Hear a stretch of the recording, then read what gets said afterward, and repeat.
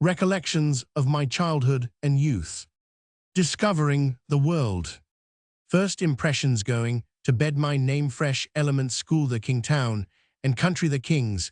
Gardens the friendly world inimical forces the world.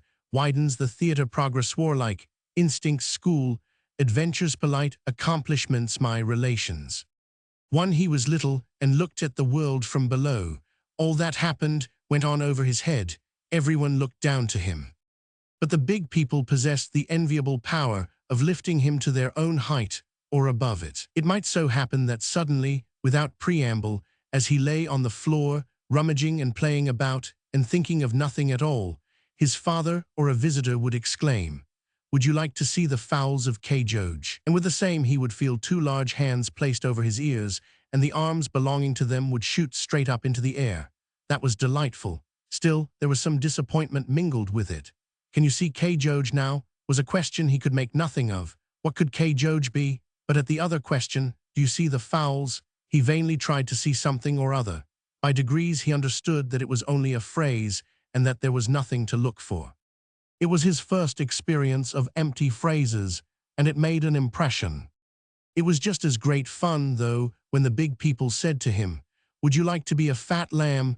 Let us play at fat lamb." He would be flung over the man's shoulder, like a slaughtered lamb, and hang there or jump up and ride with his legs round the man's hips, then climb valiantly several steps higher, get his legs round his shoulders, and behold, be up on the giddy height. Then the man would take him round the waist, swing him over, and after a mighty somersault in the air, he would land unscathed on his feet upon the floor.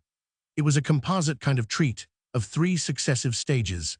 First came the lofty and comfortable seat, then the more interesting moment, with a feeling, nevertheless, of being on the verge of a fall, and then finally the jump, during which everything was upside down to him. But too, he could take up attitudes down on the floor that added to his importance, as it were, and obliged the grown-up people to look at him. When they said, "Can you stand like the Emperor Napoleon?" he would draw himself up, bring one foot a little forward, and cross his arms like the little figure on the bureau.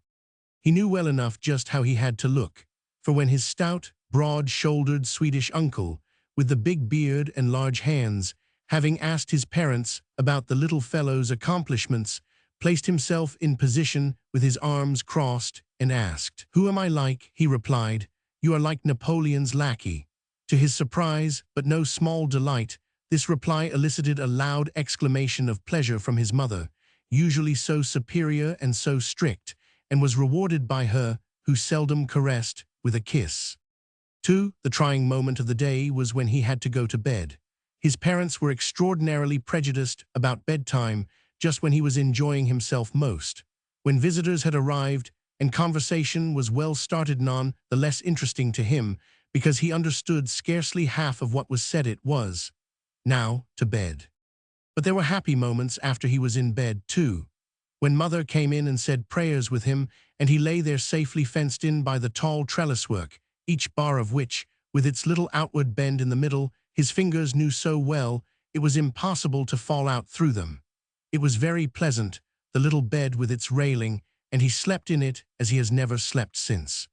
It was nice, too, to lie on his back in bed and watch his parents getting ready to go to the theatre, father in a shining white shirt, and with his curly hair beautifully parted on one side, mother with a crepe shawl over her silk dress, and light gloves that smelled inviting as she came up to say good night and goodbye. 3. I was always hearing that I was pale and thin and small. That was the impression I made on everyone. Nearly 30 years afterwards, an observant person remarked to me, "The peculiarity about your face is its intense paleness." Consequently, I looked darker than I was. My brown hair was called black. Pale and thin, with thick brown hair, difficult hair. That was what the hairdresser said Mr. Footnote, Danish hair. A Libert who called father Air, good morning, Air, goodbye, Air. And all his assistants, though as Danish as they could be, tried to say the same. Difficult hair. There is a little round place on his crown where the hair will stand up, if he does not wear it rather long, said Mr. Libert. I was forever hearing that I was pale and small, pale in particular. Strangers would look at me and say, "He is rather pale." Others remarked in joke, "He looks rather green in the face." and so soon as they began talking about me, the word thin would be uttered. I liked my name. My mother and my aunts said it in such a kindly way, and the name was noteworthy because it was so difficult to pronounce. No boy or girl smaller than I could pronounce it properly. They all said Georg. I came into the world 2 months too soon. I was in such a hurry. My mother was alone and had no help. When the midwife came, I had arrived already. I was so feeble that the first few years great care had to be taken of me to keep me alive. I was well made enough, but not strong, and this was the source of many vexations to me during those years when a boy's one desire and one ambition is to be strong. I was not clumsy, very agile if anything. I learnt to be a good high jumper, to climb and run well, was no contemptible wrestler, and by degrees became an expert fighter. But I was not muscularly strong, and never could be compared with those who were so. For the world, meanwhile, was so new, and still such an unknown country. About that time, I was making the discovery of fresh elements. I was not afraid of what I did not like. To overcome dislike of a thing often satisfied one's feeling of honor. "Are you afraid of the water?" asked my brisk uncle from Funen one day. I did not know exactly what there was to be afraid of, but answered unhesitatingly, no. I was 5 years old. It was summer, consequently rainy and windy. I undressed in the bathing establishment. The old sailor fastened a cork belt round my waist. It was odiously wet, as another boy had just taken it off, and it made me shiver. Uncle took hold of me round the waist, tossed me out into the water, and taught me to take care of myself. Afterwards I learnt to swim properly with the help of a long pole fastened to the cork belt and held by the bathingman. But my familiarity with the salt element dated from the day I was flung out into it like a little parcel.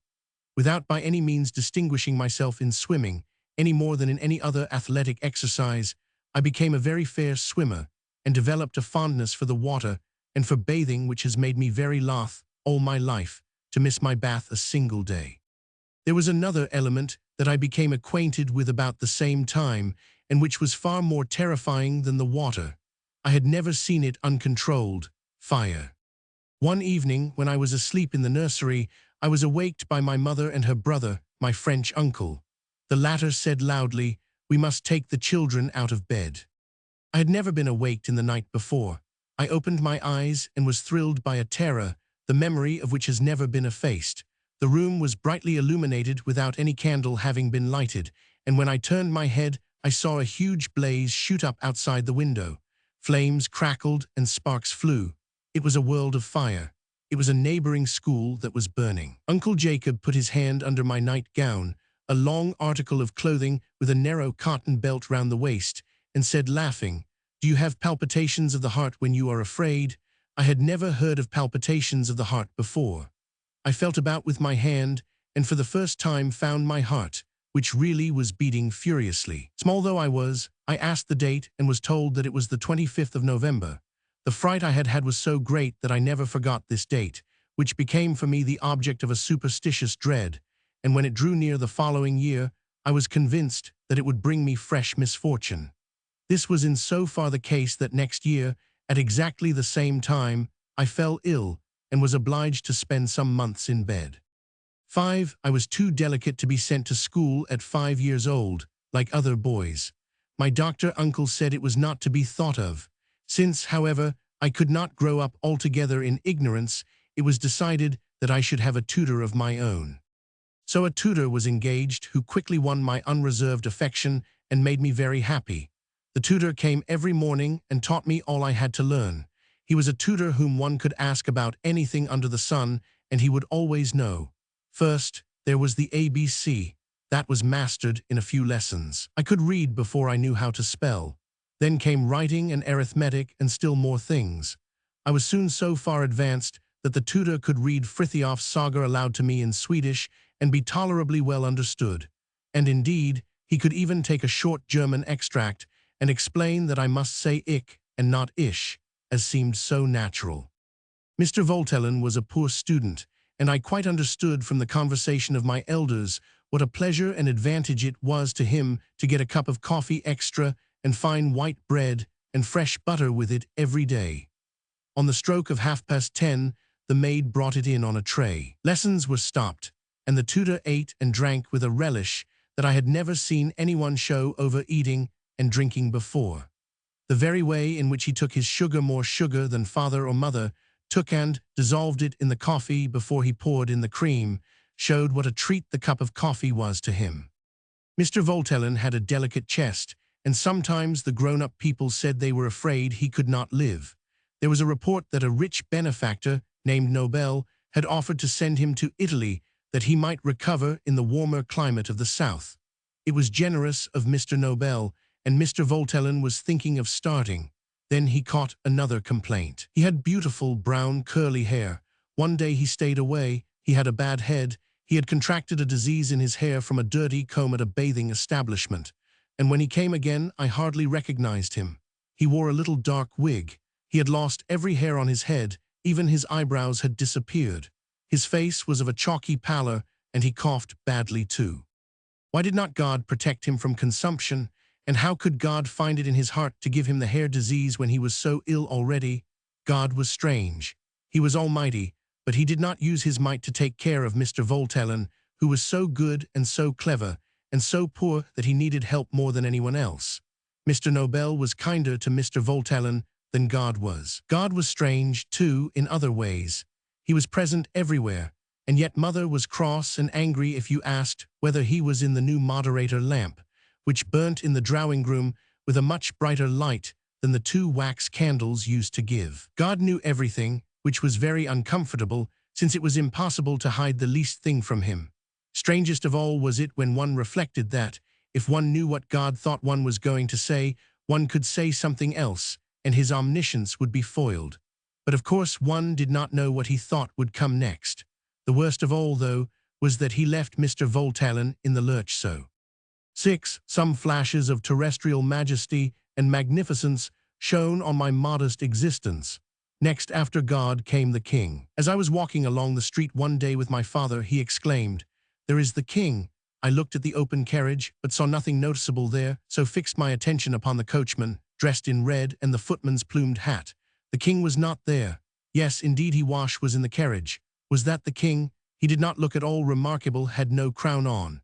"The king is a handsome man," said father, "but he only puts on his state clothes when he drives to the Supreme Court." So we went one day to see the king drive to the Supreme Court. A crowd of people were standing waiting at the Naval Church. Then came the procession. How splendid it was! There were runners in front of the horses, with white silk stockings and regular flowerpots on their heads. I had never seen anything like it. And there were postilions riding on the horses in front of the carriage. I quite forgot to look inside the carriage and barely caught a glimpse of the king. And that glimpse made no impression upon me that he was Christian 8. I did not know he was only the king. Then one day we heard that the king was dead and that he was to lie in state twice. These lyings in state were called by forced, unnatural names, lit de parade and castrum doloris. I heard them so often that I learnt them and did not forget them. On the lit de parade the body of the king himself lay outstretched. That was too sad for a little boy. But castrum doloris was sheer delight, and it really was splendid. First you picked your way for a long time along narrow corridors, then high up in the black-draped hall appeared the coffin covered with black velvet, strewn with shining, twinkling stars, and a crowd of candles all round. It was the most magnificent sight I had ever beheld. 7. I was a town child, it is true, but that did not prevent me enjoying open-air life, with plants and animals. The country was not so far from town then as it is now. My paternal grandfather had a country house a little way beyond the north gate, with fine trees and an orchard. It was the property of an old man who went about in high Wellington boots and had a regular collection of wax apples and pearsuch, a marvelous imitation that the first time you saw them you could not help taking a bite out of one. Driving out to the country house in the summer, the carriage would begin to lumber and rumble as soon as you passed through the north gate, and when you came back, you had to be careful to come in before the gate was closed. We lived in the country ourselves, for that matter, out in the western suburb, near the Black Horse as later during the cholera summer, or along the old King's Road, where there were beautiful large gardens. In one such a huge garden, I stood one summer day by my mother's side, in front of a large oblong bed with many kinds of flowers. "This bed shall be yours," said mother, and happy was one. I was to rake the paths round it myself and tend and water the plants in it.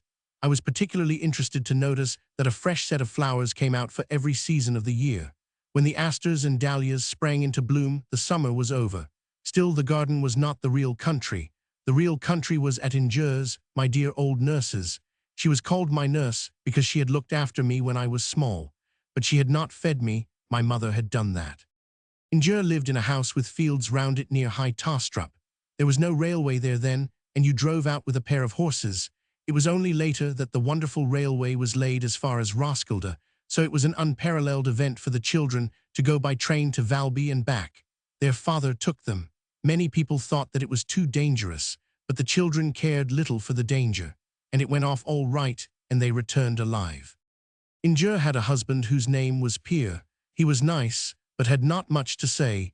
Ingeur talked far more and looked after everything. They had a baby boy named Niels, but he was in the cradle and did not count. Everything at Ingeur and Pierre's house was different from the town. There was a curious smell in the rooms, with their chests of drawers and benches, not exactly disagreeable, but unforgettable. They had much larger dishes of curds and porridge than you saw in Copenhagen. They did not put the porridge or the curds on plates. Ingeur and Pierre and their little visitor sat round the milk bowl or the porridge dish and put their spoons straight into it. But the guest had a spoon to himself. They did not drink out of separate glasses, but he had a glass to himself. It was jolly in the country. A cow and little pigs to play with and milk warm from the cow. Ingeur used to churn, and there was buttermilk to drink. It was great fun for a little Copenhagen boy to roll about in the hay and lie on the hay wagons when they were driven home. And every time I came home from a visit to Ingeur, mother would laugh at me the moment I opened my mouth, for quite unconsciously I talked just like Ingeur and the other peasants. 8. In the wood attic, a little room divided from the main garret by wooden bars, in which a quantity of split firewood and more finely chopped fir sticks, smelling fresh and dry, are piled up in obliquely arranged heaps. A little urchin with tightly closed mouth and obstinate expression has, for more than 2 hours, been bearing his punishment of being incarcerated there. Several times already his anxious mother has sent the housemaid to ask whether he will beg pardon yet, and he has only shaken his head. He is hungry, for he was brought up here immediately after school, but he will not give in, for he is in the right. It is not his fault that the grown-up people cannot understand him. They do not know that what he is suffering now is nothing to what he has had to suffer. It is true that he would not go with the nurse and his little brother into the king's gardens. But what do father and mother know of the ignominy of hearing all day from the other schoolboys, "Oh, so you are fetched by the nurse," or "Here comes your nurse to fetch you." He is overwhelmed with shame at the thought of the other boys' scorn. She is not his nurse, she is his brother's. He could find his way home well enough, but how can he explain to the other boys that his parents will not trust him with the little one yet, and so send for them both at the same time? Now there shall be an end to it. He will not go to the king's gardens with the nurse again. It is the housemaid, once more, come to ask if he will not beg pardon now. In vain. Everything has been tried with him, scolding, and even a box on the ear, but he has not been humbled. Now he stands here, he will not give in. But this time his kind mother has not let the girl come empty-handed. His meal is passed through the bars, and he eats it. It is so much the easier to hold out. And some hours later, he is brought down and put to bed without having apologized. Before I had so painfully become aware of the ignominy of going with the maid to the king's gardens, I had been exceedingly fond of the place. What gardens they were for hide and seek, and puss in the corner. What splendid alleys for playing paradise with heaven and hell, to say nothing of playing at horses. A long piece of tape was passed over and under the shoulders of 2 playfellows, and you drove them with a tight rein and a whip in your hand. And if it were fun in the old days when I only had tape for reins, it was ever so much greater fun now that I had had a present from my father of splendid broad reins of striped wool, with bells that you could hear from far enough when the pair came tearing down the wide avenues. I was fond of the gardens, which were large and at that time much larger than they are now, and of the trees, which were many, at that time many more than now. And every part of the park had its own attraction. The Hercules Pavilion was mysterious, Hercules with the lion, instructive and powerful. A pity that it had become such a disgrace to go there. I had not known it before. One day, not so long ago, I had felt particularly happy there. I had been able for a long time to read correctly in my reading book and write on my slate. But one day Mr. Voltellen had said to me, "You ought to learn to read writing." And from that moment forth my ambition was set upon reading writing, an idea which had never occurred to me before. When my tutor first showed me writing, it had looked to me much as cuneiform inscriptions and hieroglyphics would do to ordinary grown-up people. But by degrees, I managed to recognize the letters I was accustomed to in this their freer, more frivolous disguise, running into one another and with their regularity broken up. In the first main avenue of the King's Gardens, I had paced up and down, in my hand the thin exercise book folded over in the middle, the first book of writing I had ever seen, and had already spelt out the title, Little Red Riding Hood. The story was certainly not very long. Still, it filled several of the narrow pages, and it was exciting to spell out the subject, for it was new to me. In triumphant delight at having conquered some difficulties and being on the verge of conquering others, I kept stopping in front of a strange nurse girl, showed her the book, and asked, "Can you read writing?" 23 years later, I paced up and down the same avenue as a young man, once more with a book of manuscript that I was reading in my hand. I was fixing my first lecture in my mind, and I repeated it over and over again to myself until I knew it almost by heart, only to discover, to my disquiet, a few minutes later, that I had forgotten the whole, and that was bad enough, for what I wished to say in my lecture were things that I had very much at heart.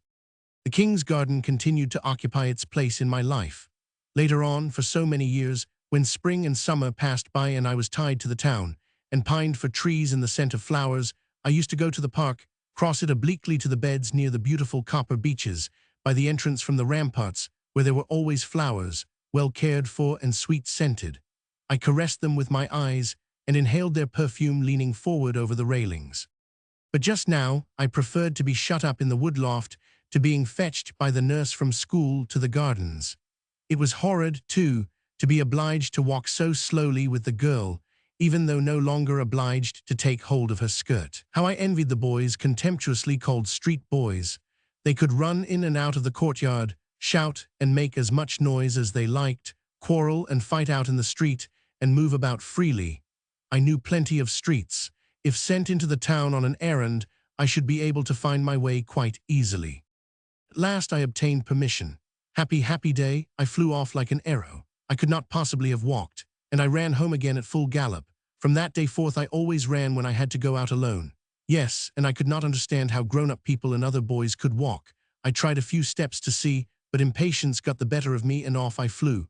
It was fine fun to run till you positively felt the hurry you were in, because you hit your back with your heels at every step. My father, though, could run very much faster. It was impossible to compete with him on the grass, but it was astonishing how slow old people were. Some of them could not run up a hill and called it trying to climb stairs. 9. On the whole, the world was friendly. It chiefly depended on whether one were good or not. If not, Caroline was especially prone to complain, and father and mother were transformed into angry powers. Father was, of course, a much more serious power than mother, a more distant, more hard-handed power. Neither of them, in an ordinary way, inspired any terror. They were in the main protecting powers. The terrifying power at this first stage was supplied by the boogeyman. He came rushing suddenly out of a corner with a towel in front of his face and said, "Bo," and you jumped. If the towel were taken away, there soon emerged a laughing face from behind it. That at once made the boogeyman less terrible. And perhaps that was the reason Marin's threat, "Now, if you are not good, the boogeyman will come and take you," quickly lost its effect. And yet it was out of this same boogeyman, so cold-bloodedly shaken off, that at a later stage, a personality with whom there was no jesting developed, one who was not to be thrust aside in the same way, a personality for whom you felt both fear and trembling, the devil himself. But it was only later that he revealed himself to my ken. It was not he who succeeded first to the boogeyman. It was the police. The police was the strange and dreadful power from which there was no refuge for a little boy. The police came and took him away from his parents, away from the nursery and the drawing-room, and put him in prison. In the street, the police wore a blue coat and had a large cane in his hand. Woe to the one who made the acquaintance of that cane. My maternal grandfather was having his warehouse done up, a large warehouse, 3 stories high. Through doors at the top, just under the gable in the middle, there issued a crane, and from it hung down a tremendously thick rope, at the end of which was a strong iron hook. By means of it, the large barrels of sky-blue indigo, which were brought on wagons, were hoisted. Inside the warehouse, the ropes passed through every story, through holes in the floors. If you pulled from the inside at the one or the other of the ropes, the rope outside with the iron crook went up or down. In the warehouse you found Jens. He was a big, strong, taciturn, majestic man with a red nose and a little pipe in his mouth, and his fingers were always blue from the indigo.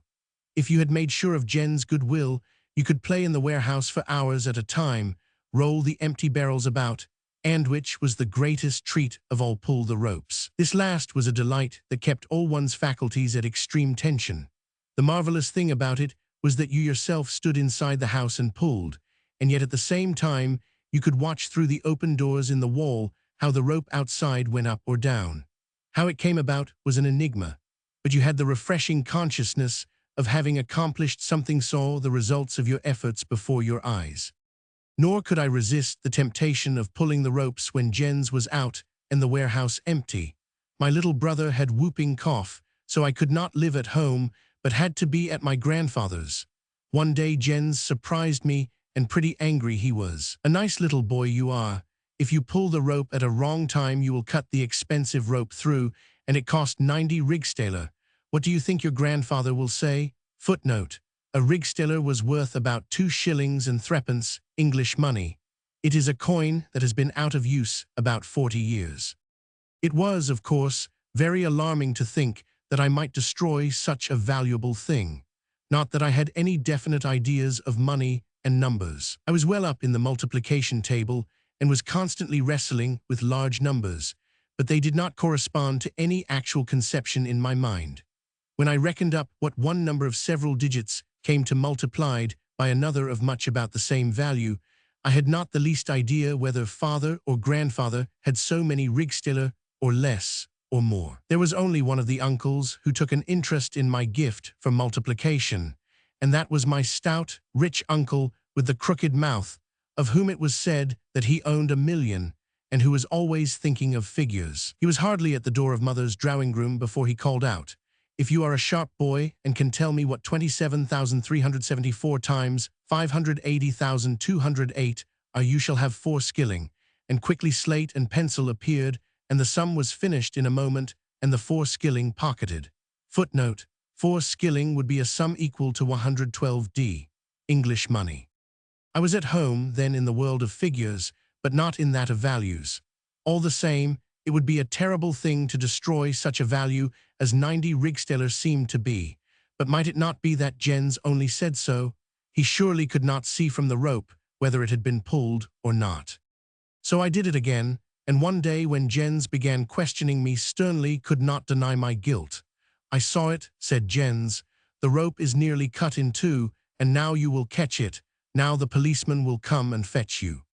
For weeks after that I did not have one easy hour. Wherever I went, or whatever I did, the fear of the police followed me. I dared not speak to anyone of what I had done and of what was awaiting me. I was too much ashamed, and I noticed, too, that my parents knew nothing. But if a door opened suddenly, I would look anxiously at the incomer. When I was walking with the nurse and my little brother, I looked all round on every side and frequently peeped behind me to see whether the police were after me. Even when I lay in my bed, shut in on all 4 sides by its trellis-work, the dread of the police was upon me still. There was only one person to whom I dared mention it, and that was Jens. When a few weeks had gone by, I tried to get an answer out of him. Then I perceived that Jens did not even know what I was talking about. Jens had evidently forgotten all about it. Jens had been making fun of me. If my relief was immense, my indignation was no less. So much torture for nothing at all.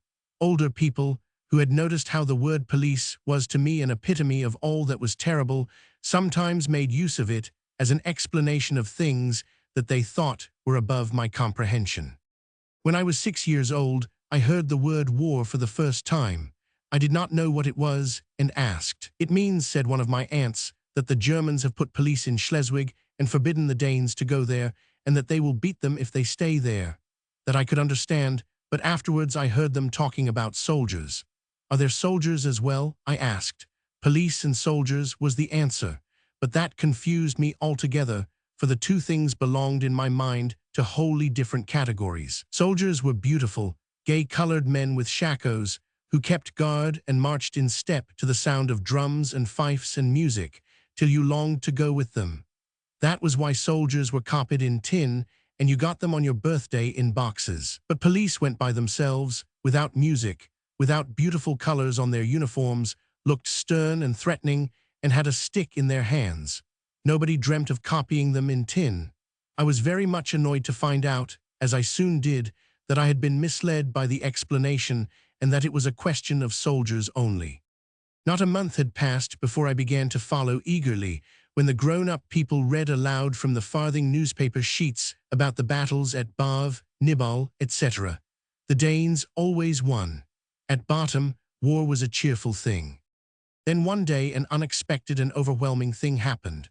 Mother was sitting with her work on the little raised platform in the drawing room, in front of the sewing table with its many little compartments, in which under the loose mahogany lid there lay so many beautiful and wonderful thingsrings and lovely earrings, with pearls in them, when the door to the kitchen opened and the maid came in. "Has Madame heard? The Christian 8 has been blown up at Eckernford, and the Jeffian is taken." "Can it be possible?" said Mother, and she leaned over the sewing table and burst into tears, positively sobbed. It impressed me as nothing had ever done before. I had never seen Mother cry. Grown-up people did not cry. I did not even know that they could. And now Mother was crying till the tears streamed down her face. I did not know what either the Christian 8 or the Jeffian were, and it was only now that the maid explained to me that they were ships. But I understood that a great misfortune had happened, and soon, too, how people were blown up with gunpowder, and what a good thing it was that one of our acquaintances, an active young man who was liked by everyone and always got on well, had escaped with a whole skin and had reached Copenhagen in civilian's dress. 10. About this time, it dawned upon me in a measure what birth and death were. Birth was something that came quite unexpectedly, and afterwards there was one child more in the house. One day, when I was sitting on the sofa between Grandmamma and Grandpapa at their dining table in Clairboden, having dinner with a fairly large company, the door at the back of the room, just opposite to me, opened. My father stood in the doorway, and without a good morning said, "You have got a little brother, and there really was a little one in a cradle when I went home." Death I had hitherto been chiefly acquainted with from a large, handsome painting on grandfather's wall, the death of the king not having affected me. The picture represented a garden in which Aunt Rosette sat on a white-painted bench, while in front of her stood Uncle Edward with curly hair and a blouse on, holding out a flower to her.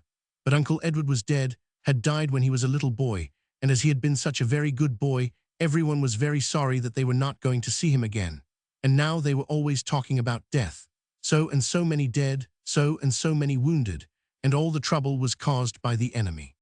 11. There were other inimical forces, too, besides the police and the enemy, more uncanny and less palpable forces. When I dragged behind the nursemaid who held my younger brother by the hand, sometimes I heard a shout behind me, and if I turned round would see a grinning boy making faces and shaking his fist at me. For a long time I took no particular notice, but as time went on I heard the shout oftener and asked the maid what it meant. "Oh, nothing," she replied, but on my repeatedly asking she simply said, "It is a bad word." But one day when I had heard the shout again, I made up my mind that I would know, and when I came home asked my mother, "What does it mean?" "Jew," said Mother. "Jews are people, nasty people." "Yes," said Mother, smiling, "sometimes very ugly people, but not always." "Could I see a Jew?" "Yes, very easily," said Mother, lifting me up quickly in front of the large oval mirror above the sofa. I uttered a shriek, so that Mother hurriedly put me down again, and my horror was such that she regretted not having prepared me. Later on she occasionally spoke about it. 12. Other inimical forces in the world cropped up by degrees. When you had been put to bed early, the maids often sat down at the nursery table and talked in an undertone until far on into the evening. And then They would tell stories that were enough to make your hair stand on end. They talked of ghosts that went about dressed in white, quite noiselessly, or rattling their chains through the rooms of houses, appeared to people lying in bed, frightened guilty persons, of figures that stepped out of their picture frames and moved across the floor, of the horror of spending a night in the dark in a church no one dared do that, of what dreadful places churchyards were, how the dead, long grave clothes rose up from their graves at night and frightened the life out of people, while the devil himself ran about the churchyard in the shape of a black cat. In fact, you could never be sure, when you saw a black cat towards evening, that the devil was not inside it. And as easily as winking, the devil could transform himself into a man and come up behind the person he had a grudge against. It was a terrifying excitement to lie awake and listen to all this, and there was no doubt about it. Both Marin and Caroline had seen things of the sort themselves and could produce witnesses by the score. It caused a revolution in my consciousness. I learnt to know the realm of darkness and the prince of darkness. For a time, I hardly ventured to pass through a dark room. I dared not sit at my book with an open door behind me, who might not step noiselessly in, and if there were a mirror on the wall in front of me, I would tremble with fear lest I might see the devil, standing with gleaming eyes at the back of my chair. When at length the impression made upon me by all these ghost and devil stories passed away, I retained a strong repugnance to all darkness terror, and to all who take advantage of the defenseless fear of the ignorant for the powers of darkness. 13. The world was widening out. It was not only home and the houses of my different grandparents and the clan of my uncles, aunts, and cousins. It grew larger. I realized this at the homecoming of the troops. They came home twice. The impression they produced the first time was certainly a great, though not a deep one. It was purely external and indistinctly merged together. Garlands on the houses and across the streets, the dense throng of people, the flower-decked soldiers, marching in step to the music under a constant shower of flowers from every window and looking up smiling. The second time, long afterwards, I took things in much greater detail. The wounded who went in front and were greeted with a sort of tenderness, the officers on horseback saluting with their swords on which were piled wreath over wreath, the bearded soldiers with tiny wreaths round their bayonets, while big boys carried their rifles for them. And all the time the music of Den Tapper Lansoldat, when not the turn of Danmark Dijligst or Vift Stolt. Footnote, 3 favorite Danish tunes, The Brave Soldier, Fairest Denmark, and Proudly Wave. But the second time I was not wholly absorbed by the sight, for I was tormented by remorse. My aunt had presented me the day before with 3 little wreaths to throw at the soldiers, the one I was to keep myself, and I was to give each of my 2 small brothers one of the others. I had promised faithfully to do so, and I had kept them all 3, intending to throw them all myself. I knew it was wrong and deceitful, I was suffering for it, but the delight of throwing all the wreaths myself was too great. I flung them down. A soldier caught one on his bayonet, the others fell to the ground. I was thoroughly ashamed of myself and have never forgotten my shame. 14. I knew that the theater where I had never been was the place where mother and father enjoyed themselves most. They often talked of it, and were most delighted if the actors had acted well, words which conveyed no meaning to me. Children were not at that time debarred from the Royal Theatre, and I had no more ardent wish than to get inside.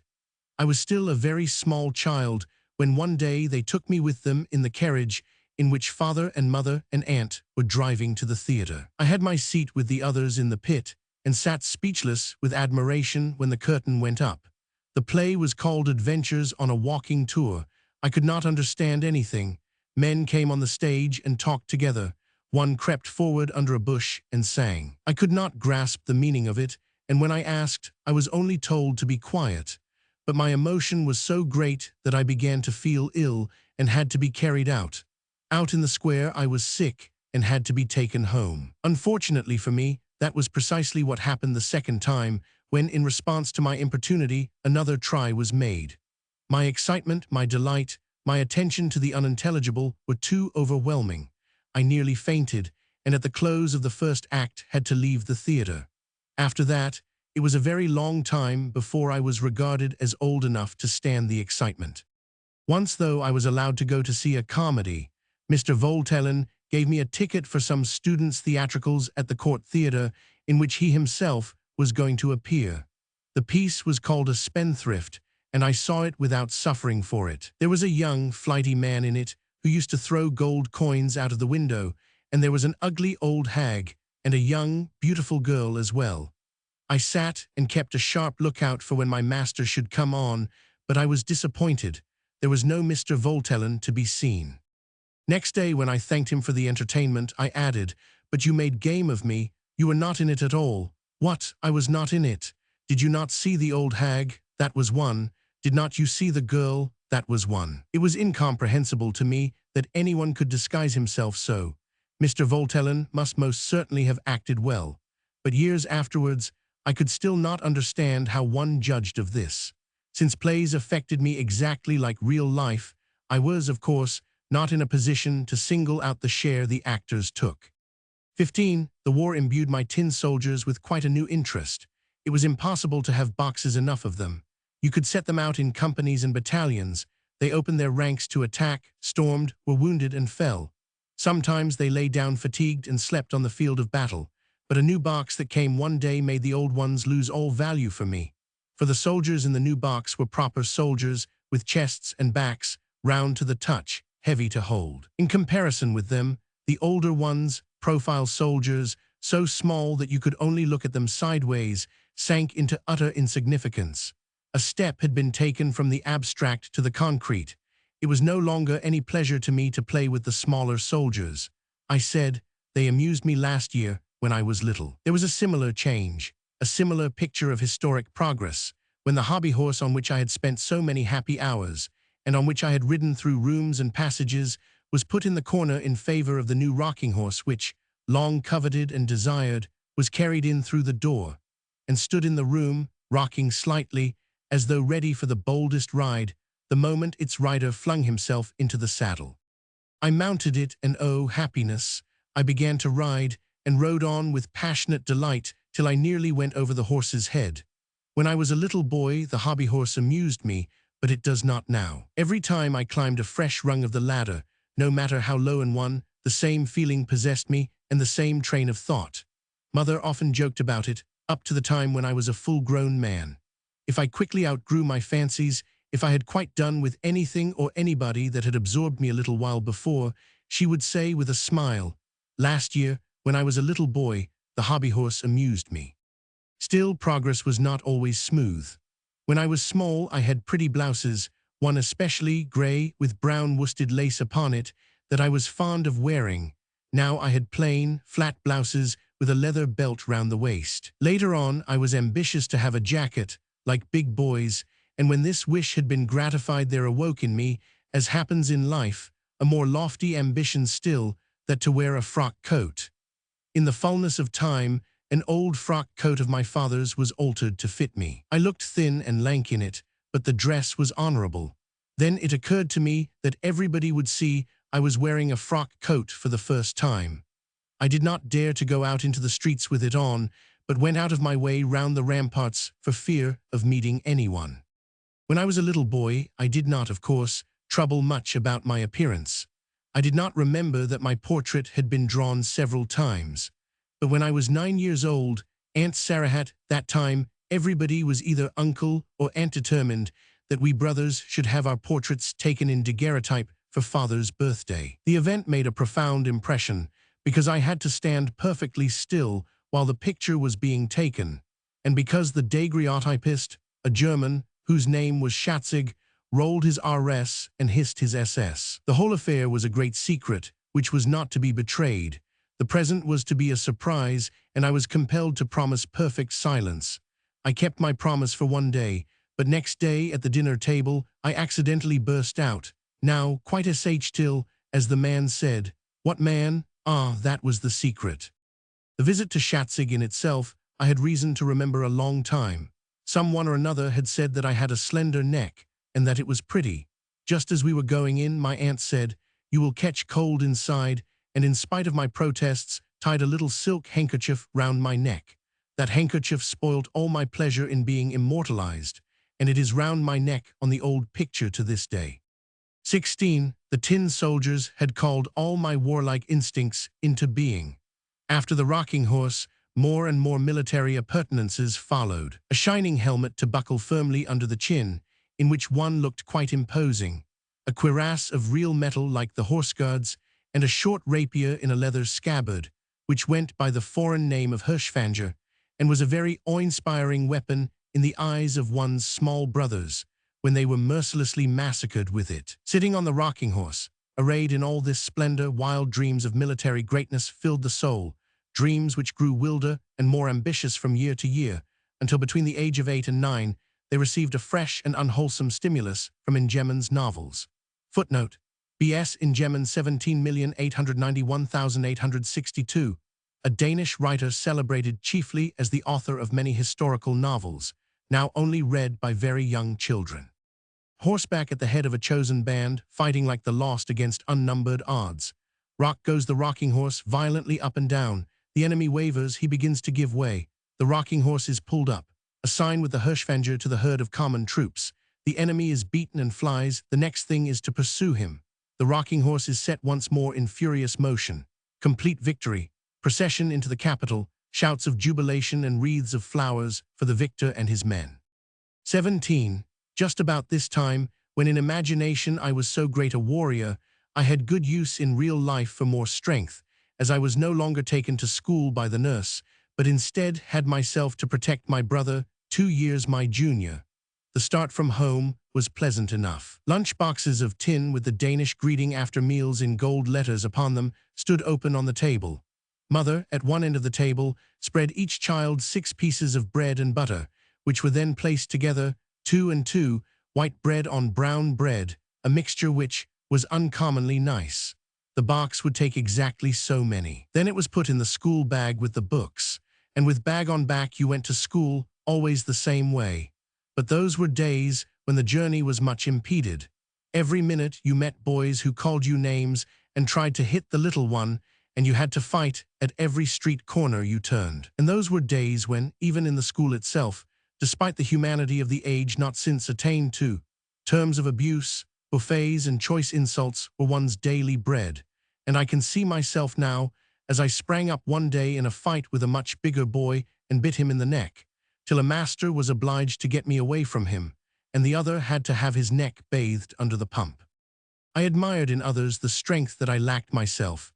There was in the class one big, stout, squarely built, inexpressibly good-natured boy for whom no one was a match in fighting.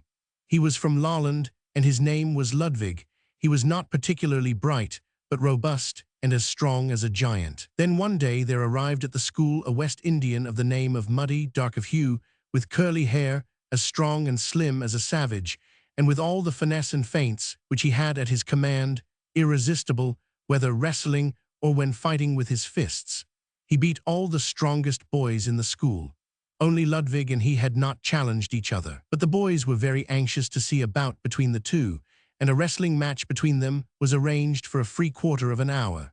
For the boys, who were all judges, it was a fine sight to see 2 such fighters wrestle, especially when the Lollander flung himself down on the other, and the West Indian struggled vainly, writhing like a very snake to twist himself out of his grasp. One day 2 new boys came to school, 2 brothers. The elder, Adam, was small and sallow, extraordinarily withered, looking like a cripple without, however, being one. The somewhat younger brother, Sophus, was splendidly made, and amazed us in the very first lesson, in which the new arrivals took part a gymnastic claspy, his unusual agility in swarming and walking up the sloping bar. He seemed to be as strong as he was dexterous, and in a little boy with a reverence for those who were strong, he naturally aroused positive enthusiasm. This was even augmented next day, when a big, malicious boy, who had scoffed at Adam for being puny, was, in a trice, so well thrashed by Sophus that he lost both his breath and his courage. Sophus, the new arrival, and I, who had achieved fighting exploits from the rocking horse only, were henceforth, for some time, inseparable friends. It was one of the usual friendships between little boys, in which the one admires and the other allows himself to be worshipped. The admirer, in this case, could only feed his feelings by presenting the other with the most cherished thing he possessed. This most cherished thing happened to be some figures cut out in gold paper, from France, representing every possible object and personage, from ships with masts and sails to knights and ladies. I had collected them for a long time and preserved them piece by gumming them into a book which was the pride of my existence. I gave the book, without the slightest hesitation, to Sophus, who accepted it without caring for it in the least. And then, by reason of the exaggerated admiration of which he was the object, Sophus, who hitherto had been so straightforward, began to grow capricious. It was a settled rule that he and I went home from school together, but one day a difficulty cropped up. Sophus had promised Valdemar, a horrid boy who cheated at lessons, to go home with him, and next day something else prevented him. But when, suddenly having learnt to know all the pangs of neglect and despised affection, I met him the third day, after having waited vainly for him, crossing Our Lady's Square with Valdemar, in my anger I seized my quondam friend roughly by the arm, my face distorted with rage, and burst out, "You are a rascal," then rushed off and never addressed him again. It was a very ill-advised thing to do, in fact, the very most foolish thing I could have done, but I was too passionate to behave sensibly. Valdemar spread the account of my conduct all through the class, and next day, in our quarter of an hour's playtime, I heard on every side from the laughing boys, "You are a rascal, you are a rascal." 18. The world was widening out. The instruction I received grew more varied. There were a great many lessons out of school. From my drawing mistress, a pleasant girl who could draw Fingal in a helmet in charcoal, I learnt to see how things looked in comparison with one another, how they hid one another and revealed themselves in perspective. From my music mistress, my kind aunt, to recognize the notes and keys, and to play first short pieces, then sonatas, alone, then as duets. But alas, neither in the arts of sight nor hearing did I ever prove myself more than mediocre. I never attained, either in drawing or piano playing, to more than a soulless accuracy. And I hardly showed much greater aptitude when, on bright Sunday mornings, which invited not at all to the delights of dancing, with many another tiny lad and lass, I was marshalled up to dance in the dancing saloon of Mr. Hop, the royal dancer, and learnt to take up the first to the fifth positions and swing the girls round in the polka mazurka. I became an ardent, but never especially good, dancer. 19. The world was widening out. Father brought from Paris a marvelous game, called Fortuna, with bells over pockets in the wood, and balls which were pushed with cues. Father had travelled from Paris with it 5 days and 6 nights. It was inexpressibly fascinating. No one else in Copenhagen had a game like it. And next year, when Father came home from Paris again, he brought a large, flat, polished box, in which there were a dozen different games, French games with balls, and battledores and shuttlecocks, games which grown-up people liked playing too, and there were carriages which went round and round by clockwork, and a tumbler who turned somersaults backwards down a flight of steps as soon as he was placed on the top step. Those were things that the people in France could do. The world was widening out more and more. Relations often came over from Göteborg. They spoke Swedish, but if you paid great attention, you could understand quite well what they said. They spoke the language of Frithiof's saga, but pronounced it differently from Mr. Voltalen. And there came a young French count, whose relations my father's brother had known. He had come as a sailor on a French man-of-war, and he came and stayed to dinner and sang the Marseillaise. It was from him that I heard the song for the first time. He was only 15 and very good-looking and dressed like an ordinary sailor, although he was a count. And then there were my 2 uncles, Uncle Jacob and Uncle Julius, me mother's brother Jacob and my father's brother Julius, who had both become Frenchmen long ago and lived in Paris. Uncle Jacob often came for a few weeks or more at a time. He was small and broad-shouldered and good-looking. Everybody was fond of Uncle Jacob. All the ladies wanted to be asked to the house when Uncle Jacob came. He had a wife and 4 children in Paris. But I had pieced together from the conversation of the grown-up people that Aunt Victorine was his wife, and yet not his wife. Grandmother would have nothing to do with her. And Uncle Jacob had gone all the way to the Pope in Rome and asked for her to remain his wife. But the Pope had said no. Why? Because Aunt Victorine had had another husband before, who had been cruel to her and beaten her, and the man came sometimes, when Uncle was away, and took her furniture away from her. It was incomprehensible that he should be allowed to, and that the Pope would do nothing to prevent it, for after all she was a Catholic. Uncle Jacob had a peculiar expression about his mouth when he smiled.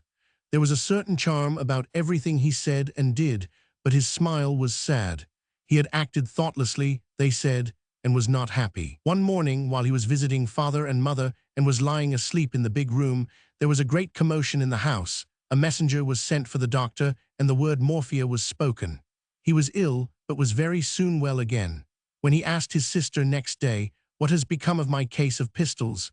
she replied with a grave face, "I have taken it, and I shall keep it." I had not thought as a boy that I should ever see Uncle Jacob's wife and children, and yet it so happened that 999, many years afterwards, when I was a young man and went to Paris, after my uncle's death, I sought out Victorine and her children. I wished to bring her personally the monthly allowance that her relatives used to send her from Denmark. I found her prematurely old, humbled by poverty, worn out by privation. How was it possible that she should be so badly off? Did she not receive the help that was sent from Copenhagen every month to Uncle's best friend, 1,000? Fontaine, in the Rue Vivienne? Alas, no, 1,000. Fontaine gave her a little assistance once in a while, and at other times sent her and her children away with hard words. It turned out that 1,000. Fontaine had swindled her and had himself kept the money that had been sent for years to the widow of his best friend. He was a tall, handsome man with a large business. No one would have believed that a scoundrel could have looked as he 999. He was eventually compelled to make the money good. And when the cousin from Denmark rang after that at his French relative's door, he was immediately hung round, like a Christmas tree, with little boys and one small girl who jumped up and wound their arms round his neck and would not let him go. Boyhood's years. Our house, its inmates, my paternal grandfather, my maternal grandfather, school and home farm, my instructors, a foretaste of life, contempt for the masters, my mother, the mystery of life, my first glimpse of beauty, the head master religion, my standing in school, self-esteem, an instinct for literature, private reading, Heinz, Butch der Liederer, broken friendship. 1. The house belonged to my father's father and had been in his possession some 20 years. My parents lived on the second floor. It was situated in the busy part of the town, right in the heart of Copenhagen. On the first floor lived a West Indian gentleman who spoke Danish with a foreign accent. Sometimes there came to see him a Danish man of French descent, Mr. Lafontaine, who, it was said, was so strong that he could take 2 rifles and bayonets and hold them out horizontally without bending his arm. I never saw Mr. Lafontaine, much less his marvelous feat of strength, but when I went down the stairs, I used to stare hard at the door behind which these wonderful doings went on. In the basement lived Niels, manservant to the family, who, besides his domestic occupations, found time to develop a talent for business. In all secrecy, he carried on a commerce, very considerable under the circumstances, in common watches and in mead, 2 kinds of wares that in sooth had no connection with each other. The watches had no particular attraction for a little boy, but the mead, which was kept in jars on a shelf, appealed to me doubly. It was the beverage the old Northmen had loved so much that the dead drank it in Valhalla. It was astonishing that it could still be had. How nice it must be. I was allowed to taste it, and it surpassed all my expectations. Sweeter than sugar, more delicious than anything else on earth that I had tasted. But if you drank more than a very small glass of it, you felt sick. And I profoundly admired the dead warriors for having been able to toss off mead from large drinking horns and eat fat pork with it. What a choice! And they never had stomachache. 2. On the ground floor was the shop, which occupied the entire breadth and nearly the entire depth of the house, a silk and cloth business, large, according to the ideas of the time, which was managed by my father and grandfather together until my 11th year, when father began to deal wholesale on his own account. It was nice in the shop, because when you went down, the assistants would take you round the waist and lift you over to the other side of the semicircular counter, which divided them from the customers. The assistants were pleasant, dignified gentlemen of fine appearance and behavior, friendly without wounding condescension. Between my 5th and 6th years, some alterations were done at the shop, which was consequently closed to me for a long time. When it was once more accessible, I stood amazed at the change. A long, glass-covered gallery had been added, in which the wares lay stored on new shelves. The extension of the premises was by no means inconsiderable, and simultaneously an extension had been made in the staff. Among the new arrivals was an apprentice named Gerhardt, who was as tall as a grown man, but must have been very young, for he talked to me, a 6-year-old child, like a companion. He was very nice-looking and knew it. "You do not want harness when you have good hips," he would say, pointing to his mightily projecting loins. This remark made a great impression upon me because it was the first time I had heard anyone praise his own appearance. I knew that one ought not to praise one's self, and that self-praise was no recommendation. So I was astonished to find that self-praise in Gerhardt's mouth was not objectionable. In fact, it actually suited him.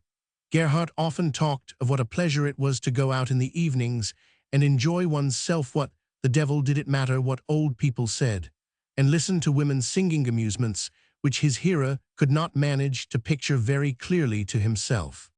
It soon began to be said that Gerhardt was not turning out well. The manner in which he procured the money for his pleasures resulted, as I learnt long afterwards, in his sudden dismissal. But he had made some slight impression on my boyish fancy, given me a vague idea of a heedless life of enjoyment and of youthful defiance. 3. On the landing which led from the shop to the stockroom behind, my grandfather took up his position. He looked very handsome up there, with his curly white hair. Thence, like a general, he looked down on everything, and the customers, the assistants, the apprentices, both before and behind him. If some specially esteemed lady customer came into the shop, he hurriedly left his exalted position to give advice. If the shopman's explanations failed to satisfy her, he put things right. He was at the zenith of his strength, vigor, and apparently of his glory. The glory vanished, because from the start he had worked his way up without capital. The Hamburg firm that financed the business lent money at too high a rate of interest, and on too hard conditions for it to continue to support 2 families. But when later on my grandfather had his time at his own disposal, he took up the intellectual interests which in his working years he had had to repress. In his old age, for instance, he taught himself Italian, and his visitors would find him, with Tasso's Jerusalem Liberata in front of him, looking out in a dictionary every word that presented any difficulty to him, and of such there were many.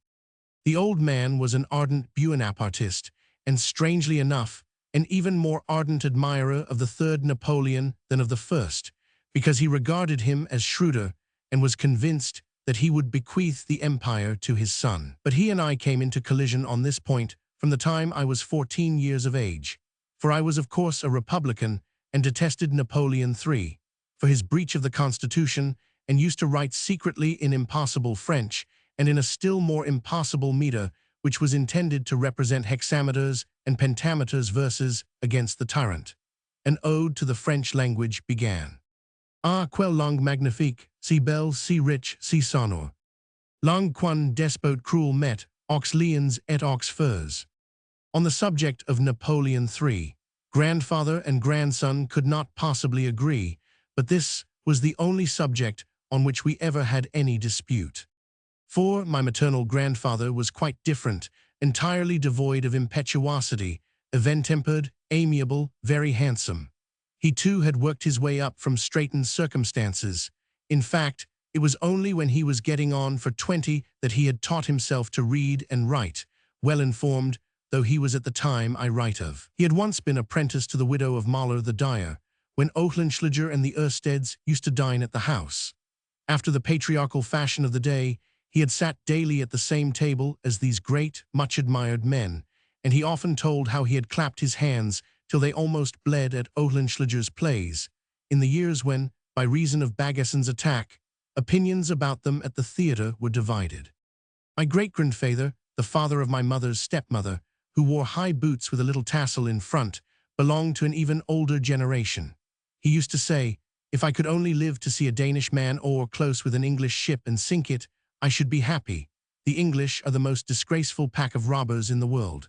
He was so old that he had still a vivid recollection of the battle in the roadstead and of the bombardment of Copenhagen. 5. School and home were 2 different worlds, and it often struck me that I led a double life. 6 hours a day I lived under school discipline, in active intercourse, with people none of whom were known to those at home, and the other hours of the 24 I spent at home, or with relatives of the people at home, none of whom were known to anybody at school. On Oct. 1st, 1849, I was taken to school, led in through the sober-looking doorway and up into a classroom, where I was received by a kindly man, the arithmetic master, who made me feel at my ease. I noticed at once that, when the master asked a boy anything which another knew, this other had a right to publish his knowledge by holding up a finger, a right of which I myself made an excessive use in the first lessons, until I perceived the sense of not trying, in season and out of season, to attract attention to my knowledge or superiority, and kept my hands on the table in front of me. 6. Suddenly, with surprising vividness, a little incident of my childhood rises up before me. I was 10 years old. I had been ill in the winter, and my parents had boarded me out in the country for the summer holidays. All the love of adventure in me surged up. At the straw market, a fat, greasy, grinning peasant promised to take me in his cart as far as the little town of Farum, where I was to stay with the schoolmaster. He charged 2 thalers and got them. Any sum, of course, was the same to me. I was allowed to drive the brown horses, that is to say, to hold the reins, and I was in high glee. Where Farum was, I did not know and did not care, but it was a new world. Until now I, who was a town child, had seen nothing of the country except my nurse's house and land at Glostrup, but what lay in front of me was a village, a schoolhouse, a large farm, in short an adventure in grand style. I had my shirts and blouses and stockings in a portmanteau, and amongst them a magnificent garment, never yet worn, a blue cloth jacket, and a white waistcoat belonging to it, with gold buttons, which my mother had given me permission to wear on Sundays. For days, I always wore blouses, so the jacket implied a great step forward. I was eager to wear it, and regretted profoundly that it was still only Monday. Halfway there, the peasant pulled up. He explained to me that he could not very well drive me any farther, so must put me down. He was not going to Farum himself at all. But a peat cart was coming along the road yonder, the driver of which was going to Farum, and he transferred me, poor defenseless child as I was, to the other conveyance. He had had my money. I had nothing to give the second man, and sadly I exchanged the quick trot of the brown horses for the walking pace of the jades in the peat cart. My first experience of man's perfidy. At last I was there.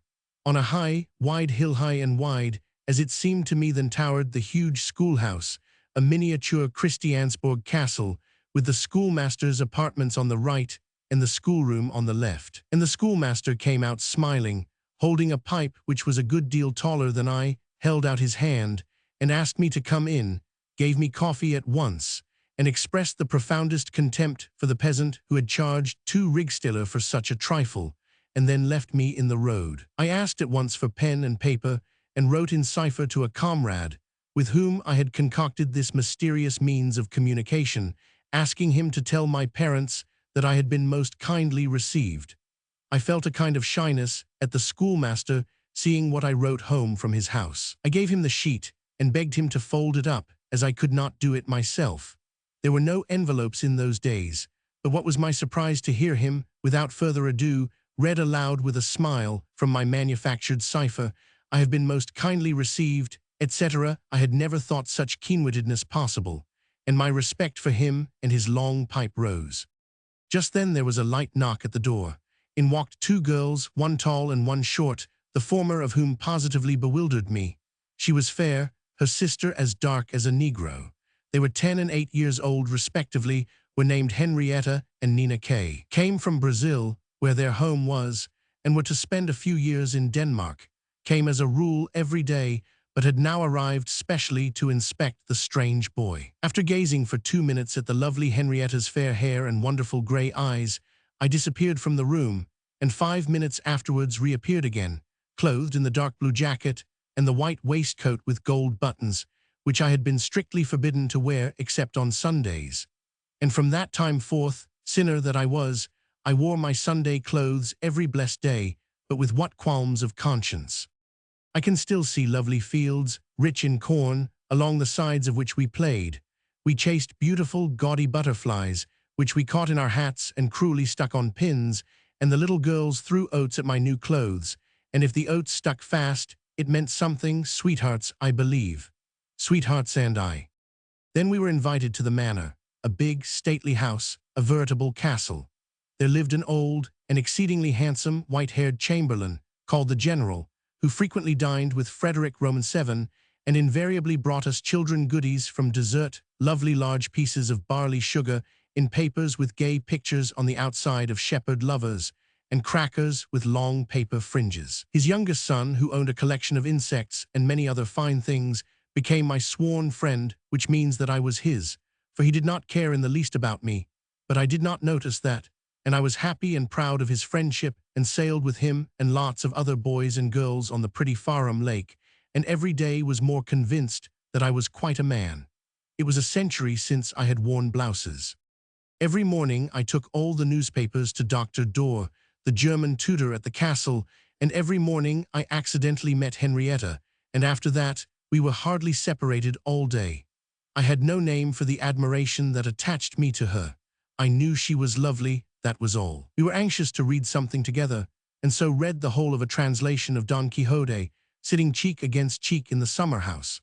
Of course, we did not understand one half of it, and I remember that we tried in vain to get an explanation of the frequently recurring word doxy, but we laughed till we cried at what we did understand. And after all, it is this first reading of Don Quixote which has dominated all my subsequent attempts to understand the book. But Henrietta had ways that I did not understand in the least. She used to amuse herself by little machinations, was inventive and intriguing. One day she demanded that I should play the school children, small, white-haired boys and girls, all of whom we had long learnt to know, a downright trick. I was to write a real love letter to a 9-year-old little girl named Ingeborg from an 11 or 12-year-old boy called Per, and then Henrietta would sew a fragrant little wreath of flowers round it. The letter was completed and delivered. But the only result of it was that next day, as I was walking along the high road with Henrietta, Per separated himself from his companions, called me a dandy from Copenhagen, and asked me if I would fight. There was, of course, no question of drawing back, but I remember very plainly that I was a little aghast, for he was much taller and broader than I, and I had, into the bargain, a very bad cause to defend. But we had hardly exchanged the first tentative blows before I felt overwhelmingly superior. The poor cub, he had not the slightest notion how to fight. From my everyday school life in Copenhagen, I knew hundreds of tricks and feints that he had never learnt, and as soon as I perceived this, I flung him into the ditch like a glove. He sprang up again, but with lofty indifference, I threw him a second time, till his head buzzed. That satisfied me that I had not been shamed before Henrietta, who, for that matter, took my exploit very coolly and did not fling me so much as a word for it. However, she asked me if I would meet her the same evening under the old may tree. When we met, she had 2 long straps with her, and at once asked me, somewhat mockingly and dryly, whether I had the courage to let myself be bound. Of course I said I had, whereupon, very carefully and thoroughly, she fastened my hands together with the one strap. Could I move my arms? No. Then, with eager haste, she swung the other strap and let it fall on my back, again and again. My first smart jacket was a well-thrashed one. She thoroughly enjoyed exerting her strength. Naturally, my boyish ideas of honor would not permit me to scream or complain. I merely stared at her with the profoundest astonishment.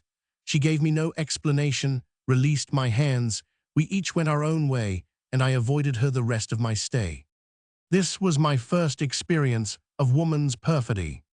Still, I did not bear a grudge long, and the evening before I left we met once again, at her request, and then she gave me the first and only kiss, neither of us saying anything but the one word, goodbye. I have never seen her since. I heard that she died 20 years ago in Brazil, but 2 years after this, when I was feeling my first schoolboy affection for an 11-year-old girl, she silenced me at a children's ball with the scoffing remark, "Ah, it was you who let Henrietta K. thrash you under the may tree at Farum." Yes, it was one. So cruel had my fair lady been that she had not even denied herself the pleasure of telling her friends of the ignominious treatment to which she had subjected a comrade who, from pure feeling of honor, had not struck back. This was my first real experience of feminine nature. For nearly 10 years I went to one and the same school. I came to know the way there and back, to and from the 3 different places, all near together, where my parents lived during the time, as I knew no other. In that part of the town, all about the round tower, I knew not only every house, but every archway, every door, every window, every paving stone. It all gradually imprinted itself so deeply upon me that in after years, when gazing on foreign sights and foreign towns, even after I had been living for a long time in the same place, I had a curious feeling that, however beautiful and fascinating it all might be, or perhaps for that very reason, it was dreamland, unreality, which would one day elude me and vanish. Reality was the round tower in Copenhagen and all that lay about it. It was ugly and altogether unattractive, but it was reality that you always found again. Similarly, though in a somewhat different sense, the wooded landscape in the neighborhood of Copenhagen, to be exact, the view over the Hermitage meadows down to the Sound, as it appears from the bench opposite the Schleswig stone, the first and dearest type of landscape beauty with which I became acquainted, was endowed to me with an imprint of actuality which no other landscape since, be it never so lovely or never so imposing, has ever been able to acquire. 8. The instruction at school was out of date, inasmuch as in every branch it lacked intelligibility. The masters were also necessarily, in some instances, anything but perfect, even when not lacking in knowledge of their subject. Nevertheless, the instruction as a whole, especially when one bears in mind how cheap it was, must be termed good, careful, and comprehensive. As a rule, it was given conscientiously. When as a grown-up man I have cast my thoughts back, what has surprised me most is the variety of subjects that were instilled into a boy in 10 years. There certainly were teachers so lacking in understanding of the proper way to communicate knowledge that the instruction they gave was altogether wasted. For instance, I learnt geometry for 4 or 5 years without grasping the simplest elements of the science. The principles of it remained so foreign to me that I did not even recognize a right-angled triangle if the right angle were uppermost. It so happened that the year before I had to sit for my examinations, a young university student in his first year, who had been only one class in front of the rest of us, offered us afternoon instruction in trigonometry and spherical geometry gratis, and all who appreciated the help that was being offered to them streamed to his lessons. This young student, later Pastor Georg, had a remarkable gift for mathematics and gave his instruction with a lucidity, a fire, and a swing that carried his hearers with him. I, who had never before been able to understand a word of the subject, became keenly interested in it, and before many lessons were over was very well up in it. As Georg taught mathematics, so all the other subjects ought to have been taught. We were obliged to be content with less. Lessons might have been a pleasure. They never were, or rather, only the Danish ones. But in childhood's years, and during the first years of boyhood, they were fertilizing. As a boy, they hung over me like a dread compulsion, yet the compulsion was beneficial. It was only when I was almost 14 that I began inwardly to rebel against the time which was wasted, that the stupidest and laziest of the boys might be enabled to keep up with the industrious and intelligent. There was too much consideration shown towards those who would not work or could not understand, and from the time I was 16, school was my despair. I had done with it all, was beyond it all, was too matured to submit to the routine of lessons. My intellectual pulses no longer beat within the limits of school. What absorbed my interest was the endeavor to become master of the Danish language in prose and verse, and musings over the mystery of existence. In school, I most often threw up the sponge entirely and laid my head on my arms that I might neither see nor hear what was going on around me. There was another reason, besides my weariness of it all, which at this latter period made my schoolgoing a torture to me. I was by now sufficiently schooled for my sensible mother to think it would be good for me to make, if it were but a small beginning, towards earning my own living. Or rather, she wanted me to earn enough to pay for my amusements myself. So I tried, with success, to find pupils and gave them lessons chiefly on Sunday mornings. But in order to secure them, I had called myself studiosus. Now it was an ever-present terror with me lest I should meet any of my pupils as I went to school in the morning, or back at midday, with my books in a strap under my arm. Not to betray myself, I used to stuff these books in the most extraordinary places, inside the breast of my coat till it bulged, and in all my pockets till they burst. 9. School is a foretaste of life. A boy in a large Copenhagen school would become acquainted, as it were in miniature, with society in its entirety and with every description of human character. I encountered among my comrades the most varied human traits, from frankness to reserve, from goodness, uprightness, and kindness to brutality and baseness. In our quarter of an hour's playtime, it was easy to see how cowardice and meanness met with their reward in the boy commonwealth. There was a Jewish boy of repulsive appearance, very easy to cow, with a positively slavish disposition. Every single playtime his schoolfellows would make him stand up against a wall and jump about with his feet close together till playtime was over, while the others stood in front of him and laughed at him. He became later a highly respected conservative journalist. In lesson time, it was easy to see that the equality under one discipline, under the hierarchy of merit, which was expressed in the boys' places on the forms, from highest to lowest, was not maintained when opposed to the very different hierarchy of society. On the lowest form sat a boy whose gifts were exceedingly mediocre, and who was ignorant, moreover, from sheer laziness. To him were permitted things forbidden to all the others.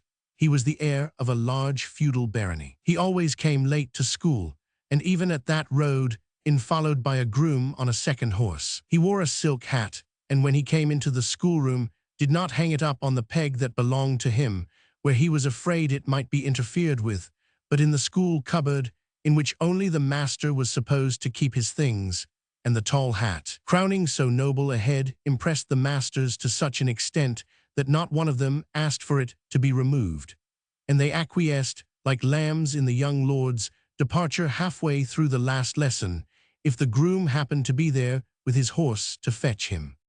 It seemed impossible to drive knowledge of any sort into the head of this young peer, and he was taken from school early. To what an extent he must have worked later to make up for lost time was proved by results, for he became nothing less than a minister. 10. The reverence with which the boys, as youngsters, had looked up to the masters disappeared with striking rapidity.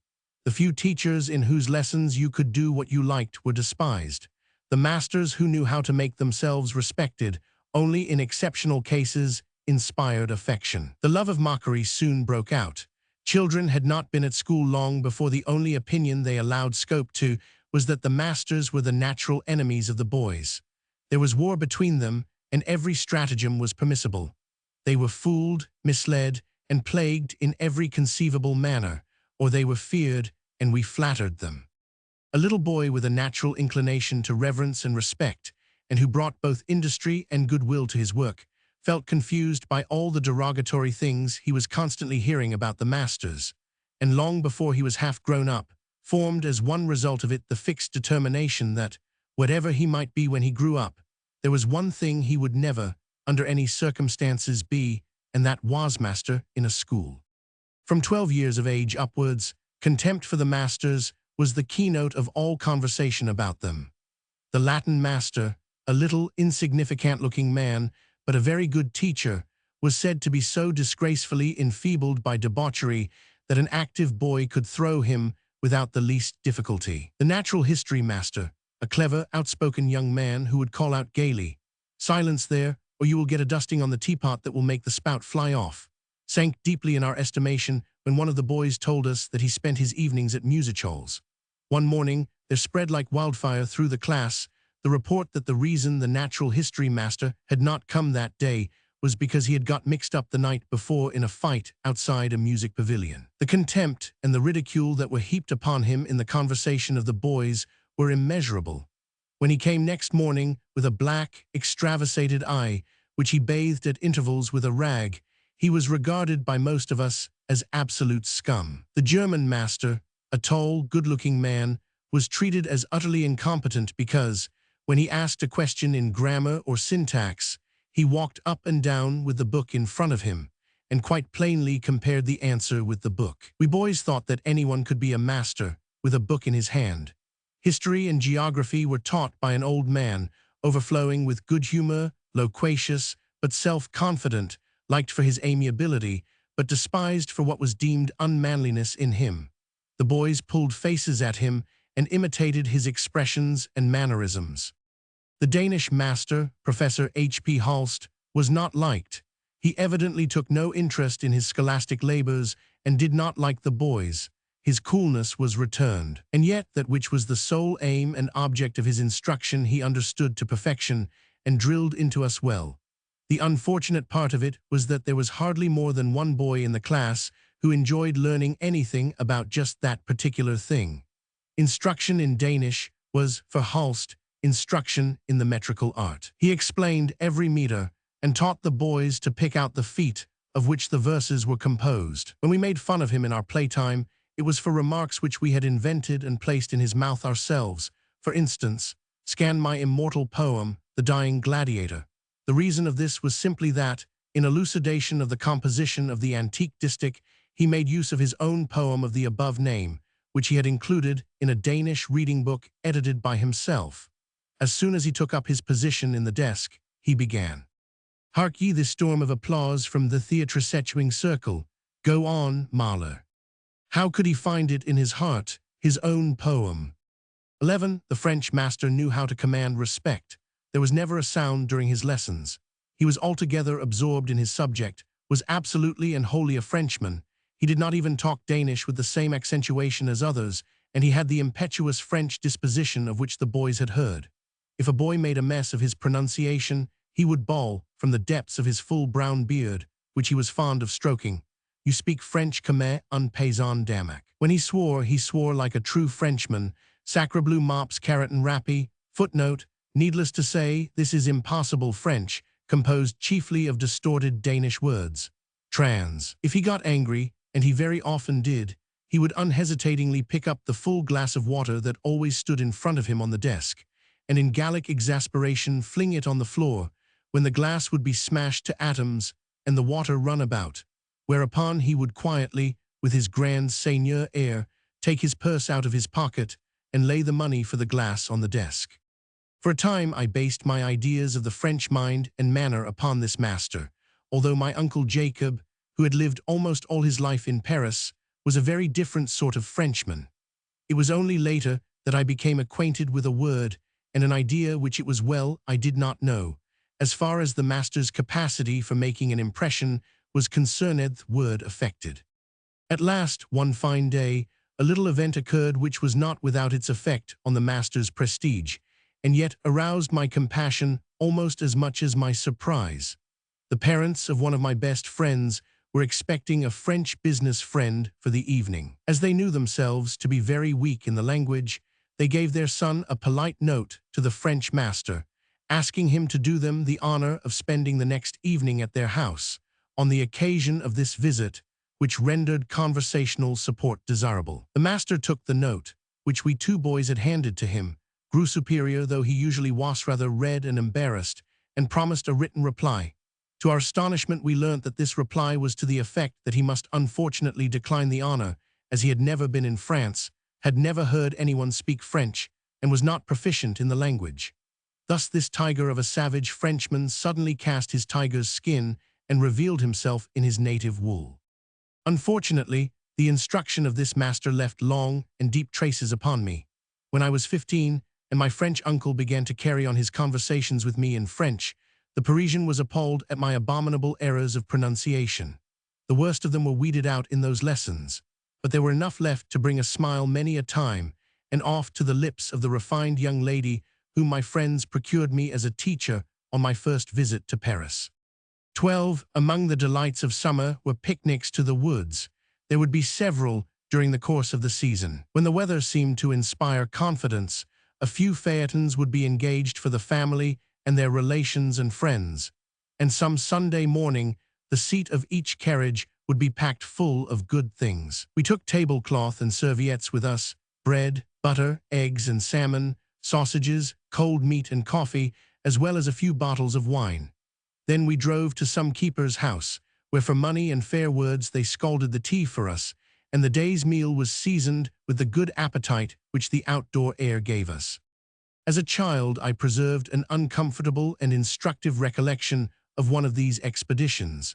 The next day my mother said to me, "You behaved very ridiculously yesterday and made a laughing stock of yourself." "How?" "You went on in front of the grown-up people all the time and sang at the top of your voice. In the first place, you ought not to go in front, and in the next place, you should not disturb other people by singing." These words made an indelible impression upon me, for I was conscious that I had not in the least intended to push myself forward or put on airs. I could only dimly recollect that I had been singing, and I had done it for my own pleasure, not to draw attention to myself. I learnt from this experience that it was possible, without being naughty or conceited, to behave in an unpleasing manner, understood that the others, whom I had not been thinking about, had looked on me with disfavor, had thought me a nuisance and ridiculous, my mother in particular, and I was deeply humiliated at the thought. It gradually dawned upon me that there was no one more difficult to please than my mother. No one was more chary of praise than she, and she had a horror of all sentimentality. She met me with superior intelligence, corrected me, and brought me up by means of satire. It was possible to impress my aunts, but not her. The profound dread she had of betraying her feelings or talking about them, the shrewdness that dwelt behind that forehead of hers, her consistently critical and clear-sighted nature, the mocking spirit that was so conspicuous in her, especially in her younger days, gave me, with regard to her, a conviction that had a stimulating effect on my character, namely, that not only had she a mother's affection for me, but that the two shrewd and scrutinizing eyes of a very clever head were looking down upon me. Rational as she was through and through, she met my visionary inclinations, both religious and philosophical, with unshaken common sense, and if I were sometimes tempted, by lesser people's overestimating of my abilities, to overestimate them myself, it was she who, with inflexible firmness, urged her conviction of the limitations of my nature. None of my weaknesses throve in my mother's neighborhood. This was the reason why, during the transitional years between boyhood and adolescence, the years in which a boy feels a greater need of sympathy than of criticism and of indulgence than of superiority, I looked for and found comprehension as much from a somewhat younger sister of my mother's as from the latter herself. This aunt was all heart. She had an ardent, enthusiastic brain, was full of tenderness and goodness, and the keenest feeling for everything deserving of sympathy, not least for me, while she had not my mother's critical understanding. Her judgment might be obscured by passion. She sometimes allowed herself to be carried to imprudent extremes. She had neither mother's equilibrium nor her satirical qualities. She was thus admirably adapted to be the confidant of a big boy whom she gave to understand that she regarded as extraordinarily gifted. When these transitional years were over, mother resumed undisputed sway, and the relations between us remained in all essentials the same, even after I had become much her superior in knowledge and she in some things my pupil, so that it affected me very much when, many years after, my younger brother said to me somewhat sadly, "Has it struck you too that mother is getting old?" "No, not at all," I replied. "What do you think a sign of it?" "I think, God help me, that she is beginning to admire us."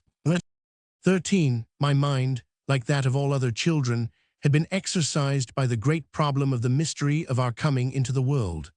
I was no longer satisfied with the explanation that children were brought by the stork, or with that other, advanced with greater seriousness, that they drifted up in boxes, which were taken up out of Pebblinge Lake. As a child, I tormented my mother with questions as to how you could tell whom every box was for.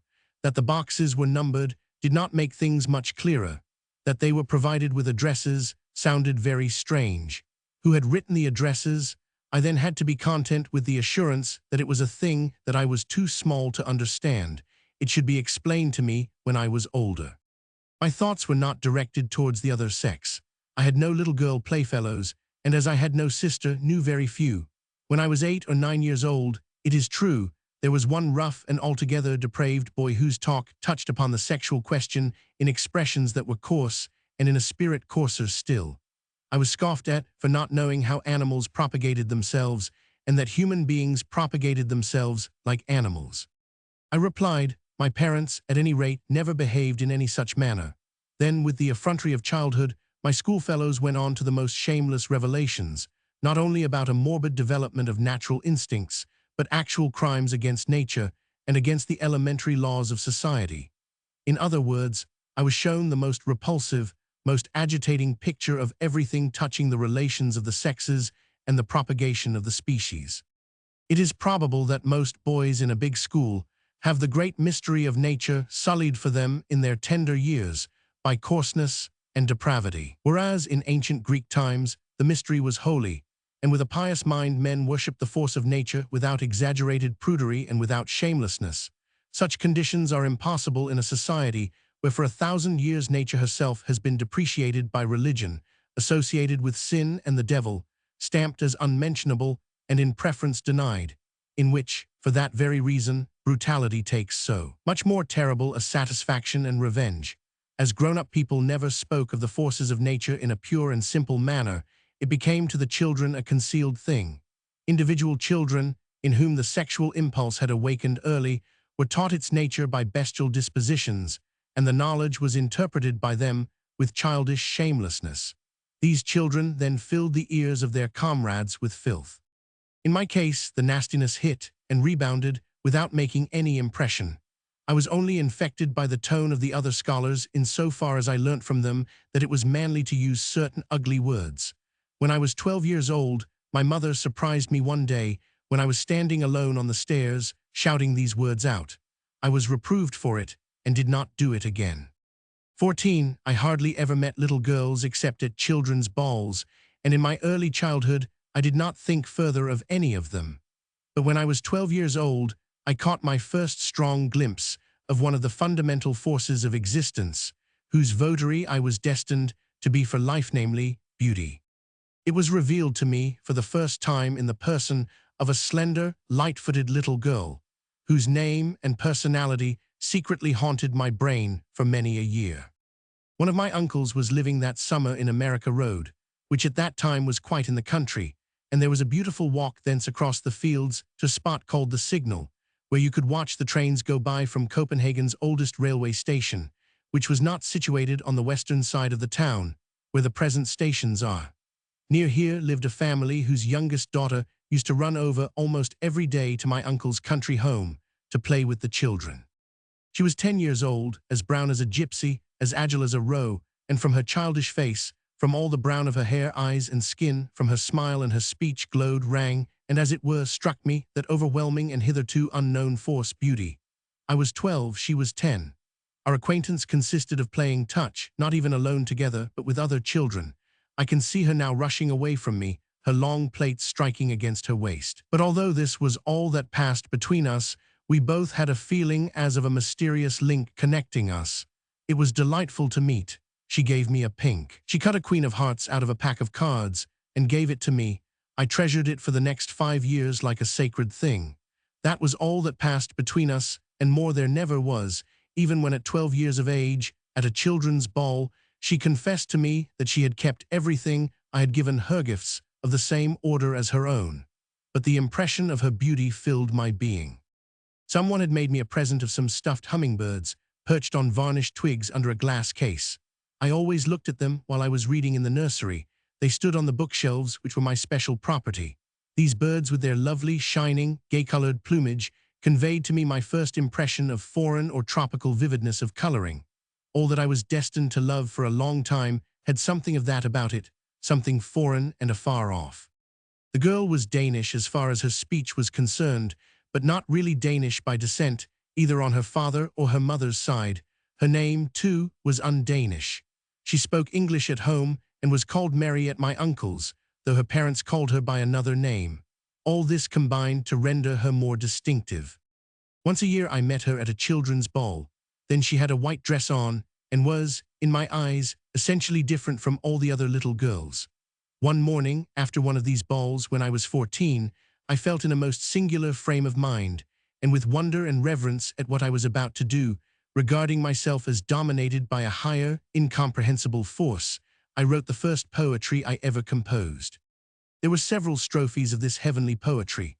Just because I so seldom met her, it was like a gentle earthquake in my life, when I 999. I had accustomed myself to such a worship of her name that, for me, she hardly belonged to the world of reality at all. But when I was 16, and I met her again, once more at a young people's ball, the glamour suddenly departed. Her appearance had altered and corresponded no longer to my imaginary picture of her. When we met in the dance, she pressed my hand, which made me indignant, as though it were an immodest thing. She was no longer a fairy. She had broad shoulders, a budding bust, warm hands. There was youthful coquetry about her, something that to me seemed like erotic experience. I soon lost sight of her, but I retained a sentiment of gratitude towards her for what, as a 10-year-old child, she had afforded me, this naturally supernatural impression, my first revelation of beauty. 15. The person upon whom the schoolboy's attention centered was, of course, the headmaster. To the very young ones, the headmaster was merely powerful and paternal, up above everything. As soon as the critical instinct awoke, its utterances were specially directed by the evil-disposed at him, petty and malicious as they were, and were echoed slavishly by the rest. As the head was a powerful, stout, handsome, distinguished-looking man with a certain stamp of joviality and innocent good-living about him, these malicious tongues, who led the rest, declared that he only lived for his stomach. In the next place, the old-fashioned punishment of caning, administered by the head himself in his private room, gave some cause of offense. It was certainly only very lazy and obdurate boys who were thus punished. For others, such methods were never even dreamt of. But when they were ordered to appear in his room after school-time, and the head took them between his knees, thrashed them well, and then afterwards caressed them, as though to console them, he created ill feeling, and his dignity suffered. If there were some little sense in the disgust occasioned by this, there was certainly none at all in certain other grievances urged against him. It was the ungraceful custom for the boys, on the first of the month, to bring their own school fees. In the middle of one of the lessons, the head would come into the schoolroom, take his seat at the desk, and jauntily and quickly sweep $5 bills, footnote, $5, a little over 11 English money, into his large, soft hat and thence into his pockets. One objection to this arrangement was that the few poor boys who went to school free were thus singled out to their schoolfellows, bringing no money, which they felt as a humiliation. In the next place, the sight of the supposed wealth that the head thus became possessed of roused ill-feeling and derision. It became the fashion to call him Boideler, because the school, which in its palmy days had 550 scholars, was so well attended. This extraordinary influx, which in all common sense ought to have been regarded as a proof of the high reputation of the school, was considered a proof of the head's avarice. It must be added that there was in his bearing, which was evidently, and with good reason, calculated to impress, something that might justly appear unnatural to keen-sighted boys. He always arrived with blustering suddenness. He always shouted in a stentorian voice, and when he gave the elder boys a Latin lesson, he always appeared, probably from indolence, a good deal behind time, but to make up, and as though there were not a second to waste, began to hurl his questions at them. The moment he arrived on the threshold, he liked the pathetic, and was certainly a man with a naturally warm heart. On a closer acquaintance, he would have won much affection, for he was a clever man and a gay, optimistic figure. As the number of his scholars was so great, he produced more effect at a distance. 16. Neither he nor any of the other masters reproduced the atmosphere of the classical antiquity round which all the instruction of the Latin side centered. The master who taught Greek the last few years did so, not only with sternness, but with a distaste, in fact, a positive hatred for his class, which was simply disgusting. The head, who had the gift of oratory, communicated to us some idea of the beauty of Latin poetry, but the rest of the instruction in the dead languages was purely grammatical, competent, and conscientious, though the men who gave it might have been. Madvig's translator's note. Johann Nikolai Madvig 18,041,886, a very celebrated Danish philologist, for 50 years professor at the University of Copenhagen. He is especially noted for his editions of the ancient classics with critical notes on the text and for his Latin grammar. Spirit brooded over the school. Still, there was no doubt in the head's mind as to the greatness of Virgil or Horace, so that a boy with perception of stylistic emphasis and meter could not fail to be keenly interested in the poetry of these two men. Being the boy in the class of whom the head entertained the greatest hopes, I began at once secretly to translate them. I made a Danish version of the second and fourth books of the Aeneid, Danicized a good part of the songs and epistles of Horace in imperfect verse. 17. Nothing was ever said at home about any religious creed. Neither of my parents was in any way associated with the Jewish religion, and neither of them ever went to the synagogue. As in my maternal grandmother's house, all the Jewish laws about eating and drinking were observed, and they had different plates and dishes for meat and butter, and a special service for Easter. Orthodox Judaism, to me, seemed to be a collection of old, whimsical, superstitious prejudices, which specially applied to food. The poetry of it was a sealed book to me. At school, where I was present at the religious instruction classes as an auditor only, I always heard Judaism alluded to as merely a preliminary stage of Christianity, and the Jews as the remnant of a people who, as a punishment for slaying the Savior of the world, had been scattered all over the earth. The present-day Israelites were represented as people who, urged by a stiff-necked willfulness and obstinacy and almost incomprehensible callousness, clung to the obsolete religious ideal of the stern God in opposition to the God of love. When I attempted to think the matter out for myself, it annoyed me that the Jews had not sided with Jesus, who yet so clearly betokened progress within the religion that he widened and unintentionally overthrew. The supernatural personality of Jesus did not seem credible to me. The demand made by faith, namely, that reason should be fettered, awakened a latent rebellious opposition, and this opposition was fostered by my mother's steady rationalism, her unconditional rejection of every miracle. When the time came for me to be confirmed, in accordance with the law, I had advanced so far that I looked down on what lay before me as a mere burdensome ceremony. The person of the rabbi only inspired me with distaste. His German pronunciation of Danish was repulsive and ridiculous to me. The abominable Danish in which the lesson book was couched offended me, as I had naturally a fine ear for Danish. Information about ancient Jewish customs and festivals was of no interest to me, with my modern upbringing. The confirmation, according to my mocking summary of the impression produced by it, consisted mainly in the hiring of a tall silk hat from the hatmaker and the sending of it back next day, sanctified. The silly custom was at that time prevalent for boys to wear silk hats for the occasion, idiotic though they made them look. With these on their heads, they went, after examination, up the steps to a balustrade where a priest awaited, whispered a few affecting words in their ear about their parents or grandparents, and laid his hand in blessing upon the tall hat. When called upon to make my confession of faith with the others, I certainly joined my first yes, this touching a belief in a God, to theirs, but remained silent at the question as to whether I believed that God had revealed himself to Moses and spoken by his prophets. I did not believe it. I was, for that matter, in a wavering frame of mind, unable to arrive at any clear understanding. What confused me was the unveracious manner in which historical instruction, which was wholly theological, was given. The history masters, for instance, told us that when Julian the Apostate wanted to rebuild the temple at Jerusalem, flames had shot out of the earth, but they interpreted this as a miracle, expressing the divine will. If this were true and I was unable to refute it, then God had expressly taken part against Judaism and the Jews as a nation. The nation in that case seemed to be really cursed by him. Still, Christianity fundamentally repelled me by its legends, its dogmatism, and its church rites. The virgin birth, the three persons in the Trinity, and the sacrament of the Lord's Supper in particular seemed to me to be remnants of the basest barbarism of antiquity.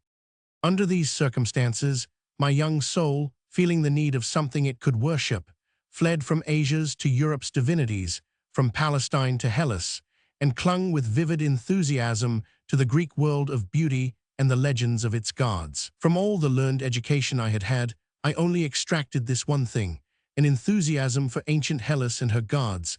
They were my gods, as they had been those of Julian.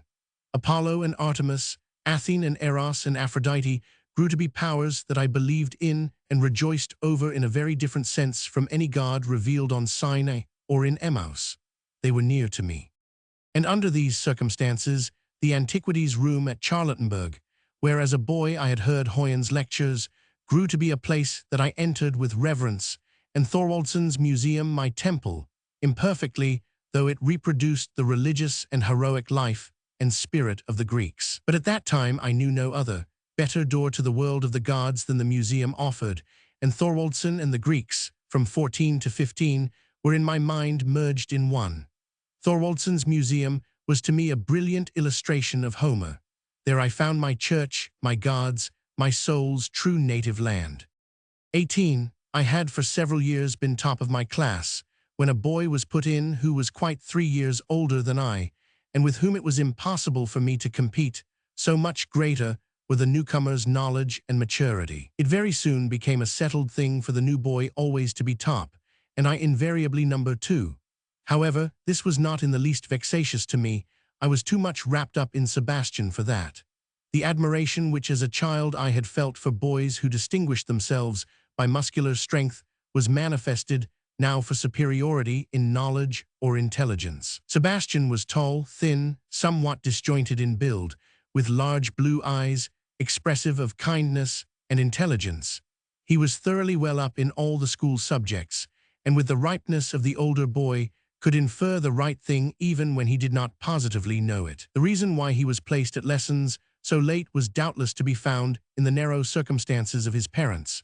They considered that they had not the means to allow him to follow the path towards which his talents pointed, but the head, as could be seen on pay days, was now permitting him to come to school free. He went about among his jacketed schoolfellows in a long frock coat, the skirts of which flapped round his legs. Number 2 could not help admiring Number 1 for the confidence with which he disported himself among the Greek aorists, in the labyrinths of which I myself often went astray, and for the knack he had of solving mathematical problems. He was, moreover, very widely read in Bell's letters, and had almost a grown-up man's taste with regard to books at a time when I still continued to admire P.P.S. footnote. P.P. was a writer whose real name was Rumor. He wrote a number of historical novels of a patriotic type, but which are only read by children up to 14. Novels, and was incapable of detecting the inartistic quality and unreality of his popular descriptions of the exploits of sailor heroes. As soon as my eyes were opened to the other's advanced acquirements, I opened my heart to him, gave him my entire confidence, and found in my friend a well of knowledge and superior development from which I felt a daily need to draw. When at the end of the year, the large number of newcomers made it desirable for the class to be divided, it was a positive blow to me that in the division, which was effected by separating the scholars according to their numbers, odd or even, Sebastian and I found ourselves in different classes. I even took the unusual step of appealing to the head to be put in the same class as Sebastian, but was refused. However, childhood so easily adapts itself to a fresh situation that during the ensuing year, in which I myself advanced right gaily, not only did I feel no lack, but I forgot my elder comrade. And at the commencement of the next school year, when the two parallel classes, through several boys leaving, were once more united, and I again found myself Number 2 by the side of my one-time friend, the relations between us were altogether altered, so thoroughly so, in fact, that our roles were reversed. If formerly the younger had hung upon the elder's words, now it was the other way about. If formerly Sebastian had shown the interest in me that the half-grown man feels for a child, now I was too absorbed by my own interests to wish for anything but a listener in him when I unfolded the supposed wealth of my ideas and my soaring plans for the future, which betrayed a boundless ambition. I needed a friend at this stage only in the same sense as the hero in French tragedies requires a confidant, and if I attached myself as before, wholly and completely to him, it was for this reason. It is true that the other was still a good deal in front of me in actual knowledge, so that there was much I had to consult him about. Otherwise, our friendship would hardly have lasted, but the importance of this superiority was slight, inasmuch as Sebastian henceforward voluntarily subordinated himself to me altogether. Indeed, by his ready recognition of my powers, contributed more than anyone else to make me conscious of these powers, and to foster a self-esteem which gradually assumed extraordinary forms. 19. This self-esteem, in its immaturity, was of a twofold character. It was not primarily a belief that I was endowed with unusual abilities, but a childish belief that I was one set apart, with whom, for mysterious reasons, everything must succeed. The belief in a personal God had gradually faded away from me, and there were times when, with the conviction of boyhood, I termed myself an atheist to my friend. My attitude towards the Greek gods had never been anything more than a personification of the ideal forces upon which I heaped my enthusiasm. But I believed in my star, and I hypnotized my friend into the same belief, infected him so that he talked as if he were consecrating his life to my service, and really, as far as was possible for a schoolboy, lived and breathed exclusively for me, I, for my part, being gratified at having, as my unreserved admirer and believer, the one whom, of all people I knew, I placed highest, the one whose horizon seemed to me the widest, and whose store of knowledge was the greatest. For in many subjects, it surpassed even that of the masters in no mean degree. Under such conditions, when I was 15 or 16, I was deeply impressed by a book that one might think was infinitely beyond the understanding of my years, Lermontov's A Hero of Our Time, in Xavier Marmier's French translation. The subject of it would seem utterly unsuited to a schoolboy who had never experienced anything in the remotest degree resembling the experiences of a man of the world, at any rate those which produced the sentiments pervading this novel. Nevertheless, this book brought about a revolution in my ideas. For the first time I encountered in a book a chief character who was not a universal hero, a military or naval hero whom one had to admire and if possible imitate, but one in whom, with extreme emotion, I fancied that I recognized myself. I had certainly never acted as Petsjorin did, and never been placed in such situations as Petsjorin. No woman had ever loved me, still less had I ever let a woman pay with suffering the penalty of her affection for me. Never had any old friend of mine come up to me, delighted to see me again, and been painfully reminded, by my coolness and indifference, how little he counted for in my life. Petsjorin had done with life. I had not even begun to live. Petsjorin had drained the cup of enjoyment. I had never tasted so much as a drop of it. Petsjorin was as blasé as a splendid Russian officer of the guards could be, I as full of expectation as an insignificant Copenhagen schoolboy could be. Nevertheless, I had the perplexing feeling of having, for the first time in my life, seen my inmost nature, hitherto unknown even to myself, understood, interpreted, reproduced, magnified, in this unharmonious work of the Russian poet who was snatched away so young. 20. The first element whence the imaginary figure, which I fancied I recognized again in Lermontov, had its rise was doubtless to be found in the relations between my older friend and myself, in the reversal of our roles, and my consequent new feeling of superiority over him. The essential point, however, was not the comparatively accidental shape in which I fancied I recognized myself, but that what was at that time termed reflection had awaked in me introspection, self-consciousness, which after all had to awake some day, as all other impulses awake when their time comes. This introspection was not, however, by any means a natural or permanent quality in me, but on the contrary one which made me feel ill at ease and which I soon came to detest. During these transitional years, as my pondering over myself grew, I felt more and more unhappy and less sure of myself.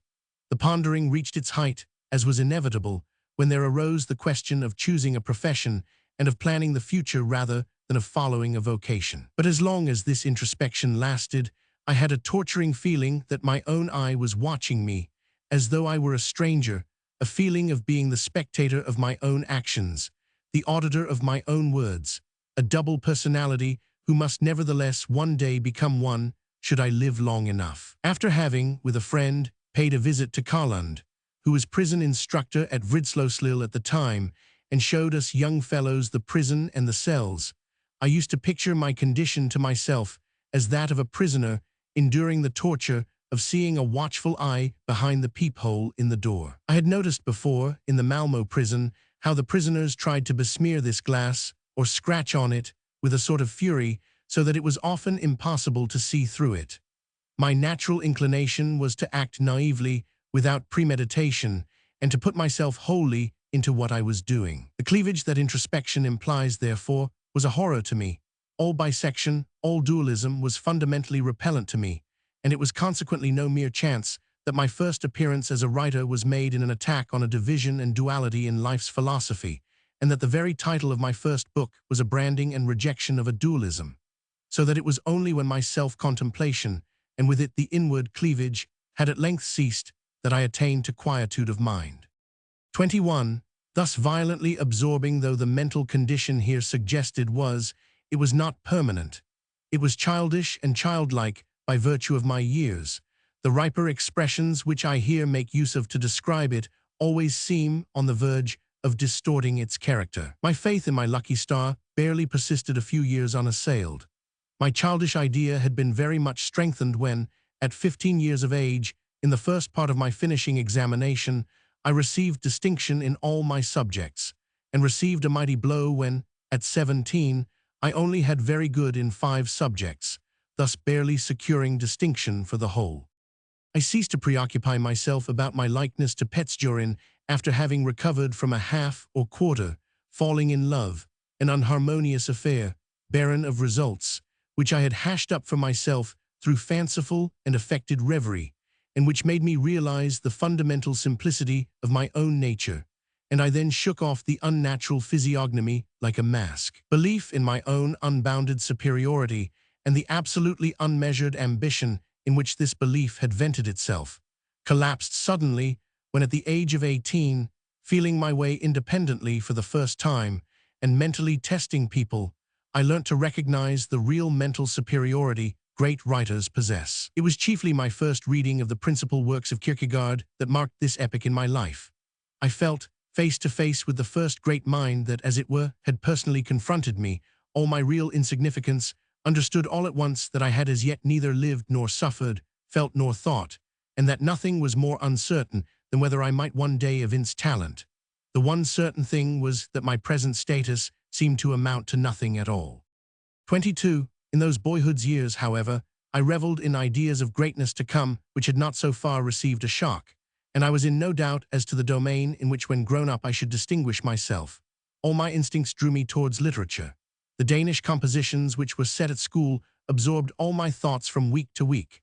I took the greatest pains with them, weighed the questions from as many sides as I could, and endeavored to give good form and style to my compositions. Unconsciously, I tried to find expressions containing striking contrasts.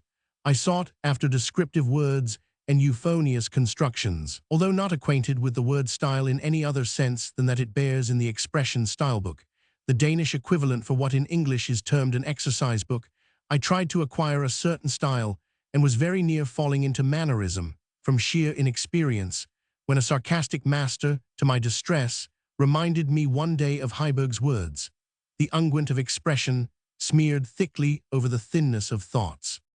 23. Together with a practical training in the use of the language, the Danish lessons afforded a presentment of the history of our national literature, given intelligently and in a very instructive manner by a master named Drebin, who, though undoubtedly one of the many Heibergens of the time, did not in any way deviate from what might be termed the orthodoxy of literary history. Protestantism carried it against Roman Catholicism, the young Oehlenschläger against Baggesen, Romanticism against rationalism, Oehlenschläger as the northern poet of human nature against a certain Björnson, who, it was said, claimed to be more truly Norse than he. In Mr. Drebin's presentment, no recognized great name was ever attacked, and in his course, as in Thortson's History of Literature, literature which might be regarded as historic stopped with the year 1814. The order in which in my private reading I became acquainted with Danish authors was as follows: in Gemmen, Oehlenschläger, Grundtvig, Paul Mahler, many books by these authors having been given me at Christmas and on birthdays. At my grandfather's, I eagerly devoured Heiberg's vaudevilles as well. As a child, of course, I read uncritically, merely accepting and enjoying. But when I heard at school of Baggesen's treatment of Oehlenschläger, thus realizing that there had been various tendencies in literature at that time, and various opinions as to which was preferable, I read with enthusiasm a volume of selected poems by Baggesen, which I had had one Christmas, and the treatment of language in it fascinated me exceedingly with its gracefulness and light conversational tone. Then, when Hertz's footnote, Henrik Hertz, a Danish poet 17,971,870, published ghost letters anonymously, and called them thus because in language and spirit they were a kind of continuation of the long-deceased Baggesen's rhymed contribution to a literary dispute of his day. Hertz, like the much greater Baggesen, laid great stress upon precise and elegant form. Translator's note. Ghost letters fell into my hands one day, and the diction of them appealed to me almost more. I felt myself, first secretly, afterwards more consciously, drawn towards the school of form in Danish literature, and rather enjoyed being a heretic on this point. For to entertain kindly sentiments for the man who had dared to profane Oehlenschläger was like siding with Loki against Thor. Paul Mahler's collected works I had received at my confirmation, and read again and again with such enthusiasm that I almost wore the pages out, and did not skip a line, even of the philosophical parts, which I did not understand at all. But Hertz's lyrical poems, which I read in a borrowed copy, gave me as much pleasure as Paul Mahler's verses had done. And for a few years, grace and charm and the perfect control of language and poetic form were in my estimation the supreme thing until, on entering upon my 18th year, a violent reaction took place, and resonance, power, and grandeur alone seemed to have value. From Hertz my sympathies went over to Christian Winther, from Bagesson to Homer, Aeschylus, the Bible, Shakespeare, Goethe. One of the first things I did as a student was to read the Bible through in Danish and the Odyssey in Greek. 24. The years of approaching maturity were still distant, however, and my inner life was personal, not real, so that an element of fermentation was cast into my mind when a copy of Heine's Buch der Lieder was one day lent to me. What took my fancy in it was, firstly, the combination of enthusiasm and wit, then its terse, pithy form, and after that the parts describing how the poet and his lady love, unable to overcome the shyness which binds their tongues, involuntarily play hide and seek with one another and lose each other. For I felt that I should be equally unable to find natural and simple expression for my feelings, should things ever come to such a pass with me. Of Heine's personality, of the poet's historic position, political tendencies, or importance, I knew nothing. In these love poems, I looked more especially for those verses in which violent self-esteem and blasé superiority to every situation find expression, because this fell in with the Petzorin note, which, since reading Lermontov's novel, was the dominant one in my mind. As was my habit in those years, when it was still out of the question for me to buy books that pleased me, I copied out of the Buch der Lieder all that I liked best, that I might read it again. 25.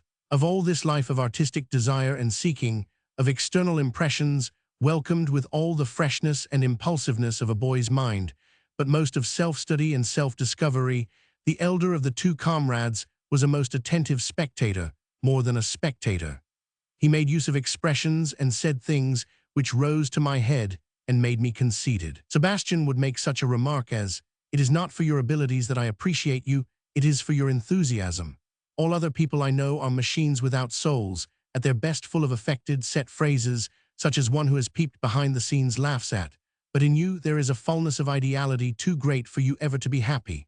Fullness of ideality was the expression of the time for the supremest quality of intellectual equipment. No wonder, then, that I felt flattered. And my older comrade united a perception of my mental condition, which unerringly perceived its immaturity, with a steadfast faith in a future for me which, in spite of my arrogance, I thirsted to find in the one of all others who knew me best, and was most plainly my superior in knowledge. One day, when I had informed him that I felt more mature and clearer about myself, he replied, without a trace of indecision, that this was undoubtedly a very good thing if it were true, but that he suspected I was laboring under a delusion. "I am none the less convinced," he added, "that you will soon reach a crisis, will overcome all obstacles and attain the nowadays almost giant's goal that you have set before you." This goal, for that matter, was very indefinite, and was to the general effect that I intended to make myself strongly felt and bring about great changes in the intellectual world. Of what kind was uncertain. Meanwhile, as the time drew near for us to enter the university, and I approached the years of manhood which the other, in spite of his modest position as schoolboy, had already long attained, Sebastian grew utterly miserable. He had, as he expressed it, made up his mind to be my Melanchthon. But through an inward collapse, which I could not understand, he now felt that the time in which he could be anything to me had gone by. It seemed to him that he had neglected to acquire the knowledge and the education necessary, and he reproached himself bitterly. "I have not been in the least what I might have been to you," he exclaimed one day, and without betraying it, he endured torments of jealousy, and thought with vexation and anxiety of the time when a larger circle would be opened to me in the university, and he himself would become superfluous. His fear was thus far unfounded, that naive in my selfishness, as in my reliance on him, I still continued to tell him everything, and in return constantly sought his help when philological or mathematical difficulties, which I could not solve alone, presented themselves to me. But I had scarcely returned to Copenhagen after my first journey abroad, a very enjoyable 4 weeks' visit to Göteborg.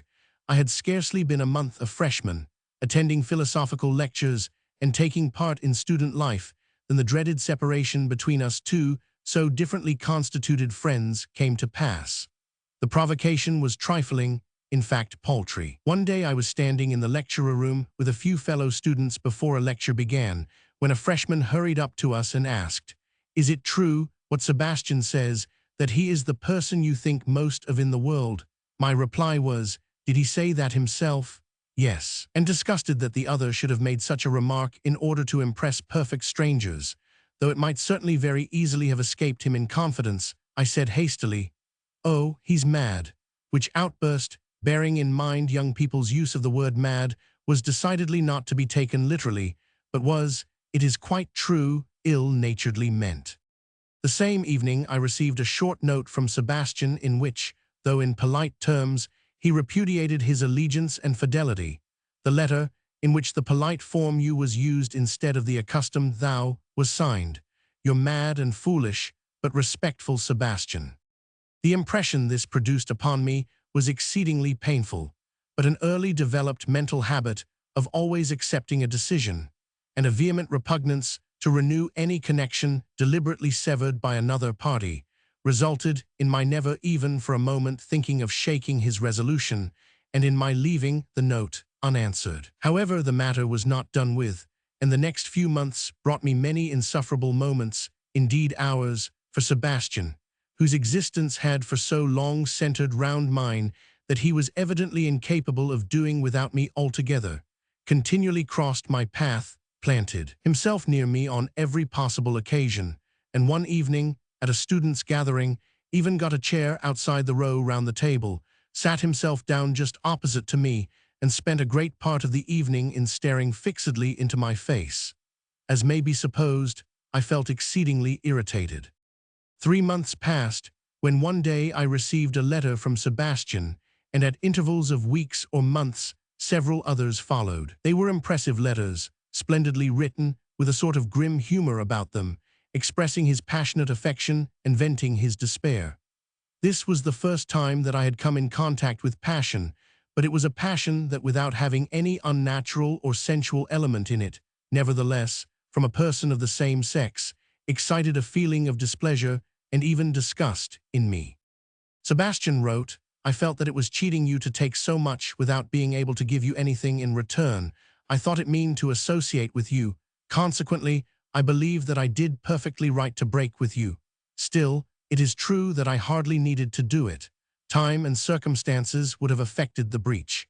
And feeling that our ways were now divided, he continued, "Hi locus est, parts ubi si via findit in ambas. Dextera, qui ditis magni submonia tendit. Hac iter elysium nobis, et leva malorum. Exercit ponas, et ad impia tartara mitit. I cannot kill myself at present, but as soon as I feel able, I shall do so." Or he wrote, "Towards the end of the time when we were friends, I was not quite myself when talking to you.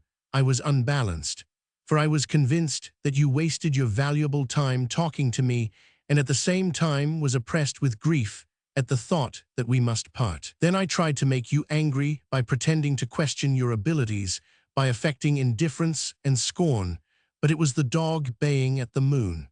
I had to bring about the severance that I 999. That I should be so childish as to be vexed about a slight from you, you cannot yourself believe. I cannot really regret it, for I could no longer be of use to you. You doubtless think the same yourself, but I cannot do without you.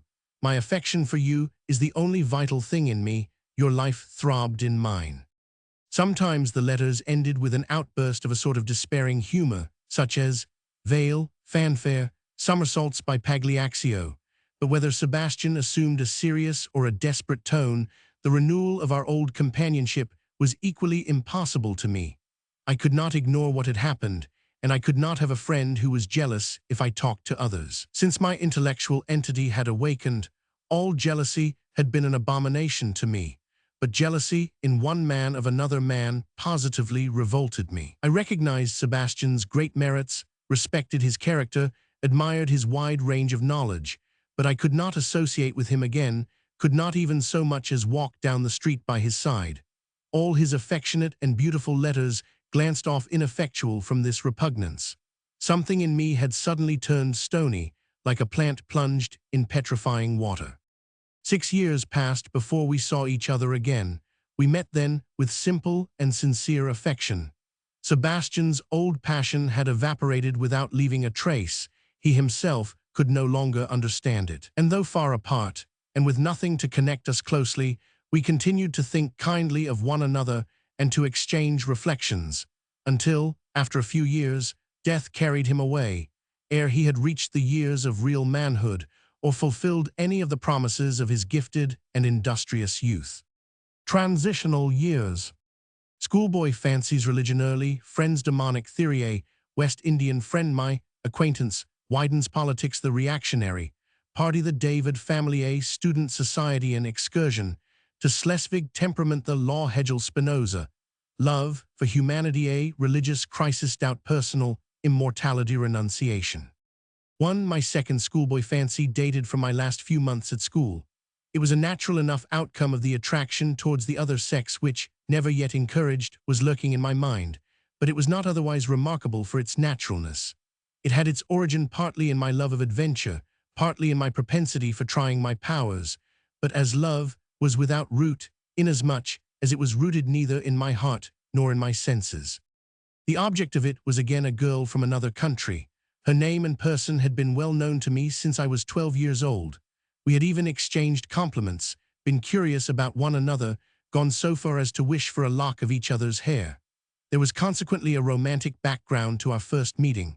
When I heard that she was coming to Denmark, I was, as by chance, on the quay and saw her arrive. She was exactly the same age as I, and without real beauty, was very good-looking and had unusually lovely eyes. I endeavored to make her acquaintance through relatives of hers whom I knew, and had no difficulty in getting into touch with her. An offer to show her the museums and picture galleries in Copenhagen was accepted. Although I had very little time, just before my matriculation examination, my new acquaintance filled my thoughts to such an extent that I did not care how much of this valuable time I sacrificed to her. In the summer, when the girl went out near Charlottenlund, whereas my parents were staying much nearer to the town, I went backwards and forwards to the woods nearly every day in the uncertain but seldom disappointed hope of seeing her. Sometimes I rode her about in the Sound. Simple and straightforward, though the attraction I felt might seem, the immature romance I built up on it was anything but simple. It was, as stated, not my senses that drew me on. Split and divided up as I was just then, a merely intellectual love seemed to me quite natural. One might feel an attraction of the senses for an altogether different woman. I did not wish for a kiss, much less an embrace, in fact, was too much a child to think of anything of the sort. But neither was it my heart that drew me on. I felt no tenderness, hardly any real affection, for this young girl whom I was so anxious to win. She only busied my brain. In the condition of boyish self-inquisition in which I then found myself, this acquaintance was a fresh element of fermentation, and the strongest to which my self-examination had hitherto been subjected.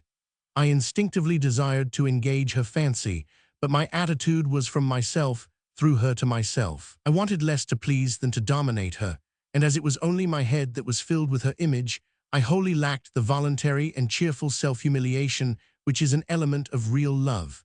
I certainly wished with all my heart to fascinate her, but what I more particularly wanted was to hold my own, to avoid submission, and retain my independence. My boyish pride demanded it. The young foreigner, whose knowledge of the world was hardly greater than my own, had certainly never, during her short life, come in contact with so extraordinary a phenomenon. It afforded matter for reflection. She certainly felt attracted, but womanlike was on her guard. She was of a quiet, amiable disposition, innocently coquettish, naturally adapted for the advances of sound common sense and affectionate goodwill, not for the vaults of passion. She was, moreover, femininely practical. She saw at a glance that this grown-up schoolboy, who almost staggered her with his eloquence, his knowledge, his wild plans for the future, was no wooer, and that his advances were not to be taken too seriously. Next, with a woman's unfailing intuition, she discovered his empty love of power. And first involuntarily, and then consciously, she placed herself in an attitude of defense. She did not lack intelligence. She showed a keen interest in me, but met me with the self-control of a little woman of the world, now and then with coolness, on one occasion with well-aimed shafts of mockery. Our mutual attitude might have developed into a regular war between the sexes, had we not both been half-children. Just as I, in the midst of a carefully planned assault on her emotions, occasionally forgot myself altogether and betrayed the craving to be near her, which drove me almost every day to her door, she also would at times lose the equilibrium she had struggled for, and feverishly reveal her agitated state of mind. But immediately afterwards I was again at the assault, she once more on the alert, and after the lapse of 4 months our ways separated without a kiss or one simple, affectionate word ever having passed between us.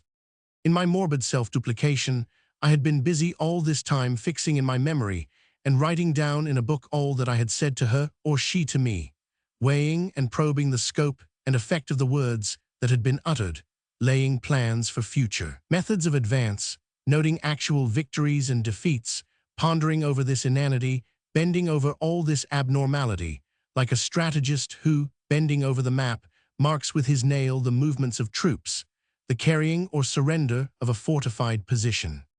This early, unsatisfactory, and not strictly speaking erotic experience had the remarkable effect of rendering me for the next 7 years impervious to the tender passion, so that, undisturbed by women or erotic emotions, I was able to absorb myself in the world of varied research that was now opening up to me. 2. A school friend who was keenly interested in astronomy and had directed my nightly contemplations of the heavens drew me, just about this time, a very good map of the stars, by the help of which I found those stars I knew and extended my knowledge further. The same school friend sometimes took me to the observatory to see old Professor de Resta refined and sapient Manon there. For the first time, I saw the stellar heavens through a telescope. I had learnt astronomy at school, but had lacked talent to attain any real insight into the subject. Now the constellations and certain of the stars began to creep into my affections. They became the nightly witnesses of my joys and sorrows all through my life. The sight of them sometimes comforted me when I felt lonely and forsaken in a foreign land. The lyre, the swan, the eagle, the crown and boots, Auriga, the Hyades and the Pleiades, and among the winter constellations, Orion, all these twinkling groups that human eyes have sought for thousands of years, became distant friends of mine too. And the thoughts which the sight of the countless globes involuntarily and inevitably evokes were born in me, too, thoughts of the littleness of the earth in our solar system, and of our solar system in the universe, of immeasurable distances so great that the stars whose rays, with the rapidity of light's traveling, are striking against our eyes now, may have gone out in our childhood, of immeasurable periods of time in which a human life, or even the lifetime of a whole people, disappears like a drop in the ocean. And whereas at school I had only studied astronomy as a subject, from its mathematical aspect, I now learnt the results of spectroscopic analysis, which showed me how the human genius of Bunsen and Kirchhoff had annihilated the distance between the Earth and the Sun, and at the same time I perceived the inherent improbability of the culture of our Earth ever being transmitted to other worlds, even as the Earth had never yet received communications from the civilization of any of the stars. This circumstance, combined with the certainty of the gradual cooling and eventual death of the Earth, gave me a conclusive impression of the finality of all earthly existence and of the merely temporary character of all progress. Feeling that all religions built up on a belief in a God were collapsing, Europe had long inclined towards the religion of progress as the last tenable. Now I perceived as I raised my eyes to the starry expanse and rejoiced in my favorite stars, Sirius in the great dog, and Vega in the lyre or Altair in the eagle, that it too was tottering, this last religion of all. 3. At school, I had known a score of boys of my own age, and naturally found few amongst them who could be anything to me. Among the advantages that the freedom of student life afforded was that of coming in contact all at once with hundreds of similarly educated young men of one's own age. Young men made each other's acquaintance at lectures and banquets, were drawn to one another, or felt themselves repulsed. An elective affinity or accident associated them in pairs or groups for a longer or shorter period. A young fellow whose main passion was a desire for intellectual enrichment was necessarily obliged to associate with many of the other young men of his own age, in order to learn to know them, in order, externally and internally, to gain as much experience as possible, and thereby develop himself. In the case of many of them, a few conversations were enough to prove that any fruitful intimacy was out of the question. I came into fleeting contact with a number of suave, or cold, or too ordinary young students, without their natures affecting mine or mine theirs. But there were others who, for some months, engaged my attention to a considerable extent. The first of these was a type of the student of the time. Wilsing was from Jutland, tall, dark, neither handsome nor plain, remarkable for his unparalleled facility in speaking. He owed his universal popularity to the fact that at students' parties he could at any time stand up and rattle off at a furious rate an apparently unprepared speech, a sort of stump speech in which humorous perversions, distortions, lyric remarks, clever backhanded blows to right and left, astonishing incursions and rapid sorties were woven into a whole so good that it was an entertaining challenge to common sense. The starting point, for instance, might be some travesty of Siburn's whimsical definition of life, which at that time we all had to learn by heart for the examination. It ran: "Life altogether is an activity and active process, proceeding from an inner source and working itself out according to an inner impulse, producing, and by an eternal change of matter, reproducing, organizing, and individualizing. And since it by a certain material or substratum constitutes itself a certain exterior, within which it reveals itself, it simultaneously constitutes itself as the subsisting activity and endeavor in this, its exterior, of which it may further be inquired how far a soul can be said to live and subsist in it, as a living entity appearing in such a life." It is not difficult to conceive what delightful nonsense this barbaric elucidation might suggest if a carouse, or love, woman, or drunkenness were defined in this vein, and he would weave in amusing attacks on earlier, less intrepid speakers, who, as Wilsing put it, reminded one of the bashful forget-me-not, inasmuch as you could read in the play of their features, "Forget-me-not, I too was an orator." Wilsing, who had been studying for some years already, paid a freshman a compliment by desiring his acquaintance and seeking his society. He frequented the Students' Union, was on terms of friendship with those who led the fashion, and was a favorite speaker. It was a species of condescension on his part to seek out a young fellow just escaped from school, a fellow who would have sunk into the earth if he had had to make a speech, and who had no connection with the circle of older students. Wilsing was a young man of moods, who, like many at that time, like Albrecht, the chief character in Schandorf's footnote, Sophus Schandorf, b. 1820-500, a prominent Danish novelist who commenced his literary activity in the 60s, translator's note, without a center, would exhibit all the colors of the rainbow in one morning. He would give himself and take himself back, show himself affectionate, cordial, intimate, confidential, full of affectionate anxiety for me, his young friend, and at the next meeting be as cursory and cool as if he scarcely remembered having seen me before, for he would in the meantime have been attacked by vexation at his too great friendliness, and wished to assert himself as knowing his own value. He impressed me, his junior, by revealing himself not precisely as a man of the world, but as a much sought-after society man. He told me how much he was asked out, and how he went from one party and one ball to another, which, to me, with my hankering after experiences, seemed to be an enviable thing. But I was more struck by what Wilsing told me of the favor he enjoyed with the other sex. One girl, a charming girl, he was engaged to, another loved him and he her, but those were the least of his erotic triumphs. Wherever he showed himself, he conquered, and proofs were to hand. For one day, when he had dragged me up to his room with him, he bewildered me by shaking out before my eyes a profusion of embroidered sofa cushions, fancy pillows, cigar cases, match holders, crocheted purses, worked waistcoats, etc., presents from every description of person of the feminine gender. In every drawer he pulled out there were presents of the sort. They hung over chairs and on pegs.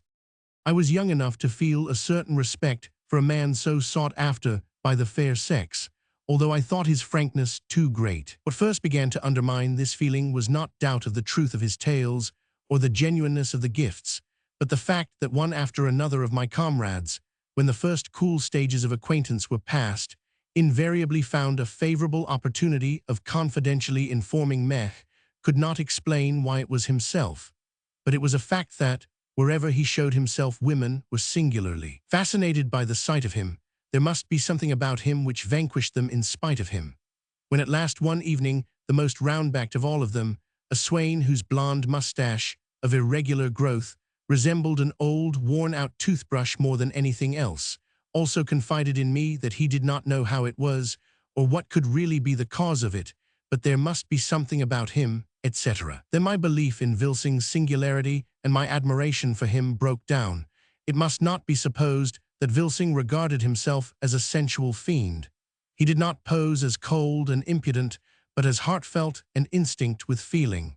He was studying theology and cherished no dearer wish than eventually to become a priest. He constantly alternated between contrition and self-satisfaction, arrogance and repentance, enjoyed the consciousness of being exceptionally clever, an irresistible charmer, and a true Christian. It seemed to him that, in the freshman whom he had singled out from the crowd and given a place at his side, he had found an intellectual equal or even superior, and this attracted him.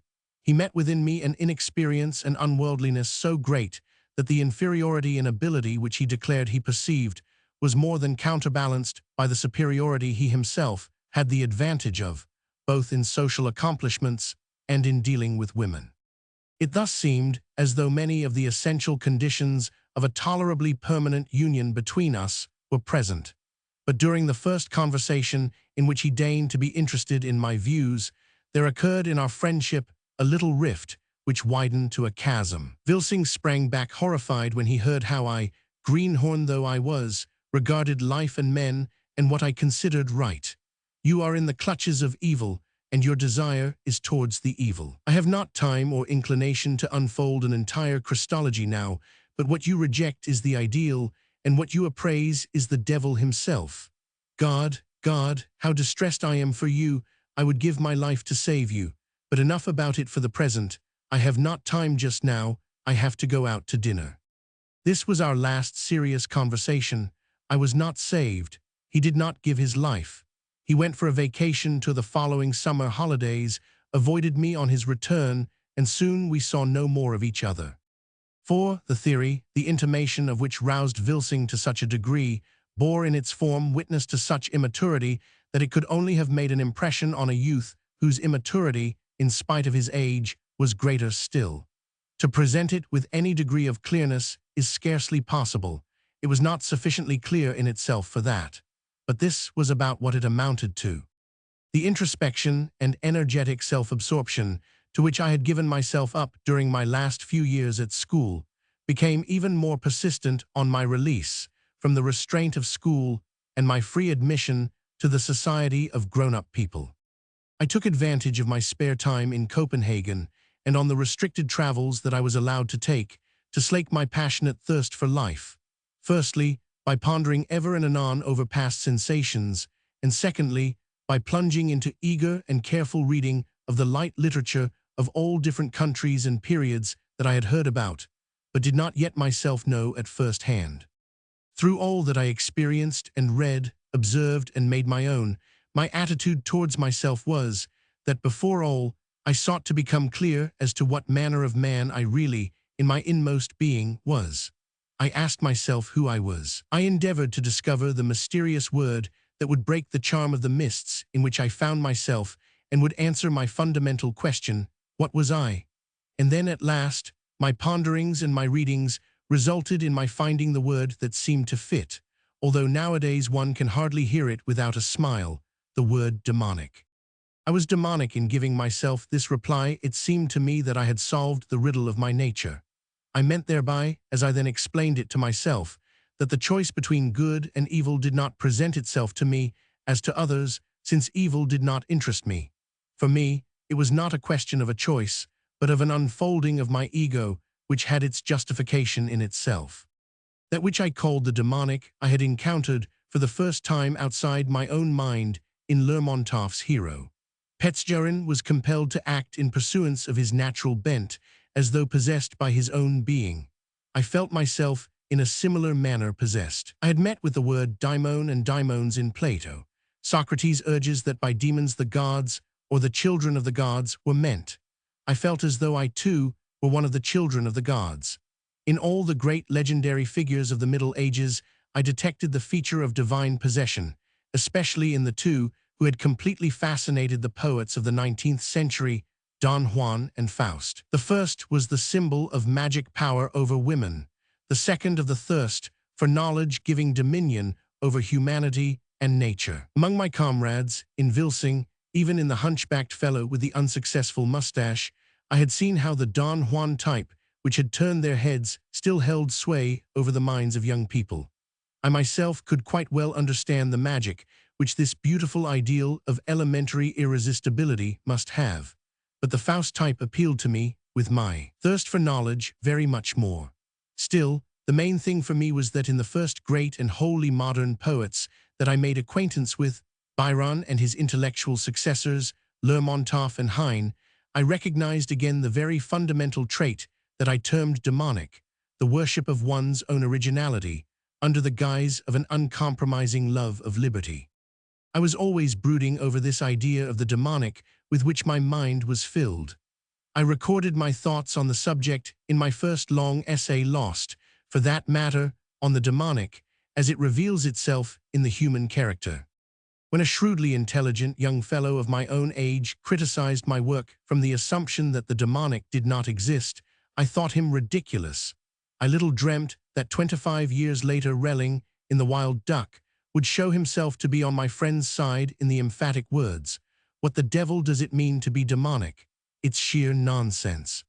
5. The demonic was also responsible for the mingled attraction that was exerted over me at this point by a young foreign student, and for the intercourse which ensued between us. Kappers was born somewhere in the West Indies, was the son of a well-to-do German manufacturer, and had been brought up in a North German town. His father, for what reason I do not know, wished him to study at Copenhagen University and there take his law examination. There was colored blood in his veins, though much diluted, maybe an eighth or so. He was tall and slender, somewhat loose in his walk and bearing, pale-complexioned, with dark eyes and Negro hair. His face, though not handsome, looked exceedingly clever, and its expression was not deceptive, for the young man had an astonishing intellect.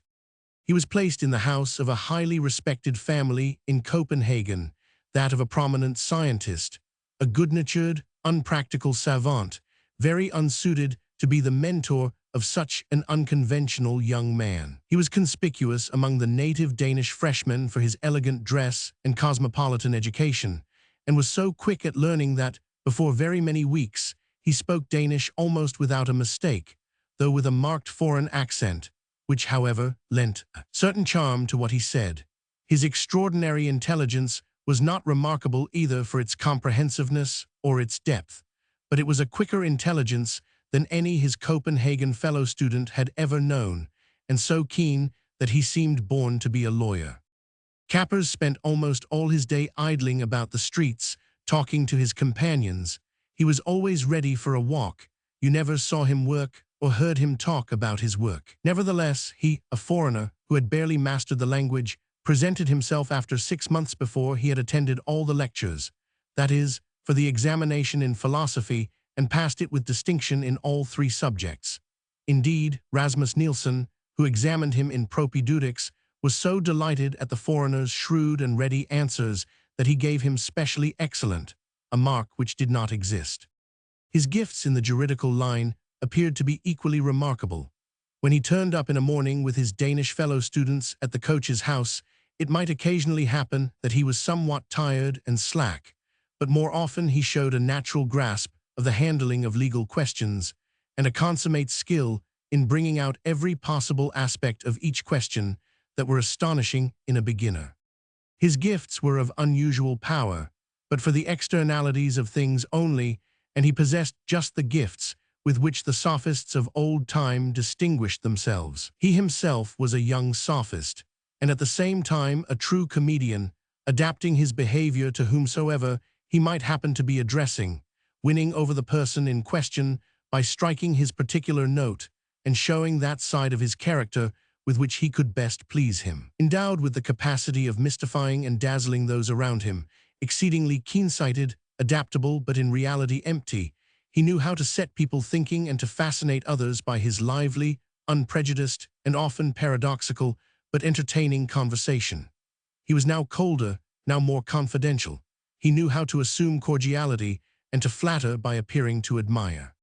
With a young student like myself who had just left school, was quite inexperienced in all worldly matters, and particularly in the chapter of women, but in whom he detected good abilities and a very strained idealism, he affected ascetic habits. With other companions, he showed himself the intensely reckless and dissipated rich man's son he was. Indeed, he amused himself by introducing some of the most inoffensive and foolish of them into the wretched dens of vice, and letting them indulge themselves at his expense. Intellectually interested as he was, he proposed, soon after our first meeting, that we should start a literary and scientific society, consisting of a very few freshmen, who, at the weekly meetings, should read a paper one of them had composed, whereupon two members who had previously read the paper should each submit it to a prepared criticism, and after that, general discussion of the question.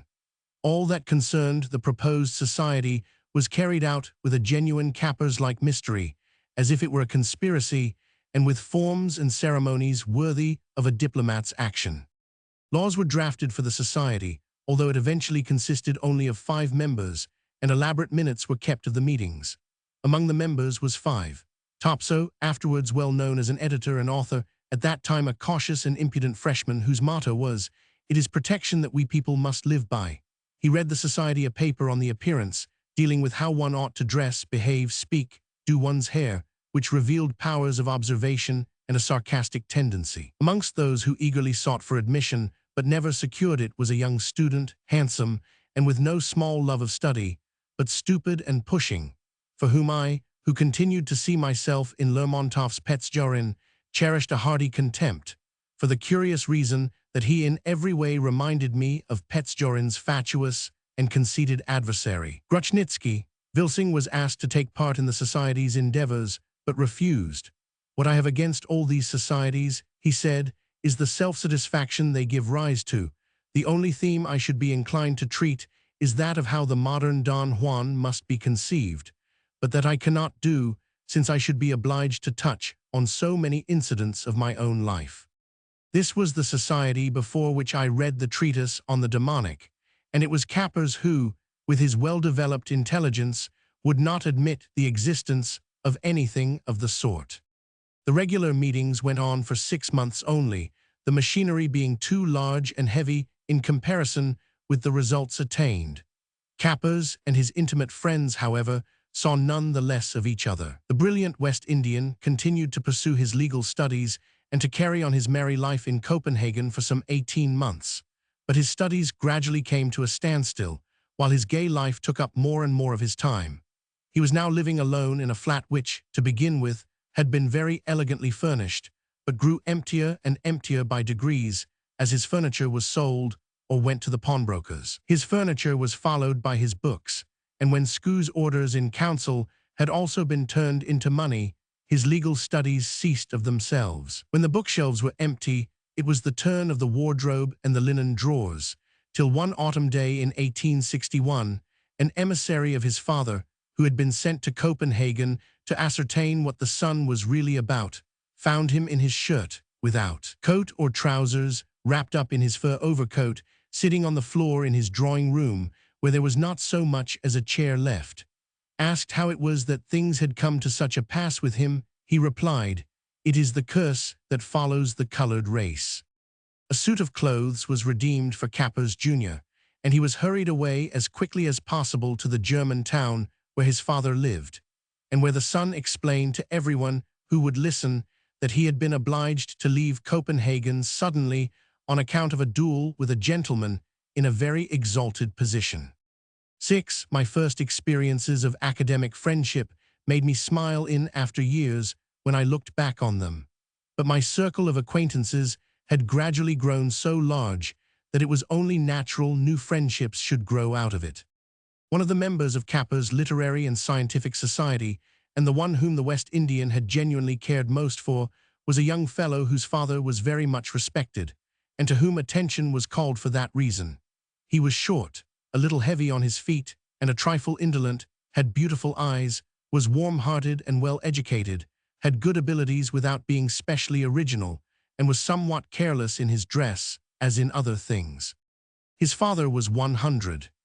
David, well known in his younger days as a university professor and a liberal politician, who later became the head of the statistical department and a member of the Senate.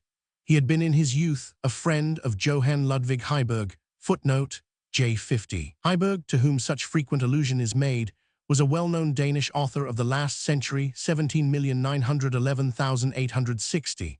Among many other things, he wrote a series of vaudevilles for the Royal Theatre at Copenhagen, of which he was manager. In every piece he wrote there was a special part for his wife, Johann Louise Heiberg, who was the greatest Danish actress of the 19th century, and had been dramatic contributor to the latter's paper. He was a very distinguished satirist and critic, and his influence upon the taste and critical opinion of his day can only be compared with that of Holberg in the 18th century.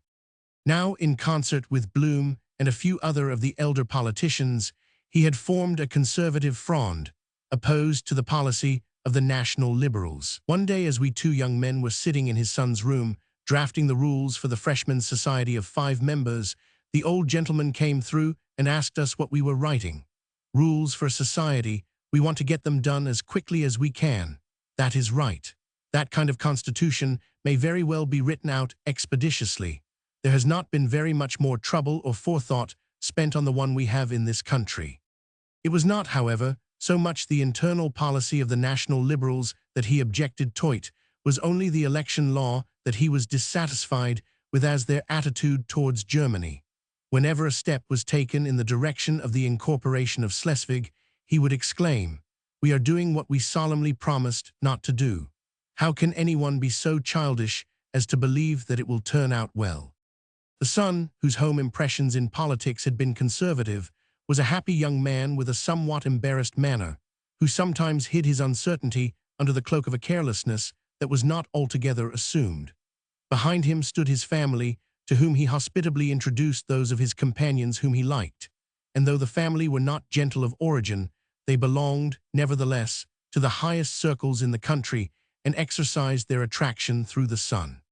I, whom Ludwig David was now eagerly cultivating, had known him for many years, as we had been schoolfellows and even classmates, although David was considerably older. I had never felt drawn to him as a boy, in fact, had not liked him. Neither had David, in our school days, ever made any advances to me, having had other more intimate friends. Now, however, he was very cordial to me, and expressed in strong terms his appreciation of my industry and abilities. He himself was often teased at home for his lack of application. 100. David was the first public personality with whom, as a student, I became acquainted, and into whose house I was introduced. For many years, I enjoyed unusual kindness and hospitality at the hands of the old politician, afterwards Minister of Finance. 7. I had hitherto been only mildly interested in politics. I had, of course, as a boy, attentively followed the course of the Crimean War, which my French uncle, on one of his visits, had called the fight for civilization against barbarism, although it was a fight for Turkey. Now, as a student, I followed with keen interest the Italian campaign and the revolt against the Austrian dukes and the Neapolitan Bourbons. But the internal policy of Denmark had little attraction for me.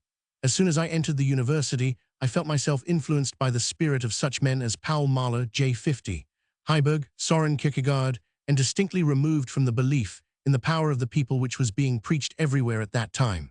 This, however, was hardly more than a frame of mind, which did not preclude my feeling myself in sympathy with what at that time was called broad thought 1.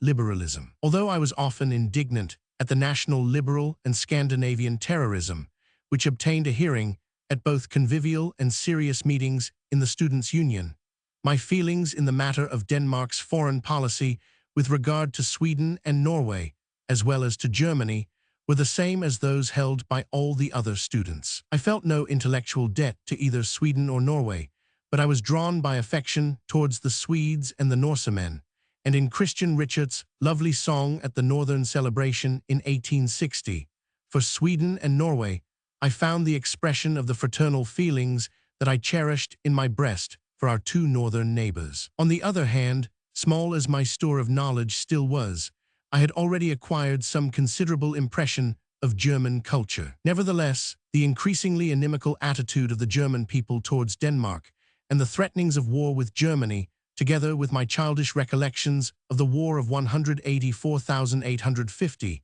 had for their effect that in the Germany of that day I only saw an enemy's country.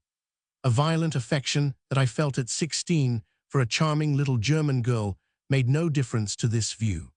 8. The old men, who advocated the greatest caution in dealing with the impossible demands of the German Federation and were profoundly distrustful as to the help that might be expected from Europe, were vituperated in the press. As whole-state men, they were regarded as unpatriotic and as so-called reactionaries accused of being enemies to freedom. When I was introduced into the house of one of these politically ill-famed leaders, in spite of my ignorance, I knew enough of politics, as of other subjects, to draw a sharp distinction between that which I could, in a measure, grasp, and that which I did not understand.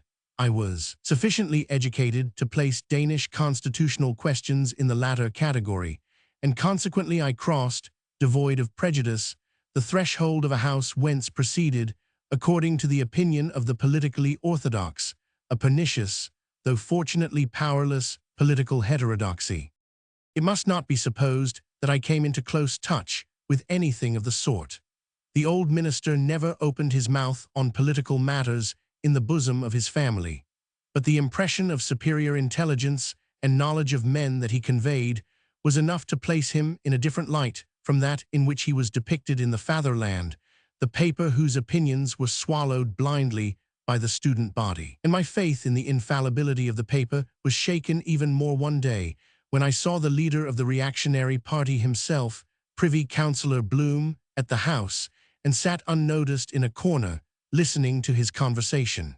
He talked a great deal, although, like the master of the house, he did not allude to his public work. Like a statesman of the old school, he expressed himself with exquisite politeness and a certain ceremony, but of the affectation of which the fatherland accused him there was not a trace. What profoundly impressed me was the Danish the old gentleman spoke, the most perfect Danish. He told of his travels in India. Once upon a time he had been governor of Tranquebarend. You saw before you the banks of the Ganges and the white troops of women, streaming down to bathe in the river, as their religion prescribed. I never forgot the words with which Bloom rose to go. May I borrow the English blue books for a few days? There might be something or other that the newspapers have not thought fit to tell us. I started at the words. It dawned upon me for the first time, though merely as a remote possibility, that the press might purposely and with intent to mislead keep silence about facts that had a claim upon the attention of the public. 9. Young David had once asked me to read Ovid's elegiacs with him, and this was the beginning of our closer acquaintance. In town, in the winter, we two younger ones were only rarely with the rest of the family, but in summer it was different. The minister had built a house at Rungsted, on a piece of land belonging to his brother, who was a farmer and the owner of Rungstedgard, Rungstedlund and Folhavegard, a shrewd and practical man. To this villa, which was in a beautiful situation overlooking the sea, I was often invited by my friend to spend a few days in the summer, sometimes even a month at a time. At first, of course, I was nothing to the rest of the family. They received me for the son's sake, but by degrees I won a footing with them, too. The handsome, clever, and sprightly mistress of the house took a motherly interest in me, and the young daughters showed me kindness for which I was very grateful. The master of the house sometimes related an anecdote, as for instance, about Heiberg's mad pranks as a young man. When he went off into the woods and got hungry, he used to take provisions from the stores in the lockers of the phaetons that put up at Klampenborg, while the people were walking about in the park, and the coachman inside the public house. One day, with Mole and David, he got hold of a huge layer cake. The young fellows had devoured a good half of it and replaced it under the seat of the carriage, when the family came back, caught sight of Heiberg, whom they knew, and invited the young men to have a piece of cake and a glass of wine. When they made the horrifying discovery of the havoc that had been wrought, they themselves would not touch it, and the robbers, who were stuffed already, were obliged to consume the remainder of the cake between them. There was often music at the villa, Sometimes I was asked to read aloud, and then I did my best, choosing good pieces not well known and reading carefully. The pleasant outdoor life gave me a few glimpses of that rare and ardently desired thing, still contentment. It was more particularly alone with nature that I felt myself at home. A loose page from my diary of those days will serve to indicate the untried forces that I felt stirring within me. On the way down, the sky was dappled with large and many-colored clouds. I wandered about in the woods today, among the oaks and beeches, and saw the sun gilding the leaves and the tree trunks, lay down under a tree with my Greek Homer and read the first and second books of the Odyssey. Went backwards and forwards in the clover field, reveled in the clover, smelt it, and sucked the juice of the flowers. I have the same splendid view as of old from my window. The sea, in all its flat expanse, moved in towards me to greet me when I arrived. It was roaring and foaming mildly. Veen could be seen quite clearly. Now the wind is busy outside my window, the sea is stormy, the dark heavens show streaks of moonlight. East wind and rain went as far as Valorod in a furious wind. The sky kept clear, a dark red patch of color showed the position of the sun on the horizon. The moon has got up hurriedly, has turned from red to yellow, and looks lovely. I am drunk with the beauties of nature. Go to Folhave and feel, like the gods in Homer, without a care. I can never get sleepy out in the open country on a windy night. Rested a little, got up at 4 o'clock, went at full speed along soaked roads to Humlebeek, to Ger ruins and lake, through the woods to Fredensborg Park, back to Humlebeek, and came home to Rungsted by steamer. Then went up on the hill. Quiet beauty of the landscape. Feeling that nature raises even the fallen into purer, loftier regions. Took the Odyssey and went along the field path to the stone table. Cool, fresh air, harmony and splendor over nature. Wildly soars the hawk. Went up into the sunlit wood at Horsham, gazed at the melancholy expression in the faces of the horses and sheep. I made ducks and drakes and asked the others riddles. A woman came and begged for help to bury her husband. He had had such an easy death. She is said to have killed him with a blow from a wooden shoe, sat under a giant beech in Rungsted Wood, then had a splendid drive after the heavy rain up to Folhave and thence to Horsham. Everything was as fresh and lovely as in an enchanted land. What a freshness! The church and the trees mirrored themselves in the lake. The device on my shield shall be 3 lucky peas. Footnote, there seems to be some such legendary virtue attached in Denmark to a peapod containing 3 or 9 peas, as with us to a 4-leaved clover. Translator's note, to Vedbeek and back. We were going for a row. My hostess agreed, but as we had a large, heavy and clumsy boat, they were all nervous. Then Ludwig's rowlock snapped and he caught a crab.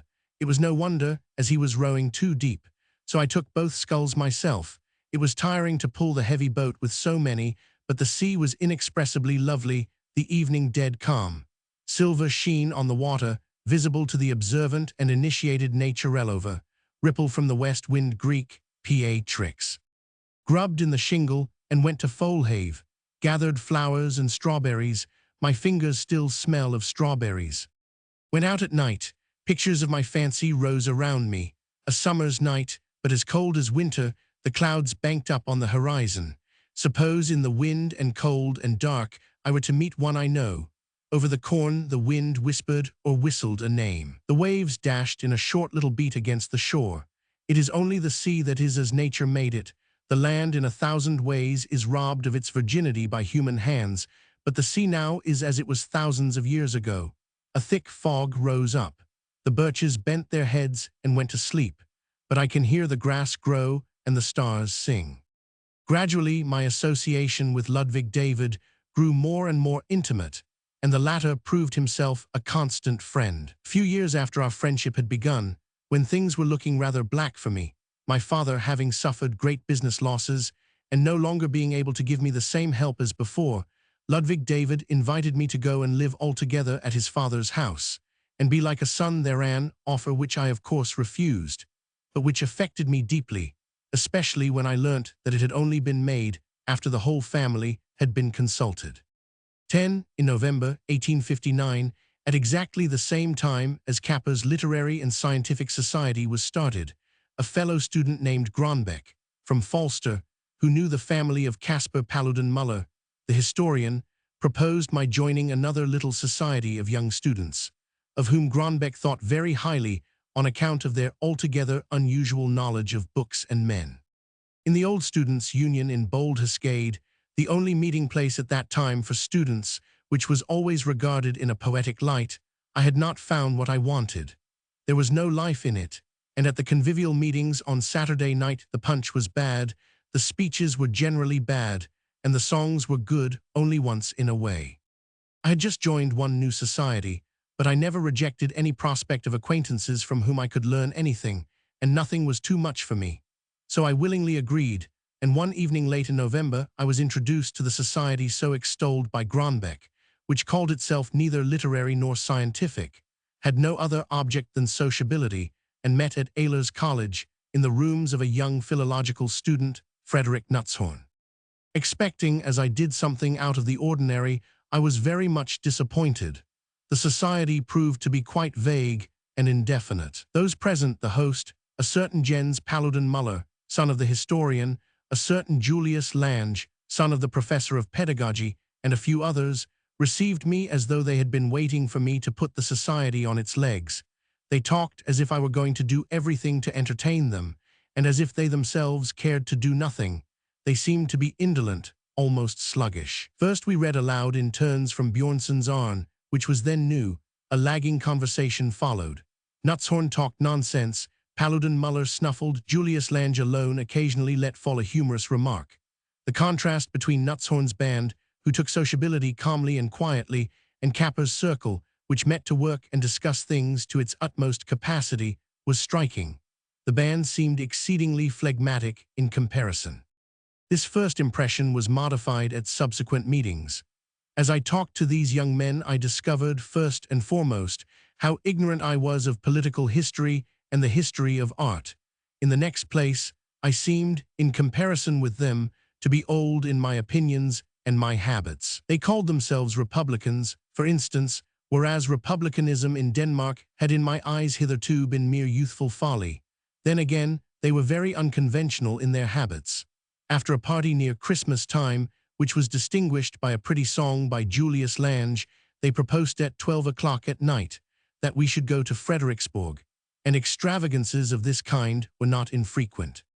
Still, it was only towards midsummer 1860 that I became properly merged into the new circle and felt myself at home in it. It had been increased by 2 or 3 first-rate fellows, Harold Paulson, at the present time Lord Chief Justice, a courageous young fellow who was not afraid of tackling any ruffian who interfered with him in a defile.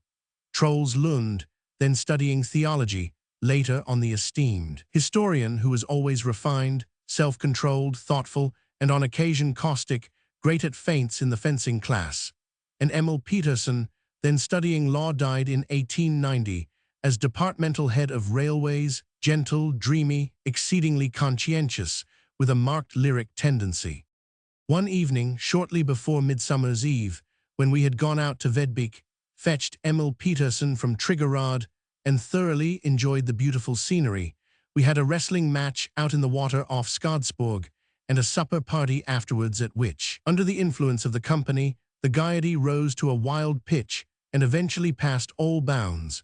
We made speeches, sang, shouted our witticisms at each other all at once, seized each other round the waist and danced, till we had to stop for sheer tiredness. Then we all drank pledges of eternal friendship, and trooped into the town together, and hammered at the doors of the coffee houses after midnight to try to get in somewhere where we could have coffee. We had learnt all at once to know and appreciate each other to the full. We were united by a feeling of brotherhood and remained friends for life. The life allotted to several of the little band was, it is true, but short. Jens Paludan Muller fell at Sankelmark 3.5 years later. Knutzhorn had only 5 years and a half to live. Of the others, Emil Peterson and Julius Lange are dead. But whether our lives were long or short, our meetings frequent or rare, we continued to be cordially attached to one another, and no misunderstanding or ill-feeling ever cropped up between us.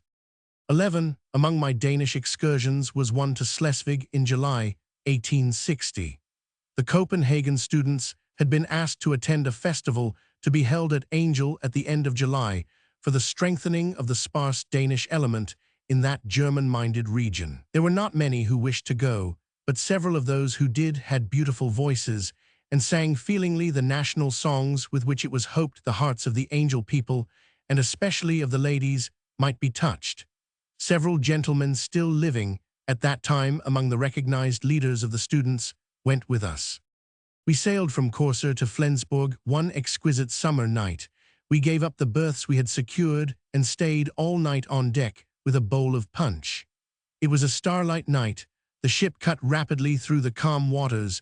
Beautiful songs were sung and high-flown speeches made. One speech was held in a whisper, the one in honor of General de Meza, who was still a universal favorite, and who was sitting in his stateroom, waked up out of his sleep, with his white gloves and goffred lace cuffs on and a red and white nightcap on his head. We young ones only thought of him as the man who, during the Battle of Fredericia, had never moved a muscle of his face, and when it was over had said quietly, "The result is very satisfactory." Unfriendly and sneering looks from the windows at Flensburg very soon showed the travelers that Danish students' caps were not a welcome sight there.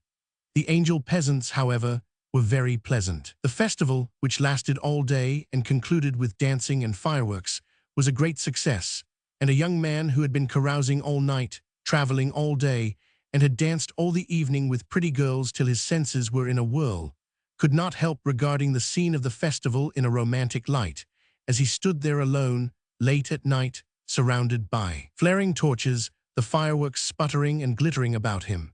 Some few of the students sat in the fields round flaming rings of pitch, an old angel peasant keeping the fires alight and singing Danish songs. Absolutely enraptured, and with tears in his eyes, he went about shaking hands with the young men and thanking them for coming. It was peculiarly solemn and beautiful. Next day, when I got out at Edgebeek station on my way from Flensburg, intending to go to Eidsted, it seemed that 3 other young men had had the same idea, so we all 4 walked together. They were young men of a type I had not met with before. The way they felt and spoke was new to me. They all talked in a very affectionate manner, betrayed at once that they worshipped one another, and seemed to have strong, open natures, much resembling each other. They were Ernst Trier, Norregard, and Bago, later the 3 well-known high school men. The little band arrived at a quick pace on Eidsted's beautiful heath, all tufts of ling, the red blossoms of which looked lovely in the light of the setting sun. We sat ourselves down on the hill where Baudissin and his staff had stood. Then Bago read aloud Hamrich's description of the Battle of Eidsted, while each of us in his mind's eye saw the seething masses of troops advance and fall upon one another, as they had done just 10 years before. Our time was short if we wanted to get under a roof that night. At 9 o'clock, we were still 8 miles from Schleswig. We did the first 4 at a pace that was novel to me. 3 parts of the way we covered in 45 minutes. The last 2 miles took us 20. When we arrived at the hotel, there stood Madame Esselbach, of war renown, in the doorway with her hands on her hips, as in her portrait. She summed up the arrivals with shrewd, sharp eyes and exclaimed, "Das ist ja das Jung Danmark." Inside, officers were sitting, playing cards. Major Sommer promised us young men to show us Gottorp at 6 o'clock next morning. We should then get a view of the whole of the town from Hersterberg beforehand. The major, who was attacked in the newspapers after the war, and whose expression my maiden sword was made great fun of, showed us younger ones the magnificent church, and afterwards the castle, which, as a barracks, was quite spoilt. He acted as the father of the regiment, and like Paul Mahler's artist, encouraged the efficient, and said hard words to the slighty, praising or blaming unceasingly, chatted Danish to the soldiers, Low German to the cook, High German to the little housekeeper at the castle, and called the attention of his guests to the perfect order and cleanliness of the stables.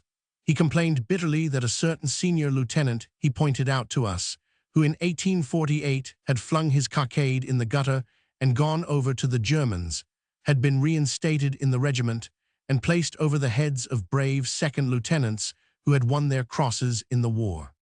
Here I parted with my Grundtvigian friends. When I spoke of them to Julius Lange on my return, he remarked, "They are a good sort, who wear their hearts in their buttonholes as decorations." The society I fell in with for the rest of my journey was very droll. This consisted of Borup, later mayor of finance, and a journalist named Falkman Really Peterson, even at that time on the staff of the dally paper. I little guessed then that my somewhat vulgar traveling companion would develop into the Cato who wished Ibsen's ghosts might be thrust into the slime pit, where such things belong, and would write articles by the hundred against me. Neither had I any suspicion, during my acquaintance with Topso, that the latter would one day be one of my most determined persecutors.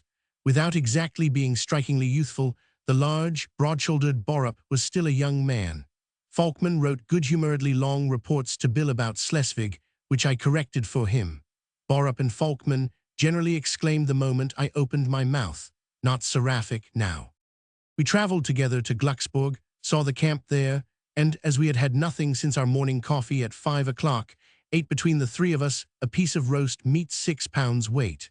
We spent the night at Flensburg and drove next day to Grosten along a lovely road with wooded banks on either side. It was pouring with rain, and we sat in dead silence, trying to roll ourselves up in horsecloths. When in an hour's time the rain stopped, and we put up at an inn, our enforced silence gave place to the wildest merriment. We three young fellows, future finance minister, as well danced into the parlor, hopped about like wild men, spilt milk over ourselves, the sofa, and the waitress, then sprang, waltzing and laughing, out through the door again and up into the carriage, after having heaped the girl with small copper coins. From Grosten we proceeded to Sonderborg. The older men lay down and slept after the meal. I went up to Dibbelmal. On the way back, I found on a hill looking out over Alz a bench from which there was a beautiful view across to Schleswig. I lay down on the seat and gazed up at the sky and across the perfect country. The light fields, with their tall, dark hedges, which give the Schleswig scenery its peculiar stamp, from this high-lying position, looked absolutely lovely. 12. I was not given to looking at life in a rosy light. My nature, one uninterrupted endeavor, was too tense for that. Although I occasionally felt the spontaneous enjoyments of breathing the fresh air, seeing the sun shine, and listening to the whistling of the wind, and always delighted in the fact that I was in the heyday of my youth, there was yet a considerable element of melancholy in my temperament, and I was so loth to abandon myself to any illusion that, when I looked into my own heart and summed up my own life, it seemed to me that I had never been happy for a day. I did not know what it was to be happy for a whole day at a time, scarcely for an hour. I had only known a moment's rapture in the companionship of my comrades at a merrymaking, in intercourse with a friend, under the influence of the beauties of nature, or the charm of women, or in delight at gaining intellectual riches during the reading of a poem, the sight of a play, or when absorbed in a work of art. Any feeling that I was enriching my mind from those surrounding me was unfortunately rare with me. Almost always, when talking to strangers, I felt the exact opposite, which annoyed me exceedingly, namely, that I was being intellectually sucked, squeezed like a lemon, and whereas I was never bored when alone, in the society of other people I suffered overwhelmingly from boredom. In fact, I was so bored by the visits heaped upon me by my comrades and acquaintances, who inconsiderately wasted my time in order to kill a few hours, that I was almost driven to despair. I was too young obstinately to refuse to see them. By degrees, the thought of the boredom that I suffered at almost all social functions dominated my mind to such an extent that I wrote a little fairy tale about boredom, by no means bad but unfortunately lost, round an idea which I saw several years later treated in another way in Siburn's well-known book of the year 2135. This fairy tale was read aloud to Nutzhorn's band and met with its approval. But although I could thus by no means be called of a happy disposition, I was, by reason of my overflowing youth, in a constant state of elation, which, as soon as the company of others brought me out of my usual balance, acted like exuberant mirth and made me burst out laughing. I was noted, among my comrades, and not always to my advantage, for my absolutely ungovernable risibility. I had an exceedingly keen eye for the ridiculous, and easily influenced as I still was, I could not content myself with a smile. Not infrequently, when walking about the town, I used to laugh the whole length of a street. There were times when I was quite incapable of controlling my laughter. I laughed like a child, and it was incomprehensible to me that people could go so soberly and solemnly about. If a person stared straight at me, it made me laugh. If a girl flirted a little with me, I laughed in her face. One day I went out and saw two drunken laborers in a cab, each with a wreath on his knee. I was obliged to laugh. I met an old dandy whom I knew with two coats on, one of which hung down below the other. I had to laugh at that too. Sometimes, walking or standing, absorbed in thoughts, I was outwardly abstracted and answered mechanically or spoke in a manner unsuited to my words. If I noticed this myself, I could not refrain from laughing aloud at my own absent-mindedness. It occasionally happened that, at an evening party, where I had been introduced by the son of the house to a stiff family to whom I was a stranger, and where the conversation at table was being carried on in labored monosyllables, I would begin to laugh so unrestrainedly that everyone stared at me in anger or amazement. And it occasionally happened that when some sad event, concerning people present, was being discussed, the recollection of something comical I had seen or heard the same day would crop up in my mind to the exclusion of all else, and I would be overtaken by fits of laughter that were both incomprehensible and wounding to those round me, but which it was impossible to me to repress. At funeral ceremonies, I was in such dread of bursting out laughing that my attention would involuntarily fix itself on everything it ought to avoid. This habit of mine was particularly trying when my laughter had a ruffling effect on others in a thing that I myself was anxious to carry through. Thus, I spoilt the first rehearsals of Sophocles' Greek play Philoctetes, which a little group of students were preparing to act at the request of Julius Lange. Some of them pronounced the Greek in an unusual manner. Others had forgotten their parts or acted badly, and that was quite enough to set me off in a fit of laughter which I had difficulty in stopping. Thus I often laughed, when I was tormented at being compelled to laugh, in reality feeling melancholy and mentally worried. I used to think of Oehlenschläger's Oerverad, who does not laugh when he is happy, but breaks into a guffaw when he is deeply affected. These fits of laughter were in reality the outcome of sheer youthfulness. With all my musings and reflection, I was still in many ways a child. I laughed as boys and girls laugh, without being able to stop, and especially when they ought not. But this painful trait in myself directed my thoughts to the nature proper of laughter. I tried to sum up to myself why I laughed, and why people in general laughed, pondered, as well as I was capable of doing the question of what the comical consisted of, and then recorded the fruits of my reflections in my second long treatise, On Laughter, which has been lost. As I approached my 20th year, these fits of laughter stopped. I have, wrote I at the time, seen into that realm of sighs, on the threshold of which I, like Parmeniscus, after consulting the oracle of Trophonius, have suddenly forgotten how to laugh. 13. Meanwhile, I had completed my 18th year, and had to make my choice of a profession. But what was I fitted for? My parents, and those other of my relations whose opinions I valued, wished me to take up the law. They thought that I might make a good barrister, but I myself held back, and during my first year of study did not attend a single law lecture. In July 1860, after I had passed my philosophical examination with distinction in every subject, the question became urgent. Whether I was likely to exhibit any considerable talent as a writer, it was impossible for me to determine. There was only one thing that I felt clear about, and that was that I should never be contented with a subordinate position in the literary world. Better 100 times be a judge in a provincial town. I felt an inward conviction that I should make my way as a writer. It seemed to me that a death-like stillness reigned for the time being over European literature, but that there were mighty forces working in the silence. I believed that a revival was imminent. In August 1860, I wrote in my private papers, "We Danes, with our national culture and our knowledge of the literatures of other countries, will stand well equipped when the literary horn of the gods resounds again through the world, calling fiery youth to battle. I am firmly convinced that that time will come, and that I shall be, if not the one who evokes it in the North, at any rate one who will contribute greatly towards it." One of the first books I had read as a student was Goethe's Dichtung und Wahrheit, and this career had extraordinarily impressed me. In my childlike enthusiasm, I determined to read all the books that Goethe says that he read as a boy, and thus commenced and finished Winckelmann's collected works, Lessing's Laocoon, and other books of artistic and archaeological research. In other words, studied the history and philosophy of art in the first instance under aspects which, from the point of view of subsequent research, were altogether antiquated, though in themselves, and in their day, valuable enough.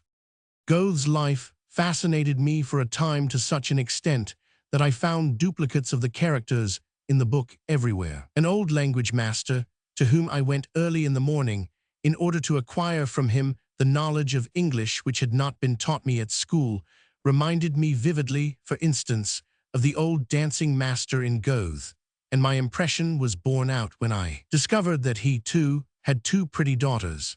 A more important point was that the book awoke in me a restless thirst for knowledge, at the same time that I conceived a mental picture of Goethe's monumental personality and began to be influenced by the universality of his genius. Meanwhile, circumstances at home forced me, without further vacillation, to take up some special branch of study. The prospects literature presented were too remote. For physics, I had no talent.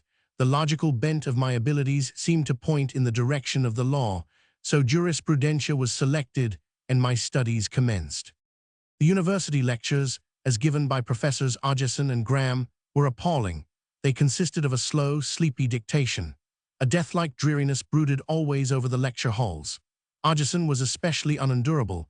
There was no trace of anything human or living about his dictation. Graham had a kind, well-intentioned personality, but had barely reached his desk than it seemed as though he too were saying, "I am a human being, everything human is alien to me." We consequently had to pursue our studies with the help of a coach, and the one whom I, together with Kappers, Ludwig David, and a few others, had chosen, Otto Algren Ussing, was both a capable and a pleasant guide. 5 years were yet to elapse before this man and his even more gifted brother, Frederick, on the formation of the loyal and conservative Society of August, were persecuted and ridiculed as reactionaries by the editors of the Ascendant Press, who only a few years later proved themselves to be 10 times more reactionary themselves. Otto was positively enthusiastic over law. He used to declare that a barrister was the finest thing a man could be. However, he did not succeed in infecting me with his enthusiasm. I took pains, but there was little in the subject that aroused my interest. Christian V's Danish law attracted me exclusively on account of its language and the perspicuity and pithiness of the expressions occasionally made use of.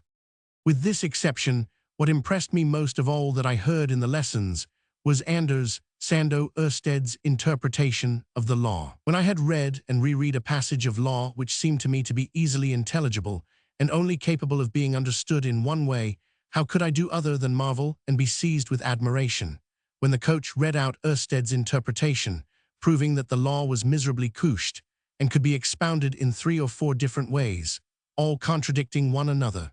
But this Ørsted very often did prove in an irrefutable manner.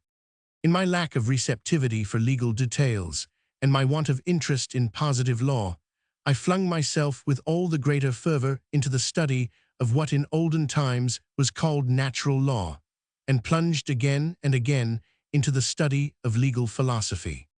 14. About the same time as my legal studies were thus beginning, I planned out a study of philosophy and aesthetics on a large scale as well. My day was systematically filled up from early morning till late at night, and there was time for everything, for ancient and modern languages, for law lessons with the coach, for the lectures in philosophy which Professors H. Brochner and R. Nielsen were holding for more advanced students, and for independent reading of a literary, scientific, and historic description.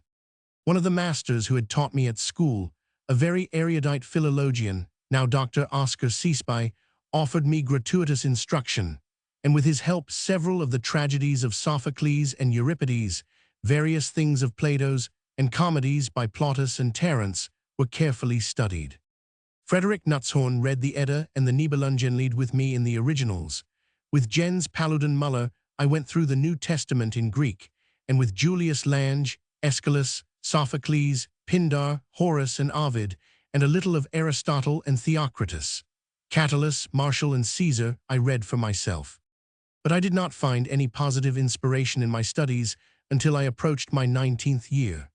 In philosophy, I had hitherto mastered only a few books by Søren Kierkegaard, but now I began a conscientious study of Heiberg's philosophical writings and honestly endeavored to make myself familiar with his speculative logic. As Heiberg's prose writings came out, in the 1861 edition, they were studied with extreme care.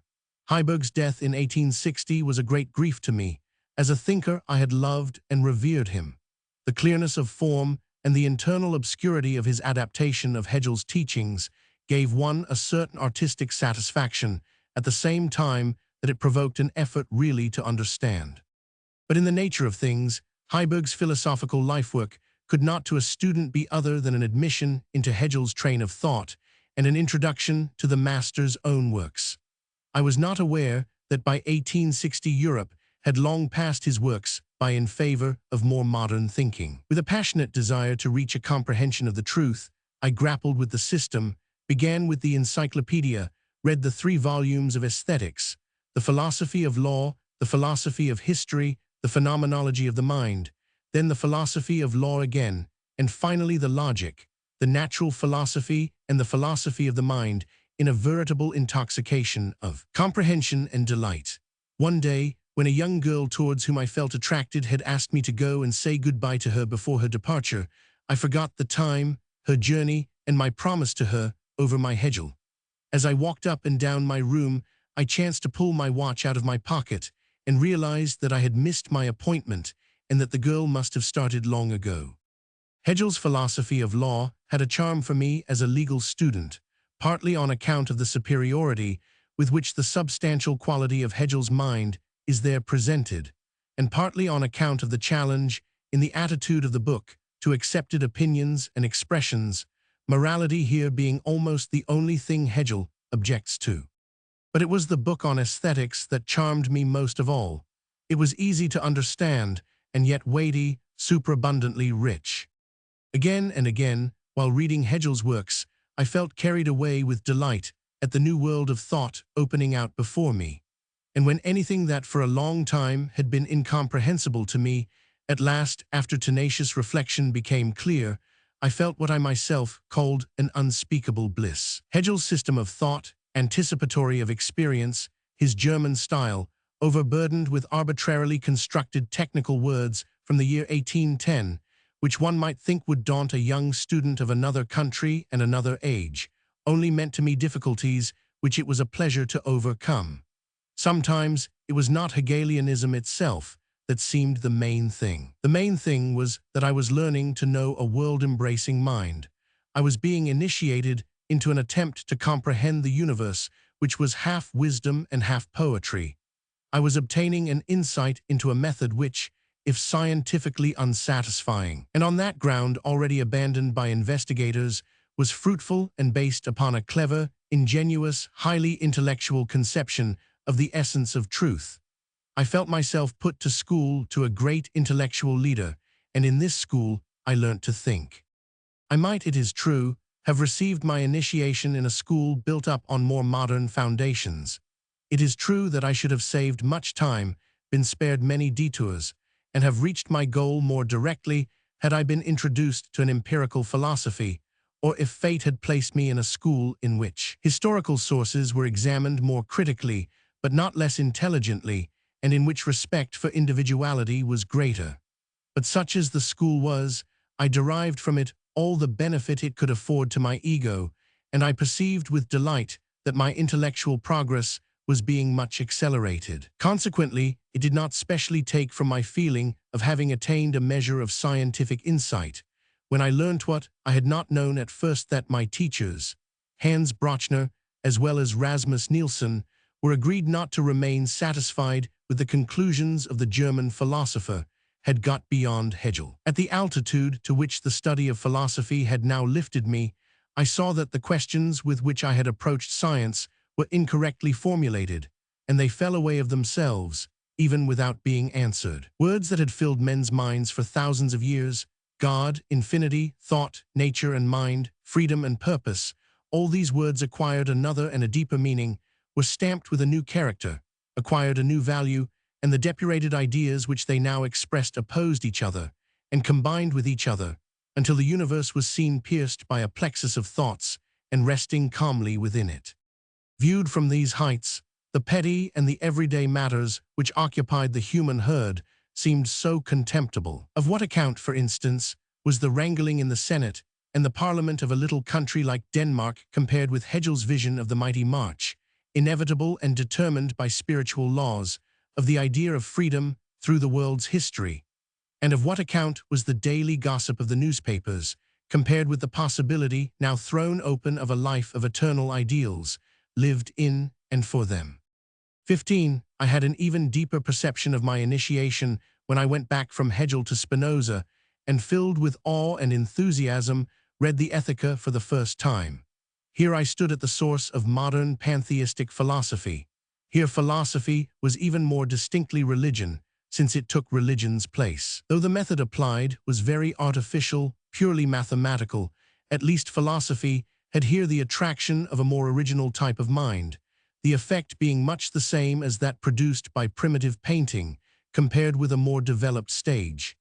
His very expression, God or nature, had a fascinating mysticism about it. The chapter in the book, which is devoted to the natural history of passions, surprised and enriched one by its simple, but profound, explanation of the conditions of the human soul. And although his fight against superstition's views of life is conducted with a keenness that scouts discussion, whereas in modern philosophy the contention is merely implied, it seemed as though his thoughts traveled along less stormy paths. In Hegel it had been exclusively the comprehensiveness of the thoughts and the mode of the thought's procedure that held my attention. With Spinoza it was different. It was his personality that attracted, the great man in him, one of the greatest that history has known. With him a new type had made its entrance into the world's history. He was the calm thinker, looking down from above on this earthly life, reminding one, by the purity and strength of his character, of Jesus, but a contrast to Jesus, inasmuch as he was a worshipper of nature and necessity and a pantheist. His teaching was the basis of the faith of the new age. He was a saint and a heathen, seditious and pious at the same time. 16. Still, while I was in this way, making a purely mental endeavor to penetrate into as many intellectual domains as I could, and to become master of one subject after another, I was very far from being at peace with regard to my intellectual acquisitions, or from feeling myself in incontestable possession of them. While I was satisfying my desire for insight or knowledge, and by glimpses felt my supremest happiness in the delight of comprehension, an ever more violent struggle was going on in my emotions.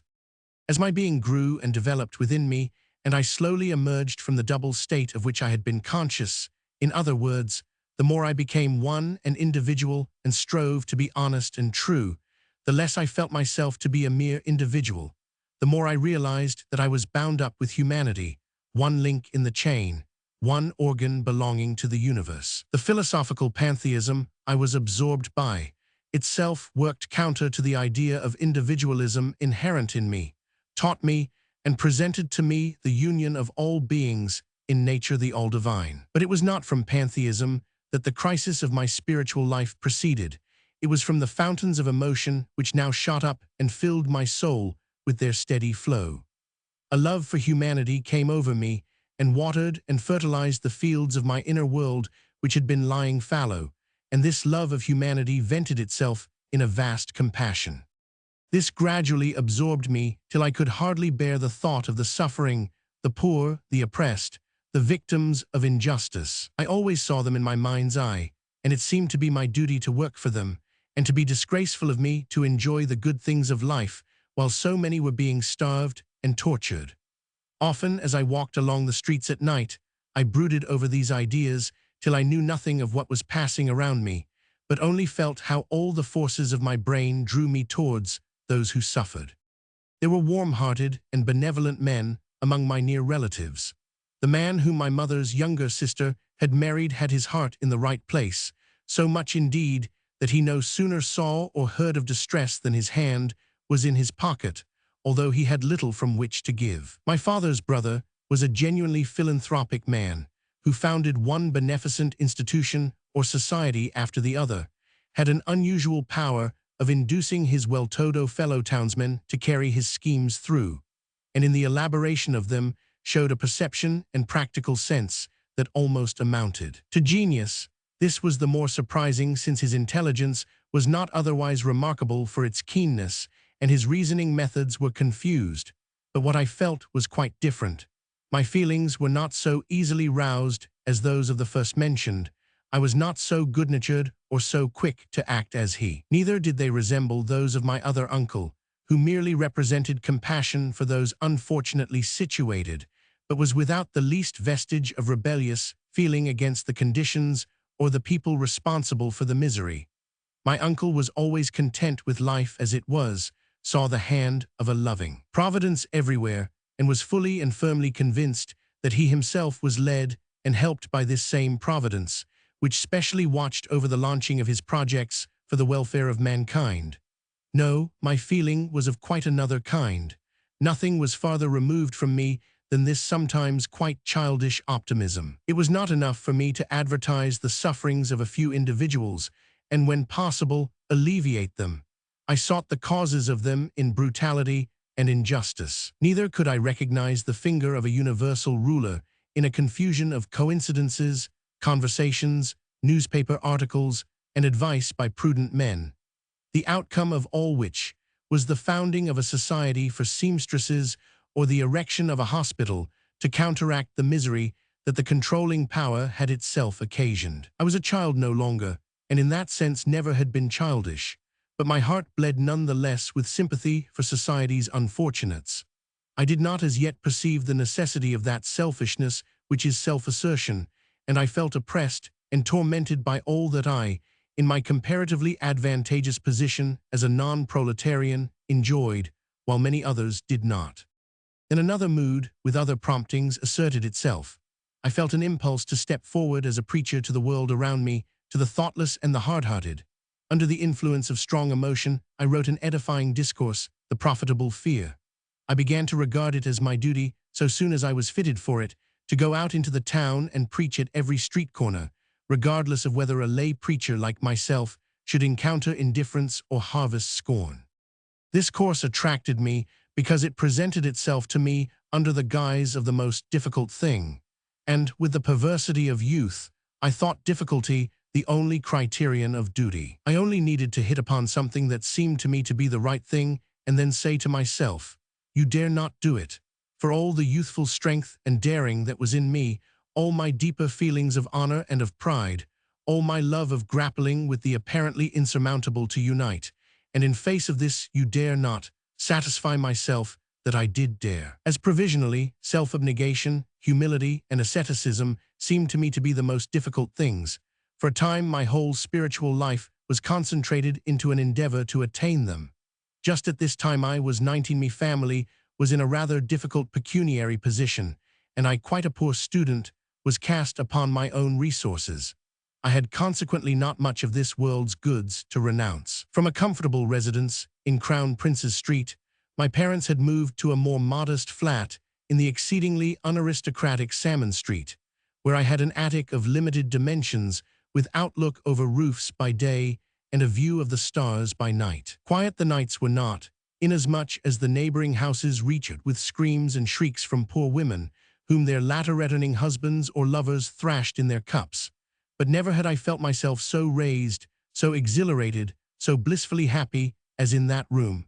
My days slipped by in ecstasy. I felt myself consecrated a combatant in the service of the highest. I used to test my body, in order to get it wholly under my control, ate as little as possible, slept as little as possible, lay many a night outside my bed on the bare floor, gradually to make myself as hardy as I required to be. I tried to crush the youthful sensuality that was awakening in me, and by degrees acquired complete mastery over myself, so that I could be what I wished to be, a strong and willing instrument in the fight for the victory of truth. And I plunged afresh into study with a passion and a delight that prevented my perceiving any lack, but month after month carried me along, increasing in knowledge and in mental power, growing from day to day. 17. This frame of mind, however, was crossed by another. The religious transformation in my mind could not remain clear and unmudded, placed as I was in a society furrowed through and through by different religious currents, issued as I was from the European races that for thousands of years had been plowed by religious ideas. All the atavism, all the spectral repetition of the thoughts and ideas of the past that can lie dormant in the mind of the individual, leaped to the reinforcement of the harrowing religious impressions which came to me from without. It was not the attitude of my friends that impressed me.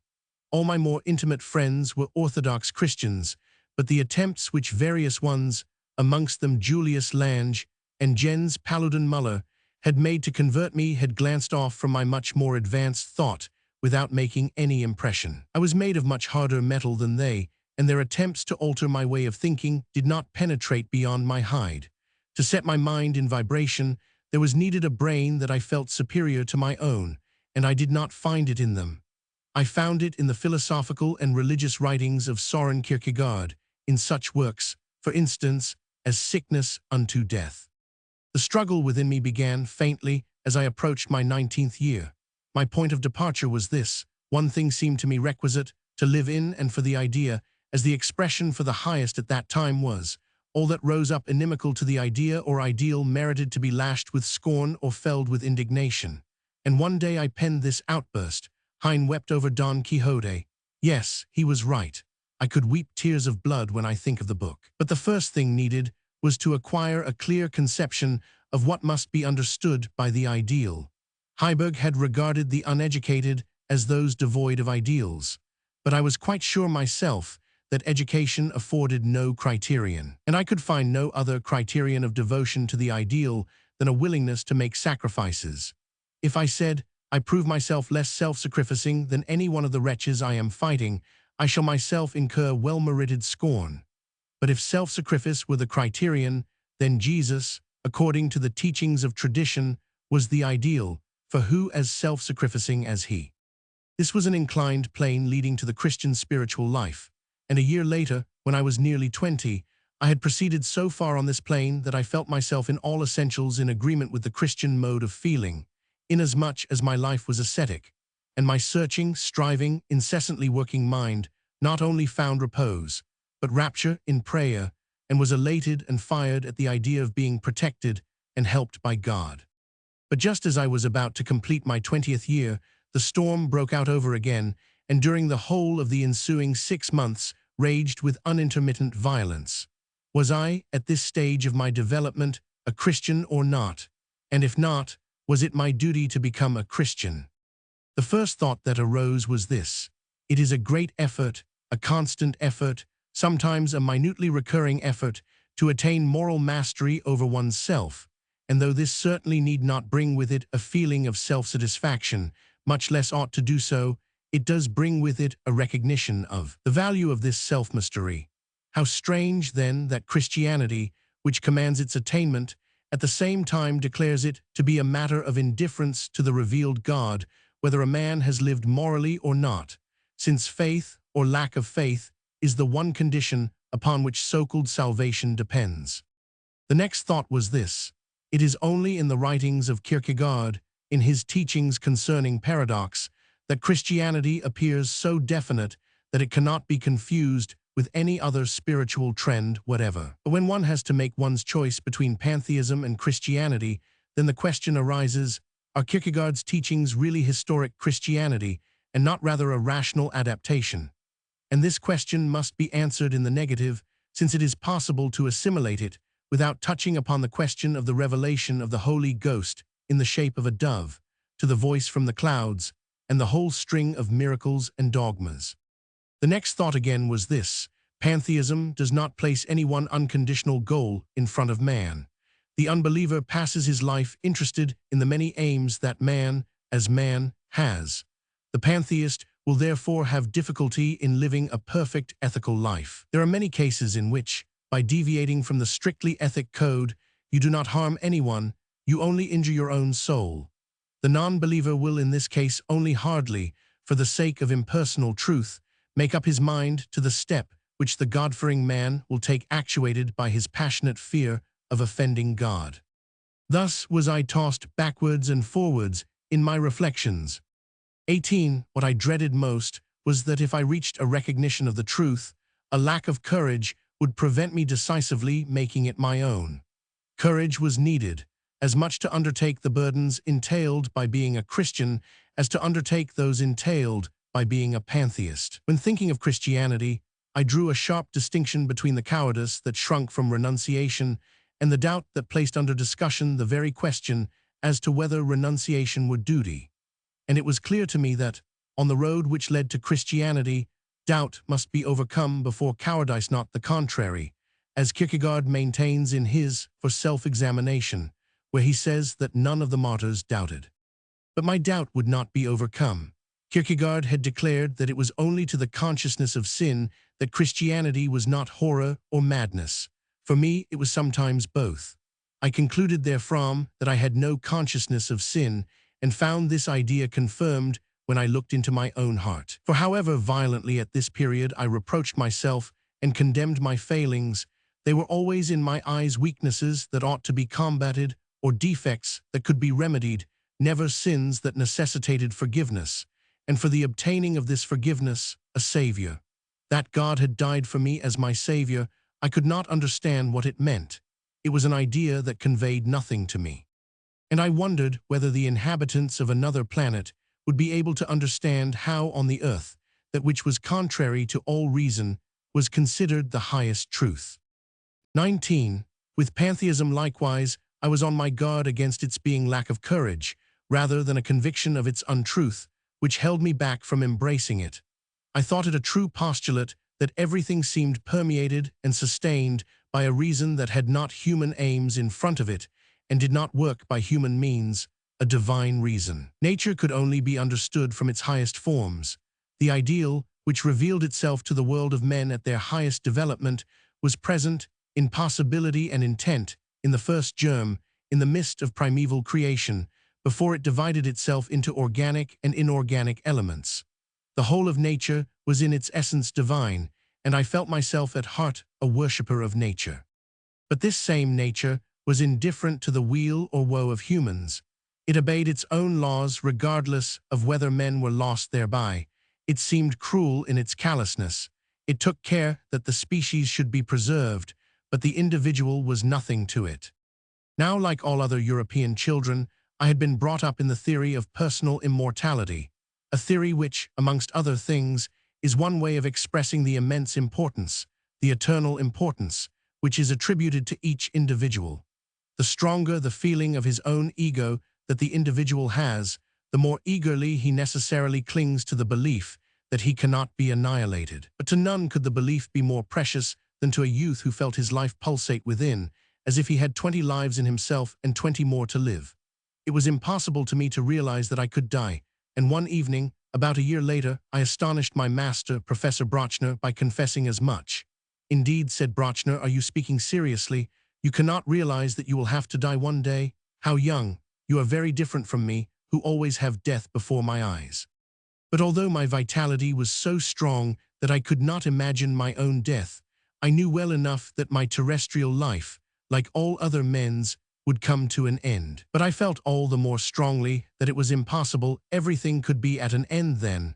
Death could not be a termination. It could only, as the religions preached and as 18th-century deism taught, be a moment of transition to a new and fuller existence. In reward and punishment after death I could not believe. Those were medieval conceptions that I had long outgrown. But the dream of immortality I could not let go, and I endeavored to hold it fast by virtue of the doctrine of the impossibility of anything disappearing. The quantity of matter always remained the same. Energy survived every transformation. Still, I realized that this could not satisfy one, as far as the form which we term individuality was concerned. What satisfaction was it to Alexander that his dust should stop a bunghole, or to Shakespeare that Romeo and Juliet were acted in Chicago? So I took refuge in parallels and images. Who could tell whether the soul, which on earth had been blind to the nature of the other life, did not, in death, undergo the operation which opened its eyes? Who could tell whether death were not, as Sibbern had suggested, to be compared with a birth? Just as the unborn life in its mother's womb would, if it were conscious, believe that the revolution of birth meant annihilation, whereas it was for the first time awakening to a new and infinitely richer life, so it was perhaps for the soul in the dreaded moment of death. But when I placed before my master these comparisons and the hopes I built upon them, they were swept away as meaningless. He pointed out simply that nothing went to prove a continuation of personality after death, while on the contrary everything argued against it, and to this I could not refuse my assent. Then I understood that in what I called pantheism, the immortality of the individual had no place, and a slow, internal struggle commenced for renunciation of the importance and value of the individual. I had many a conversation on this point with my teacher, a man tired of life and thoroughly resigned. He always maintained that the desire of the individual for a continuation of personality was nothing but the outcome of vanity. He would very often put the question in a comical light. He related the following anecdote. In summer evenings, he used to go for a walk along the Philosopher's Avenue, now West Rampart Street. Here he had frequently met, sitting on their benches, 4 or 5 old gentlemen who took their evening ramble at the same time. By degrees, they made each other's acquaintance and got into conversation with one another. It turned out that the old gentlemen were candle makers who had retired from business and now had considerable difficulty in passing their time away. In reality, they were always bored, and they yawned incessantly. These men had one theme only, to which they always recurred with enthusiasm: their hope in personal immortality for all eternity. And it amused Brochner that they, who in this life did not know how to kill so much as one Sunday evening, should be so passionately anxious to have a whole eternity to fill up. His pupil then caught a glimpse himself of the grotesqueness of wishing to endure for millions of centuries, which time even then was nothing in comparison with eternity. 20. But in spite of it all, it was a hard saying that in the pantheistic view of life, the absorption of the individual into the great whole took the place of the continued personal existence, which was desired by the ego. But what frightened me even more was that the divine all was not to be moved or diverted by prayer. But pray I had too. From my earliest childhood, I had been accustomed, in anxiety or necessity, to turn my thoughts towards a higher power, first forming my needs and wishes into words, and then later, without words, concentrating myself in worship. It was a need inherited from many hundreds of generations of forefathers, this need of invoking help and comfort. Nomads of the plains, Bedouins of the desert, ironclad warriors, pious priests, roving sailors, traveling merchants, the citizen of the town and the peasant in the country, all had prayed for centuries, and from the very dawn of time. The women, the hundreds, and hundreds of women from whom I was descended, had centered all their being in prayer. It was terrible, never to be able to pray again, never to be able to fold one's hands, never to raise one's eyes above, but to live, shut in overhead, alone in the universe. If there were no eye in heaven that watched over the individual, no ear that understood his plaint, no hand that protected him in danger, then he was placed, as it were, on a desolate steppe where the wolves were howling. And in alarm, I tried once more the path towards religious quietude that I had recently deemed impracticable, until the fight within me calmed again, and in renunciation I forced my emotion to bow to what my reason had acknowledged as the truth. Adolescence. Julius Lange, a new master in adaptation to the Lowther University Prize competition and interview, with the judges' meeting of Scandinavian students, the Paludan Mullers, Bjornstjerne Bjornsson, Magdalene Thorsen, the gold medal, the death of King Frederick Roman VII, the political situation, my Master of Arts examination war admissus, cum laude precipua academical attention lecturing music naturae, walking Turin print philosophical life, in Denmark death of Ludwig David Stockholm. One among my many good comrades, there was one, Julius Lange, with whom comradeship had developed into friendship, and this friendship again assumed a passionate character. We were the two who, of them all, were most exactly suited to one another, completed one another. Fundamentally different though we were, we could always teach each other something. We grew indispensable to one another. For years there seldom a day went by that we did not meet. The association with his junior cannot possibly have given Julius Lange a delight corresponding to that which his society gave me. Intellectually equal, we were of temperaments diametrically opposed, having the same love of art and the same enthusiasm for art, save that the one cared more for its pictorial and the other for its literary expression. We were of mutual assistance to one another in the interchange of thoughts and information. Entirely at variance in our attitude towards religious tradition, in our frequent collisions, we were both perpetually being challenged to a critical inspection of our intellectual furniture. but I was the one who did the worshipping. When Julius Lange, on December 17, 1861, after having twice been to see me and found me out, the third time met with me and informed me, "I have received an invitation to go to Italy on Saturday and be away 5 months," was, though surprised, exceedingly glad for my friend's sake. But at the same time, I felt as if I had received a blow in the face. What would become of me, not only during the interval, but afterwards? Who could say whether Lange would ever come back, or whether he would not come back changed? How should I be able to endure my life? I should have to work tremendously hard to be able to bear the loss of him. I could hardly understand how I should be able to exist when I could no longer, evening after evening, slip up to my friend's little room to sit there in calm, quiet contentment, seeing pictures and exchanging thoughts. It was as though a nerve had been cut. I only then realized that I had never loved any man so much. I had had 4 eyes, now I had only 2 again. I had had 2 brains, now I had only 1. In my heart, I had felt the happiness of 2 human beings, now only the melancholy of one was left behind. There was not a painting, a drawing, a statue, or a bas-relief in the galleries and museums of Copenhagen that we had not studied together and compared our impressions of. We had been to Thorwaldson's museum together.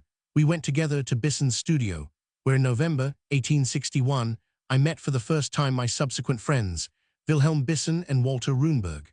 The memory of Julius Lange was associated in my mind with every picture of Habermas, Doubles or Rystil, Rembrandt or Rubens, every reproduction of Italian Renaissance art, every photograph of church or castle. And I myself loved pictures even more ardently than poetry. I was fond of comparing my relations with literature to affection for a being of the same sex, my passion for pictures to the stormy passion of a youth for a woman. It is true that I knew much less about art than about poetry, but that made no difference. I worshipped my favorite artists with a more impetuous enthusiasm than any of my favorite authors. And this affection for pictures and statuary was a link between my friend and myself. When we were sitting in my room together, and another visitor happened to be there, I positively suffered over the sacrifice of an hour's enjoyment, and when Lange got up to go, I felt as though a window had been slammed to, and the fresh air shut out. I had for a long time pursued my non-juridic studies as well as I could without the assistance of a teacher, but I had felt the want of one. And when a newly appointed docent at the university, Professor H. Brochner, offered instruction in the study of philosophy to any who cared to present themselves at his house at certain hours, I had felt strongly tempted to take advantage of his offer. I hesitated for some time, for I was unwilling to give up the least portion of my precious freedom. I enjoyed my retirement, the mystery of my modest life of study, but on the other hand, I could not grapple with Plato and Aristotle without the hints of a competent guide as to the why and wherefore. I was greatly excited. I had heard Professor Brochner speak on psychology, but his diction was handled with such painful care, was so monotonous and sounded so strange that it could not fail to alarm. It was only the professor's distinguished and handsome face that attracted me, and in particular his large, sorrowful eyes with their beautiful expression in which one read a life of deep research and tears. Now I determined to venture up to Brochner, but I had not the courage to mention it to my mother beforehand, for fear speaking of it should frighten me from my resolution, so uneasy did I feel about the step I was taking. When the day which I had fixed upon for the attempt arrived, it was the 2nd of September, 1861, I walked up and down in front of the house several times before I could make up my mind to go upstairs. I tried to calculate beforehand what the professor would say and what it would be best for me to reply interminably. The tall, handsome man with the appearance of a Spanish knight opened the door himself and received the young fellow who was soon to become his most intimate pupil very kindly. To my amazement, as soon as he heard my name, he knew which school I had come from and also that I had recently become a student. He vigorously dissuaded me from going through a course of Plato and Aristotle, saying it would be too great a strain, said, or implied, that I should be spared the difficult path he had himself traversed, and sketched out a plan of study of more modern philosophy and aesthetics. His manner inspired confidence and left behind it the main impression that he wished to save the beginner all useless exertion. All the same, with my youthful energy, I felt, as I went home, a shade disappointed that I was not to begin the history of philosophy from the beginning.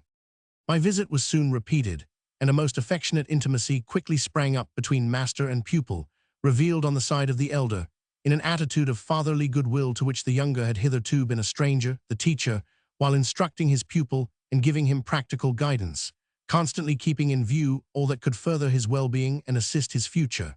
My attitude was one of reverence and affection, and of profound gratitude for the care of which I was the object.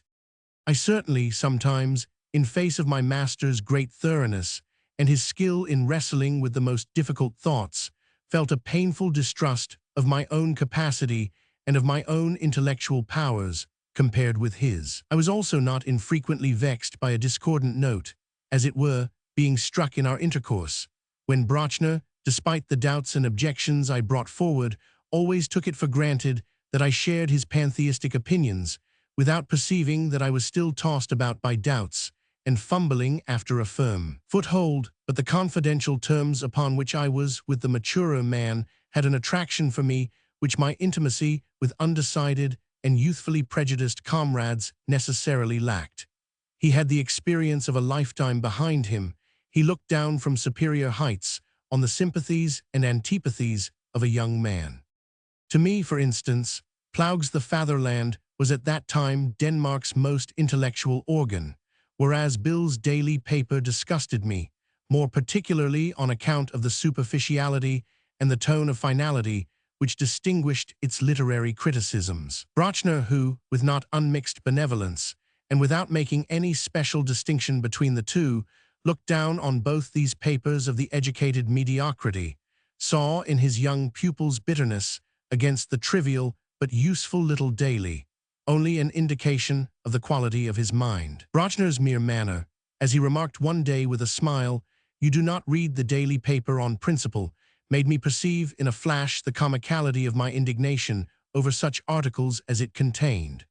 My horizon was still sufficiently circumscribed for me to suppose that the state of affairs in Copenhagen was, in and of itself, of importance. I myself regarded my horizon as wide.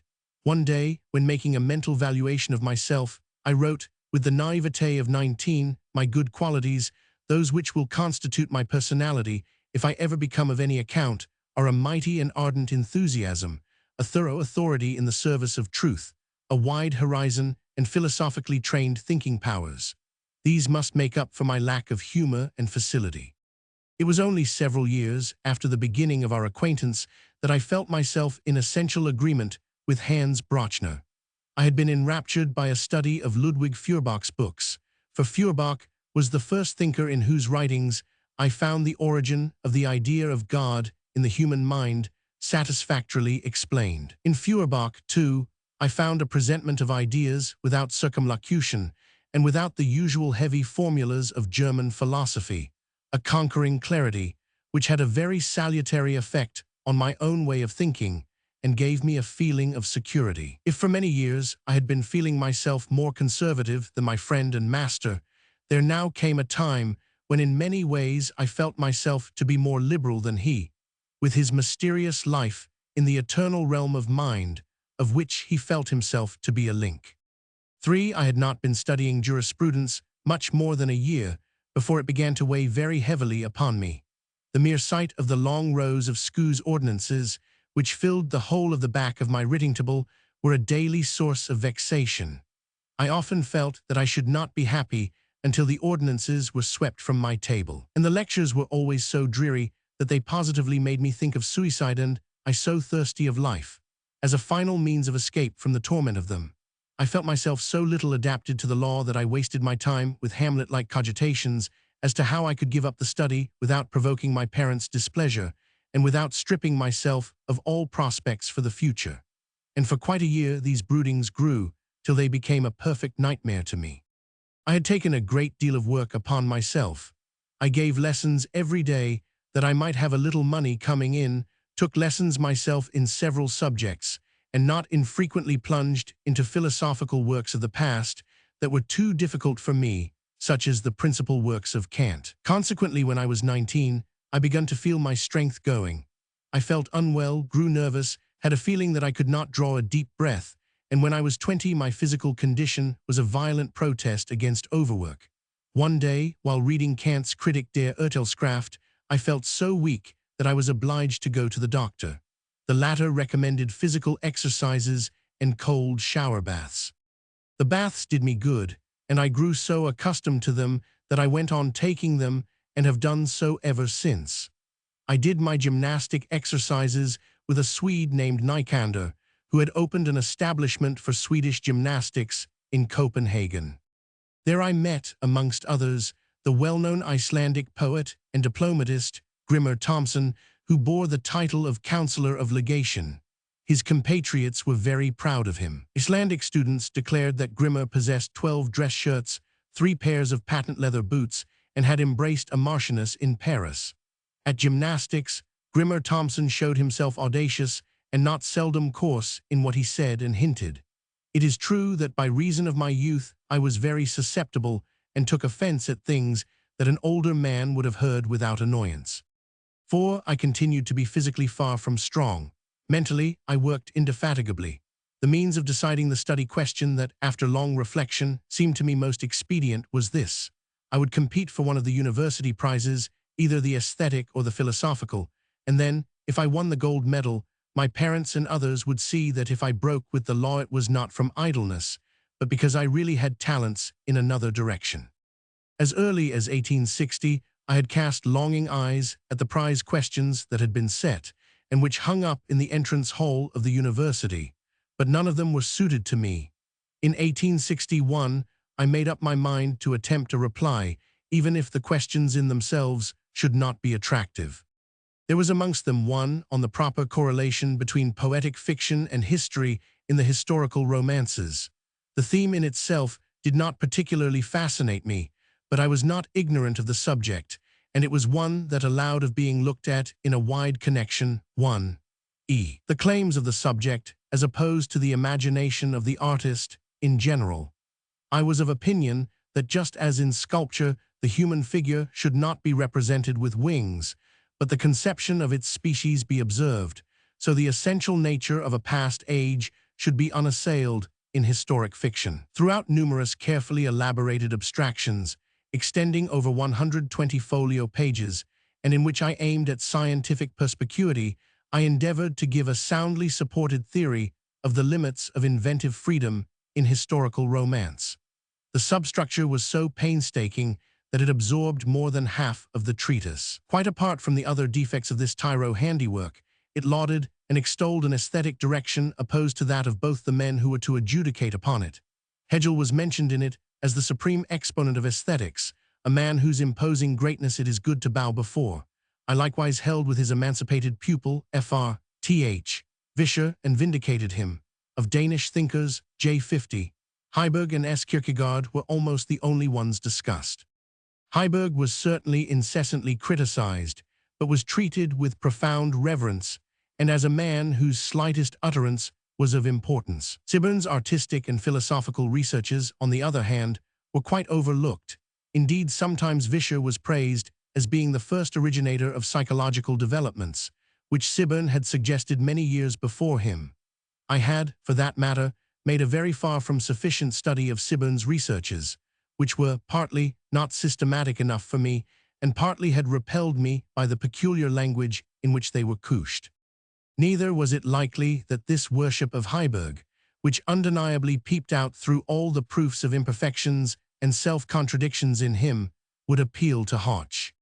When I add that the work was youthfully doctrinaire, in language not fresh, and that in its skeleton-like thinness it positively tottered under the weight of its definitions, it is no wonder that it did not win the prize. The verdict passed upon it was to the effect that the treatise was thorough in its way, and that it would have been awarded the prize had the question asked been that of determining the correlation between history and fiction in general, but that under the circumstances it dwelt too cursorily on romance, and was only deemed deserving of a very honorable mention. Favorable as this result was, it was nevertheless a blow to me, who had made my plans for the following years dependent on whether I won the prize or not. Julius Lange, who knocked at my door one evening to tell me the result, was the witness of my disappointment. "I can understand," he said, "that you should exclaim, 'Oleum et operam perdidi,' but you must not give up hope for so little. It is a good thing that you prohibited the opening of the paper giving your name in the event of the paper not winning the prize, for no one will trouble their heads about the flattering criticism, and an honorable mention would only harm you in people's eyes. It would stamp you with the mark of mediocrity." 5. The anonymous recipient of the honorable mention nevertheless determined to call upon his judges, make their acquaintance, and let them know who he was. I went first to Hoch, who resided at that time at Fredericksburg Castle in light and lofty rooms. Hoch appeared exaggeratedly obliging, the old man of 70, and overpaying me, young man as I was, one compliment after the other. The treatise was extraordinarily good. They had been very sorry not to give me the prize, but I was not to bear them any ill will for that. They had acted as their consciences dictated. In 18 months, I should be ready to take my magister examination. The old poet thought he might venture to prophesy that I should do well. He was surprised at his visitor's youth, could hardly understand how at my age I could have read and thought so much, and gave me advice as to the continuation of my studies. Sibbern was as cordial as Hoch had been polite and cautious. It was very funny that, whereas Hoch remarked that he himself had wished to give me the prize with an although in the criticism, but that Sibbern had been against it, Sibbern declared exactly the reverse. In spite of all its faults, he had wanted to award the medal, but Hoch had expressed himself adverse. Apparently they had misunderstood one another, but in any case the result was just, so there was nothing to complain of. Sibbern went into the details of the treatise and was stricter than Hoch. He regretted that the main section of the argument was deficient, the premises were too prolix. He advised a more historic, less philosophical study of literature and art. He was pleased to hear of the intimate terms I was on with Brochner, whereas Hoch would have preferred my being associated with Rasmus Nielsen, whom he jestingly designated a regular brown-bread nature. When the treatise was given back to me, I found it full of apt and instructive marginal notes from Sibbern's hand. Little as I had gained by my unsuccessful attempt to win this prize, and unequivocally as my conversation with the practical Sibbern had proved to me that a post as master in my mother tongue at a grammar school was all that the magister degree in aesthetics was likely to bring me, whereas from my childhood I had made up my mind that I would never be a master in a school. This conversation nevertheless ripened my determination to give up my law studies, but of course only when by successfully competing for the prize the next year I had satisfactorily proved my still questionable ability. 6. The meeting of Scandinavian students at Copenhagen in June 1862 taught me what it meant to be a Scandinavian. Like all the other undergraduates, I was Scandinavian at heart, and the arrangements of the meeting were well calculated to stir the emotions of youth. Although an insignificant Danish student, I did not take part in the expedition to North Zealand specially arranged for our guests. Consequently, neither was present at the luncheon given by Frederick Roman VII to the students at Fredensborg, which was interrupted by a heavy shower. I was nevertheless deeply impressed by the meeting. It was a fine sight to behold the students from the 3 other Scandinavian universities come sailing across the Sound from Malmö to Copenhagen. The Norwegians were especially striking, tall and straight, with narrow faces under tasseled caps, like a wood of young fir trees. The national type was so marked that at first I could hardly see any difference between them. For me, there were 3 perfect moments during the festivities. The first was at the meeting of all the students in the Square of Our Lady, after the arrival of the visitors, when the scholars of the Metropolitan School, crowding the windows of the building, greeted them with a shout of delight. There was such a freshness, such a childish enthusiasm about it, that some of us had wet eyes. It was as though the still distant future were acclaiming the young ones now advancing to the assault and promising them sympathy and conquest. The second was when the 4 new flags embroidered by Danish ladies for the students were consecrated and handed over. Clausen's speech was full of grandeur and addressed, not to the recipients, but to the flags as living beings. Thou wilt cross the Baltic to the sanctuary at Uppsala. Thou wilt cross the Kattegat to the land of rocks, and the address to each of the flags concluded, Fortune and honor attend thee. The evening after the consecration of the flags, there was a special performance at the Royal Theatre for the members of the meeting, at which Heiberg, radiant as she always was, and saluted with well-merited enthusiasm, played Sophie in the vaudeville No, with a rosette of the Scandinavian colors at her waist. Then it was that Paludan Muller's prologue, recited by our idolized actor Michael Weeh, caused me the third thrilling moment. Listening to the words of the poet from a bad place in the gallery, I was hardly the only one who felt strangely stirred, as Weeh, letting his eyes roam round the theatre, said, "Oh, that the young of the North might one day worthily play their part, oh, that each one might do his best for the party he has chosen, that never there be lack of industry, fidelity, strength, and talents. And may he firm step forth, the mighty genius, mayhap known only to the secret power within him. Seated amongst us now, the mighty genius, who, as fate hath willed it, is to play the mighty part and do the mighty things." Involuntarily, we looked round, seeking for the one to whom the poet's summons referred. The general spirit of this meeting has been called flat in comparison with that pervading former meetings. It did not strike the younger participants so. A breath of Scandinavianism swept over every heart. One felt borne along on a historic stream. It seemed like a bad dream that the peoples of the North had for so many centuries demolished and laid waste each other, tapped one another for blood and gold, rendered it impossible for the North to assert herself and spread her influence in Europe.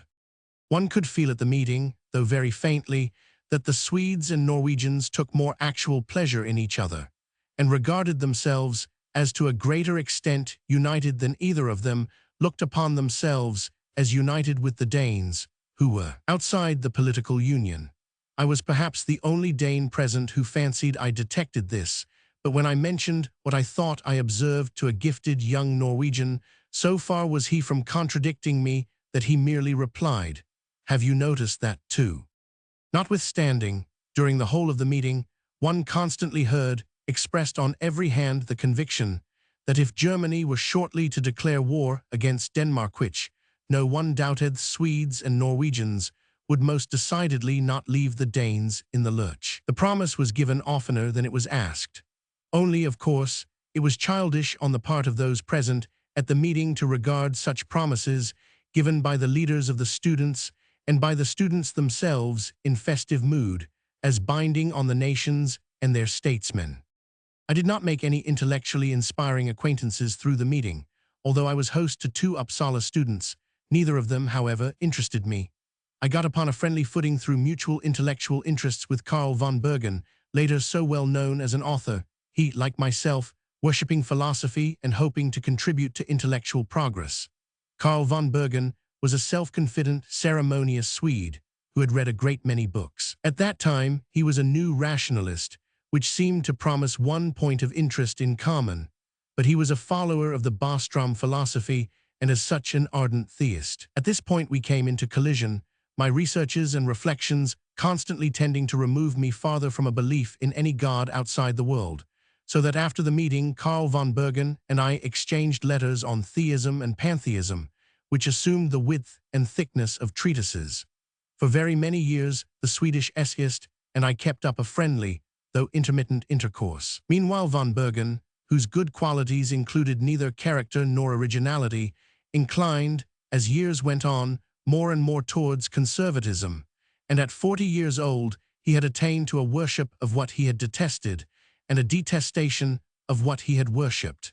His vanity simultaneously assumed extraordinary proportions. In a popular encyclopedia, which he took over when the letter B was to be dealt with, and curiously enough disposed of shortly afterwards, von Bergen was treated no less in detail than Buonaparte.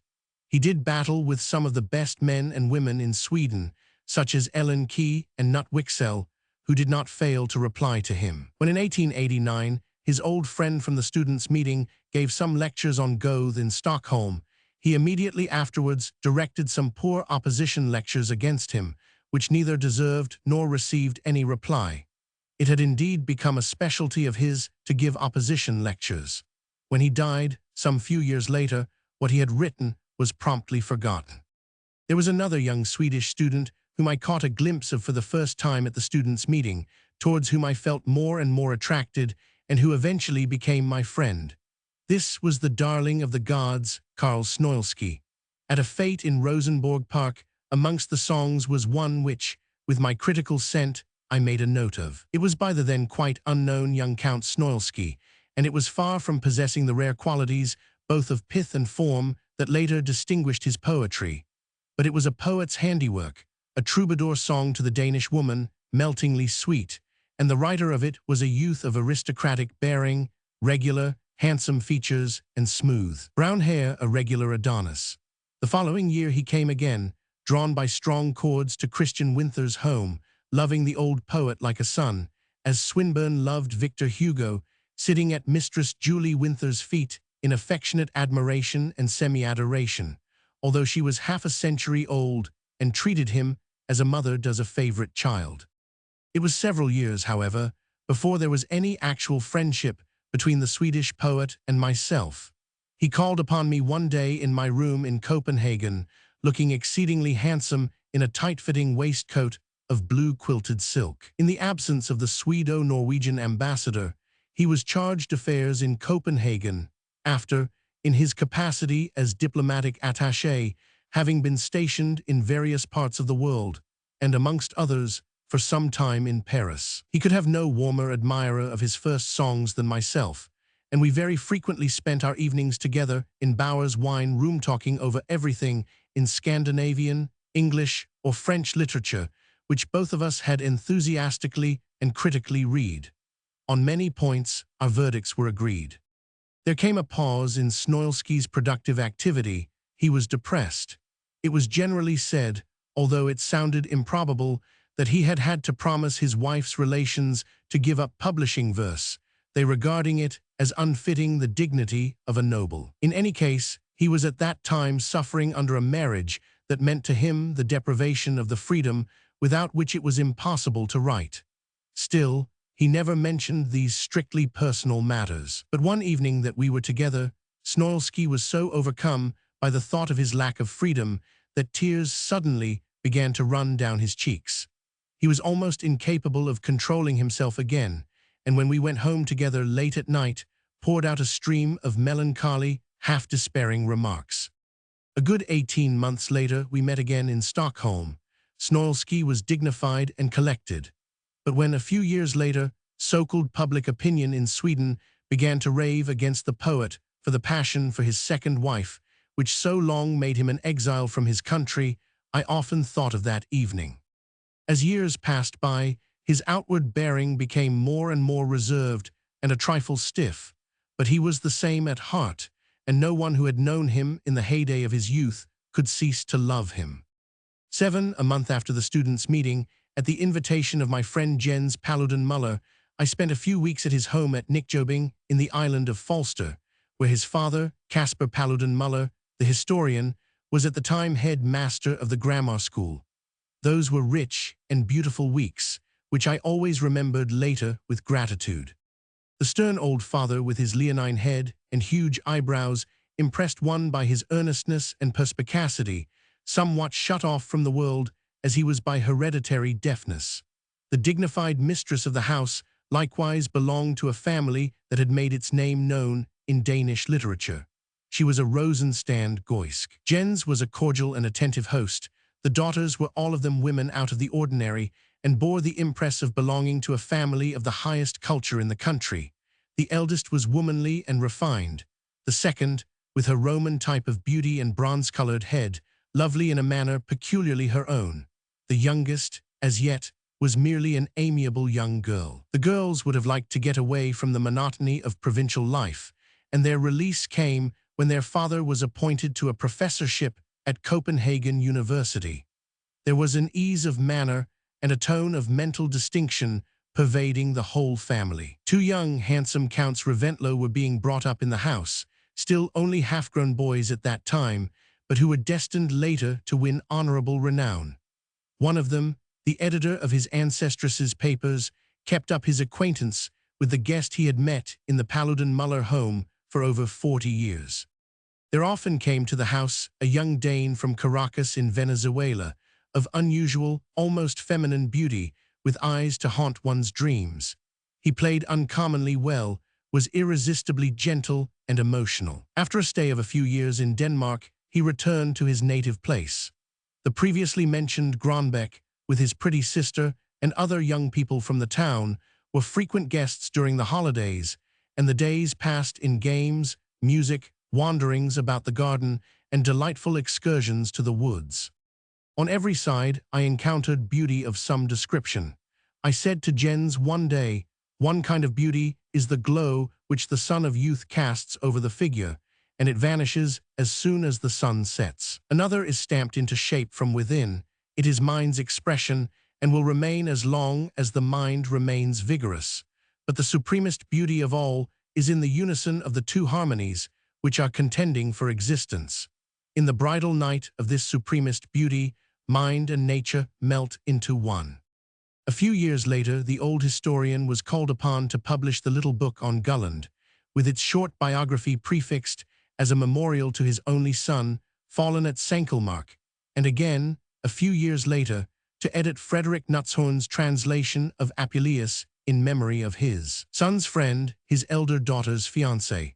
During the preparation of these two little books, our relations became more intimate, and our friendship continued unbroken until in the month of February 1872, a remark in one of my defensive articles caused him to take up his pen against me. My remark was to the effect that there were men of the same opinions as myself, even among the priests of the established church. Caspar Paludan Muller declared it my public duty to mention of whom I was thinking at the time, since such a traitor was not to be tolerated in the lap of the church. As I very naturally did not wish to play the part of informer, I incurred, by my silence, the suspicion of having spoken without foundation. The Danish man whom I had in my thoughts, and who had confided his opinions to me, was still alive at the time. This was the late Denussing, at one time priest at Mariager, a man of an extraordinarily refined and amiable disposition, secretly a convinced adherent of Ernest Renan. A Norwegian priest, who holds the same opinions, is still living. In August 1863, on a walking tour through North Esjeland, Julius Lange introduced me to his other celebrated uncle, Frederick Paludan Muller, whose summer residence was at Fredensborg. In appearance, he was of a very different type from his brother Caspar. The distinguishing mark of the one was power, of the other, nobility. For Frederick Paludan Muller, as a poet, I cherished the profoundest admiration. He belonged to the really great figures of Danish literature, and his works had so fed and formed my inmost nature that I should scarcely be the same had I not read them.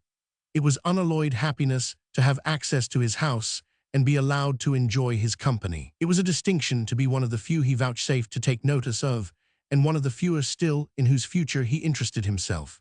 Do the young men of Denmark today, I wonder, admire creative intellects as they were admired by some few of us then? It is in so far hardly possible, since there is not at the present time any northern artist with such a hallmark of refined delicacy as Frederick Paludan Muller possessed. The young people who came to his house might have wished him a younger, handsomer wife, and thought his choice, Mistress Charite, as curiously enough, she was called, not quite worthy of the poet. Unjustly so, since he himself was perfectly satisfied with her, and was apparently wholly absorbed by a union which had had its share in isolating him from the world. His wife was even more theologically inclined than himself, and appeared anonymously without anyone having a suspicion of the fact as a religious authoress. Still, she was exceedingly kind to anyone, regardless of their private opinions, who had found favor in the poet's eyes. The dry little old lady was the only one of her sex with whom Paludan Muller was intimate. He regarded all other women, however young and beautiful, as mere works of art, but his delight in them was charming in him just because of its freedom from sense. One evening that he was giving a little banquet in honor of a Swedish lady painter named Ribbing, a woman of rare beauty, he asked her to stand by the side of the bust of the Venus of Milo, that the resemblance, which really existed between them, might be apparent. His innocent, enthusiastic delight in the likeness was most winning. 2 other celebrated personages whom I met for the first time a little later were Bjornstjerne Bjornson and Magdalene Thorsen.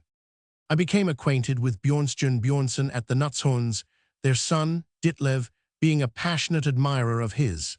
His King's Fair of 1861 had been a disappointment, but Sigurd Slemb of the following year was new and great poetry and fascinated young people's minds. Bjornson, socially as in literature, was a strong figure, self-confident, loud-voiced, outspoken, unique in all that he said, and in the weight which he knew how to impart to all his utterances. His manner jarred a little on the more subdued Copenhagen style. The impression he produced was that of a great, broad-shouldered, and very much spoilt child. In the press, all that he wrote and did was blazoned abroad by the leading critics of the day, who had a peculiar, challenging way of praising Bjornson, although his ability was not seriously disputed by anyone. The national liberal leaders, Alfred Hage, Karl Plaug, etc., had opened their hearts and houses to him. It is said that at one time Heiberg had held back. The well-bred old man, a little shocked by the somewhat noisy ways of the young genius, is said to have expressed to his friend Krieger some scruples at inviting him to his house. To Krieger's jesting remark, "What does it matter? He is a young man, let him rub off his corners," Heiberg is credited with having replied, "Very true, let him, but not in my drawing-room. That is not a place where people may rub anything off." Heiberg's wife, on the other hand, admired him exceedingly and was undoubtedly very much fascinated by him. In a circle of younger people, Bjornson was a better talker than conversationalist. Sometimes he came out with decidedly rash expressions of opinion, conclusively dismissing a question.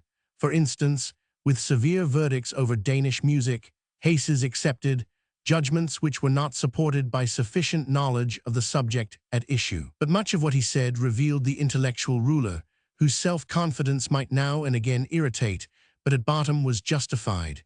He narrated exceptionally well, with picturesque adjectives, long remembered in correct Copenhagen, spoke of the yellow howl of wolves, and the like.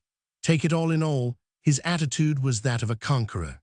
He upheld poetry that was actual and palpable, consequently had little appreciation for poetry that, like Paludan Muller's, was the perfection of thought and form, and boldly disapproved of my admiration for it.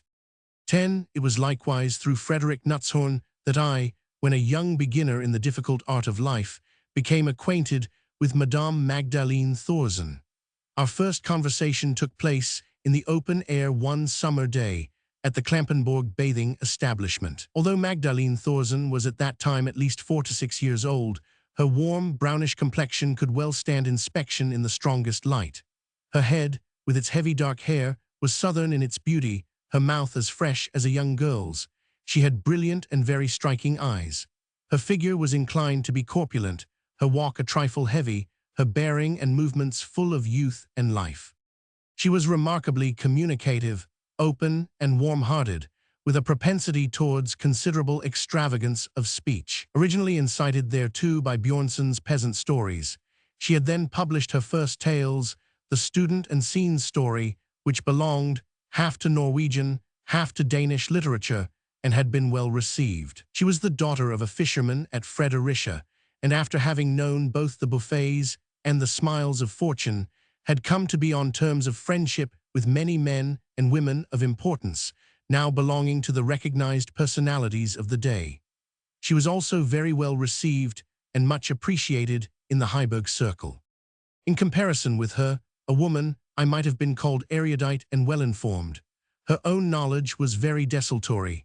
She was interested in me on account of my youth, and her warm interest attached me to her for the next 5 years, as long, that is, as she remained in Denmark. She very soon began to confide in me, and although she scarcely did so unreservedly, still, no woman, at least no mature and gifted woman, had told me so much about herself before. She was a woman who had felt strongly and thought much. She had lived a rich and eventful life, but all that had befallen her she romanticized. Her poetic tendency was towards the sublime. She was absolutely veracious, and did not really mean to adorn her tales, but partly from pride, partly from whimsicality, she saw everything, from greatest to least, through beautifully colored magnifying glasses, so that a translation of her communications into everyday language became a very difficult matter, and when an everyday occurrence was suspected. Through the narrative, the The same could not be reproduced in an everyday light, and according to an everyday standard, without wounding the narrator to the quick. For these reasons, I never ventured to include among my collected essays a little biographical sketch of her written, just as she herself had idealized its events to me, one of the first articles I had printed. She saw strong natures, rich and deep natures, in lives that were meager or unsuccessful. Again, from lack of perspicacity, she sometimes saw nothing but inefficiency in people with wide intellectual gifts. Thus, she considered that her son-in-law, Henrik Ibsen, who at that time had not become either known or celebrated, had very imperfect poetic gifts. What he writes is as flat as a drawing, she would say, or she would remark, he ought to be more than a collaborator of Kierkegaard. It was only much later that she discovered his genius. Björnson, on the other hand, she worshipped with an enthusiastic love. It was a trouble to her that just about this time he had become very cool to her. Vague feelings did not repel her, but all keen and pointed intelligence 999.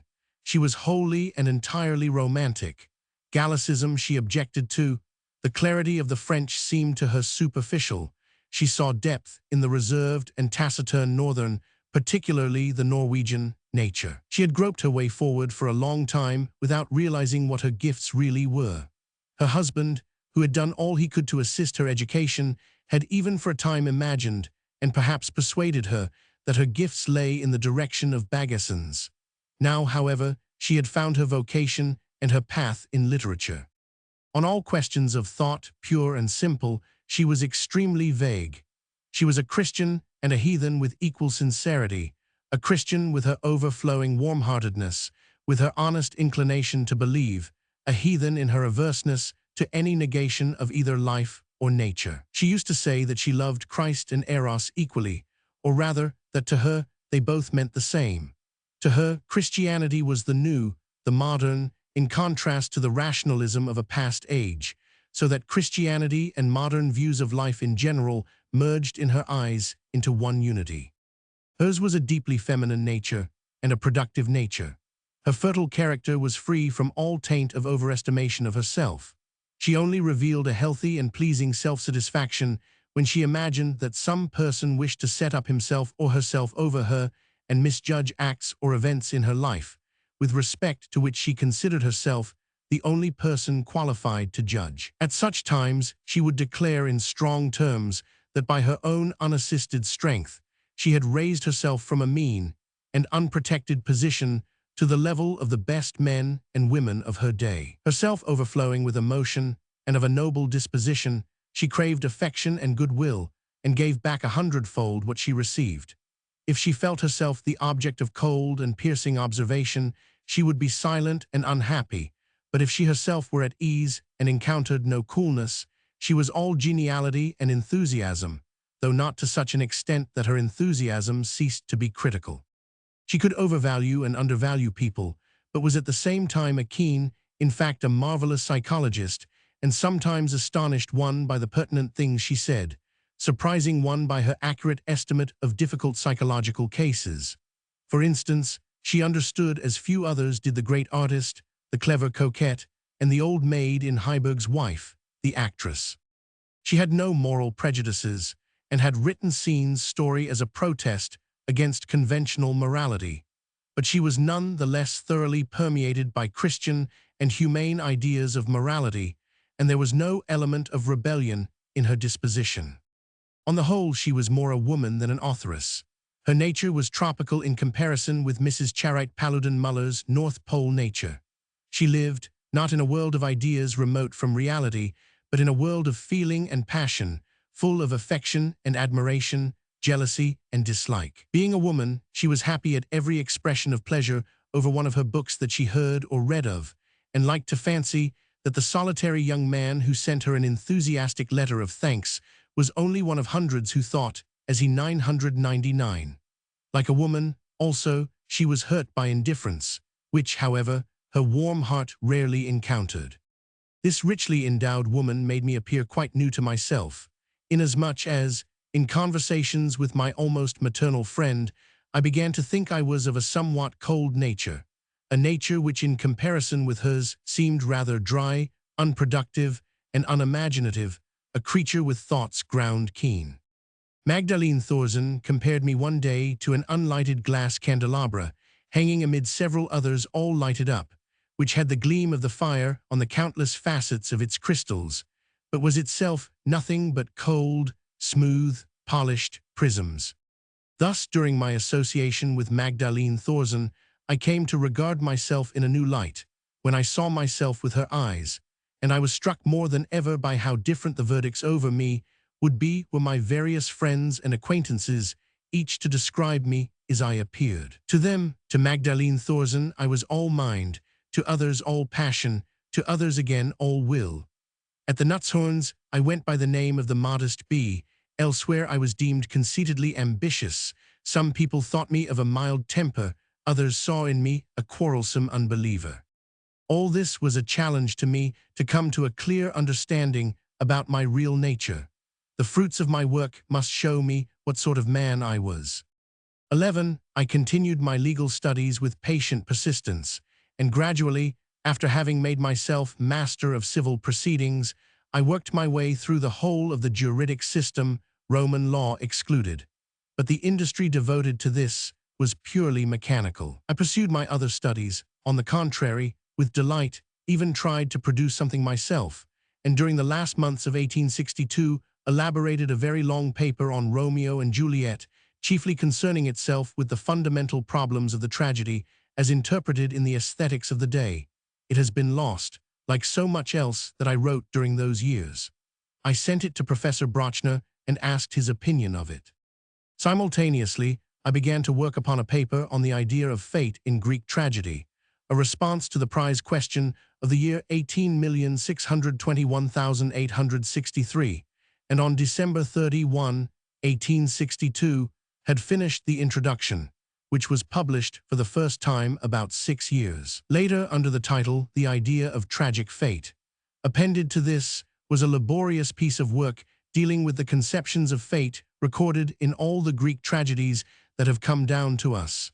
This occupied the greater part of the next 6 months.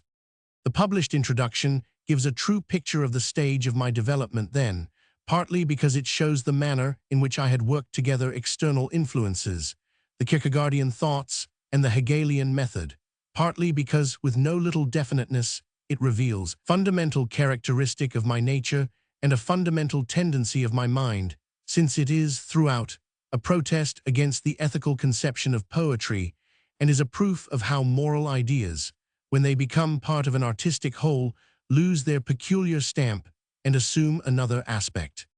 In November 1862, I joined a very large, recently started undergraduate society, which met once a fortnight at Borch's College to hear lectures and afterwards discuss them together. It numbered full 50 members, amongst them most of the men of that generation who afterwards distinguished themselves in Denmark. The later known politician, Octavius Hansen, was speaker of the meetings and even then seemed made for the post. His parliamentary bearing was unrivaled. It was not for nothing he was English on the mother's side. He looked uncommonly handsome on the platform, with his unmoved face, his beautiful eyes, and his brown beard, curled like that of Pericles in the Greek busts. He was good-humored, just, and well-informed. Of the numerous members, Wilhelm Thomsen, the philologist, was certainly the most prominent, and the only one whom I later on came to value, that is, for purely personal reasons.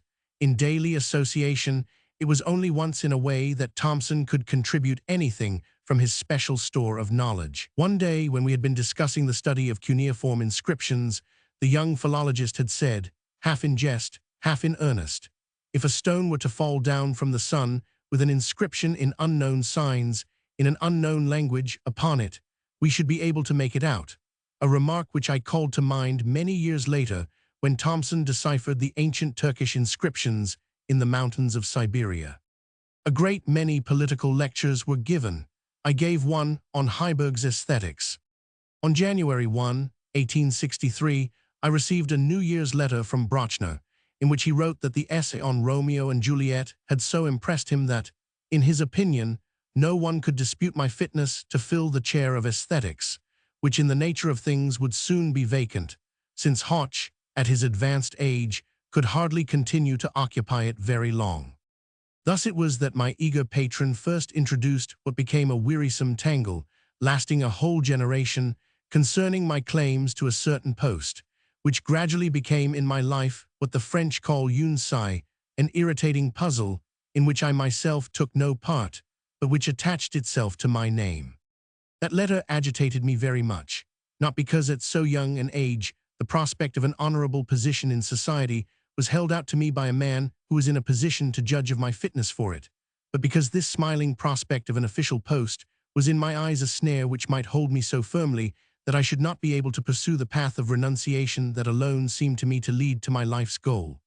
I felt myself an apostle, but an apostle and a professor were very far apart. I certainly remembered that the Apostle Paul had been a tent-maker, but I feared that, once appointed, I should lose my ideal standard of life and sink down into insipid mediocrity. If I once deviated from my path, I might not so easily find it again. It was more difficult to resign a professorship than never to accept it.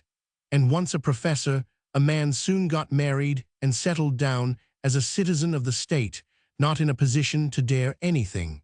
To dispose of my life at Brochner's request would be like selling my soul to the devil. So I replied briefly that I was too much attached to Hoche to be able or willing to speculate on his death.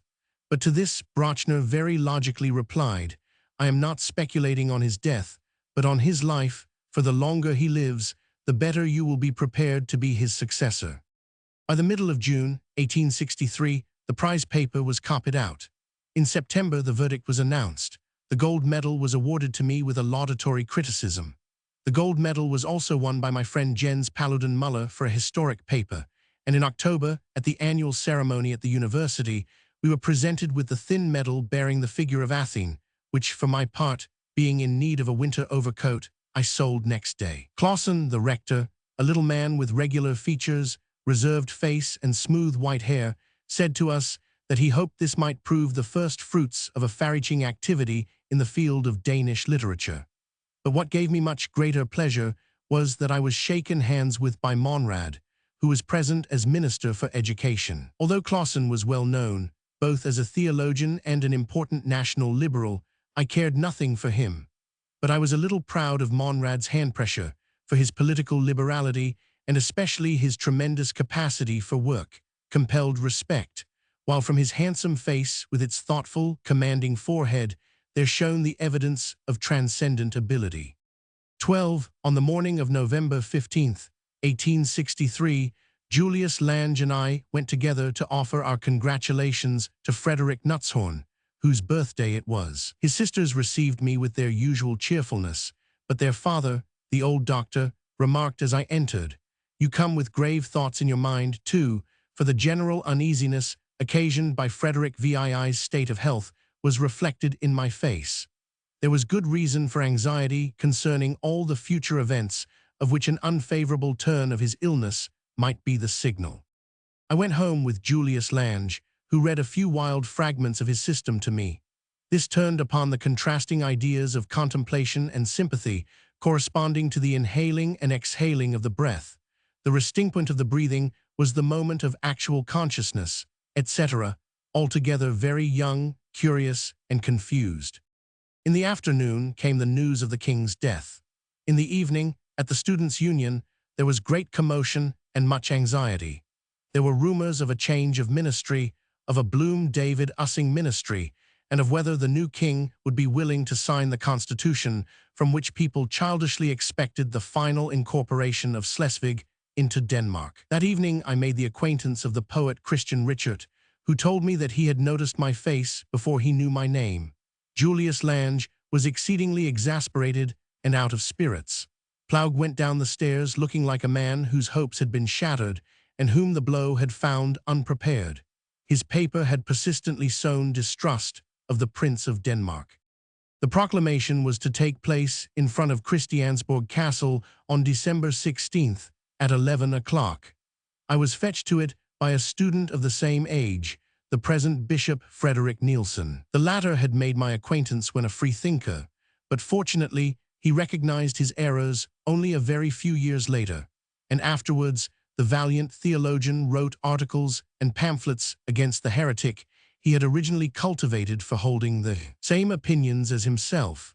There is hardly anyone in Denmark who persists in error.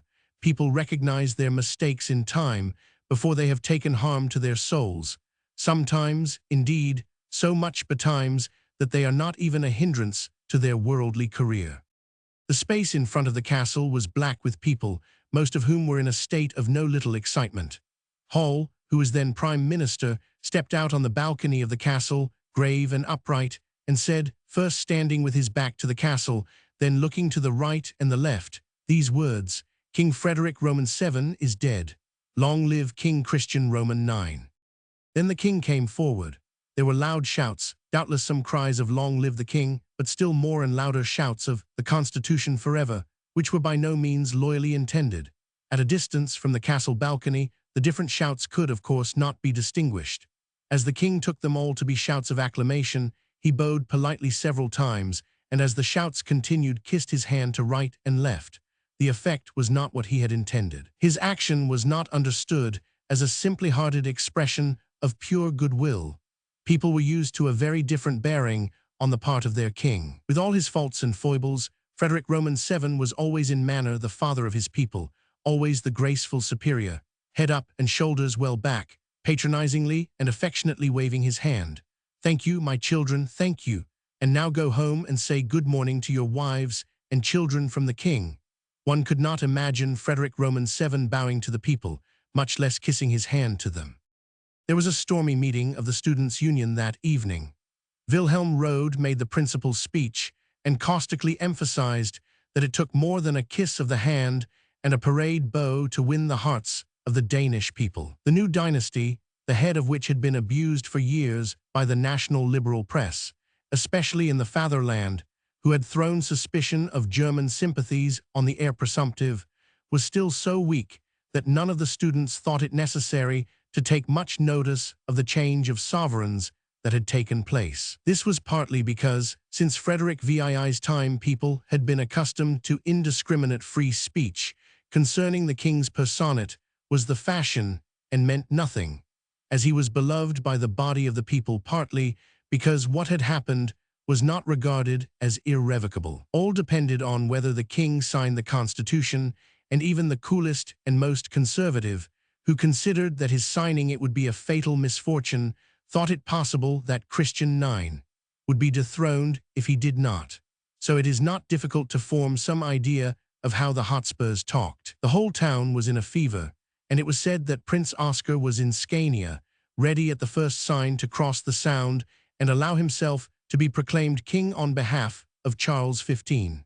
Men with Scandinavian sympathies hoped for this solution, by means of which the three kingdoms would have been united without a blow being struck. In the middle of the meeting, there arrived a message from Krone, the head of police, which was delivered verbally in this incredibly irregular form that the head of police was as good a Scandinavian as anyone, but he begged the students for their own sakes to refrain from any kind of street disturbance that would oblige him to interfere. I, who had stood on the open space in front of the castle, lost in the crowd, and in the evening at the meeting of the students, was auditor to the passionate utterances let fall there, felt my mood violently swayed, but was altogether undecided with regard to the political question, the compass of which I could not fully perceive. I felt anxious as to the attitude of foreign powers would be in the event of the signing of the Constitution. Old 100. N. David had said in his own home that if the matter should depend on him, which, however, he hoped it would not, he would not permit the signing of the Constitution, were he the only man in Denmark of that way of thinking, since by so doing we should lose our guarantee of existence and get two enemies instead of one, Russia as well as Germany. The same evening I wrote down, "It is under such circumstances as these that one realizes how difficult it is to lead a really ethical existence." I'm not farsighted enough to perceive what would be the results of that which to me seems desirable, and one cannot conscientiously mix oneself up in what one does not understand. Nevertheless, as I stood in the square in front of the castle, I was so excited that I even detected in myself an inclination to come forward as a political speaker, greenhorn though I be. 13. On the 18th of November, the fever in the town was at its height. From early in the morning, the space in front of the castle was crowded with people. Orla Lehman, a minister at the time, came out of the castle, made his way through the crowd, and shouted again and again, first to one side, then to the other. "He has signed, he has signed." He did not say, "the king." The people now endured 7 weeks of uninterrupted change and kaleidoscopic alteration of the political situation. Relations with all foreign powers, and even with Sweden and Norway, presented a different aspect to the Danish public every week. Sweden's withdrawal created a very bitter impression. The public had been induced to believe that an alliance was concluded. Then followed the pressure in Copenhagen by the emissaries of all the powers to induce the government to recall the November Constitution, then the Tsar's letter to the Duke of Augustenborg, finally the occupation of Holstein by German troops, with all the censure and disgrace that the Danish army had to endure, for Holstein was evacuated without a blow being struck, and the Duke, to the accompaniment of scorn and derision heaped on the Danes, was proclaimed in all the towns of Holstein. On Christmas Eve came tidings of the convocation of the Senate, simultaneously with a change of ministry which placed Monrad at the head of the country, and in connection with this, a rumor that all young men of 21 were to be called out at once. This last proved to be incorrect, and the minds of the young men alternated between composure at the prospect of war and an enthusiastic desire for war, and a belief that there would be no war at all. The first few days in January, building on the rumor that the last note from England had promised help in the event of the Eider being passed, people began to hope that the war might be avoided, and pinned their faith to Monrad's dictatorship. Frederick Knutzhorn, who did not believe there would be a war, started on a visit to Rome. Jens Paludan Muller, who had been called out, was quartered at Rendsburg until the German troops marched in. Julius Lange, who, as he had just become engaged, did not wish to see his work interrupted, and his future prospects delayed by the war, had gone to Islingen, where he had originally made the acquaintance of his fiancée. Under these circumstances, as a 21-year-old student who had completed his university studies, I was anxious to get my examination over as quickly as possible. At the end of 1863, I wrote to my teacher, Professor Brochner, who had promised me a short philosophical summary as a preparation for the university test. I shall sit under a conjunction of all the most unfavorable circumstances possible, since for more than a month my head has been so full of the events of the day that I have been able neither to read nor think, while the time of the examination itself promises to be still more disquiet. Still, I dare not draw back, as I should then risk which may possibly happen in any case being hindered from my examination by being called out by the conscription and perhaps come to lie in my grave as studiosus instead of candidatus magisterii, which latter looks infinitely more impressive and is more satisfying to a man as greedy of honor as your respectful and heartily affectionate, etc. 14. Shortly before, I had paid my first visit to Professor Rasmus Nielsen. He was exceedingly agreeable, recognized me, whom perhaps he remembered examining, and accorded me a whole hour's conversation. He was, as always, alert and fiery, not in the least blasé, but with a slight suggestion of charlatanism about him. His conversation was as lively and disconnected as his lectures. There was a charm in the clear glance of his green eyes, a look of genius about his face. He talked for a long time about Herbart, whose aesthetics, for that matter, he betrayed little knowledge of, then of Hegel, Heiberg, and Kierkegaard. To my intense surprise, he opened up a prospect, conflicting with the opinions he had publicly advocated, that science, when analyses had been carried far enough, might come to prove the possibility of miracles. This was an offense against my most sacred convictions. Nielsen had recently, from the cathedra, announced his renunciation of the Kierkegaard standpoint he had so long maintained in the phrase, "The Kierkegaard theory is impracticable." He had, perhaps influenced somewhat by the Queen Dowager, who about that time frequently invited him to meet Grundtvig, drawn nearer to Grundtvigian ways of thinking, as Brochner sarcastically remarked about him, "The farther from Kierkegaard, the nearer to the Queen Dowager." In the midst of my final preparations for the examination, I wrestled, as was my wont, with my attempts to come to a clear understanding over duty and life, and was startled by the indescribable irony in the word by which I was accustomed to interpret my ethically religious endeavors, Himmelspriet. Footnote, word implying one who attempts to spring up to heaven and of course falls miserably to earth again. The word, in ordinary conversation, is applied to anyone tossed in a blanket. I handed in, then, my request to be allowed to sit for my Master of Arts examination. The indefatigable Brochner had already mentioned the matter to the dean of the university, who understood the examinee's reasons for haste. But the university moved so slowly that it was some weeks before I received the special paper set me, which to my horror ran as follows: determine the correlation between the pathetic and the symbolic in general, in order by that means to elucidate the contrast between Shakespeare's tragedies and Dante's Divina Commedia, together with the possible errors into which one might fall through a one-sided preponderance of either of these two elements. This paper, which had been set by R. Nielsen, is characteristic of the purely speculative manner, indifferent to all study of history, in which aesthetics were at that time pursued in Copenhagen. It was, moreover, worded with unpardonable carelessness. It was impossible to tell from it what was to be understood by the correlation on which it was based, and which was assumed to be a given conclusion. Even so speculative a thinker as Frederick Paludan Muller called the question absolutely meaningless. It looked as though its author had imagined Shakespeare's dramas and Dante's epic were produced by a kind of artistic commingling of pathetic with symbolic elements, and as though he wished to call attention to the danger of reversing the correct proportions, for instance, by the symbolic obtaining the preponderance in tragedy or pathos in the epopee, or to the danger of exaggerating these proportions until there was too much tragic pathos or too much epic symbolism. But a scientific definition of the expressions used was altogether lacking, and I had to devote a whole chapter to the examination of the meaning of the problem proposed to me.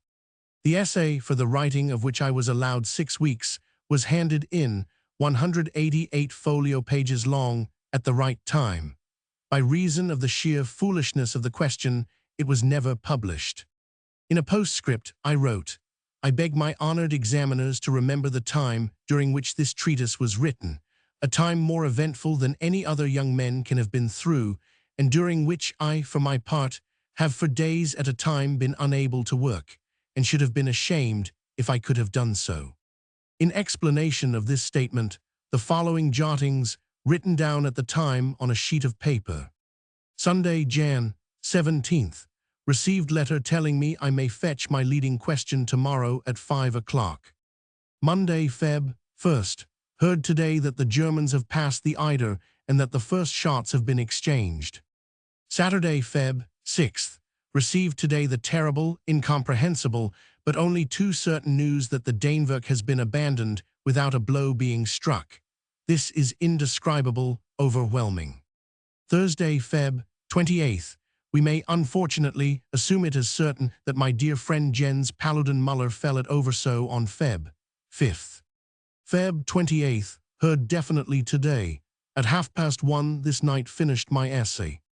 15. I thought about this time of nothing but my desire to become a competent soldier of my country. There was nothing I wanted more, but I felt physically very weak. When the first news of the battles of Midsund and Bustrup arrived, I was very strongly inclined to follow Julius Lange to the reserve officers' school. When tidings came of the abandonment of the Danewerk, my enthusiasm cooled. It was as though I foresaw how little prospect of success there was. Still, I was less melancholy than Lange at the thought of going to the war. I was single and delighted at the thought of going straight from the examination table into a camp life and from a book-mad student to become a lieutenant. I was influenced most by the prospect of seeing Lange every day at the officers' school and on the field. But my comrades explained to me that even if Lange and I came out of the school at the same time, it did not follow that we should be in the same division, and that the thing, moreover, that was wanted in an officer was entire self-dependence. They also pointed out to me the improbability of my being able to do the least good, or having the slightest likelihood in front of me of doing anything but quickly find myself in hospital. I did not really think myself that I should be able to stand the fatigue, as the pupils of the military academy went over to the army with an equipment that I could scarcely have carried. I could not possibly suppose that the conscription would select me as a private on account of my fragile build, but like all the rest, I was expecting every day a general ordering out of the fit men of my age. All this time, I worked with might and main at the development of my physical strength and accomplishments. I went every day to fencing practice, likewise to cavalry sword practice. I took lessons in the use of the bayonet, and I took part every afternoon in the shooting practices conducted by the officers with the old muzzle-loaders, which were the army weapons at the time. I was very delighted one day when Mr. Hagemeister, the fencing master, one of the many splendid old Holstein non-commissioned officers holding the rank of lieutenant, said I was a smart fencer. 16. Meanwhile, the examination was taking its course. As real curiosities, I here reproduce the questions set me. The three to be replied to in writing were: to what extent can poetry be called the ideal history? In what manner may the philosophical ideas of Spinoza and Fichte lead to a want of appreciation of the idea of beauty? In what relation does the comic stand to its limitations and its various contrasts?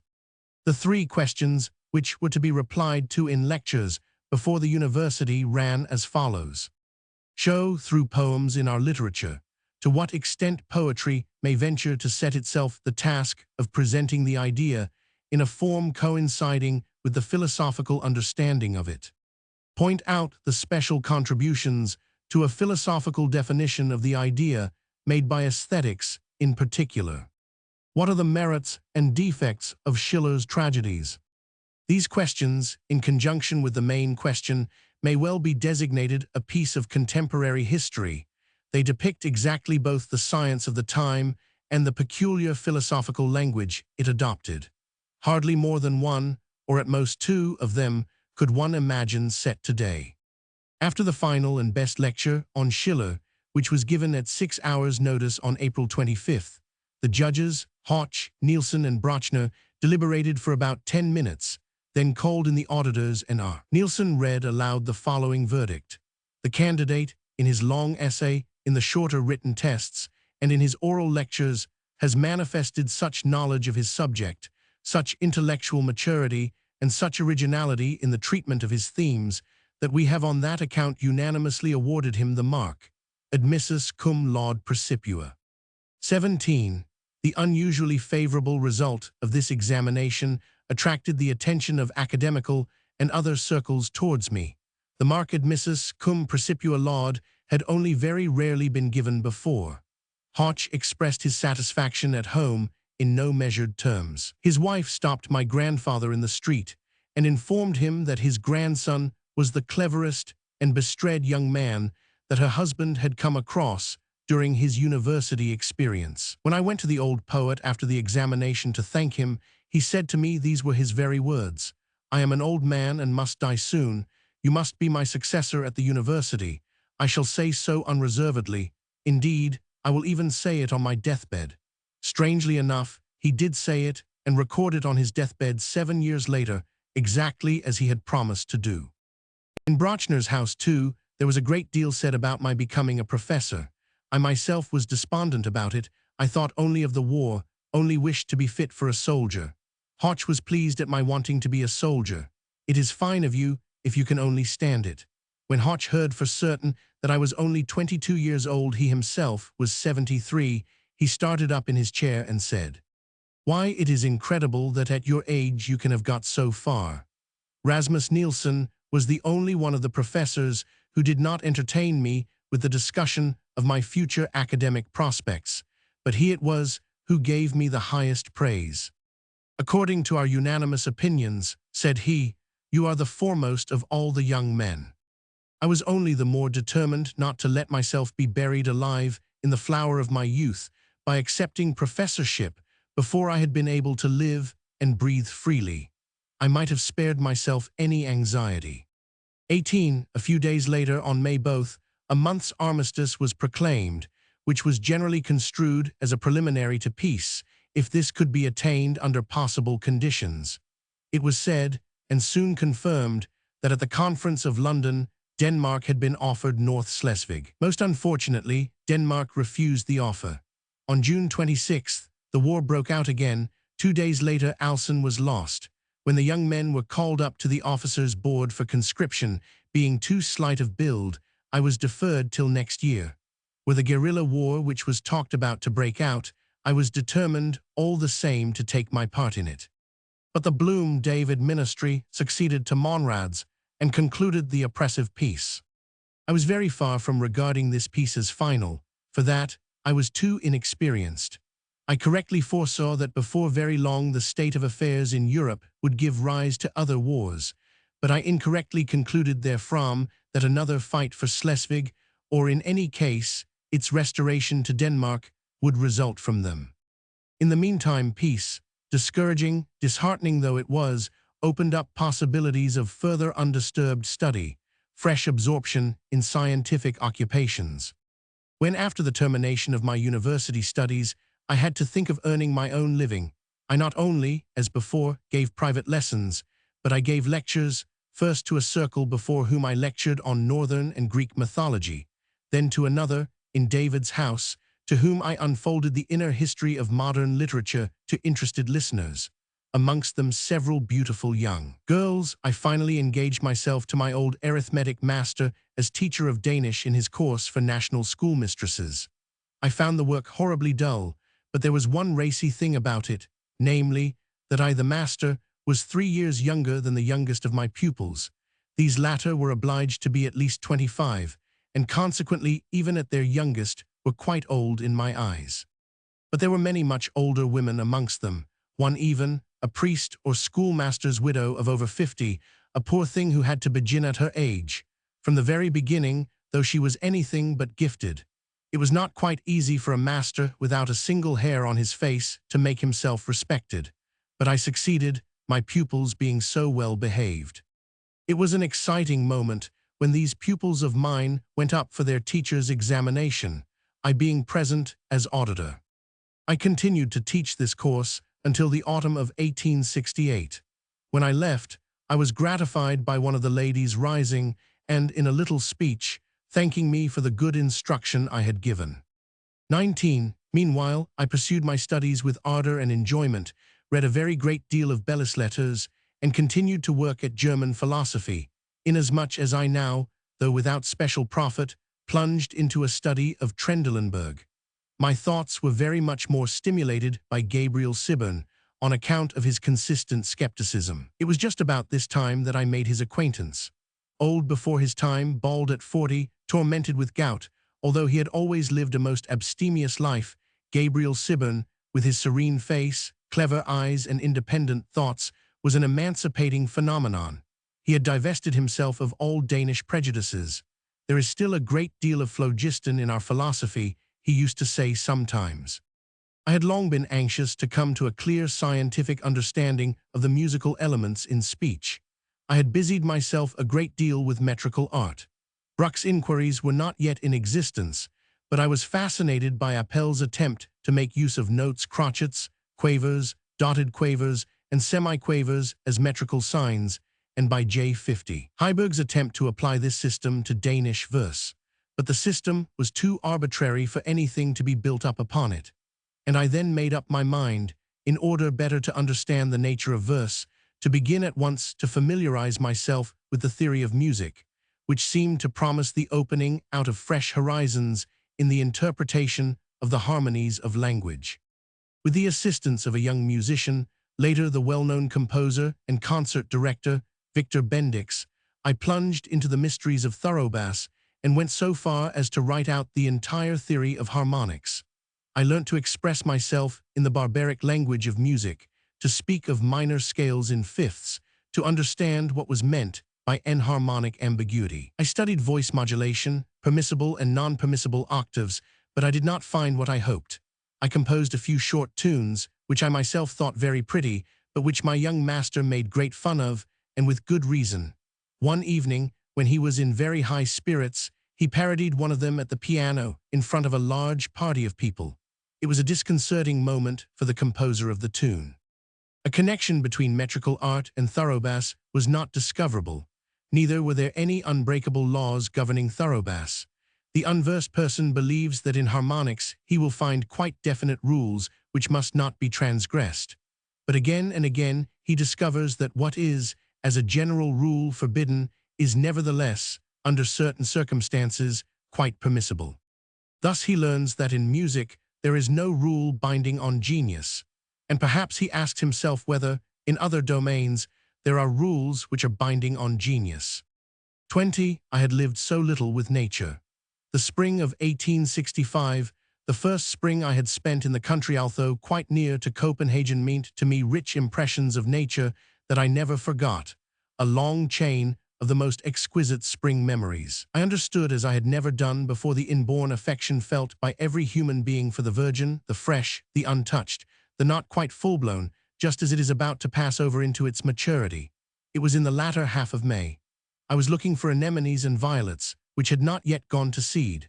The budding beech foliage, the silver poplar with its shining leaves, the maple with its blossoms, stirred me, filled me with spring rapture. I could lie long in the woods with my gaze fastened on a light green branch with the sun shining through it, and as if stirred by the wind, lighted up from different sides, and floating and flashing as if coated with silver. I saw the empty husks fall by the hundred before the wind. I followed up the streams in the wood to their sources. For a while, a rivulet oozed slowly along. Then came a little fall, and it began to speak, to gurgle and murmur, but only at this one place, and here it seemed to me to be like a young man or woman of 20. Now that I, who in my boyhood's days had gone for botanical excursions with my master and schoolfellows, absorbed myself in every plant, from greatest to least, without wishing to arrange or classify any, it seemed as though an infinite wisdom in nature were being revealed to me for the first time. As near to Copenhagen as Sondermarken stood the beech, with its curly leaves and black velvet buds in their silk jackets. In the gardens of Frederiksberg Avenue, the elder exhaled its fragrance, but was soon over. The hawthorn sprang out in all its splendor. I was struck by the loveliness of the chestnut blooms. When the blossom on the cherry trees had withered, the lilac was out, and the apple and pear trees paraded their gala dress. It interested me to notice how the color sometimes indicated the shape, sometimes produced designs quite independently of it. I loitered in gardens to feast my eyes on the charming grouping of the rhubarb leaves, no less than on the exuberance of their flowers, and the leaves of the scorzonera attracted my attention, because they all grew in one plane, but swung about like lances. And as my habit was, I philosophized over what I saw and had made my own, and I strove to understand in what beauty consisted. I considered the relations between beauty and life. Why was it that artificial flowers and the imitation of a nightingale's song were so far behind their originals in beauty? What was the difference between the beauty of the real, the artificial, and the painted flower? Might not Herbart's aesthetics be wrong in their theory of form? The form itself might be the same in nature and the imitation, in the rose made of velvet and the rose growing in the garden. And I reflected on the connection between the beauty of the species and that of the individual. Whether a lily be a beautiful flower, I can say without ever having seen lilies before, but whether it be a beautiful lily, I cannot. The individual can only be termed beautiful when more like than unlike to the ideal of the species. And I mused over the translation of the idea of beauty into actions and intellectual conditions. Was not the death of Socrates more beautiful than his preservation of Alcibiades' life in battle, though this was none the less a beautiful act?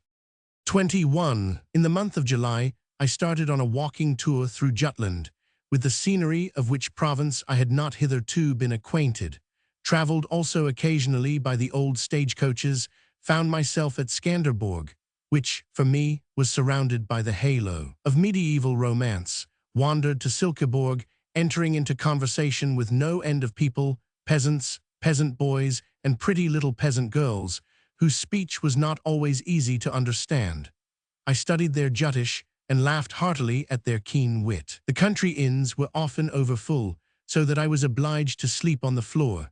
My wanderings were often somewhat exhausting, as there were constant showers, and the night rain had soaked the roads. I drove in a peasant's cart to Mariger to visit my friend Emil Peterson, who was in the office of the district judge of that place, making his home with his brother-in-law and his very pretty sister, and I stayed for a few days with him. Here I became acquainted with a little out-of-the-world Danish town. The priest and his wife were an interesting and extraordinary couple. The priest, the before-mentioned Pastor Ussing, a little nervous, intelligent, and unworldly man, was a pious dreamer whose religion was entirely rationalistic. Renan's recently published Life of Jesus was so far from shocking him that the book seemed to him in all essentials to be on the right track. He had lived in the Danish West Indies, and there he had become acquainted with his wife, a lady with social triumphs behind her, whose charms he never wearied of admiring. The mere way in which she placed her hat upon her head, or threw a shawl round her shoulders, could make him fall into ecstasies, even though he only expressed his delight in her in half-facetious terms. This couple showed me the most cordial kindness. To their unpracticed, provincial eyes, I seemed to be a typical young man of the world, and they amazed me with the way in which they took it for granted that I led the dances at every ball, was a lion in society, etc. I was reminded of the students' words in Hostrup's vaudeville, "Goodness, how innocent they must be to think me a dandy," and vainly assured them that I lived an exceedingly unnoticed life in Copenhagen and had never opened a ball in my life. The priest asked us two young men to go and hear his Sunday sermon and promised that we should be pleased with it. We went to church somewhat expectant, and the sermon was certainly a most unusual one. It was delivered with great rapture, after the priest had bent his head in his hands for a time in silent reflection.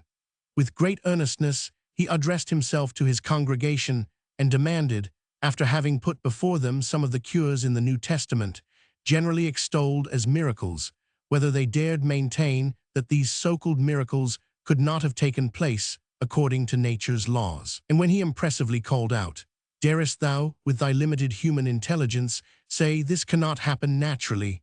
It was in the same tone and style in which another priest would have shouted out, "Darest thou, with thy limited human intelligence, deny the miracle?" The peasants, who, no doubt, understood his words quite in this latter sense, did not understand in the least the difference and the contrast, but judged much the same as a dog to whom one might talk angrily with caressing words or caressingly with abusive words, simply from the speaker's tone, and both his tone and facial expression were ecstatic. They perceived no heresy and felt themselves no less edified by the address than did the two young Copenhagen graduates. 22. My first newspaper articles were printed in the Fatherland and the Illustrated Times. The very first was a notice of Paludan Muller's Fountain of Youth, in which I had compressed matter for 3 or 4 lectures. A commissioned article on Dante was about the next, but this was of no value. But it was a great event to see one's name printed in a newspaper for the first time, and my mother saw it not without emotion. About this time, Henrik Ibsen's first books fell into my hands and attracted my attention towards this rising poet, who, among the leading Danish critics, encountered a reservation of appreciation that scarcely concealed ill will. From Norway, I procured Ibsen's oldest dramas, which had appeared there. Frederick Algren Ussing asked me to contribute to a large biographical dictionary, which he had for a long time been planning and preparing, and which he had just concluded a contract for with the largest Danish publishing firm of the time. A young man who hated the August Association and all its deeds could not fail to feel scruples about engaging in any collaboration with its founder. But Algren Ussing knew how to vanquish all such scruples, inasmuch as he waived all rights of censorship and left it to each author to write as he liked upon his own responsibility, and he was perfectly loyal to his promise. Moreover, the question here was one of literature only and not politics. As the Danish authors were to be dealt with in alphabetical order, the article that had to be set about at once was an account of the only Danish poet whose name began with R. Thus it was that Emil Arestrup came to be the first Danish poet of the past of whom I chanced to write. I heard of the existence of a collection of unprinted letters from Arestrup to his friend Peterson, the grocer, which were of very great advantage to my essay. A visit that I paid to the widow of the poet, on the other hand, led to no result whatever. It was strange to meet the lady so enthusiastically sung by Arestrup in his young days, as a sulky and suspicious old woman without a trace of former beauty, who declared that she had no letters from her husband and could not give me any information about him. It was only a generation later that his letters to her came into my hands. In September 1865, The article on Aristrup was finished. It was intended to be quickly followed up by others on the remaining Danish authors in A, but it was the only one that was written, for Algren Ussing's apparently so well-planned undertaking was suddenly brought to a standstill. The proprietors of the national liberal papers declared, as soon as they heard of the plan, that they would not on any account agree to its being carried out by a man who took up such a reactionary position in Danish politics as Ussing. And in face of their threat to annihilate the undertaking, the publishers, who were altogether dependent on the attitude of these papers, did not dare to defy them. They explained to Algren Ussing that they felt obliged to break their contract with him, but were willing to pay him the compensation agreed upon beforehand for failure to carry it out. He fought long to get his project carried through, but his efforts proving fruitless, he refused from pride to accept any indemnity, and was thus compelled to see with bitterness many years' work and an infinite amount of trouble completely wasted. Shortly afterwards, he succumbed to an attack of illness. 23. A young man who plunged into philosophical study at the beginning of the 60s in Denmark and was specially engrossed by the boundary relations between philosophy and religion, could not but come to the conclusion that philosophical life would never flourish in Danish soil until a great intellectual battle had been set on foot, in the course of which conflicting opinions which had never yet been advanced in express terms should be made manifest and wrestle with one another, until it became clear which standpoints were untenable and which could be maintained. Although he cherished warm feelings of affection for both R. Nielsen and Brochner, the two professors of philosophy, he could not help hoping for a discussion between them of the fundamental questions which were engaging his mind. As Brochner's pupil, I said a little of what was in my mind to him, but could not induce him to begin. Then I begged Gabriel Sibbern to furnish a thorough criticism of Nielsen's books, but he declined. I began to doubt whether I should be able to persuade the elder men to speak. A review in the Fatherland, the first part of Nielsen's Logic of Fundamental Ideas, roused my indignation. It was in diametric opposition to what I considered irrefutably true, and was written in the style, and with the metaphors, which the paper's literary criticisms had brought into fashion, a style that was repugnant to me with its sham poetical or meaninglessly flat expressions. Matter is the hammerstroke that the ideal requires. Spontaneity is like food that has once been eaten. In an 11-page letter to Brochner, I condensed all that I had thought about the philosophical study at the university during these first years of my youth, and proved to him, in the keenest terms I could think of, that it was his duty to the ideas whose spokesman he was to come forward, and that it would be foolish, in fact wrong, to leave the matter alone. I knew well enough that I was jeopardizing my precious friendship with Brochner by my action, but I was willing to take the risk. I did not expect any immediate result of my letter, but thought to myself that it should ferment, and sometime in the future might bear fruit. The outcome of it far exceeded my expectations, inasmuch as Brochner was moved by my letter, and not only thanked me warmly for my daring words, but went without delay to Nielsen and told him that he intended to write a book on his entire philosophical activity and significance. Nielsen took his announcement with a good grace. However, as Brochner immediately afterwards lost his young wife and was attacked by the insidious consumption which ravaged him for 10 years, the putting of this resolution into practice was for several years deferred. At that I felt that I myself must venture, and as a beginning, Julius Lange and I, in collaboration, wrote a humorous article on Schmidt's review of the logic of fundamental ideas, which Lange was to get into the daily paper, to which he had access. 3 days after the article was finished, Lange came to me and told me that to his dismay it was gone. It was so exactly like him that I was just as delighted as if he had informed me that the article was printed. For some time, we hoped that it might be on Lange's table, for, the day before, he had said, "I am not of a curious disposition, but I should like to know what there really is on that table." However, it had irrevocably disappeared. I then came forward myself with a number of shorter articles which I succeeded in getting accepted by the Fatherland. When I entered for the first time Plaug's tiny little office high up at the top of a house behind Hodgeborough Place, the gruff man was not unfriendly. Surprised at the youthful appearance of the person who walked in, he merely burst out, "How old are you?" And to the reply, 23 and a half, he said smilingly, "Do not forget the half." The first article was not printed for months. The next ones appeared without such long delay. But Plaug was somewhat uneasy about the contents of them and cautiously remarked that there was not to be any fun made of religion, which it could not truthfully be said I had done. But I had touched upon dogmatic belief, and that was enough. Later on, Plaug had a notion that, as he once wrote, he had excluded me from the paper as soon as he perceived my mischievous tendency.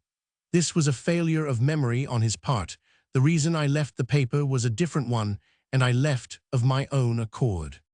Bold and surly, virile and reliable as Plaug seemed, in things journalistic you could place slight dependence on his word. His dearest friend admitted as much. He gave his consent, and then forgot it or withdrew it. Nothing is more general, but it made an overweening impression on a beginner like myself, inexperienced in the ways of life. When Ibsen's Brand came out, creating an unusual sensation, I asked Plaug if I might review the book, and received a definite yes from him. I then wrote my article, to which I devoted no little pains, but when I took it in it was met by him, to my astonishment, with the remark that the paper had now received another notice from their regular reviewer, whom he could not very well kick aside. Plaug's promise had apparently been meaningless.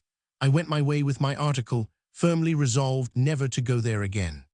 From 1866 to 1870, I sought and found acceptance for my newspaper articles, not very numerous in Bill's daily paper, which in its turn closed its columns to me after my first series of lectures at the University of Copenhagen.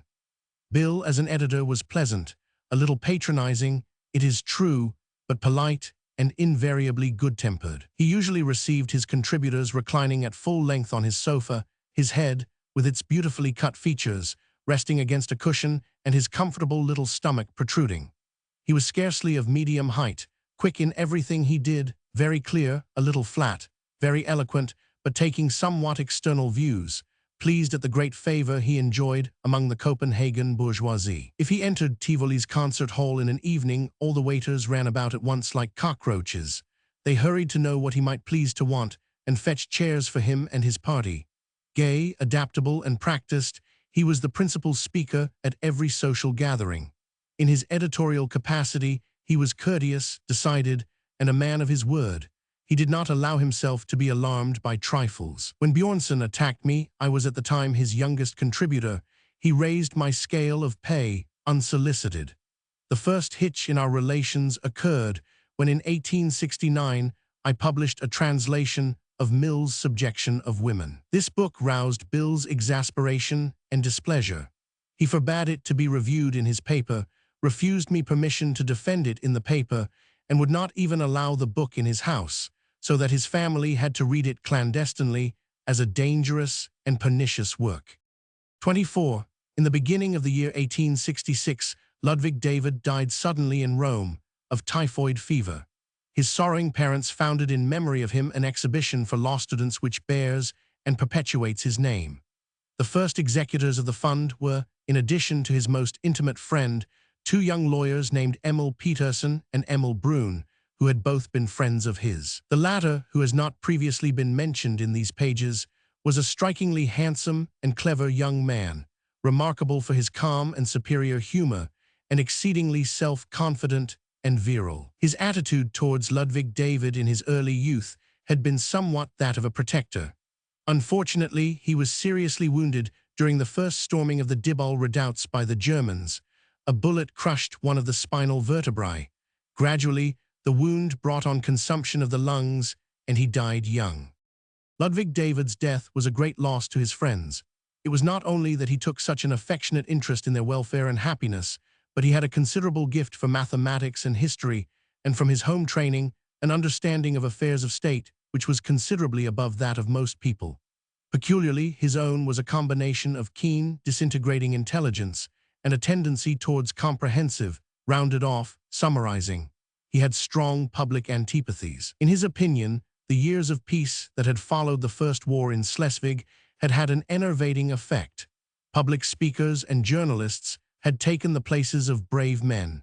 Many a solution of a difficulty, announced at first with enthusiasm, had in course of time petrified into a mere set phrase. He thought many of the leading men among the liberals superficial and devoid of character, and accused them, with the pitilessness of youth, of mere verbiage. Influenced as he was by Kierkegaard, such a man as Bill was naturally his aversion. He considered not altogether justly that Bill cloaked himself in false earnestness. He himself was profoundly and actively philanthropic, with an impulse by no means universal to relieve and help. Society life he hated. To him it was waste of time and a torture to be obliged to figure in a ballroom. He cared very little for his appearance, and was by no means elegant in his dress. He was happy, however, in the unconstrained society of the comrades he cared about, enjoyed a merry chat or a frolicsome party, and in intimate conversation he would reveal his inmost nature with modest unpretension, with good-natured wit, directed against himself as much as against others, and with an understanding and sympathetic eye for his surroundings. His warmest outburst had generally a little touch of mockery or teasing about it, as though he were repeating, half roguishly, the feelings of another, rather than unreservedly expressing his own.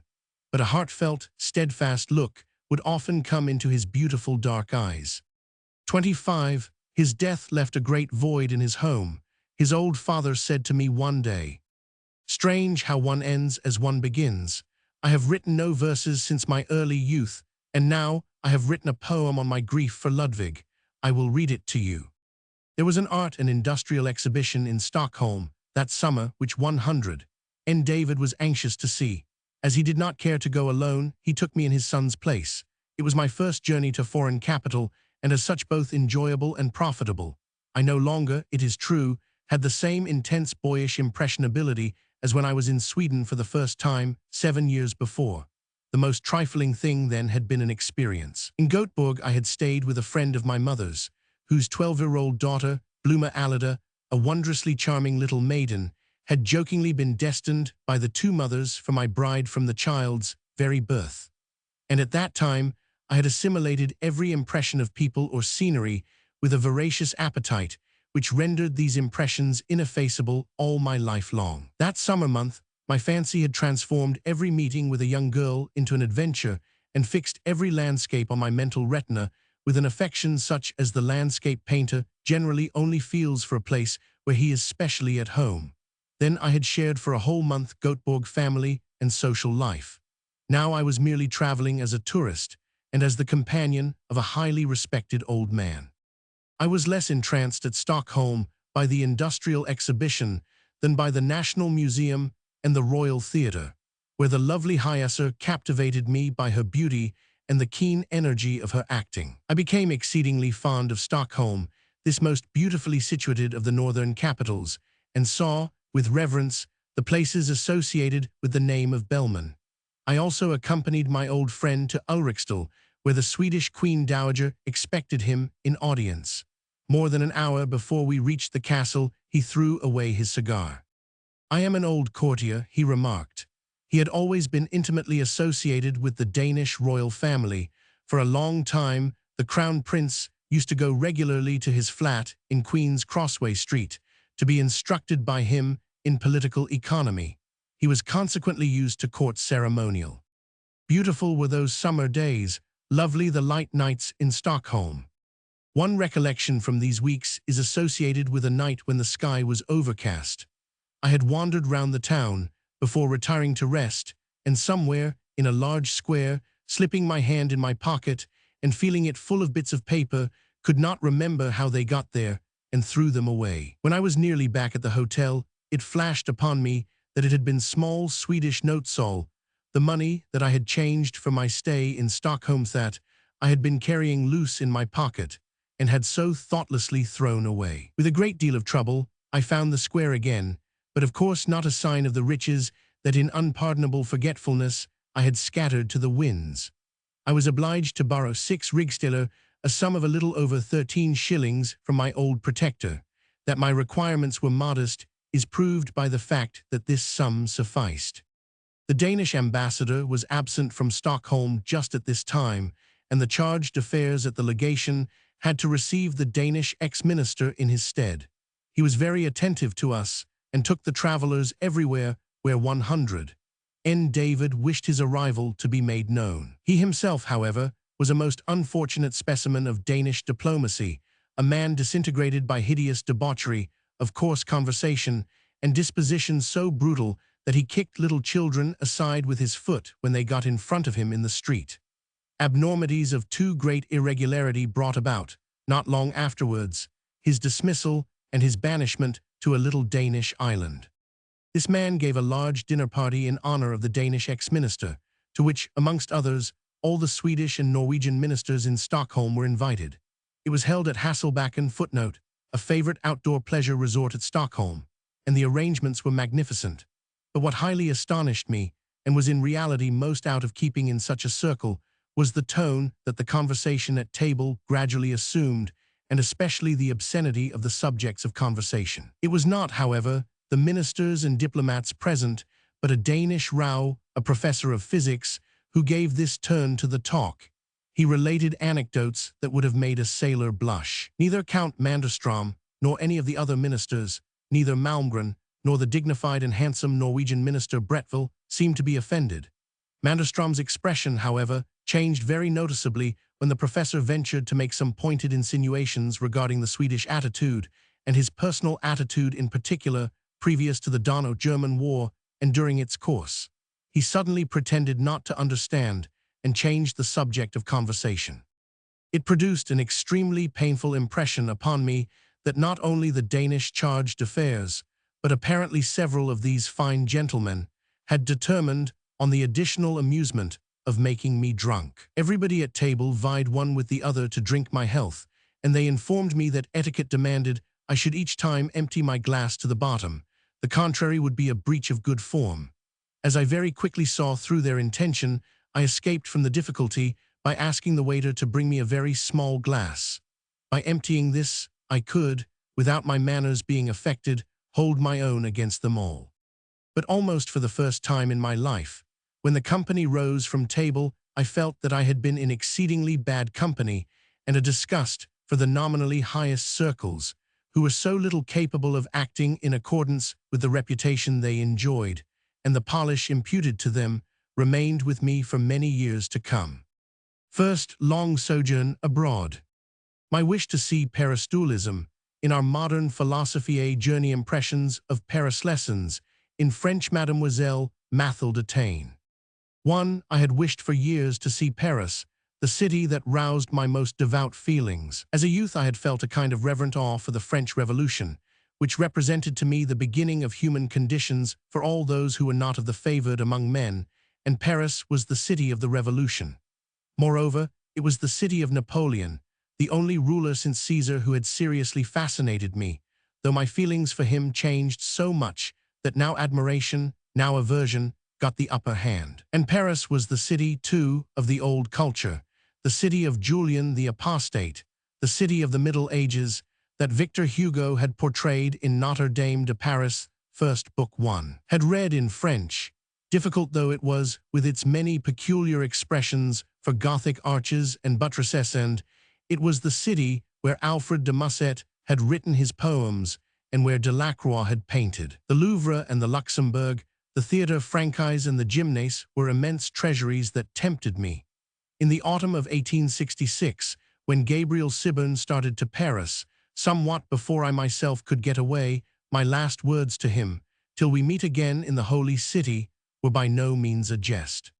2. Before I could start, I had to finish the pamphlet which, with Sibern's help, I had written against Nielsen's adjustment of the split between Protestant orthodoxy and the scientific view of the universe, and which I had called dualism in our modern philosophy. I was not troubled with any misgivings as to how I should get the book published. As long ago as 1864, a polite, smiling, kindly man, who introduced himself to me as Frederick Hegel, the bookseller, had knocked at the door of my little room and asked me to let him print the essay which I had written for my Master of Arts examination, and if possible, he would also like the paper which had won the university gold medal, and in fact, anything else I might wish published. To my amazed reply that those essays were not worth publishing, and that in general I did not consider what I wrote sufficiently mature for publication, Hegel had first suggested that I should leave that question to the publisher, and then, when he saw that my refusal was honestly meant, had simply asked me to take my work to him when I myself considered that the moment had arrived. On this occasion, as on many others, the acute and daring publisher gave proof of the flair which made him the greatest in the North. He accepted the little book without raising any difficulties, merely remarking that it would have to be spread out a little in the printing, that it might not look too thin. Even before the pamphlet was mentioned in the press, its author was on his way to foreign parts. On one of the first days of November, I journeyed, in a tremendous storm, to Lübeck, the characteristic buildings of which the Church of Mary, the Exchange, the Town Hall, together with the remains of the old fortifications, aroused my keen interest. In this Hanse town, with its strongly individual stamp, I found myself carried back 300 years. I was amazed at the slave-like dress of the workmen, the pointed hats of the girls, and the wood pavements, which were new to me. I traveled through Germany with a Portuguese, a little doctor from the University of Coimbra, in whose queer French 15 was Cous and Goethe Chet. A practical American, wrapped up in a waterproof, took up 3 places to lie down in one evening, pretended to sleep, and never stirred all night, forcing his inexperienced fellow travelers to crowd up into the corners of the carriage, and when the day broke, chatted with them as pleasantly as if they and he were the best friends in the world. At Cologne, where I had stood, reverential, in the noble forest of pillars in the cathedral, then afterwards, in my simplicity, allowed someone to foist a whole case of eau de Cologne upon me, I shortened my stay in my haste to see Paris. But having by mistake taken a train which would necessitate my waiting several hours at Liege, I decided rather to continue my journey to Brussels and see that city too. The run through Belgium seemed to me heavenly, as for a time I happened to be quite alone in my compartment, and I walked up and down, intoxicated with the joy of traveling. Brussels was the first large French town I saw. It was a foretaste of Paris, and delighted me. Never having been out in the world on my own account before, I was still as inexperienced and awkward as a child. It was not enough that I had got into the wrong train. I discovered, to my shame, that I had mislaid the key of my box, which made me think anxiously of the customs officials in Paris, and I was also so stupid as to ask the boots in the Brussels hotel for a little room, so that they gave me a miserable little sleeping place under the roof. But at night, after I had rambled about the streets of Brussels, as I sat on a bench somewhere on a broad boulevard, an overwhelming, terrifying, transporting sense of my solitariness came over me. It seemed to me as though now, alone in a foreign land, at night time, in this human swarm, where no one knew me and I knew no one, where no one would look for me if anything were to happen to me, I was for the first time thrown entirely on my own resources, and I recognized in the heavens, with a feeling of reassurance, old friends among the stars. With a guide, whom in my ignorance I thought necessary, I saw the sights of the town, and afterwards, for the first time, saw a French play. So little experience of the world had I, that, during the interval, I left my overcoat, which I had not given up to the attendant, lying on the seat in the pit, and my neighbor had to explain to me that such great confidence in my fellow-men was out of place. Everything was new to me, everything fascinated me. I, who only knew indulgence from my history lessons at school, saw with keen interest the priest in a Brussels church dispense indulgence plénière, or in Flemish Vallen a Fleet. I was interested in the curious names of the ecclesiastical orders posted up in the churches, marveled, for instance, at a brotherhood that was called St. Andrew Avellin, patron saint against apoplexy, epilepsy, and sudden death. In the carriage from Brussels, I had for traveling companion a pretty young Belgian girl named Marie Chodo, who was traveling with her father, but talked all the time to her foreign fellow-traveler, and in the course of conversation showed me a Belgian history and a Belgian geography, from which it appeared that Belgium was the center of the globe, the world's most densely built over, most religious, and at the same time most enlightened country, the one which, in proportion to its size, had the most and largest industries. I gave her some of my bountiful supply of eau de Cologne. The tiring night journey, with its full 4 hours' wait at Liege, was all pure enjoyment to me, and in a mood of mild ecstasy, at last, at 10:30 on the morning of November 11, 1866, I made my entry into Paris, and was received cordially by the proprietors of a modest but clean little hotel, which is still standing, number 20 Rue Notre Dame des Victoires, by the proprietors, two simple Lorrainers, Francois and Muller, to whom Gabriel Sibern, who was staying there, had announced my arrival. The same morning Sibern guided my first steps to one of Pasteloup's great classical popular concerts. In the evening, in spite of my fatigue after traveling all night, I went to the Theatre Francais for the first time, and there, lost in admiration of the masterly ensemble and the natural yet passionate acting, with which I had hitherto seen nothing to compare, I saw Girardin's Le Supplice d'une Femme and Beaumarchais' Le Mariage de Figaro in one evening, making the acquaintance of such stars as Regnier, Madame Favart, Coquelin, and the sisters Brohan.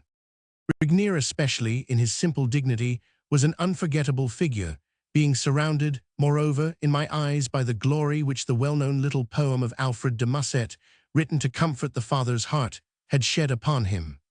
Of the two celebrated sisters, Augustine was all wit, Madeleine pure beauty and arch, melting grace.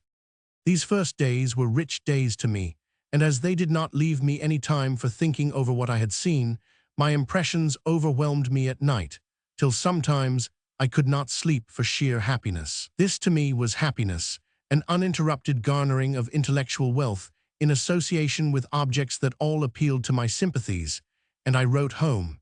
To be here, young, healthy, with alert senses, keen eyes and good ears, with all the curiosity, eagerness to know, love of learning, and susceptibility to every impression that is youth's own prerogative, and to have no worries about home, all that is so great a happiness that I am sometimes tempted, like Polycrates, to fling the handsome ring I had from Christian Richard in the gutter.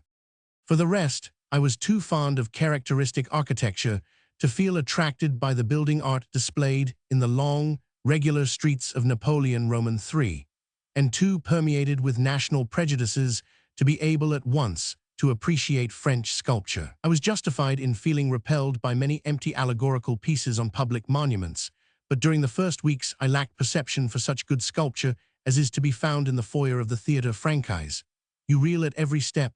I wrote immediately after my arrival that France has never had a Thorwaldsen, and that Denmark possesses an indescribable treasure in him.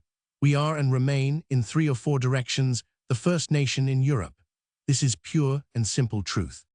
To my youthful ignorance it was the truth, but it hardly remained such after the first month. Being anxious to see as much as possible and not let anything of interest escape me, I went late to bed, and yet got up early and tried to regulate my time, as one does a blanket that is too short. I was immensely interested in the art treasures from all over the world collected in the Louvre. Every single morning, after eating my modest breakfast at a cremerie near the chateau, I paid my vows in the salon car and then absorbed myself in the other halls. The gallery of the Louvre was the one to which I owe my initiation. Before, I had seen hardly any Italian art in the original and no French at all. In Copenhagen, I had been able to worship all the Dutch masters. Leonardo and the Venetians spoke to me here for the first time. French painting and sculpture, Puget and Houdon, Clouet and Delacroix, and the French art that was modern then, I learnt for the first time to love and appreciate at the Luxembourg. I relished these works of art, and the old-time art of the Greeks and Egyptians which the Museum of the Louvre contained, in a mild intoxication of delight.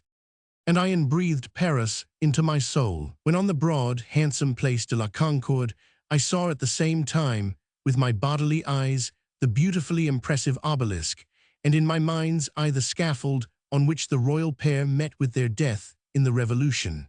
When in the Latin Quarter, I went upstairs to the house in which Charlotte Corday murdered Marat, or when, in the highest story of the Louvre, I gazed at the little grey coat from Marengo and the three-cornered hat, or from the Arc de Triomphe, let my glance roam over the city. The life that pulsated through my veins seemed stimulated tenfold by sight and visions. Yet it was not only the city of Paris, its appearance, its art gems, that I eagerly made my own, and with them much that intellectually belonged to Italy or the Netherlands. It was French culture, the best that the French nature contains, the fragrance of her choicest flowers, that I inhaled. And while thus, for the first time learning to know French people and French intellectual life, I was unexpectedly admitted to constant association with men and women of the other leading Romance races: Italians, Spaniards, Portuguese, Brazilians. Brochner had given me a letter of introduction to Costanza Testa, a friend of his youth, now married to Count Orst Blanchetti and living in Paris, with her somewhat older sister Virginia, a kind-hearted and amiable woman of the world. The latter had married in Brazil, as her second husband, the Italian banker Pagella, and to their house came not only Italians and other European Southerners, but members of the South American colony. So warm a reception as I met with from the two sisters and their husbands I had never had anywhere before. After I had known the two families 1 hour, these people treated me as though I were their intimate friend. Costanza's younger brother, they called me. I had a seat in their carriage every day when the ladies drove out in the Bois de Boulogne. They never had a box at the Italian Opera, where Adelina Patti's first notes were delighting her countrymen, without sending me a seat. They expected me every evening, however late it often might be when I came from the theatre, in their drawing-room, where, according to the custom of their country, they always received the same circle of friends.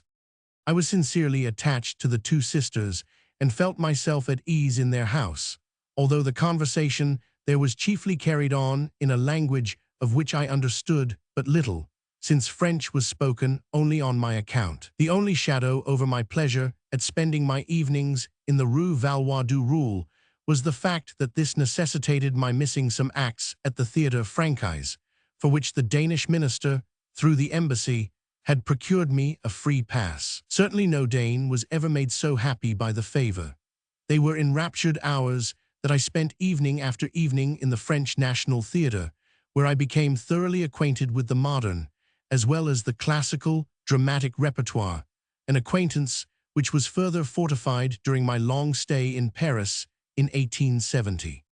I enjoyed the moderation of the best actors, their restraint and subordination of self to the role and the general effect. It is true that the word genius could only be applied to a very few of the actors, and at that time I saw none who, in my opinion, could be compared with the great representatives of the Danish stage, such as Michael Wieck, Johann Louis Heiberg, or Pfister. But I perceived at once that the mannerisms of these latter would not be tolerated here for a moment. Here, under the influence of this artistic whole harmony, they would never have been able to give free vent to individuality and peculiarity as they did at home. I saw many hundred performances in these first years of my youth at the Theatre Francais, which was then at its zenith. There, if anywhere, I felt the silent march of the French muses through time and space. A capable journalist named Gregoire, a sickly, prematurely aged, limping fellow, with alert wits, an Alsatian, who knew Danish and regularly read Bill's daily paper, had in many ways taken me up almost from the first day of my sojourn on French soil. This man recommended me, on my expressing a wish to meet with a competent teacher, to take instruction in the language from a young girl, a friend of his sister, who was an orphan and lived with her aunt. She was of good family, the daughter of a colonel and the granddaughter of an admiral, but her own and her aunt's circumstances were narrow, and she was anxious to give lessons. When I objected that such lessons could hardly be really instructive, I was told that she was not only in every way a nice, but a very gifted and painstaking young girl. The first time I entered the house, as a future pupil, I found the young lady, dressed in a plain black silk dress, surrounded by a circle of toddlers of both sexes, for whom she had a sort of school, and whom on my arrival she sent away. She had a pretty figure, a face that was attractive without being beautiful, a large mouth with good teeth, and dark brown hair. Her features were a little indefinite, her face rather broad than oval, her eyes brown and affectionate. She had at any rate the beauty that 20 years lends. We arranged for 4 lessons a week, to begin with. The first dragged considerably. My teacher was to correct any mistakes in pronunciation and grammar that I made in conversation, but we could not get up any proper conversation. She was evidently bored by the lessons, which she had only undertaken for the sake of the fees. If I began to tell her anything, she only half listened, and yawned with all her might very often and very loudly, although she politely put her hand in front of her large mouth. There only came a little animation into her expression when I either pronounced as badly as I had been taught by my French master at school, or made some particularly ludicrous mistake, such as say tout égal for bien égal. At other times she was distracted, sleepy, her thoughts elsewhere. After having tried vainly for a few times to interest the young lady by my communications, I grew tired of the lessons. Moreover, they were of very little advantage to me, for the simple reason that my youthful teacher had not the very slightest scientific or even grammatical knowledge of her own tongue, and consequently could never answer my questions as to why you had to pronounce in such and such a way, or by virtue of what rule you expressed yourself in such and such a manner. I began to neglect my lessons, sometimes made an excuse, but oftener remained away without offering any explanation. On my arrival one afternoon, after having repeatedly stayed away, the young lady met me with some temper and asked the reason of my failures to come, plainly enough irritated and alarmed at my indifference, which after all was only the reflection of her own. I promised politely to be more regular in future. To ensure this, she involuntarily became more attentive. She yawned no more. I did not stay away again. She began to take an interest herself in this eldest pupil of hers, who at 24 years of age looked 20, and who was acquainted with all sorts of things about conditions, countries, and people of which she knew nothing. She had been so strictly brought up that nearly all secular reading was forbidden to her, and she had never been to any theatre, not even the Theatre Francais. She had not read Victor Hugo, Lamartine, or Musset, had not even dared to read Paul et Virginie, only knew expurgated editions of Corneille, Racine, and Molière. She was sincerely clerical, had early been somewhat influenced by her cousin, later the well-known Roman Catholic author, Ernest Hello, and in our conversations was always ready to take the part of the Jesuits against Pascal. What the latter had attacked were some antiquated and long-abandoned doctrinal books.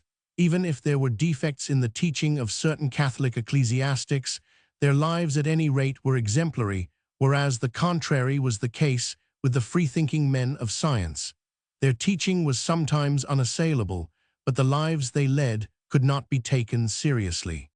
When we two young people got into a dispute, we gradually drew nearer to one another. Our remarks contradicted each other, but an understanding came about between our eyes. One day, as I was about to leave, she called me back from the staircase and very timidly offered me an orange. The next time she blushed slightly when I came in. She frequently sent me cards of admission to the Athénée, a recently started institution in which lectures were given by good speakers. She began to look pleased at my coming and to express regret at the thought of my departure. On New Year's Day, as a duty gift, I had sent her a bouquet of white flowers, and the next day she had tears in her eyes as she thanked me. I ask you to believe that I highly appreciate your attention. From that time forth, she spoke more and more often of how empty it would be for her when I was gone. I was not in love with her, but was too young for her feelings, so unreservedly expressed, to leave me unaffected, and likewise young enough to imagine that she expected me before long to ask for her hand. So I soon informed her that I did not feel so warmly towards her as she did towards me, and that I was not thinking of binding myself for the present. "Do you think me so poor an observer?" she replied, amazed. "I have never made any claims upon you, even in my thoughts, but I owe you the happiest month of my life." 6. This was about the state of affairs between Mademoiselle Louise and me, when one evening, at Pagella's, where there were Southerners of various races present, I was introduced to a young lady, Mademoiselle Mathilda 1000, who at first sight made a powerful impression upon me. She was a young Spanish Brazilian, tall of stature, a proud and dazzling racial beauty. The contours of her head were so impeccably perfect that one scarcely understood how nature could have made such a being inadvertently, without design. The rosy hue of her complexion made the carnation even of a beautiful woman's face look chalky or crimson by the side of hers. At the same time, there was a something in the color of her skin that made me understand better the womanish appearance of Zurbaran and Ribra, a warm glow which I had never seen in nature before. Her heavy bluish-black hair hung down, after the fashion of the day, in little curls over her forehead, and fell in thick ringlets upon her shoulders. Her eyebrows were exquisitely penciled, arched and almost met over her delicate nose. Her eyes were burning and a deep brown. They conquered and smiled. Her mouth was a little too small, with white teeth that were a little too large, her bust slender and full. Her manner was distinguished, her voice rich, but most marvelous of all was her hand, such a hand as Parmigianino might have painted, all soul, branching off into 5 delightful fingers. Mentally, I unhesitatingly dubbed her the most marvelous feminine creature I had ever seen, and that less on account of her loveliness than the blending of the magnificence of her bearing with the ardor, and often the frolicsomeness, of her mode of expression. She was always vigorous and sometimes daring in her statements, cared only for the unusual, loved only the impossible, but nevertheless carefully observed every established custom of society. To my very first remark to her, to the effect that the weakness of women was mostly only an habitual phrase, "They were not weak, except when they wished to be," she replied, "Young as you are, you know women very well," in that she was quite wrong. Besides Spanish and Portuguese, she spoke French perfectly and English not badly, sang in a melodious contralto voice, drew well for an amateur, carved alabaster vases, and had all kinds of talents. She did not care to sing ballads, only cared for grand pathos. She was just 20 years of age and had come into the world at Rio, where her father represented the Spanish government. The family were descended from Cervantes.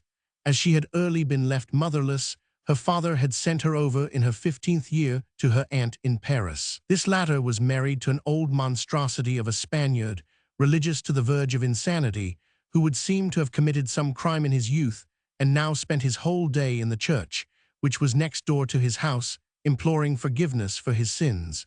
He was only at home at mealtimes, when he ate an alarming amount, and he associated only with priests. The aunt herself, however, in spite of her age, was a pleasure-seeking woman, rarely allowed her niece to stay at home and occupy herself as she liked, but dragged her everywhere about with her to parties and balls.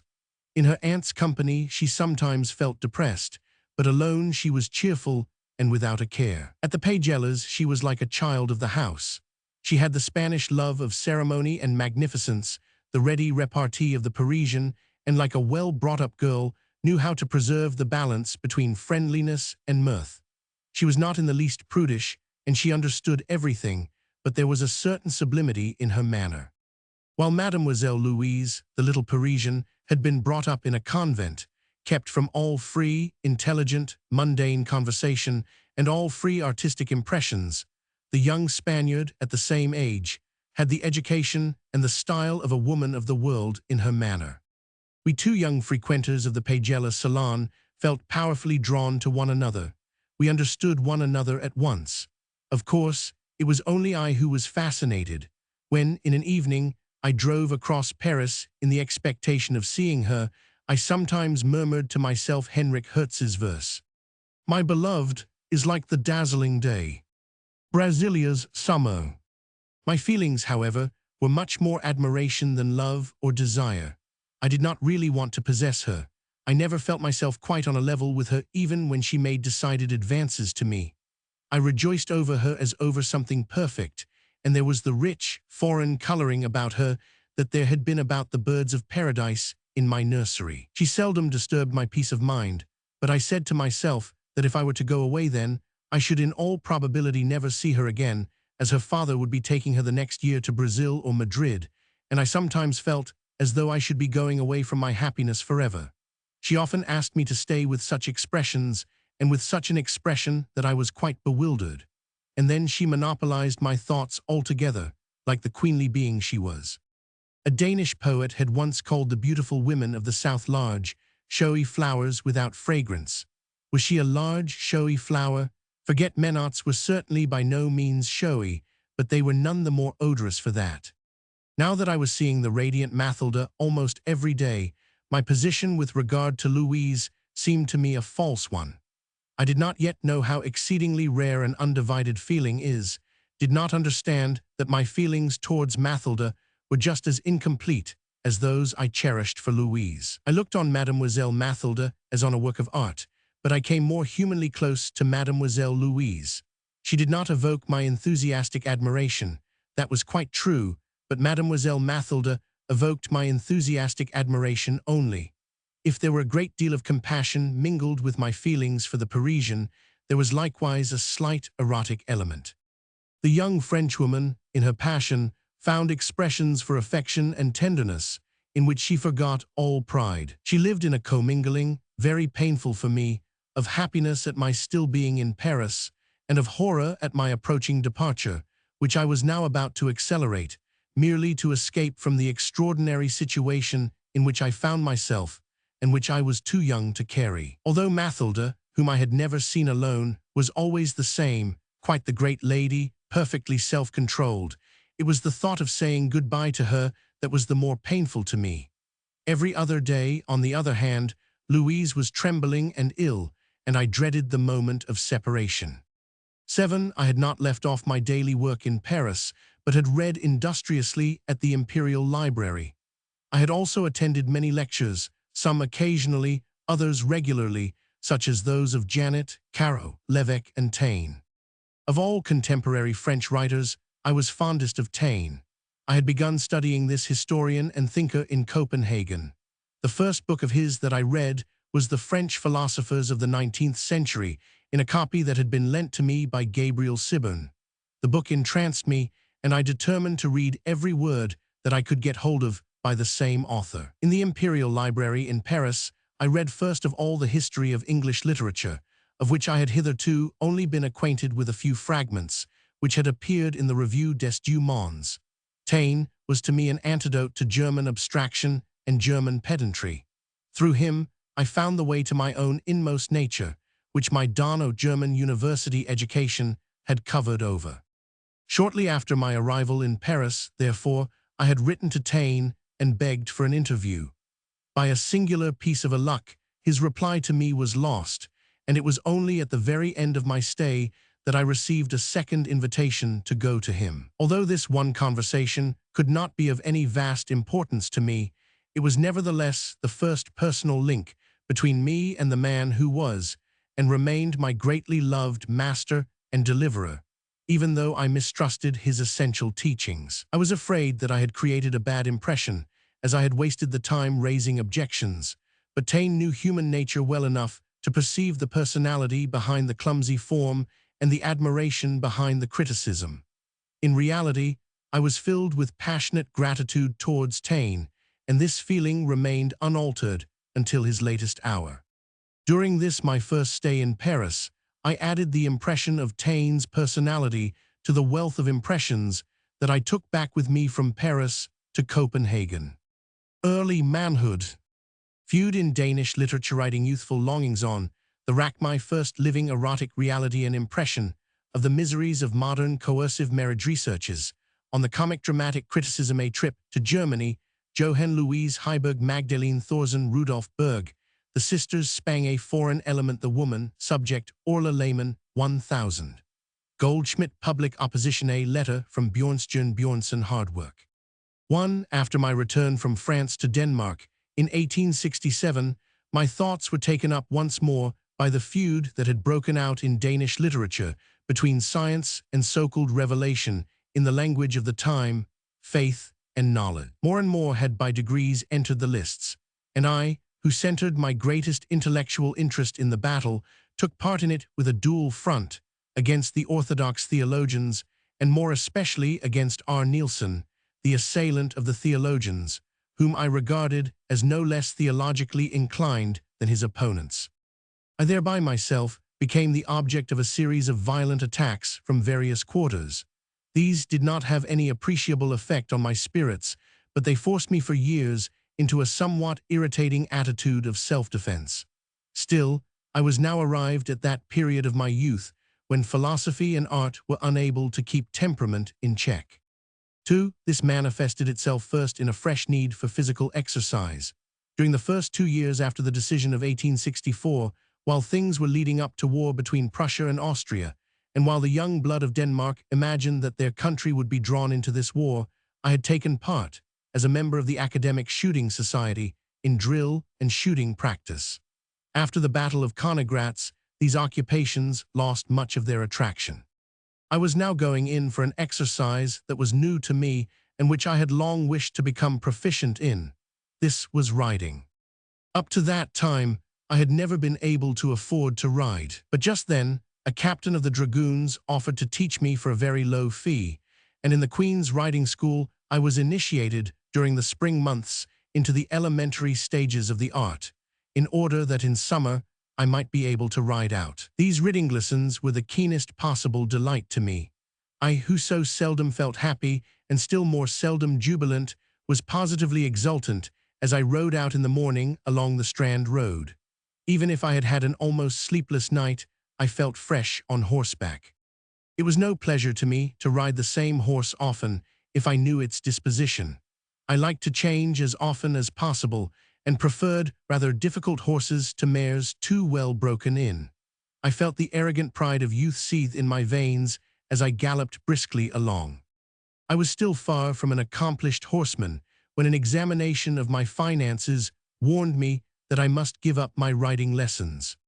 When I informed my instructor that I could no longer allow myself the pleasure of his lessons, and in reply to his why had mentioned the reason, the captain answered that it would be very easy to settle that matter. He had a sister, an elderly maiden lady, who was passionately fond of literature and literary history. Lessons in that subject could to our mutual satisfaction balance the riding lessons, which could thus go on indefinitely. It is unnecessary to say how welcome the proposition was to me. It was such a relief.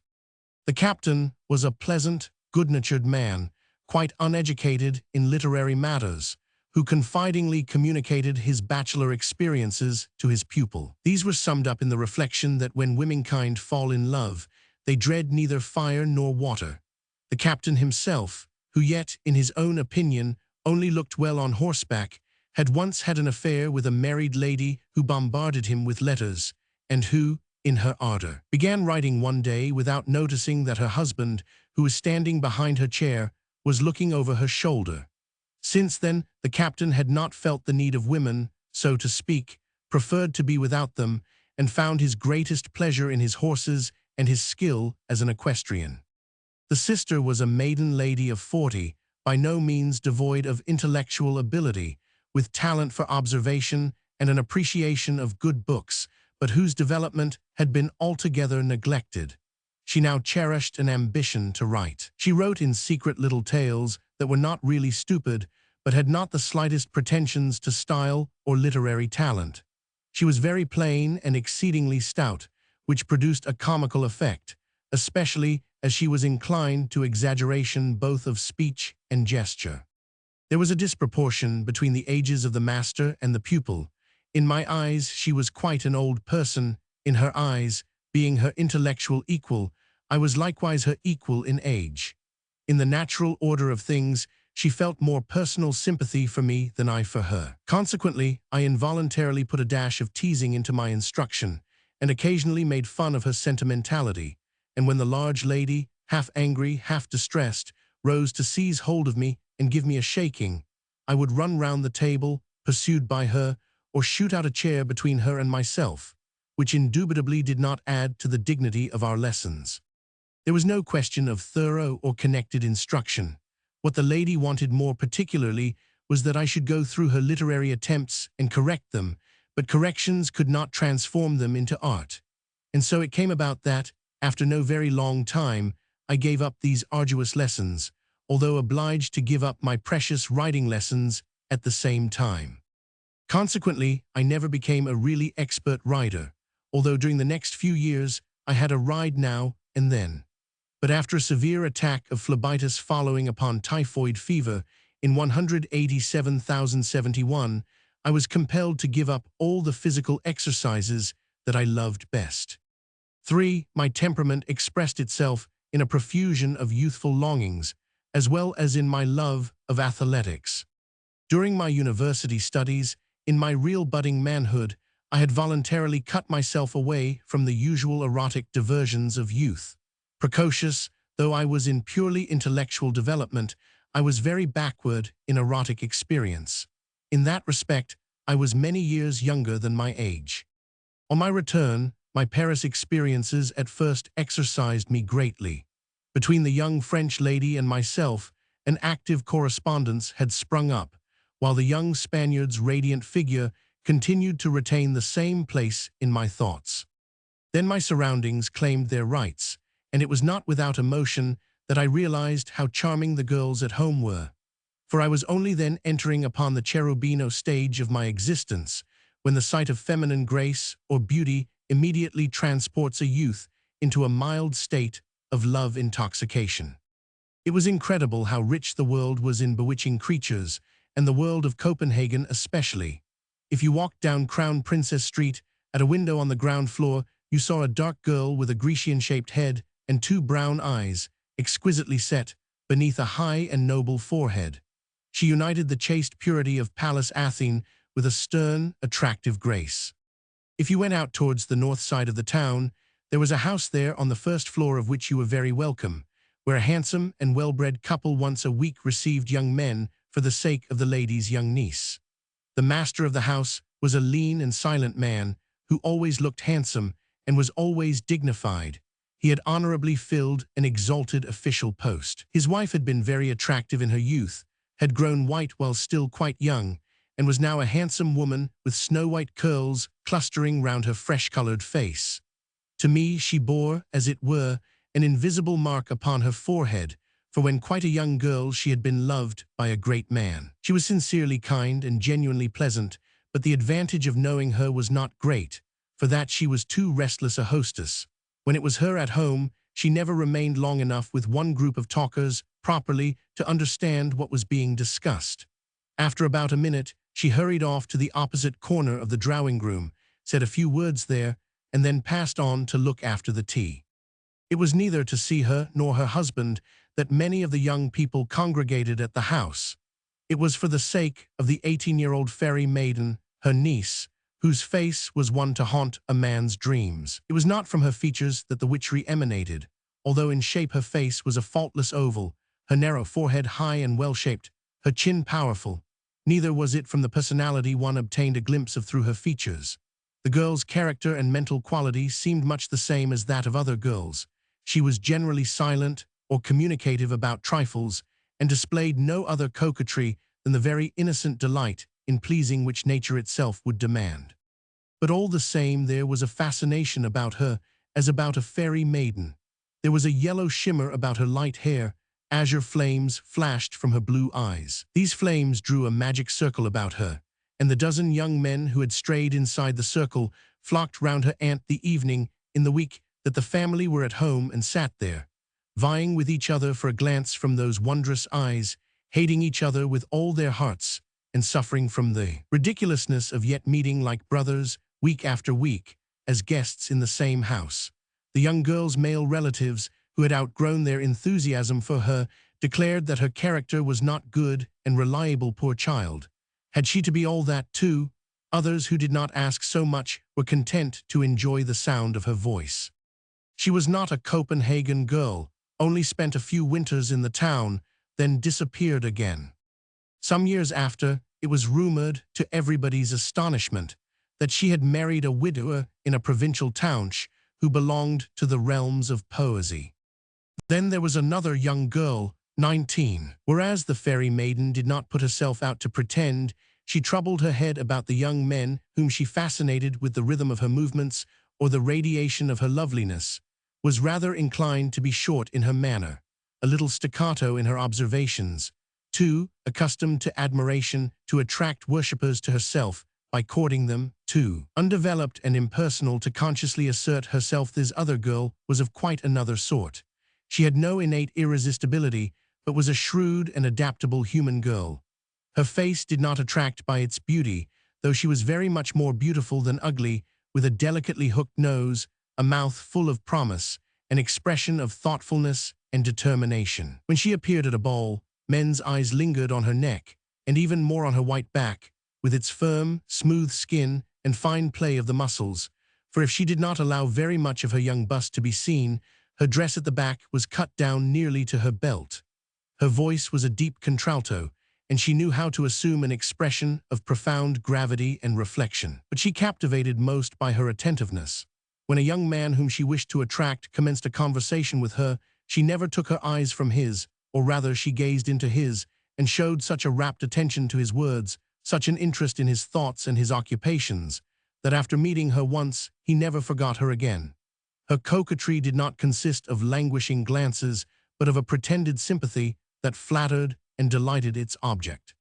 For these Danish girls were likely to appeal to a young man just returned from travels abroad, during which his emotions had been doubly stirred, for the first time, by feminine affection and by enthusiasm for a woman. They influenced me the more strongly because they were Danish, and because I, who loved everything Danish, from the language to the monuments, had since the war felt something lacking in everyone, man or woman, who was foreign to Denmark. But in the midst of all these visitations of calf love and their vibrations among undefined sensations, I was pulled back with a jerk, as it were, to my earlier and deepest impression, that of the loveliness and exalted person of the young Spaniard. Letters from Paris furrowed my mind like steamers the waters of a lake, made it foam, and the waves run high, left long streaks across its wake. Not that Mathilde sent letters to me herself, but her Italian lady and gentleman friends wrote for her, apparently in her name, loudly lamenting my unreasonable departure, wishing and demanding my return, telling me how she missed me, sometimes how angry she was. I was too poor to be able to return at once. I did what I could to procure money, wrote to those of my friends whom I thought could best afford it, and on whom I relied most, but met with refusals, which made me think of the messages Timon of Athens received in response to similar requests. Then I staked in the lottery and did not win. Urged from France to return, and under the high pressure of my own romantic imagination, it seemed clear to me all at once that I ought to unite my lot for good to that of this rare and beautiful woman, whom, it is true, I had never spoken to 1 minute alone, who, moreover, had scarcely anything in common with me, but who, just by the dissimilarity of her having been born of Spanish parents in Rio, and I of a Danish father and mother in Copenhagen, seemed destined by fate for me, as I for her. The palm and the fir tree had dreamed of one another, and could never meet, but men and women could, however far apart they might have been born.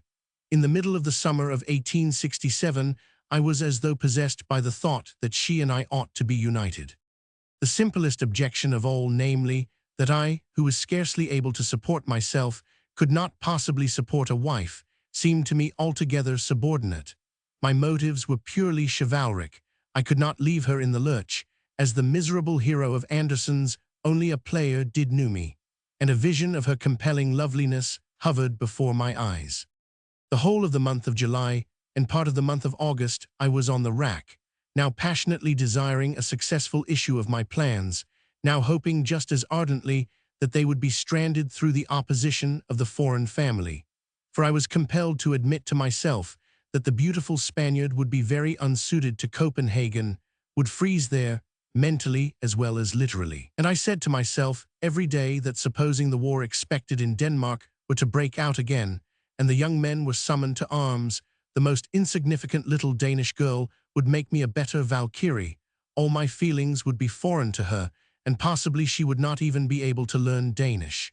Any other woman would understand more of my mind than she. And yet she was the only one for me. Thus I was swayed by opposing wishes the whole of the long time during which the matter was pending and uncertain. I was so exhausted by suspense that I only kept up by taking cold baths twice a day and by brisk rides. The mere sight of a postman made my heart beat fast. The scorn heaped upon me in the Danish newspapers had a curious effect upon me under these circumstances. It seemed to me to be strangely far away, like blows at a person who is somewhere else. I pondered all day on the painful dilemma in which I was placed. I dreamt of my Dulcinea every night and began to look as exhausted as I felt. One day that I went to Fredensborg, in response to an invitation from Frederick Paludan Muller, the poet said to me, "Have you been ill lately? You look so pale and shaken." I pretended not to care. Whatever I said or did in company was incessant acting. I experienced revulsions of feeling similar to those that troubled Don Quixote. Now I saw in my distant Spanish maiden the epitome of perfection. Now the picture melted away altogether. Even my affection for her then seemed small, artificial, whimsical, half-forgotten. And then again, she represented supreme happiness. When the decision came, when, as everyone with the least experience of the world could have foretold, all the beautiful dreams and audacious plans collapsed suddenly. I felt as though this long crisis had thrown me back indescribably. My intellectual development had been at standstill for months. It was such a feeling as when the death of some loved person puts an end to the long, tormenting anxiety of the foregoing illness. I, who had centered everything round one thought, must now start joylessly along new paths. My outburst, which astonished myself, was, "How I wanted a heart!" 5. I could not at once feel it a relief that my fancies had all been dissipated into thin air. Physically I was much broken down, but with my natural elasticity quickly recovered. Yet in my relations towards the other sex I was torn as I had never been before. My soul, or more exactly, that part of my psychical life bordering on the other sex, was like a deep, unplowed field waiting for seed. It was not much more than a month before the field was sown. Amongst my Danish acquaintances there was only one, a young and very beautiful widow, upon whom, placed as I was with regard to Mathilda, I had definitely counted. I should have taken the young Spaniard to her. She alone would have understood. Herthy would have been friends. There had for a long time been warm feelings of sympathy between her and me. It so chanced that she drew much closer to me immediately after the decisive word had been spoken. She became, consequently, the only one to whom I touched upon the wild fancies to which I had given myself up, and confided the dreams with which I had wasted my time. She listened to me sympathetically, no little amazed at my being so devoid of practical common sense. She stood with both feet on the earth, but she had one capacity that I had not met with before in any young woman's capacity for enthusiasm. She had dark eyes, with something melancholy in their depths, but when she spoke of anything that roused her enthusiasm, her eyes shone like stars. She pointed out how preposterous it was in me to wish to seek so far away a happiness that perhaps was very close to me, and how even more preposterous to neglect, as I had done, my studies and intellectual aims for a fantastic love. And for the first time in my life, a young woman spoke to me of my abilities and of the impression she had received of them, partly through the reading of the trifles that I had printed, partly, and more particularly, through her long talks with me. Neither the little French girl nor the young Spanish lady had ever spoken to me of myself, my talents, or my future. This Danish woman declared that she knew me through and through. And the new thing about it all, the thing hitherto unparalleled in my experience, was that she believed in me. More than that, she had the highest possible conception of my abilities, asserted in contradiction to my own opinion that I was already a man of unusual mark, and was ardently ambitious for me. Just at this moment, when so profoundly disheartened, and when in idle hopes and plans I had lost sight of my higher goal, by her firm belief in me, she imparted to me augmented self-respect. Her confidence in me gave me increasing confidence in myself, and a vehement gratitude awoke in me for the good she thus did me. Then it happened that one day, without preamble, she admitted that the interest she felt in me was not merely an intellectual one. Things had now gone so far that she could think of nothing but me. My whole nature was shaken to its foundations. Up to this time, I had only regarded her as my friend and comforter, had neither felt nor fought against any personal attraction, but she had scarcely spoken before she was transformed in my eyes. The affection I had thirsted for was offered to me here. The heart I had felt the need of was this heart, and it was not only a heart that was offered me, but a passion that scorned scruples.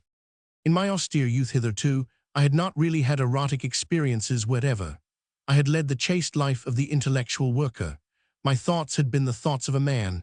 They had ascended high and had delved deep, but my love affairs had been the enthusiasms and fancies of a half-grown boy, chimeras and dreams. This young woman was my first living erotic reality. And suddenly, floodgates seemed to open within me. Streams of lava, streams of molten fire, rushed out over my soul. I loved for the first time like a man. The next few days I went about as if lifted above the earth. In the theater, in the evening, I could not follow the performance, but sat in the pit with my face in my hands, full of my new destiny, as though my heart would burst. And yet it was more a physical state, an almost mechanical outcome of what to me was overwhelmingly new, association with a woman. It was not because it was just this particular woman. For my emotional nature was so composite that even in the first moment of my bliss, I did not regard this bliss as unmixed. From the very first hour, I felt a gnawing regret that it was not I who had desired her, but she who had chosen me, so that my love in my heart of hearts was only a reflection of hers. 6. About this time it so happened that another woman began to engage my thoughts, but in an altogether different manner. Circumstances resulted in my being taken into the secret of unhappy and disturbing domestic relations in a well-to-do house to which I was frequently invited, and where to all outward seeming all the necessary conditions of domestic happiness were present. The master of the house had in his younger days been a very handsome man, lazy, not clever, and of an exceedingly passionate temper. He was the son of a man rich, worthy, and able, but of a very weak character, and of a kept woman who had been the mistress of a royal personage. Through no fault of his own, he had inherited his mother's professional vices, persistent untruthfulness, a comedian's manner, prodigality, a love of finery and display. He was quite without intellectual interests, but had a distinguished bearing, a winning manner, and no gross vices. His wife, who, for family reasons, had been married to him much too young, had never loved him and never been suited to him. As an innocent, ignorant girl, she had been placed in the arms of a man who was much the worse for a reckless life, and suffering from an illness that necessitated nursing and made him repulsive to her. Every day that passed, she suffered more from being bound to a man whose slightest movement was objectionable to her and whose every remark a torture. In the second decade of her marriage, the keenest marital repulsion had developed in her. This was so strong that she sometimes had to pull herself together in order, despite her maternal feelings, not to transfer her dislike to the children, who were likewise his, and in whom she dreaded to encounter his characteristics. Towards her the man was despotic and cunning, but not unkind, and in so far excusable that, let him have done what he might, she could not have got rid of the hatred that plagued him and consumed her. So dissimilar were their two natures. Her whole aim and aspiration was to get the bond that united them dissolved. But this he would not hear of, for many reasons, and more especially from dislike of scandal. He regarded himself, and according to the usual conception of the words, justly so, as a good husband and father. He asked for no impossible sacrifice from his wife, and he was affectionate to his children. He could not help her detesting him, and indeed did not fully realize that she 999, and yet it was difficult for him to misunderstand, for his wife scarcely restrained her aversion even when there were guests in the house. If he told an untruth, she kept silence with her lips, but scarcely with her expression, and she would sometimes talk of the faults and vices that she most abhorred, and then name his. The incessant agitation in which she lived had made her nervous and restless to excess. As the feminine craving to be able, in marriage, to look up to the man, had never been satisfied, she only enacted the more vehemently veracity, firmness, and intellect in men. But undeveloped as she was, and in despair over the dissatisfaction, the drowsiness, and the darkness in which her days glided away, whatever invaded the stagnation and lighted up the darkness. Sparkle, liveliness, brilliance, and wit were estimated by her more highly than they deserved to be. At first, when, in the desolation of her life, she made advances to me, this repelled me somewhat. The equestrian performer in Heiberg's Madame Volta-Subito cannot sing unless she hears the crack of a whip. Thus it seemed to me that her nature could not sing, save to the accompaniment of all the cart, carriage, and riding whips of the mind. But I saw how unhappy she was, and that the intense strain of her manner was only an expression of it. She could not know the beauty of inward peace, and in spite of her Protestant upbringing, she had retained all the unaffectedness and sincerity of the natural human being, all the obstinate love of freedom, unmoved in the least by what men call discipline, ethics, Christianity. Convention, she did not believe in it all. She had seen what it resulted in and what it covered up, and she passed her life in unmitigated despair, which was ordinarily calm to all appearance, but in reality rebellious. What she was enduring was the attempted murder of her soul.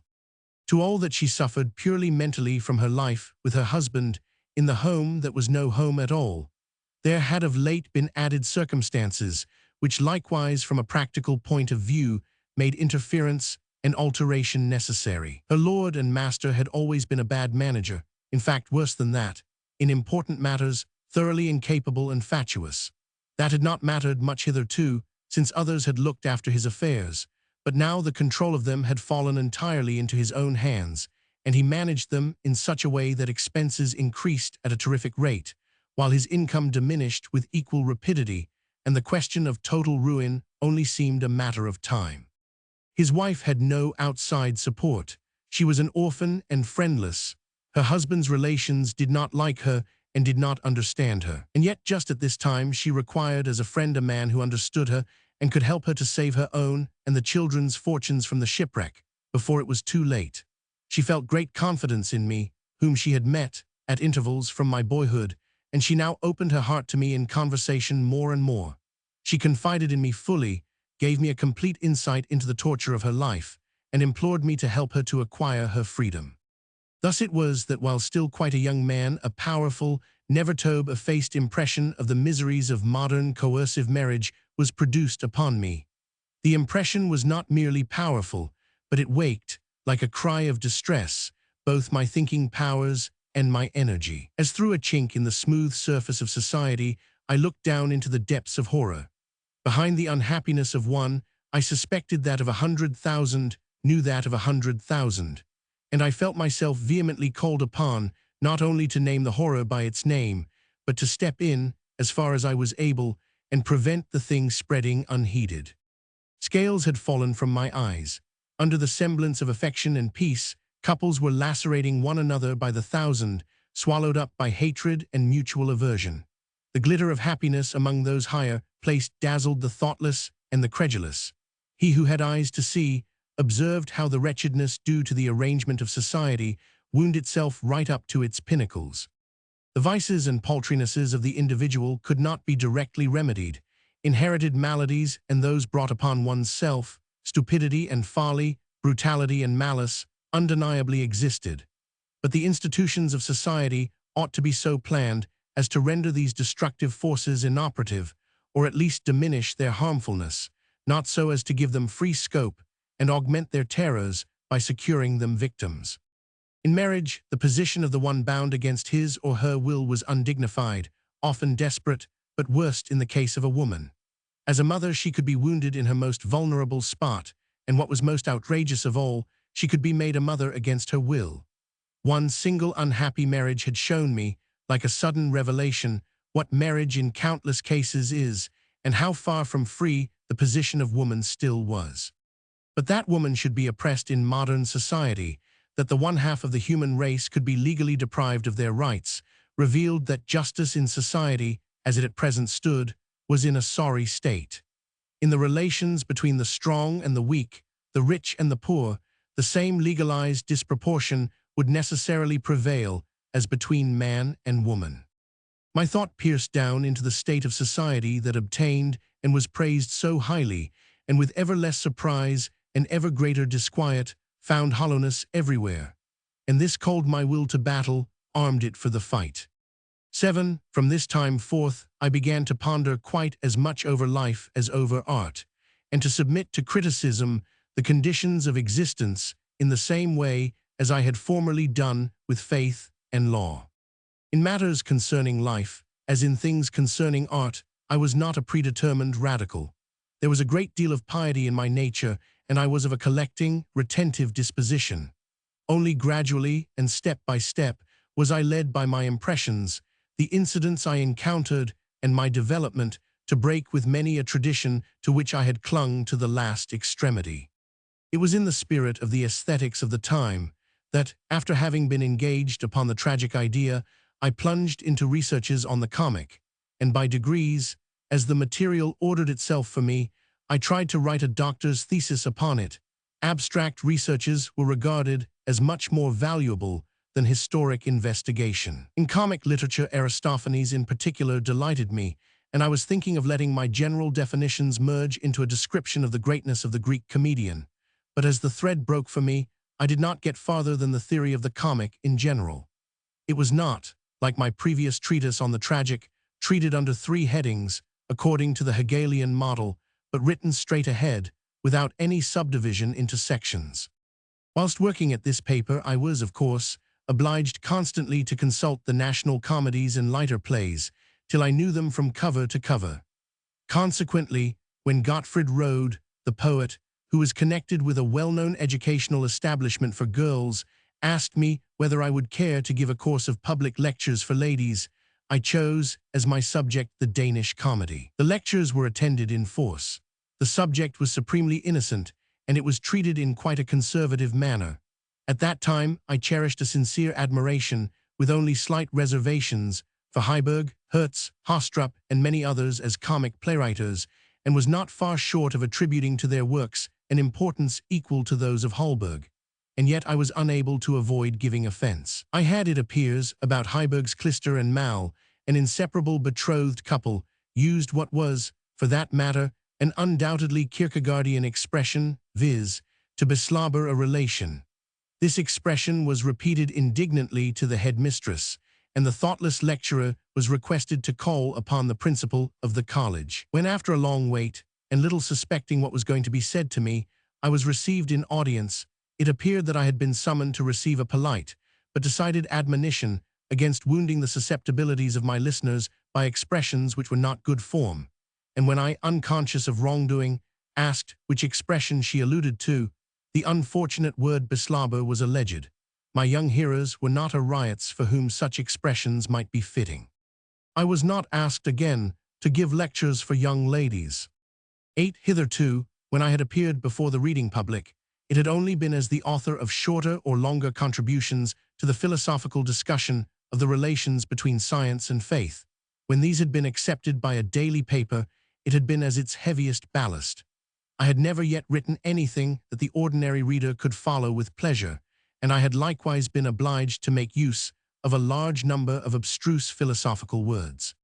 The proprietors of the Illustrated Times offered me the reviewing of the performances at the Royal Theatre in their paper, which had not hitherto printed dramatic criticisms.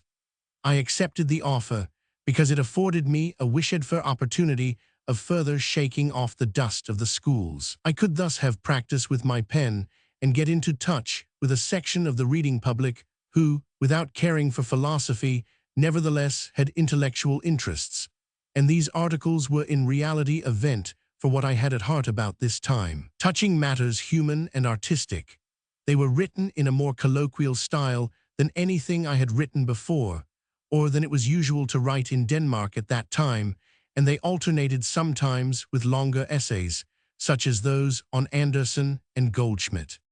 Regarded merely as dramatic criticisms, they were of little value. The Royal Theatre, the period of whose zenith was nearly at an end, I cared little for, and I was personally acquainted with next to none of the actors, only meeting, at most, Pfister and Adolf Rosenkilde, and of ladies, sojourning in society. I found it altogether impossible to brandish my cane over the individual actor in his individual part, but the form of it was merely a pretext.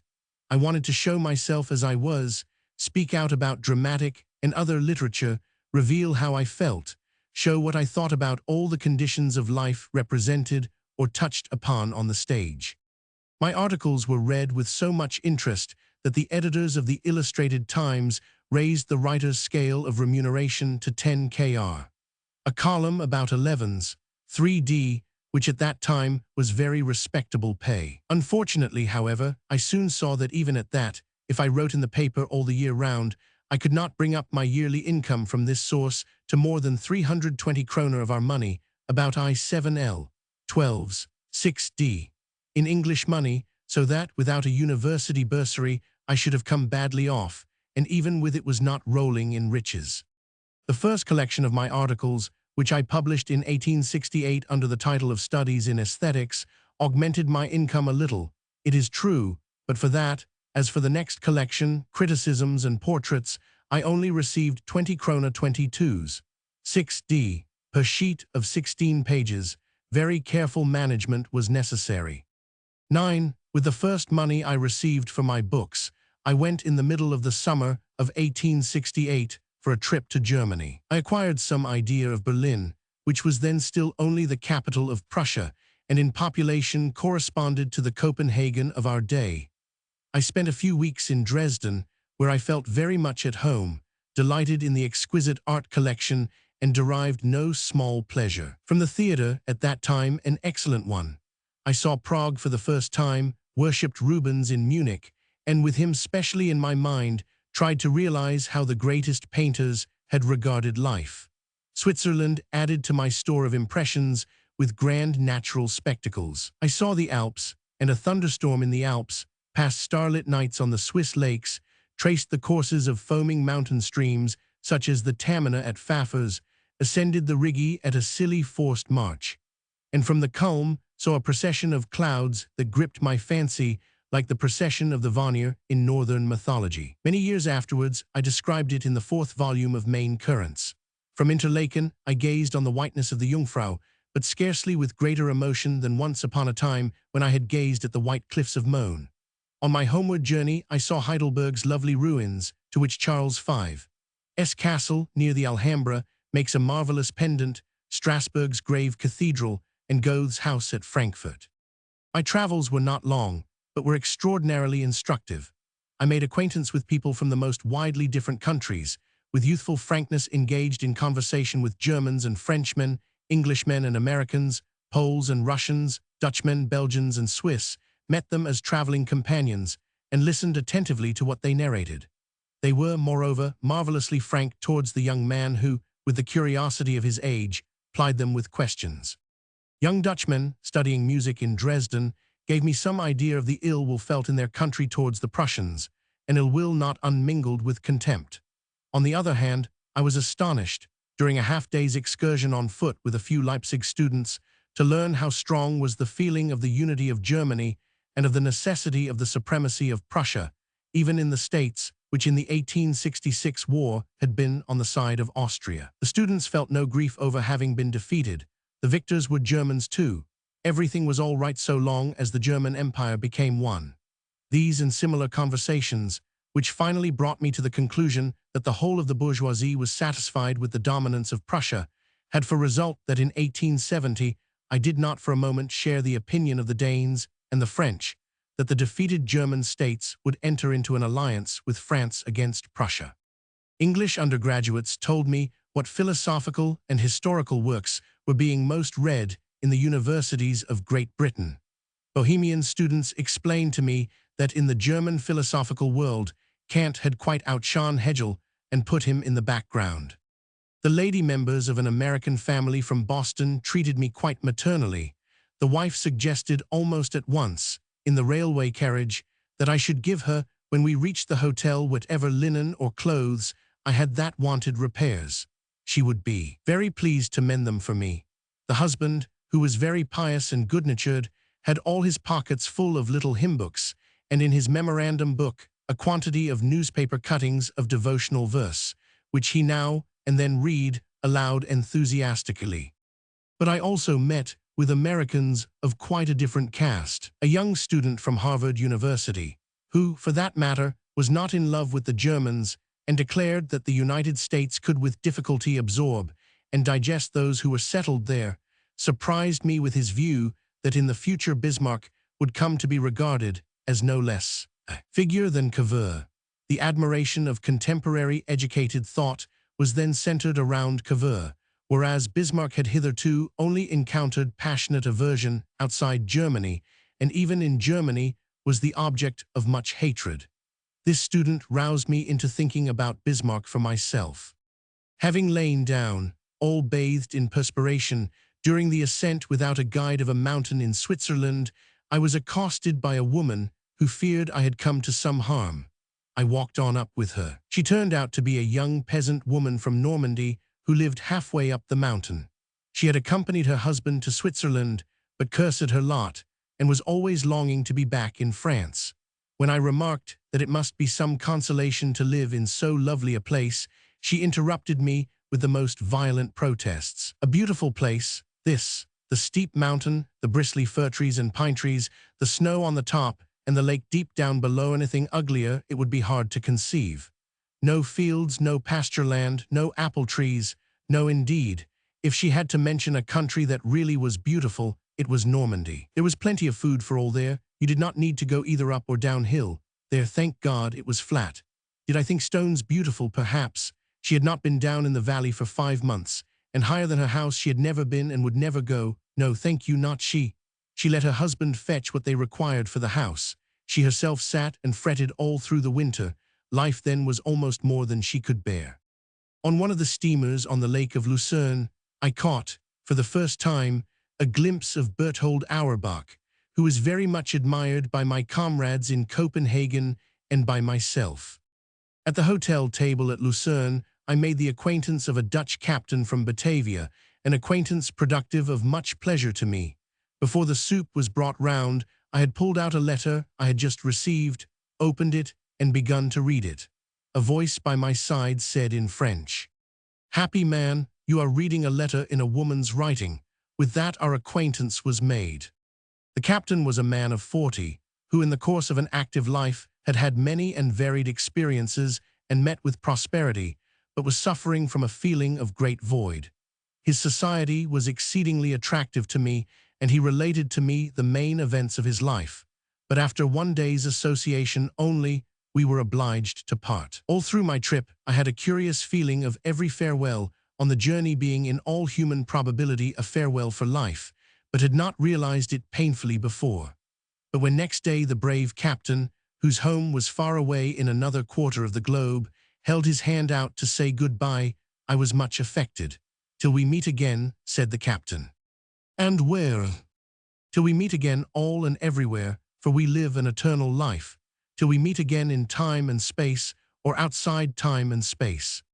I reflected sadly that I should never again see this man, who, the last 24 hours had shown me, was in extraordinary sympathy and agreement with me. Separated from those dearest to me, the whole of the journey, for that matter, was a sort of self-torment to me, even though a profitable one. Like every other traveler, I had many a lonely hour, and plenty of time to ponder over my position and vocation in life. I summed up my impressions in the sentence, "The powers have designated me the champion of great ideas against great talents, unfortunately greater than one." 10. There was only one distinguished person outside my circle of acquaintance to whom I wished to bring my first descriptive book, as a mark of homage, Johann Louise Heiberg, the actress. I had admired her on the stage, even if not to the same extent as Michael Weich, but to me she was the representative of the great time that would soon sink into the grave. In addition, I ventured to hope that she, being a friend of Frederick Paludan Muller, Magdalene Thorsen, and others who wished me well, would be at any rate somewhat friendly inclined towards me. A few years before, it had been rumored in Copenhagen, after the publication of my little polemical pamphlet against Nielsen, that at a dinner at the Heibergs there had been a good deal of talk about me.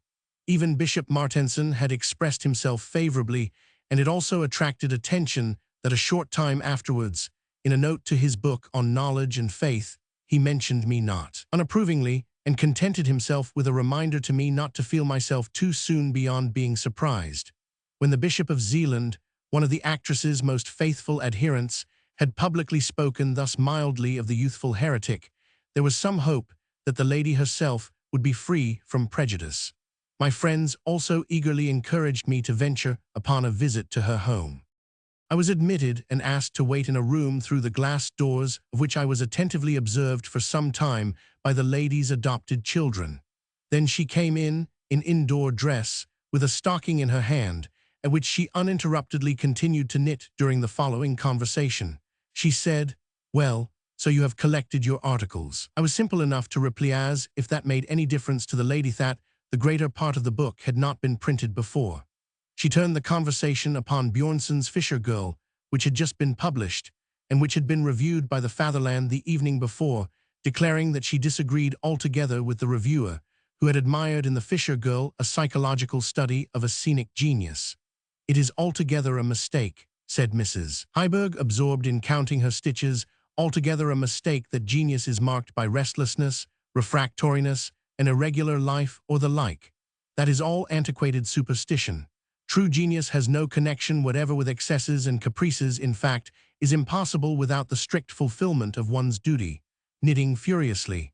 "Genius is simple, straightforward, domesticated, industrious." When we began to speak of mutual acquaintances, amongst others, Magdalene Thorsen, Feeling very uncomfortable in the presence of the lady, I blurted out most tactlessly that I was sure that lady was much interested in me. It was a mere nothing, but at the moment sounded like conceit and boasting. I realized it the moment the words were out of my mouth, and instinctively felt that I had definitely displeased her. But the conversational material was used up, and I withdrew.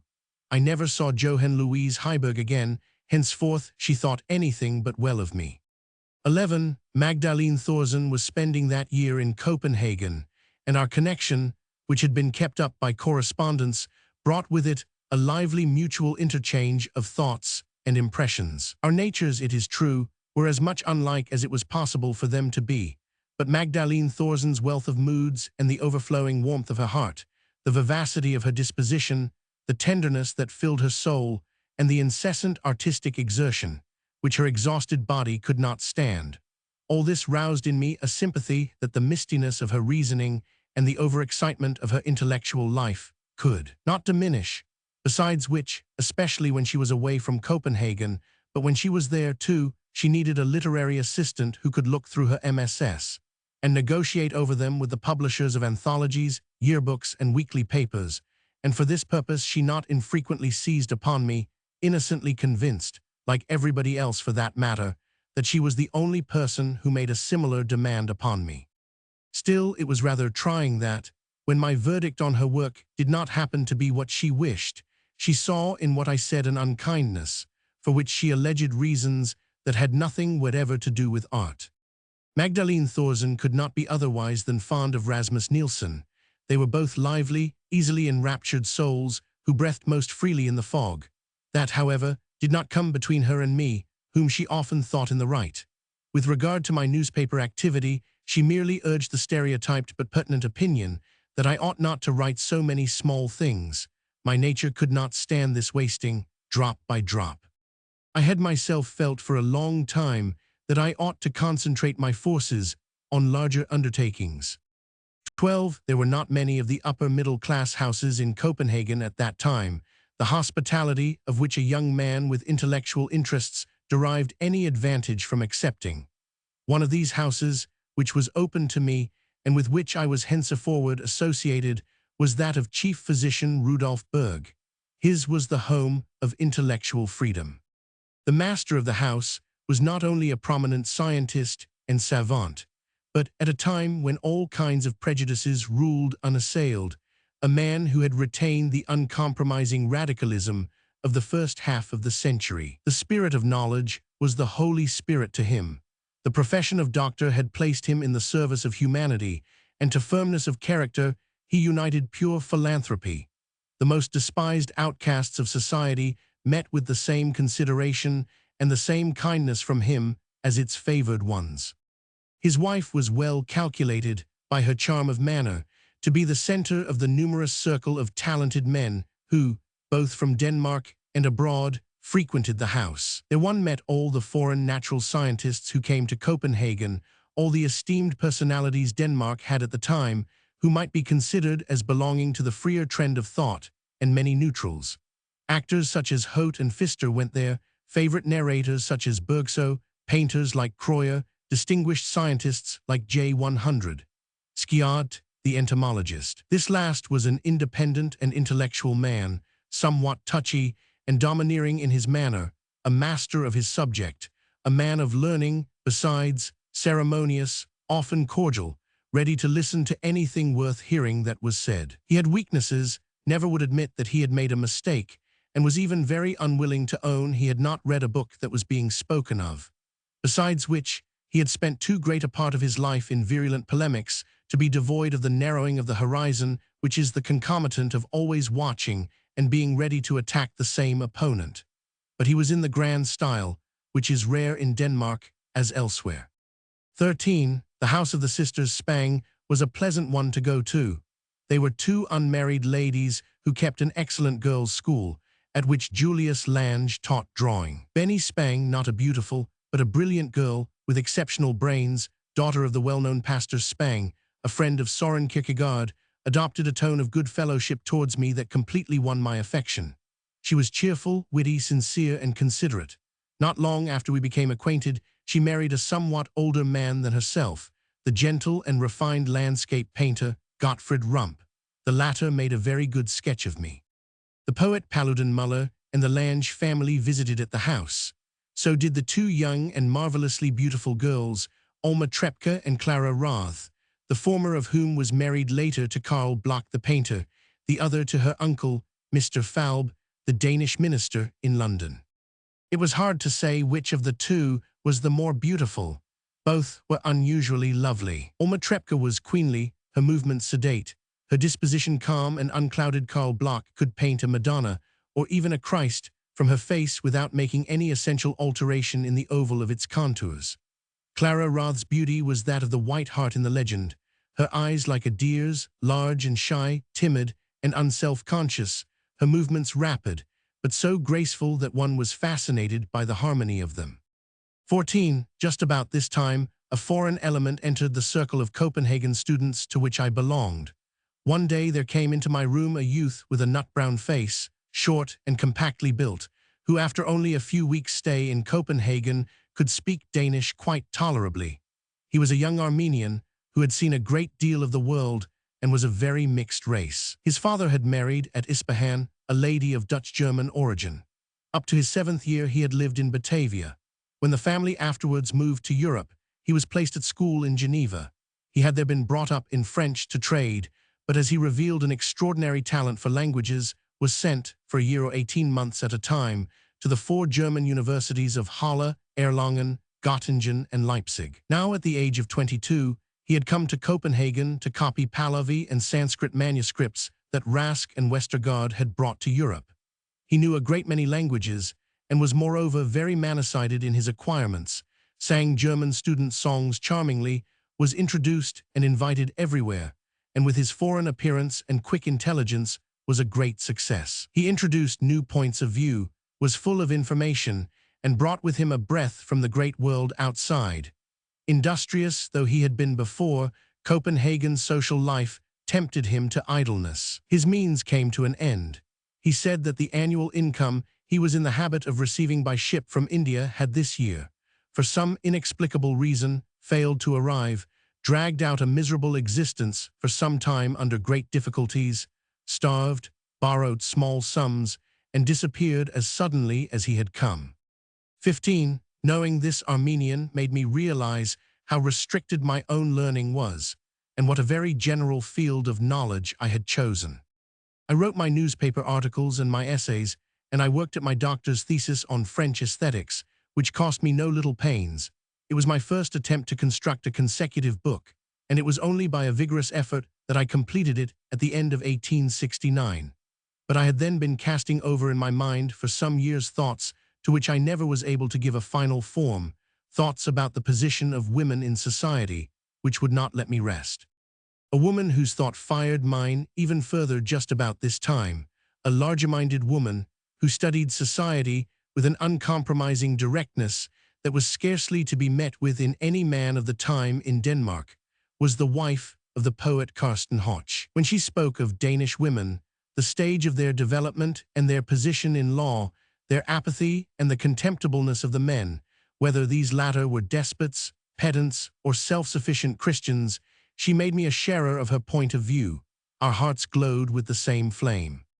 Rina Hoch was not, like certain old ladies of her circle, a woman's movement woman before the name was invented. She taught no doctrine, but she glowed with ardor for the cause of freedom and justice. She saw through the weak, petty men and women of her acquaintance and despised them. She too passionately desired a thorough revolution in modern society, to be able to feel satisfied merely by an amelioration of the circumstances of women of the middle classes. And yet it was the condition of women, especially in the classes she knew well, that she thought most about. She began to place some credence in me and cherished a hope that I should do my utmost to stir up the stagnation at home. And during the long conversations we had together, when, in the course of these summers, I now and again spent a week at a time with the Hochs at Hellebeek, she inflamed me with her ardor. In September 1868, after wandering with my old friend up and down the shore, under the pure, starlit heaven, and at last finding myself late at night in my room, I was unable to go to rest. All that had been talked of and discussed in the course of the day made my head hot and urged me to reflection and action. Often I seized a piece of paper and scribbled off, disconnectedly, in pencil, remarks corresponding to the internal agitation of my mind, jottings like the following, for example. Sr. That restive fanatic has a wife who cannot believe and wishes for nothing but to be left in peace on religious matters. He forces her to go to communion, though he knows the words of Scripture that he who partakes unworthily eats and drinks to his own damnation. There is not one sound, healthy sentiment in the whole of our religious state of being. You frequently hear it said, everyone cannot be a hypocrite, true enough, but begin, in the middle classes, to deduct hypocrisy and gross affectation and cowardly dread of hell, and see what is left. If we have young people worthy the name, I will tell them the truth, but this band of backboneless creatures blocks up the view. Women whom life has enlightened and whom it has disappointed, I can help. I see two lovers hand in hand, kissing the tears away from each other's eyes. I can only rouse the wakeful. Nothing can be done with those who are incapable of feeling noble indignation. I have known two women prefer death to the infamy of conjugal life. Open the newspapers, hardly a line that is not a lie. And poets and speakers flatter a people like that. Christianity and humanity have long wished for divorce. Now this is an accomplished fact. And the priests are honored. They plume themselves on not having certain vices for which they are too weak. I know that I shall be stoned, that every boy has his balderdash ready against that to which the reflection of years and sleepless nights has given birth. But do you think I am afraid of anyone? Stupidity was always the bodyguard of lies. A people who have put up with the Oldenburgs for 400 years and made loyalty to them into a virtue. They do not even understand that here there is no antichrist but common sense. Abandoned by all, except unhappiness and me. When did God become man? When nature reached the point in its development at which the first man made his appearance. When nature became man, then God 999. Women say of the beloved one, a bouquet he brings smells better than one another brings. You are weak, dear one, God help you, and you help, and I help. These thoughts have wrought a man of me, have finally wrought me to a man. I procured all that was accessible to me in modern French and English literature on the woman's subject. In the year 1869, my thoughts on the subordinate position of women in society began to assume shape, and I attempted a connected record of them. I adopted, as my starting point, Søren Kierkegaard's altogether antiquated conception of woman and contested it at every point. But all that I had planned and drawn up was cast aside when in 1869, John Stuart Mill's book on the subject fell into my hands. I felt Mill's superiority to be so immense and regarded his book as so epoch-making that I necessarily had to reject my own draft and restrict myself to the translation and introduction of what he had said. In November 1869, I published Mill's book in Danish, and in this manner introduced the modern woman's movement into Denmark. The translation was of this advantage to me that it brought me first into epistolary communication, and later into personal contact with one of the greatest men of the time. 16. There was one of the political figures of the time whom I often met during these years. This was the man most beloved of the previous generation, whose star had certainly declined since the war, but whose name was still one to conjure with, Orla Lehmann. I had made his acquaintance when I was little more than a boy, in a very curious way. In the year 1865, I had given a few lectures in 100 N. David's house on Runeberg, whom I had glorified exceedingly, and as the David and Lehmann houses, despite the political differences between them, were closely related one to the other, and intimately connected, Orla Lehmann had heard these lectures very warmly spoken of. At that time, he had just founded a People's Society as a counterpoise to the supremely conservative Society of August, and looking out for lecturers for it, hit upon the 23-year-old speaker as upon a possibility. I was then living in a little cupboard of a room on the 3rd floor in Crystal Street, and over my room was one, in the attic, inhabited by my 17-year-old brother, who had not yet matriculated. Orla Lehman, who had been told that the person he was seeking lived high up, rapidly mounted the 4 stories and knocked, a little out of breath, at the schoolboy's door. When the door opened, he walked in and said, still standing, "You are Brands, I am Lehman." Without heeding the surprise he read in the young fellow's face, he went on. "I have come to ask you to give a lecture to the People's Society in the casino's big room."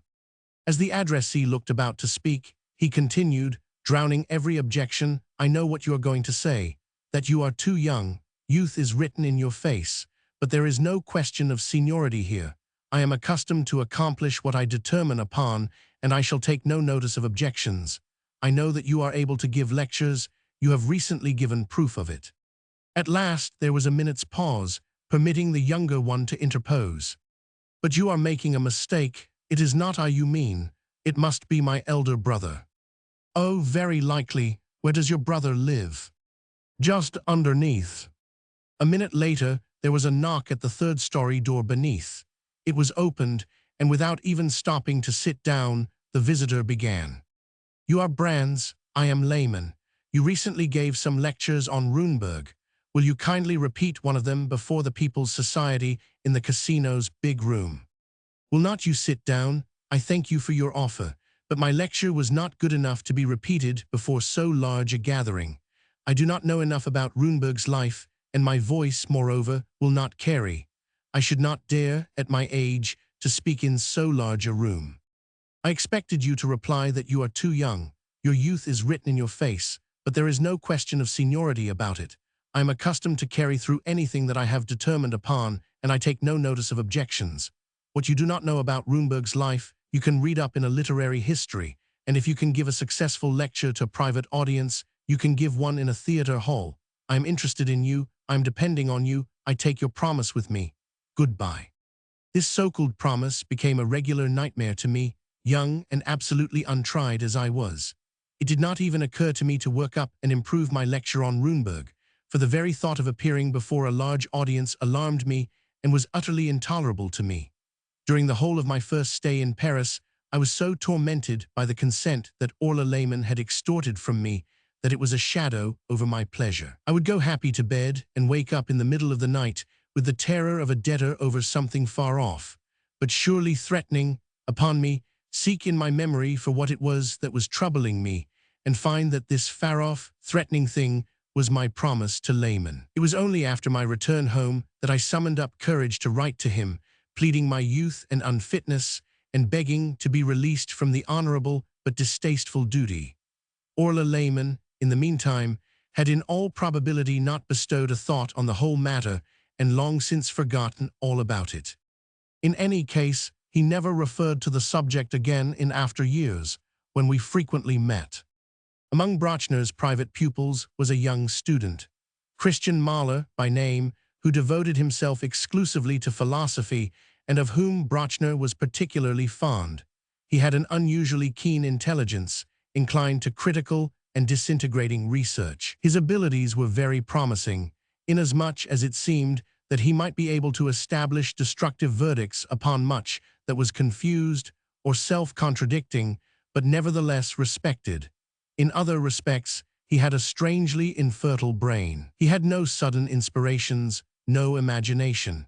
It could not be expected that he would ever bring forward any specially new thoughts, only that he would penetrate confusion, think out errors to the bottom, and with the years, carry out a process of thorough cleansing.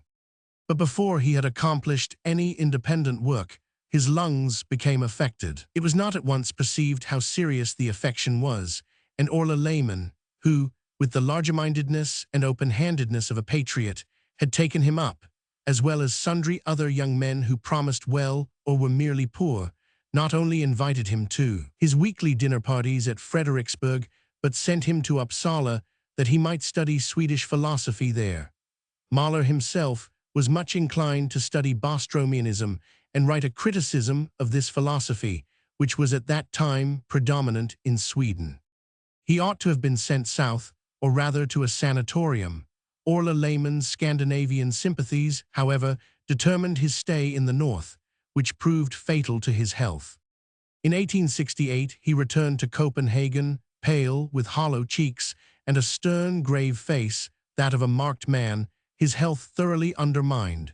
His friends soon learnt, and doubtless he understood himself, that his condition was hopeless. The quite extraordinary strength of character with which he submitted, good-temperedly, and without a murmur, to his fate, had for effect that all who knew him vied with each other in trying to lessen the bitterness of his lot, and at any rate show him how much they cared for him. As he could not go out, and as he soon grew incapable of connected work, his room became an afternoon and evening meeting place for many of his comrades, who went there to distract him with whatever they could think of to narrate or discuss. If you found him alone, it was rarely long before a second and a third visitor came, and the room filled up. Orla Lehmann, his patron, was also one of Christian Mahler's frequent visitors, but whenever he arrived, generally late and the last, the result was always the same. The students and graduates, who had been sitting in the room in lively converse, were struck dumb, awed by the presence of the great man.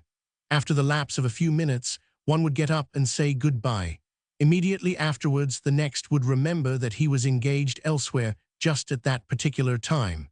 A moment later, the third would slip noiselessly out of the room, and it would be empty. There was one, however, who, under such circumstances, found it simply impossible to go. I stayed, even if I had just been thinking of taking my leave. Under the autocracy, Orla Lehmann had been the lyrical figure of politics. He had voiced the popular hopes and the beauty of the people's will, much more than the political poets 999. They wrote poetry, his nature was living poetry. The swing of his eloquence, which so soon grew out of date, was the very swing of youth in men's souls then. At the time I first knew him, he had long left the period of his greatness behind him, but he was still a handsome, well-set-up man, and at 58 years of age had lost nothing of his intellectual vivacity.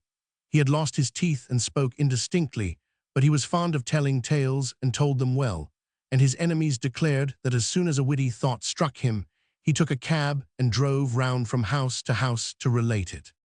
Passionately patriotic though Orla Lehmann was, he was very far from falling into the then usual error of overestimating Denmark's historical exploits and present importance.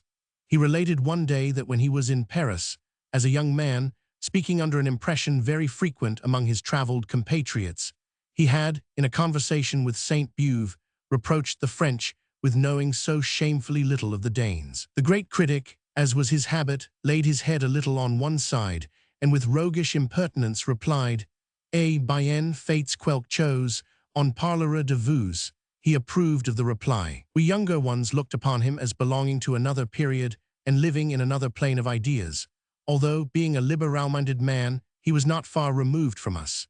He was supposed to be a free thinker, and it was told of him that when his old housekeeper repeatedly, and with increasing impatience, requested him to come to table, he would reply, in the presence of Studenza rallying allusion to the lady's Christian disposition. Get help from religion, little betch, get help from religion. A remark that in those days would be regarded as wantonly irreligious. People felt sorry for Lehmann because his politics had so wholly miscarried, and somewhat sore against him because he wanted to lay all the blame on the old despotism and the unfavorable circumstances of the time. Take him altogether, to those who were not intimately associated with him, and did not share the strong dislike felt against him in certain circles, he was chiefly a handsome and attractive antiquity. Christian Mahler died in 1869, and his death was deeply lamented. He was one of the few comrades admired by the younger ones alike for his gifts and his stoicism. With his death, my opportunities of frequently meeting Orla Lehmann ceased. But that the latter had not quite lost sight of me, he proved by appearing, at the end of February 1870, at my examination upon my doctor's thesis at the university. As on this occasion Lehmann arrived a little late, he was placed on a chair in front of all the other auditors, and very imposing he looked, in a mighty fur coat which showed off his stately figure. He listened very attentively to everything, and several times during the discussion showed by a short laugh that some parrying reply had amused him. 6 months afterwards, he was no more. 17. During those years, I came into very curious relations with another celebrity of the time. This was 1000. Goldschmidt, the author, whose great talent I had considerable difficulty in properly appreciating, so repelled was I by his uncertain and calculating personality. I saw Goldschmidt for the first time when I was a young man at a large ball at a club in Copenhagen.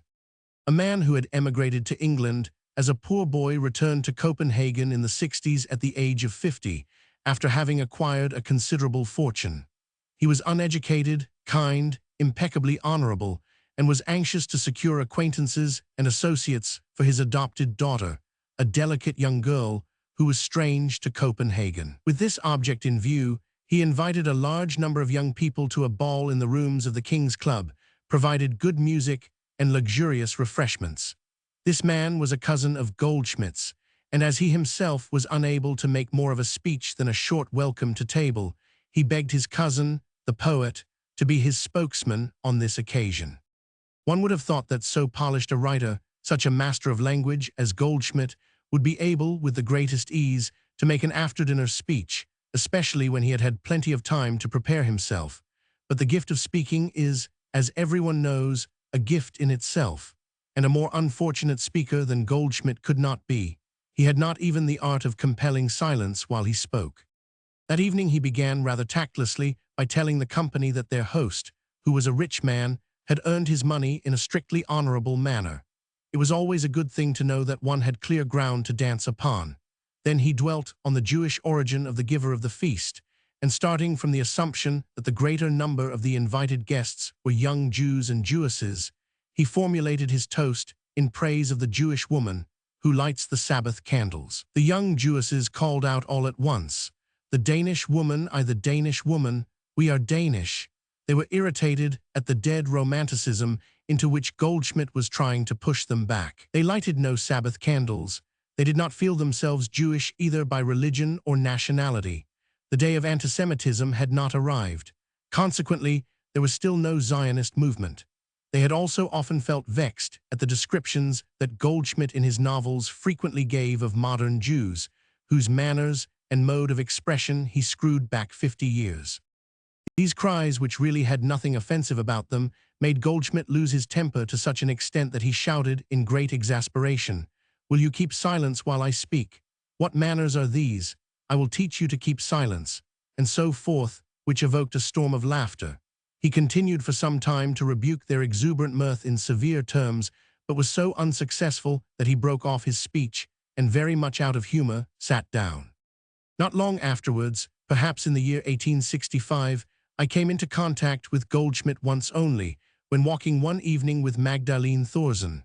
On meeting this lady, whom he knew, he turned round, walking with her as far as her house on the shores of the lakes, after which his way led towards the town, as did mine. As long as Mrs. Thorsen was present, he naturally addressed his conversation to her and expressed himself, as his habit was, without much ceremony. For instance, he said, "I do not as a rule care for women writers, not even for those we have, but I will concede that, of all the ladies who write, you are the freshest." When Mrs. Thorsen brought the conversation round to her favorite subject, love, he said, banteringly, "My heart is like the flags of the Zouave regiments, so pierced with holes that it is almost impossible to tell what the material originally looked like." On the whole, he was animated and polite, but his glance was somewhat stinging. Goldschmidt had greater difficulty in hitting on the right manner to adopt towards a much younger man. He used expressions which showed that he was standing on his dignity and was all the time conscious of his own superiority. "People have spoken about you to me," he said, "and I know you by name." The word here rendered people had a strangely foreign sound, as though translated or affected.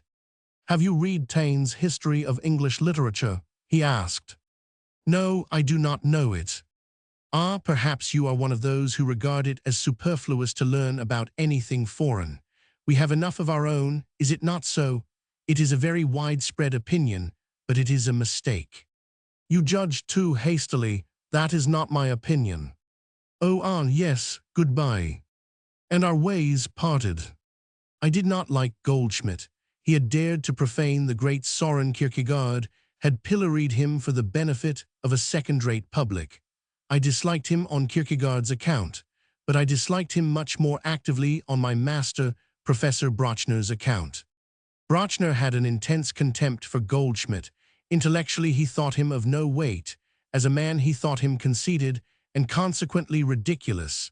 He had not the slightest perception of the literary artist in him.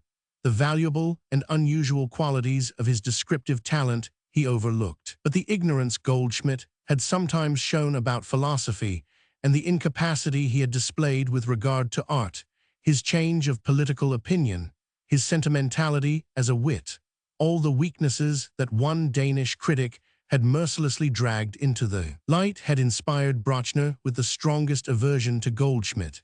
Add to this the personal collisions between the two men.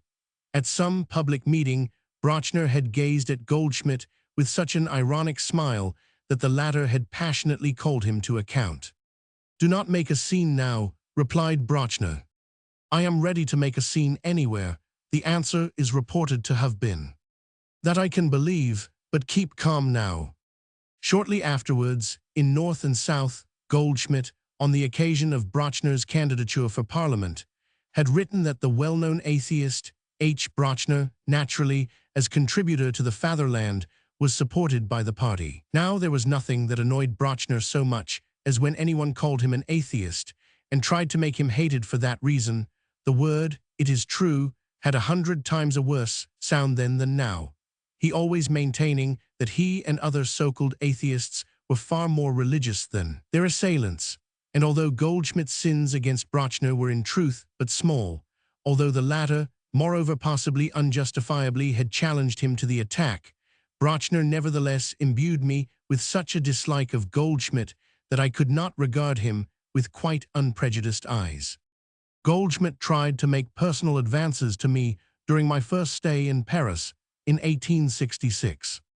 Besides the maternal uncle settled in France, of whom I have already spoken, I had still another uncle, my father's brother, who had gone to France as a boy, had become naturalized, and had settled in Paris.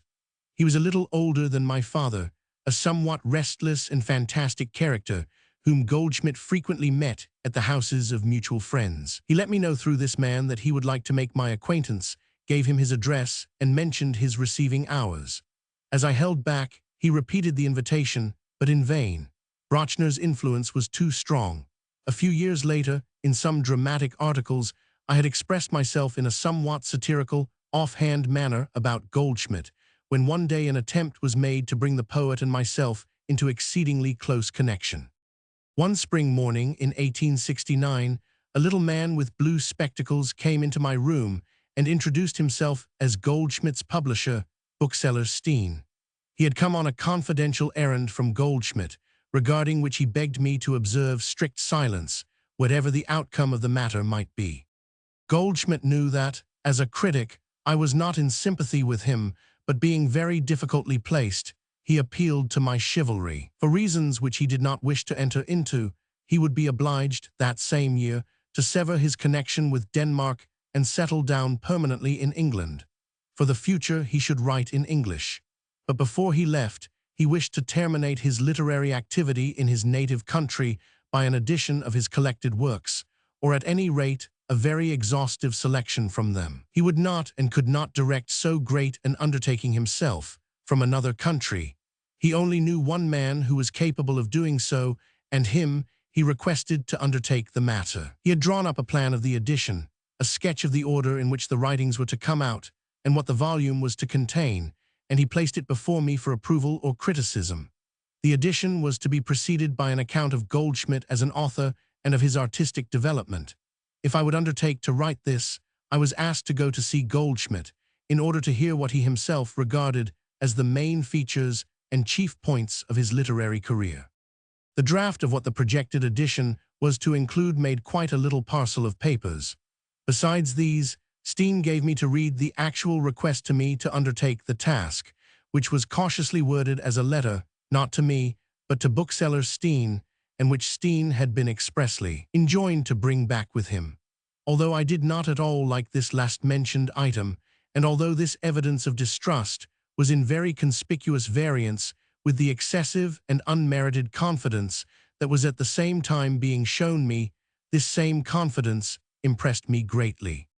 The information that Goldschmidt, undoubtedly the first prose writer in the country, was about to break off his literary activity and permanently leave Denmark was in itself overwhelming, and at once set my imagination actively at work. What could the reason be? A crime? That was out of the question.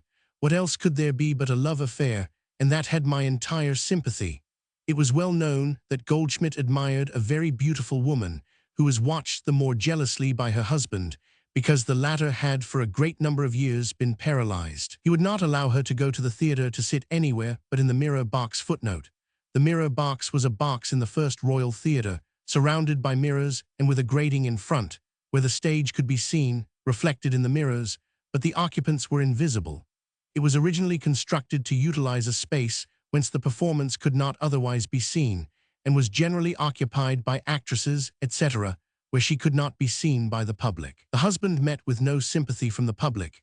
He had always been a characterless and sterile writer, had published only 2 books, written in a diametrically opposite spirit, flatly contradicting one another. As long as he was able to go out, he had dyed his red hair black. He was an insignificant man in every way, and by his first marriage with an ugly old maid, had acquired the fortune which alone had enabled him to pay court to the beautiful woman he subsequently won. It had leaked out that she was the original of the beautiful woman in the inheritance, and that some of the letters that occur in it were really notes from Goldschmidt to her. What more likely than the assumption that the position of affairs had at last become unbearable to Goldschmidt, and that he had determined on an elopement to London. In a romantic purpose of the sort, Goldschmidt could count upon the sympathy of a hot-blooded young man. I consequently declared myself quite willing to talk the matter over with the poet and learn more particulars as to what was expected of me. Meanwhile, I thought I might promise my assistance. It was Easter week, I believe Maunday Thursday. I promised to call upon Goldschmidt on one of the holidays at a prearranged time.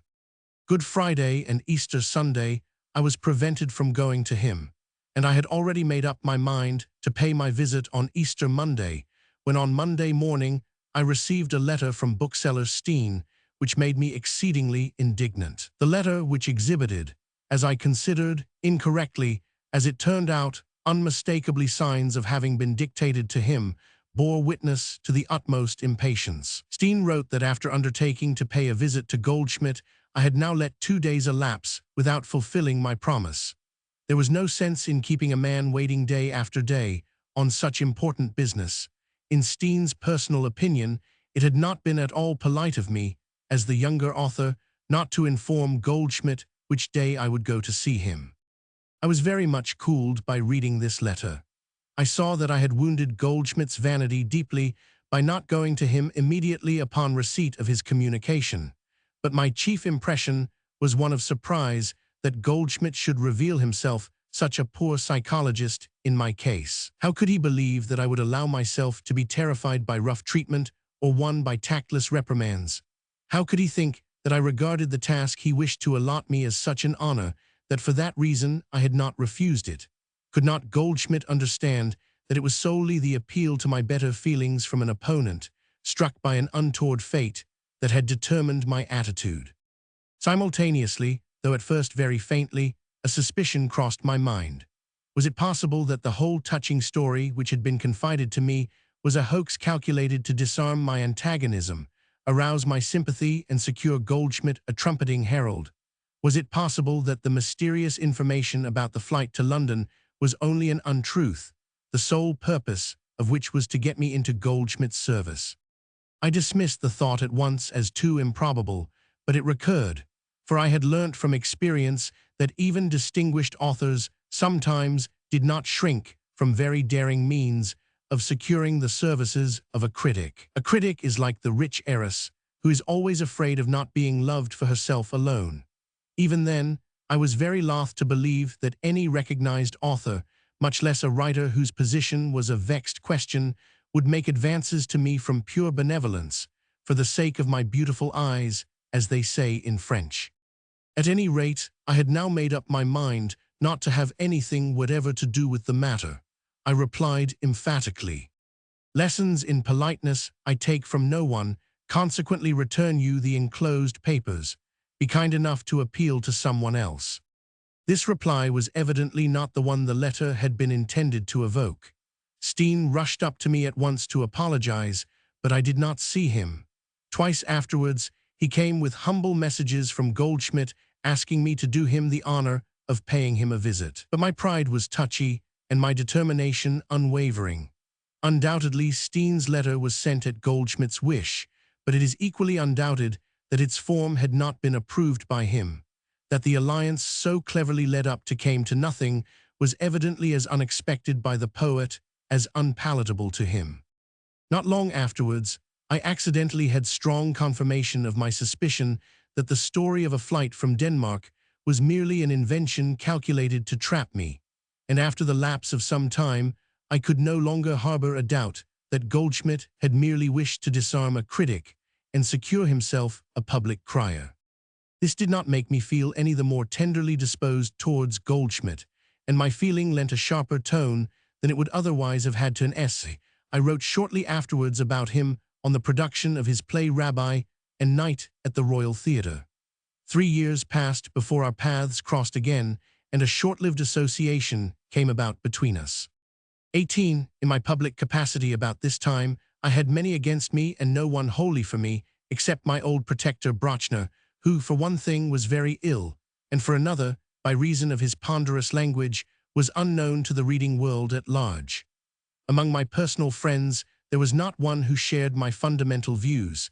If they were fond of me, it was in spite of my views. That in itself was a sufficient reason why I could not expect them, in the intellectual feud in which I was still engaged, to enter the lists on my behalf. I did not need any long experience to perceive that complete and unmixed sympathy with my endeavors was a thing I should not find. Such a sympathy I only met with in reality from one of my comrades, Emil Peterson, a young private individual with no connection whatever with literature, and without influence in other directions. Moreover, I had learnt long ago that, as a literary beginner in a country on a Lilliputian scale, I encountered prompt opposition at every step, and that ill will against me was always expressed much more forcibly than good will, was quickly, so to say, organized. I had against me at once every literary or artistic critic who already held an assured position, from the influential men who wrote in the Fatherland or the Berlin Times to the small fry who snapped in the lesser papers, and if they mentioned me at all, it was with the utmost contempt, or in some specially disparaging manner. It was the rival that they fought against. Thus it has continued to be all my life. Certain critics, such as Falkman in Denmark and Werson in Sweden, hardly ever put pen to paper for some 40 years without bestowing an affectionate thought upon me. Later, in Norway, I became Collins' idée fixe. Add to these all who feared and hated a train of thought, which in their opinion was dangerous to good old-fashioned faith and morality. Definite as were the limits of my articles and longer contributions to the dispute concerning faith and science, and although, strictly speaking, they only hinged upon an obscure point in Rasmus Nielsen's philosophy, they alarmed and excited a large section of the ecclesiastics of the country. I had carefully avoided saying anything against faith or piety. I knew that orthodoxy was all-powerful in Denmark. However, I did not meet with refutations, only with the indignation of fanaticism. As far back as 1867, Bjornson had come forward in print against me, had reproached the daily paper with giving my contributions a place in their columns, and reported their contents to the editor, who was away traveling, on the supposition that they must have been accepted against his wishes. And although the article did not bear Bjornson's name, this attack was not without weight. The innocent remark that Søren Kierkegaard was the Tycho Brahe of our philosophy, as great as Tycho Brahe, but like him, failing to place the center of our solar system in its sun, gave Bjornson an opportunity for the statement, a very dangerous one for a young author of foreign origin to make, that the man who could write like that had no views in common with other Danes, no Danish mind. The year after, I was astonished by inflammatory outbursts on the part of the clergy. One day in 1868, the much-respected Pastor Holenberg walked into my friend Benny Spang's house, reprimanded her severely for receiving such an undoubted heretic and heathen under her roof, and demanded that she should break off all association with me. As she refused to do so and turned a deaf ear to his arguments, losing all self-control, he flung his felt hat on the floor, continued to rage and rail against me, and no result coming of it, dashed at last, in a towering passion, out through the door, which he slammed behind him. There was a farcical ending to the scene, since he was obliged to ring at the door again for his hat, which, in his exasperation, he had forgotten.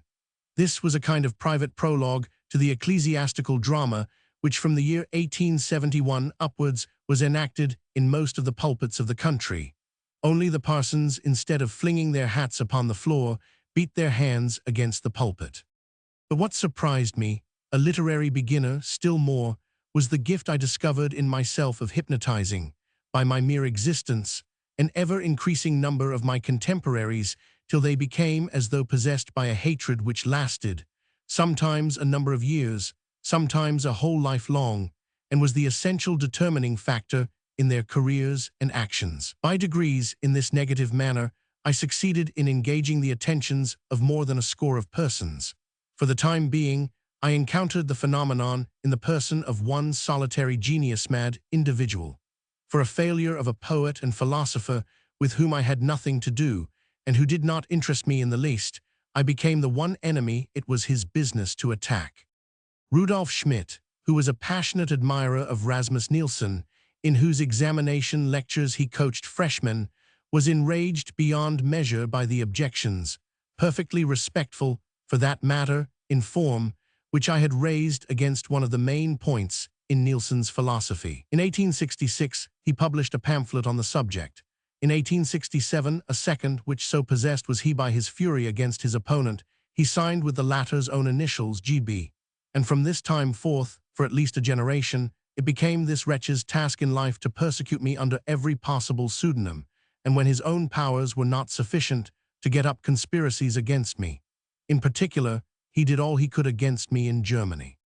Meanwhile, he started a magazine in order to bring before the public himself and the ideas he was more immediately serving, viz., those of R. Nielsen, and since this latter had of late drawn very much nearer to the Grundtvigian way of thinking, partly also those of Grundtvig. The magazine had 3 editors, amongst them R. Nielsen himself, and when one of them, who was the critic of the fatherland, suddenly left the country, Bjornstjerne Bjornson took his place. The 3 names, R. Nielsen, B. Bjornson, and Rudolf Schmidt, formed a trinity whose supremacy did not augur well for the success of a beginner in the paths of literature, who had attacked the thinker among them for ideal reasons, and who had been the object of violent attacks from the 2 others. The magazine idea and reality was, as might be expected, sufficiently unfavorable to my cause. The sudden disappearance of the critic of the fatherland from the literary arena was, under the conditions of the time, an event. He had no little talent, attracted by ideas and fancies that were sometimes very telling, repelled by mannerisms, and a curious, far-fetched style laid chief emphasis, in the spirit of the most modern Danish philosophy, on the will, and always defended ethical standpoints. From the time of Bjornson's first appearance, he had attached himself so enthusiastically and inviolably to him that by the general public he was almost regarded as Bjornson's herald. At every opportunity he emphatically laid down Bjornson's importance, and as a set-off fell upon those who might be supposed to be his rivals. Ibsen, in particular, received severe handling. His departure was thus a very hard blow for Bjornson, but for that matter was also felt as a painful loss by those he opposed. 19. Not long after this departure, and immediately after the publication of my long article on Goldschmidt, I received one day, to my surprise, a letter of 8 closely written pages from Bjornstjerne Bjornson, dated April 15, 1869. What had called it forth was my remark, in that article, that Bjornson, like Goldschmidt, sometimes, when talent failed, pretended to have attained the highest, pretended that obscurity was the equivalent of profundity. When writing this, I was thinking of the obscure final speech about God in heaven in Bjornson's Mary Stuart, which I still regard as quite vague, pretentious though it be as it stands there. However, it was an exaggeration to generalize the grievance, as I had done, and Bjornson was right to reply. He considered that I had accused him of insincerity, though in this he was wrong, but for that matter, with hot-tempered eloquence, he also denied my real contention. His letter began. Although I seldom read your writings, so that possibly I risk speaking of something you have elsewhere developed more clearly, and thus making a mistake, I nevertheless wish to make a determined protest against its being called a characteristic of mine, in contrast to Oehlenschläger and Hoche, to strain my powers to reach what I myself only perceive unclearly, and then intentionally to state it as though it were clear. I am quite sure that I resemble Oehlenschläger in one thing, namely, that the defects of my book are open to all, and are not glossed over with any sort or kind of lie. Anything unclear must for the moment have seemed clear to me, as in his case. My motto has always been, be faithful in small things, and God shall make you ruler over great things. And never, no, never, have I snatched after great material in order to seem great, or played with words in order to seem clever, or been silent in order to appear deep. Never. The examples around me have been appalling to me, and I am sure that they have been so because I have from the very beginning been on my guard against lies. There are passages in every work which will not yield immediately what one impatiently demands of them, and then I have always waited, never tried. The thing has had to come itself unforced, and it is possible that what I have received has been a deception, but I have believed in it.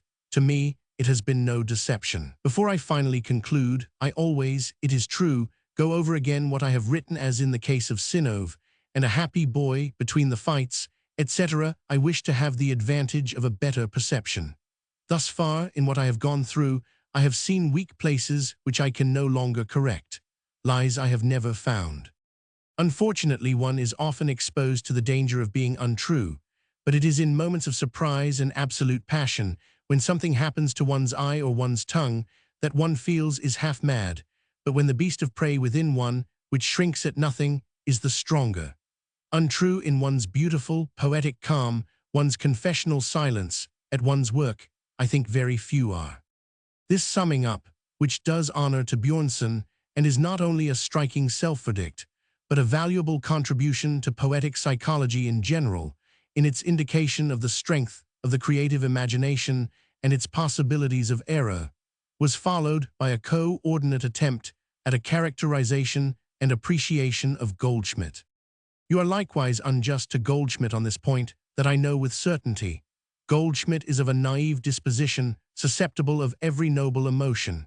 It is true that he often stages these in a comic manner, and what you say about that is true. He does the same in private life, but you have not recognized the source of this. In the last instance, it is not a question of what we think, but of what we do. Just as this, on the whole, is an error that you fall persistently into, it is in particular an error here, where, for instance, his two brothers, with the same qualifications and with the same dual nature, have both developed into characters, the one indeed into a remarkable personality. But Goldschmidt began as a corsair captain at 17. His courage was the courage behind a pen that he fancied was feared, his happiness that of the flatterer, his dread that of being vapid. And there were many other unfavorable circumstances.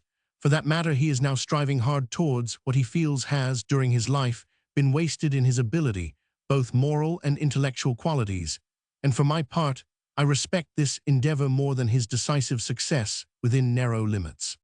In this passage, the distinction and contrast between contemplative life and actual existence was quite in the Rasmus Nielsen spirit.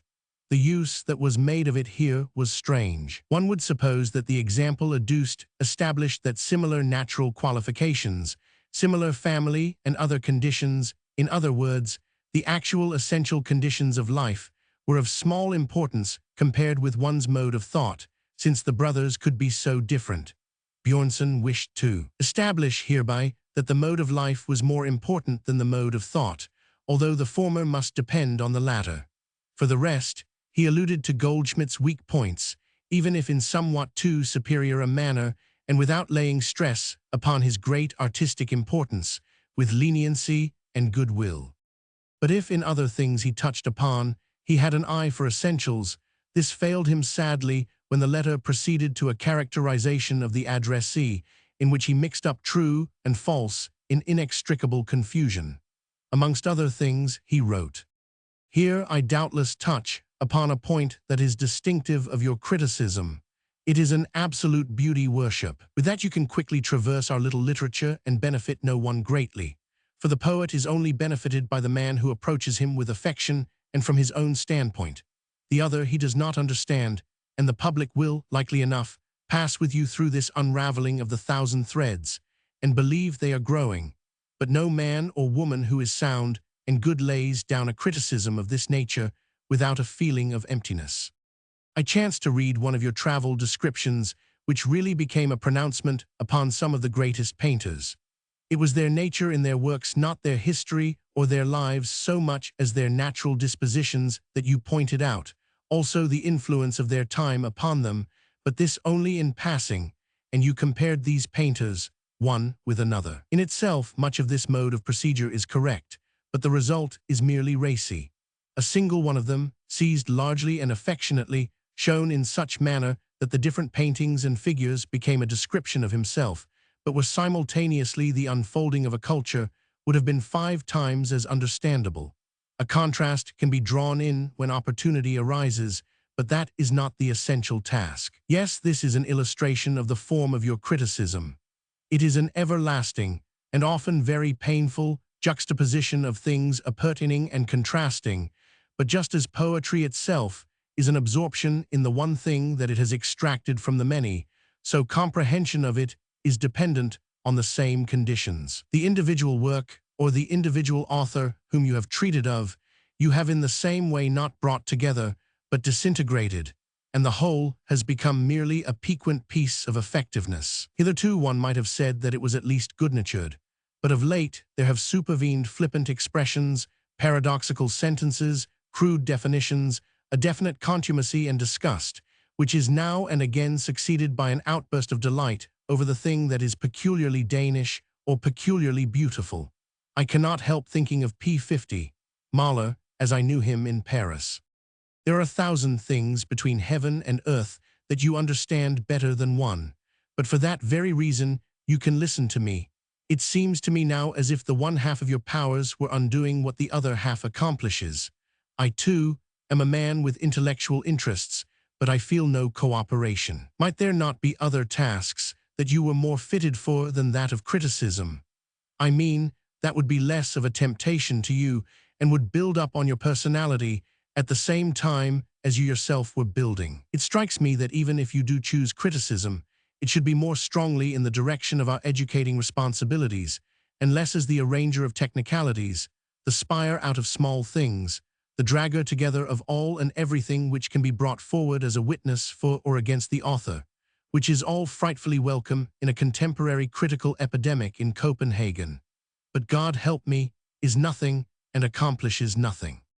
This part of the letter irritated me intensely, partly by the mentor's tone assumed in it, partly by a summing up of my critical methods, which was founded simply and solely on the reading of 3 or 4 articles, more especially those on Rubens and Goldschmidt, and which quite missed the point. I was far from feeling that I had been understood, and for that reason warned against extremes. On the contrary, I saw myself only caricatured, without even wit or humor, and could not forget that the man who had sketched this picture of me had done his utmost to injure me, and he compared me with P50, Mahler. The fact that the conclusion of the letter contained much that was conciliatory and beautiful, consequently, did not help matters.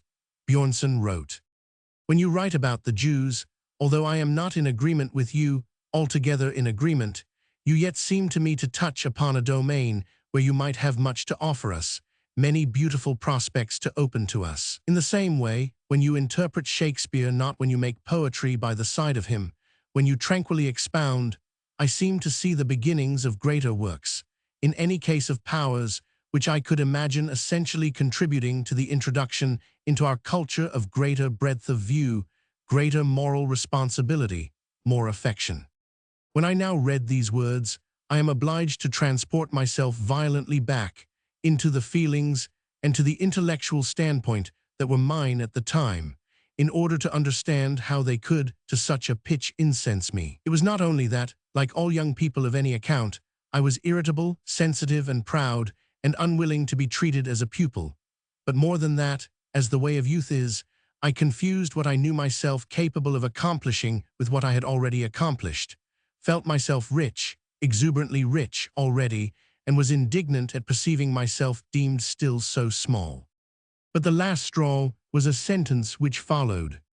I should often have liked to talk all this over with you when last I was in Copenhagen, but I noticed I was so pried after by gossips that I gave it up. The last time Bjornson was in Copenhagen, he had written that article against me. Besides, I had been told that some few times he had read my first articles aloud in public in friends' houses and made fun of their forced and tyro-like wording. And now he wanted me to believe that he had at that time been thinking of visiting me in order to come to an understanding with me. And worse still, the fear of gossip had restrained him. This hero of willpower so afraid of a little gossip. He might go on as he liked now, I had done with him. He did go on, both cordially and gracefully, but condescendingly, quite incapable of seeing how wounding the manner of his advances was. He wished to make advances to me and yet maintain a humiliating attitude of condescension. There are not many of us in literature who are in earnest.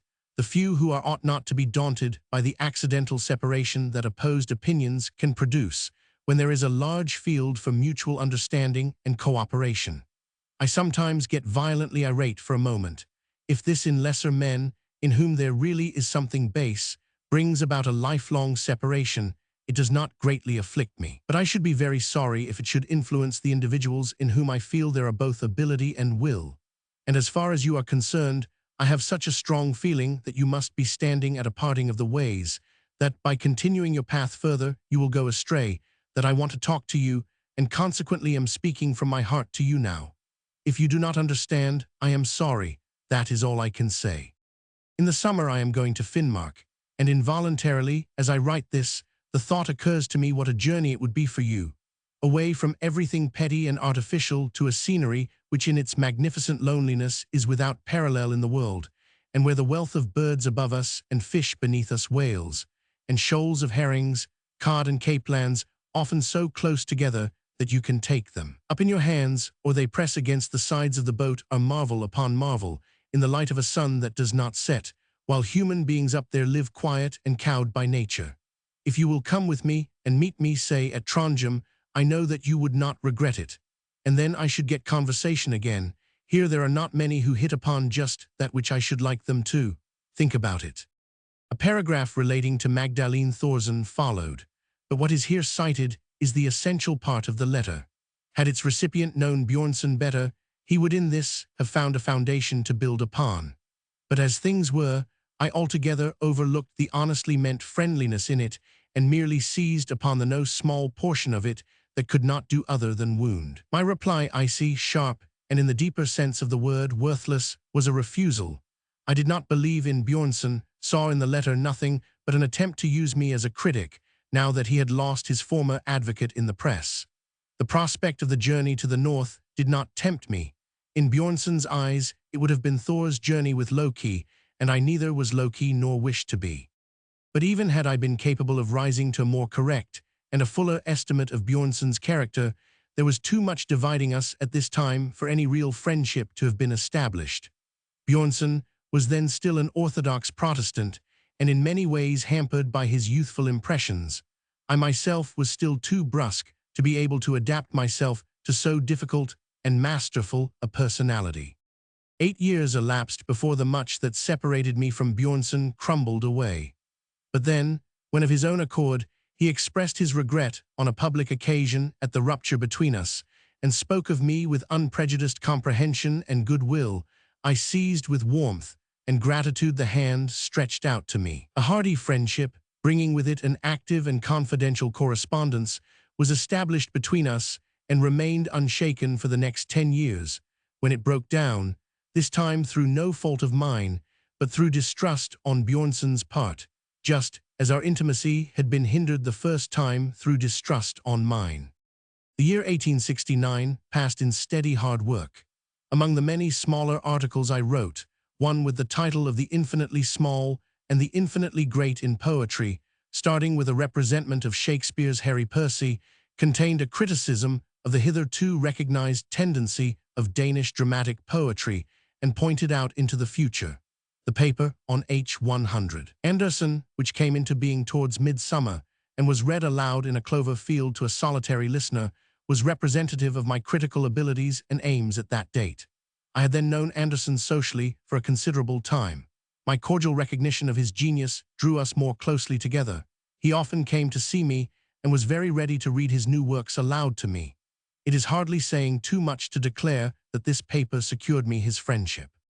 The fundamental principles of the essay were influenced by Taine, the art philosopher I had studied most deeply, and upon whom I had written a book that was to be my doctor's thesis.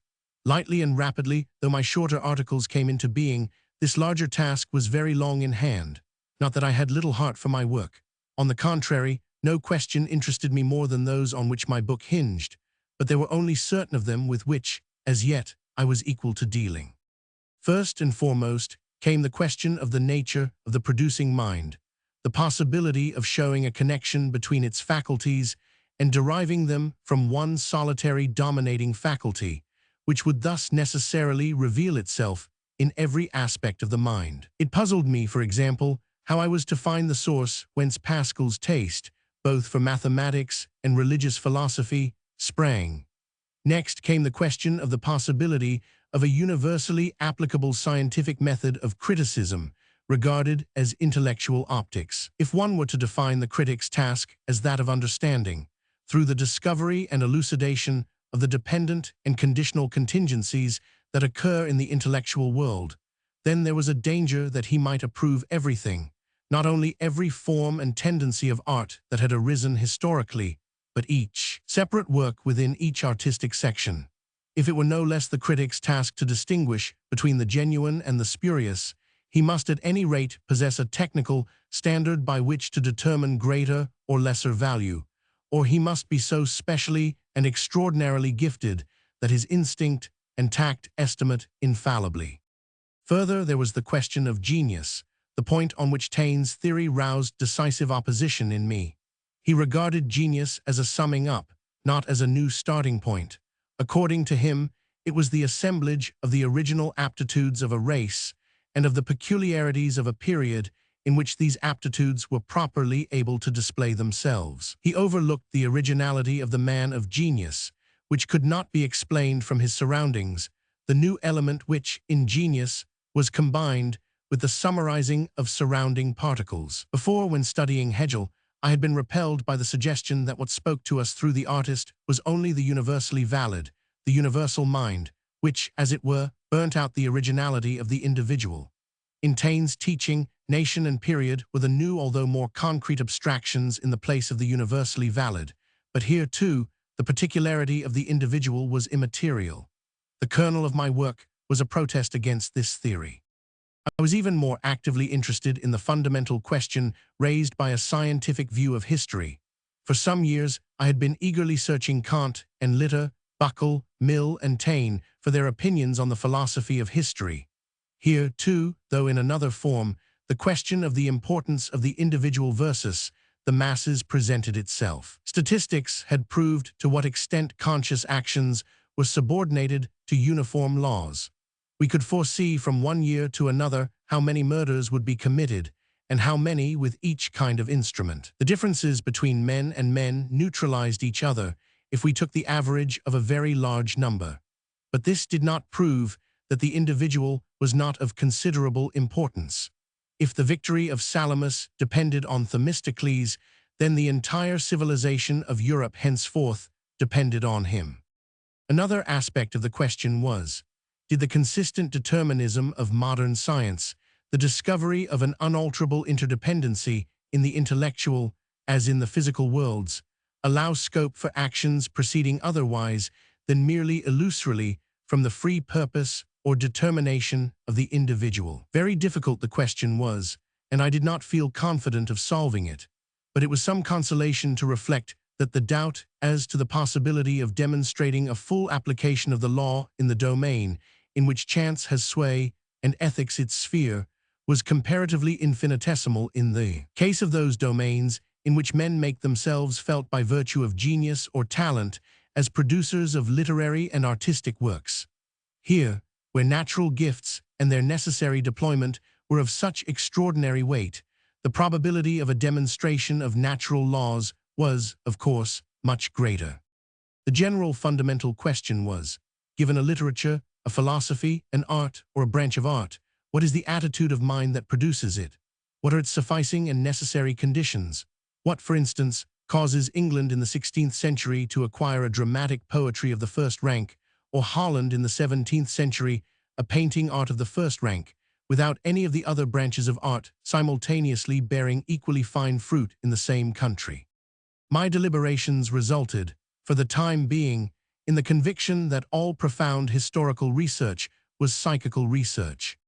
That old piece of work, revised, as it now is, has certainly none but historic interest, but for a doctor's thesis, it is still a tolerably readable book and may, at any rate, introduce a beginner to reflection upon great problems. After the fundamental scientific questions that engaged my attention, I was most interested in artistic style. There was, in modern Danish prose, no author who unreservedly appealed to me. In German Heinrich Kleist and in French Merimee were the stylists whom I esteemed most. The latter, in fact, it seemed to me was a stylist who, in unerring sureness, terseness, and plasticism, excelled all others. He had certainly not much warmth or color, but he had a sureness of line equal to that of the greatest draftsman of Italian art. His aridity was certainly not winning, and in reading him, I frequently felt a lack of breadth of view and horizon, but the compelling power of his line drawing captivated me. When my doctor's thesis was finished, towards the middle of December 1869, both it and the collection of articles bearing the name Criticisms and Portraits were placed in the printer's hands. In the beginning of 1872, hitherto unprinted pieces were added, of which one was a paper written some time before on Kammerrabeck, which had been revised, the other, a new one on Merimee, which in general shows what at that time I admired in style. It had long been settled that as soon as I had replied to the critics of my thesis, I should start on prolonged travels, the real educational travels of a young man's life. I had a little money lying ready, a small bursary, and a promise of a traveling allowance from the state, which promise, however, was not kept. This journey had for a long time been haunting my fancy. I cherished an ardent wish to see France again, but even more especially to go to Italy and countries still farther south. My hope of catching a glimpse of northern Africa was only fulfilled 35 years later, but I got as far as Italy, which was the actual goal of my desires. I knew enough of the country, its history from ancient days until then, and was sufficiently acquainted with its art from Roman times upwards and during the Renaissance to be regarded as past for intellectual consecration in the South. When the thesis was done with, and the printing of the second book was nearing completion, not anxiety to travel, but melancholy and heavy-heartedness at the thought of my departure gained the upper hand. It had been decided that I was to remain away at least a year, and it was less to myself than to others whom I must necessarily leave behind, that the time seemed immeasurably long. Professor Sciot advised me rather to take several short journeys than one long one, but that was impracticable. I wanted to get quite away from the home atmosphere. As, however, there were some who thought of my journey with disquiet and dread, and from whom it was difficult for me to tear myself, I put off my departure as long as I could. At last, the remnant of work that still bound me to Copenhagen was finished, and then all the new and enriching prospects my stay in foreign countries was to bring me shown in a golden light. Full of undaunted hope, I set out on my travels at the beginning of April 1870. Second, longer stay abroad. Hamburg, my second fatherland. Ernest, hello le docteur noir Tain, Renan Marcelin Glayer Tain's Friendship Renan, at home Philaret Chassel's Reminiscences Le Theatre, Frankais Coquelin Bernhardt, Beginnings of Main Currents the Tuileries John Stuart Mill London Philosophical Studies London and Paris. Compared Antonio Gallinga and his wife Don Juan Prim Napoleon Roman 3 London Theatres Gladstone and Disraeli in Debate Paris on the Eve of War, first reverses flight from Paris Geneva. Switzerland, Italy Pasquale, Villari Vinnie Reims Friendship Roman, Fever Henrik Ibsen's Influence Scandinavians in Rome. The first thing that impressed me was Hamburg, and by that I mean the European views prevalent there. At that time, doubtless mainly for national reasons, Denmark hated Hamburg. Different Danish authors had recently written about the town, and in as depreciatory a strain as they could. The description of one amounted to an assertion that in Hamburg people only talked of two things, money and women. That of another commenced, "Of all the places I have ever seen in my life, Hamburg is the most hideous."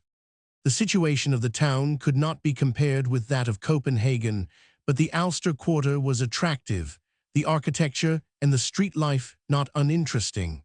What decided me, however, was not the externals of the town, but the spirit I noticed pervading the conversation. The idea underlying things was that a young man must first and foremost learn to keep himself well and comfortably.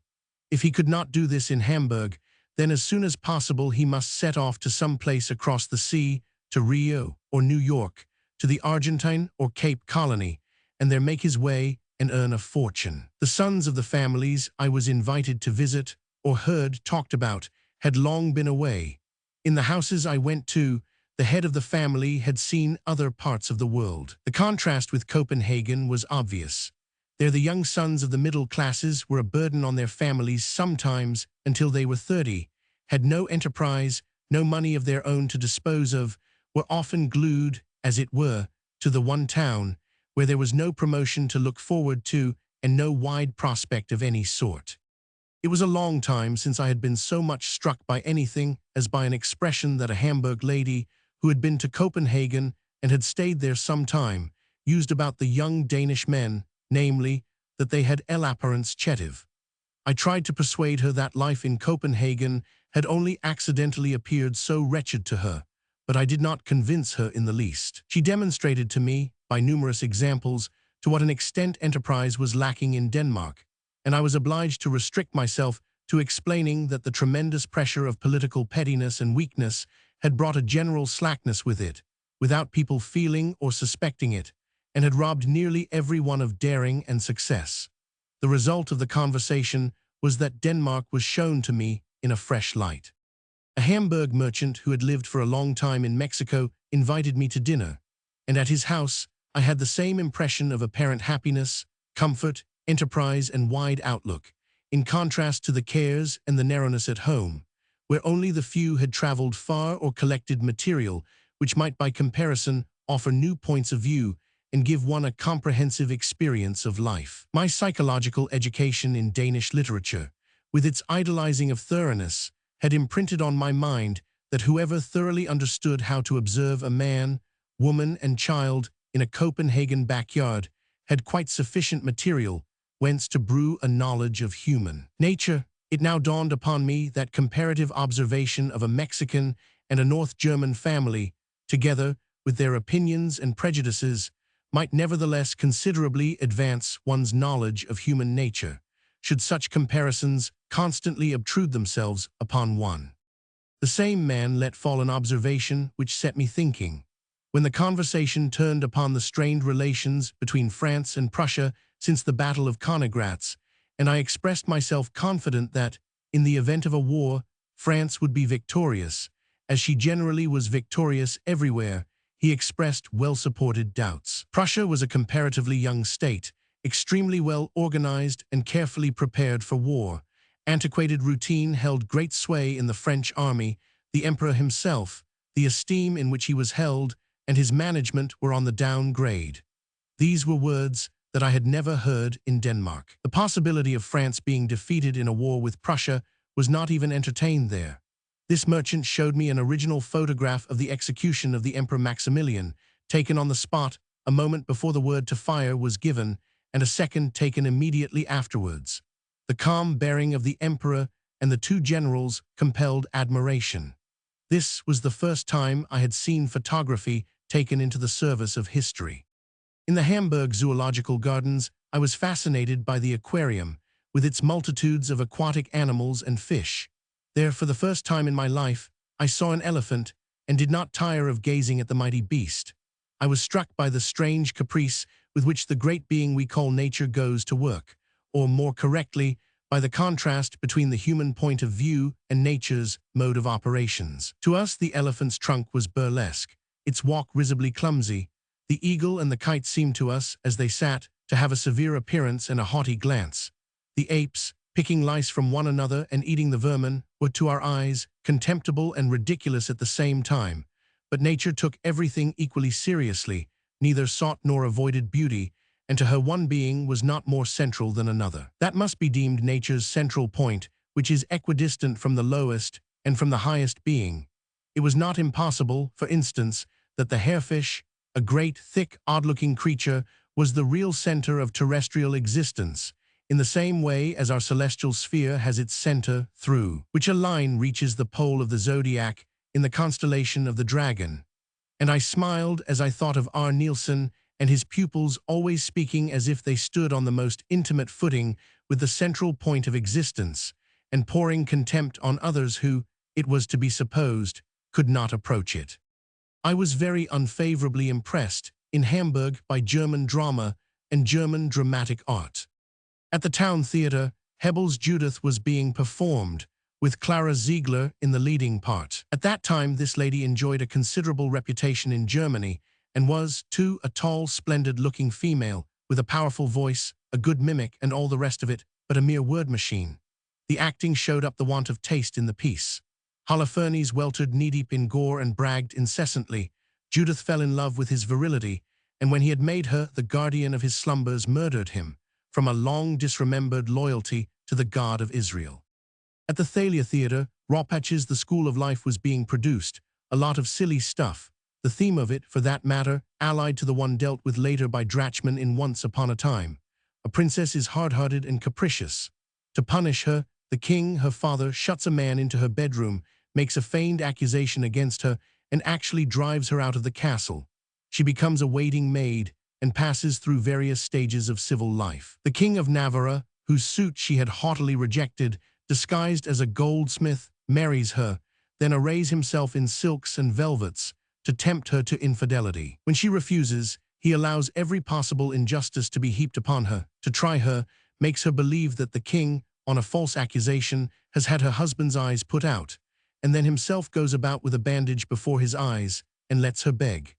She believes everything and agrees to everything, until at last, arrived at honor and glory, she learns that it has all been only play acting, trial, and education. This nonsense was exactly on a par with taste in Germany at the time, which was undeniably considerably below the level of that in France and Denmark, and it was acted by a group of actors, some very competent, at the chief theatre of Hamburg.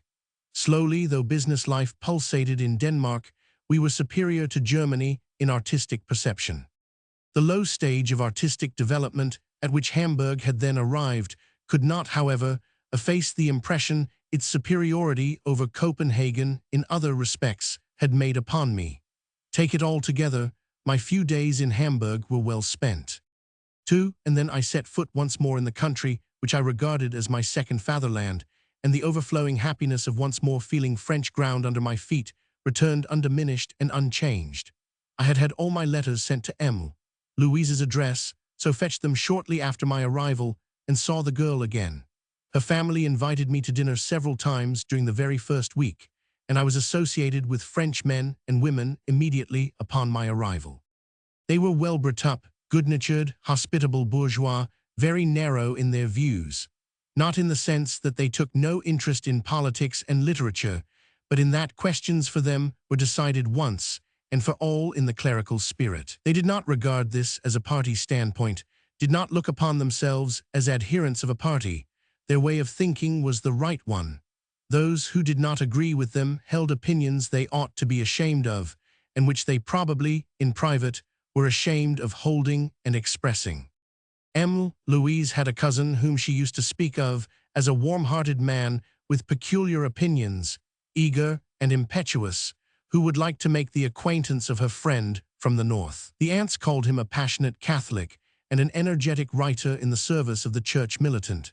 Shortly after my arrival, I met him at dinner. He was a middle-aged, pale, carelessly dressed man with ugly, irregular features and a very excitable manner. With him came his wife, who, though pale and enthusiastic like himself, yet looked quite terrestrial. He introduced himself as Ernest Hello, contributor to Vuillat's then much talked of Romish paper, El Univers, which, edited with no small talent by a noted stylist, adopted all sorts of abusive methods as weapons in every feud in which the honor of the church was involved. It was against Vuillot that Audier had just aimed the introduction to his excellent comedy, Le Fils de Gibier, and he made no secret of the fact that in the Diadet mentioned in the piece, he had had this writer of holy abuse in his mind. Hello was in everything Vuillot's vassal. He was one of the martial believers who despised and hated the best free research men, and who knew himself in a position to confute them. He possessed some elements of culture, and had thoroughly drilled into him what, in comparison with the views of later times on history and religion, was narrow and antiquated in Voltaire's education, and for this reason regarded not only Voltaire's attack on the church, but all subsequent philosophy inimical to the church, as belonging to a bygone age. He was a fanatic, and there was a sacristy odor about all that he said. But there was in his disposition an enthusiastic admiration for weakness in fighting against external strength, and for courage that expressed itself in sheer defiance of worldly prudence, that made him feel kindly towards the young Dane. Denmark's taking up arms, with its 2 million inhabitants, against a great power like Prussia, roused his enthusiasm. "It is great, it is Spartan," he exclaimed. It must certainly be admitted that this human sympathy was not a prominent characteristic, and he wearied me with his hateful verdicts over all those whom I, and by degrees all Europe, esteemed and admired in France. As an instance of the paradoxicalness to which Huysmans many years later became addicted, the latter tried to puff up Hello as being a man of remarkable intellect, and an instance of the want of independence with which the new Catholic movement was carried on in Denmark is to be found in the fact that the organ of young Denmark, the Tower, could declare, "Hello is one of the few whom all men of the future are agreed to bow before. Hello was not only a Catholic burning with religious ardor, but a genius. These two things explain everything." When Hello invited me to his house, I regarded it as my duty to go, that I might learn as much as possible, and although his circle was exceedingly antipathetic to me, I did not regret it. The spectacle was highly instructive. Next to Hello himself, who, despite his fanaticism and restlessness, impressed one as very inoffensive at bottom, and not mischievous if one steered clear of such names as Voltaire or Renan, the chief member of his circle was the Black Doctor, Le Docteur Noir, so much talked of in the last years of the Empire, and who is even alluded to in Taines. Graindorge, his real name was Vries. He was a Negro from the Dutch West Indies, a veritable bull, with a huge body and a black, bald physiognomy, made to stand outside a tent at a fair and be his own crier to the public. His conversation was one incessant brag in atrocious French. Although he had lived 17 years in France, he spoke almost unintelligibly. He persuaded himself, or at least others, that he had discovered perpetual motion, vowed that he had made a machine which, by a simple mechanism, could replace steam power, and had been declared practicable by the first engineers in Paris. But of course, he declined to speak freely about it. Columbus and Fulton only were his equals. He knew all the secrets of nature. He had been persecuted in 1859. He had been imprisoned for 11 months, on a charge of quackery, because all great men were persecuted. Remember our Lord Jesus Christ. He himself was the greatest man living. Moi vous dire le plus grand homme d'univers. Hello and the ladies smiled admiringly at him and never grew tired of listening to him. This encouraged him to monopolize the conversation. He, Vries, was a man possessed of courage and wisdom. He understood phrenology, allopathy, homeopathy, engineering science, meteorology like Molière's doctors and Holberg's oldfucks.